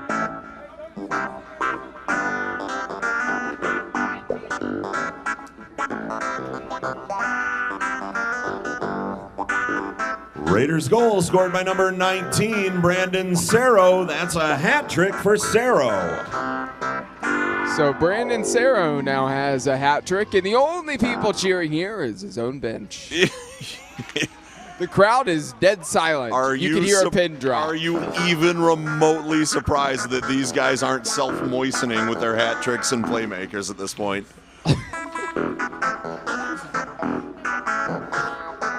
It's literally what it is. They're just lubricating themselves by cheering for themselves. That's how they get off, is walking in the door, hanging up their banners and beating people 14-2.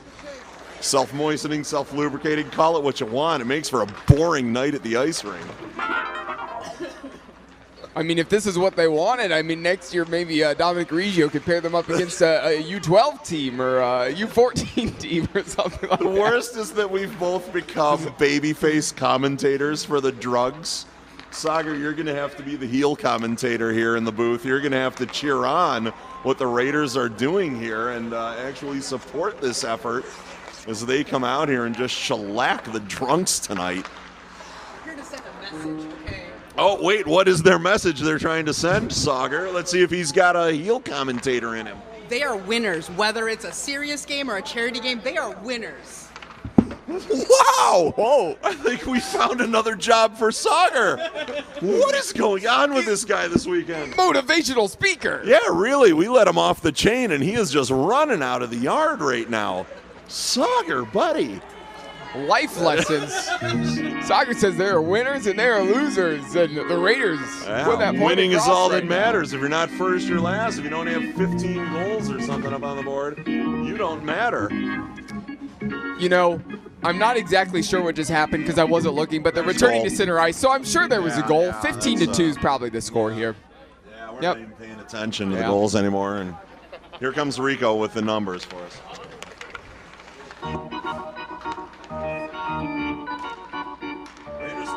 Raiders goal scored by number 11, John Schultz. The assist goes to number 6, John Smith. Charlie, a playmaker. Number 11, John Schultz with the goal. I'll be damned. And the assist for John Smith. That's a made-up name. The FBI gave that to him while he's hiding from the mob. I stand by my original statement. Perhaps. Now, reminder though, remember in it might have been the 4th game today. Remember, Sagar put those 2 additional minutes because he forgot to start the clock, so there were 2 additional minutes. What we could do here is Sagar's in control of the clock, reduce the 2 minutes here on the clock in this game because of what happened.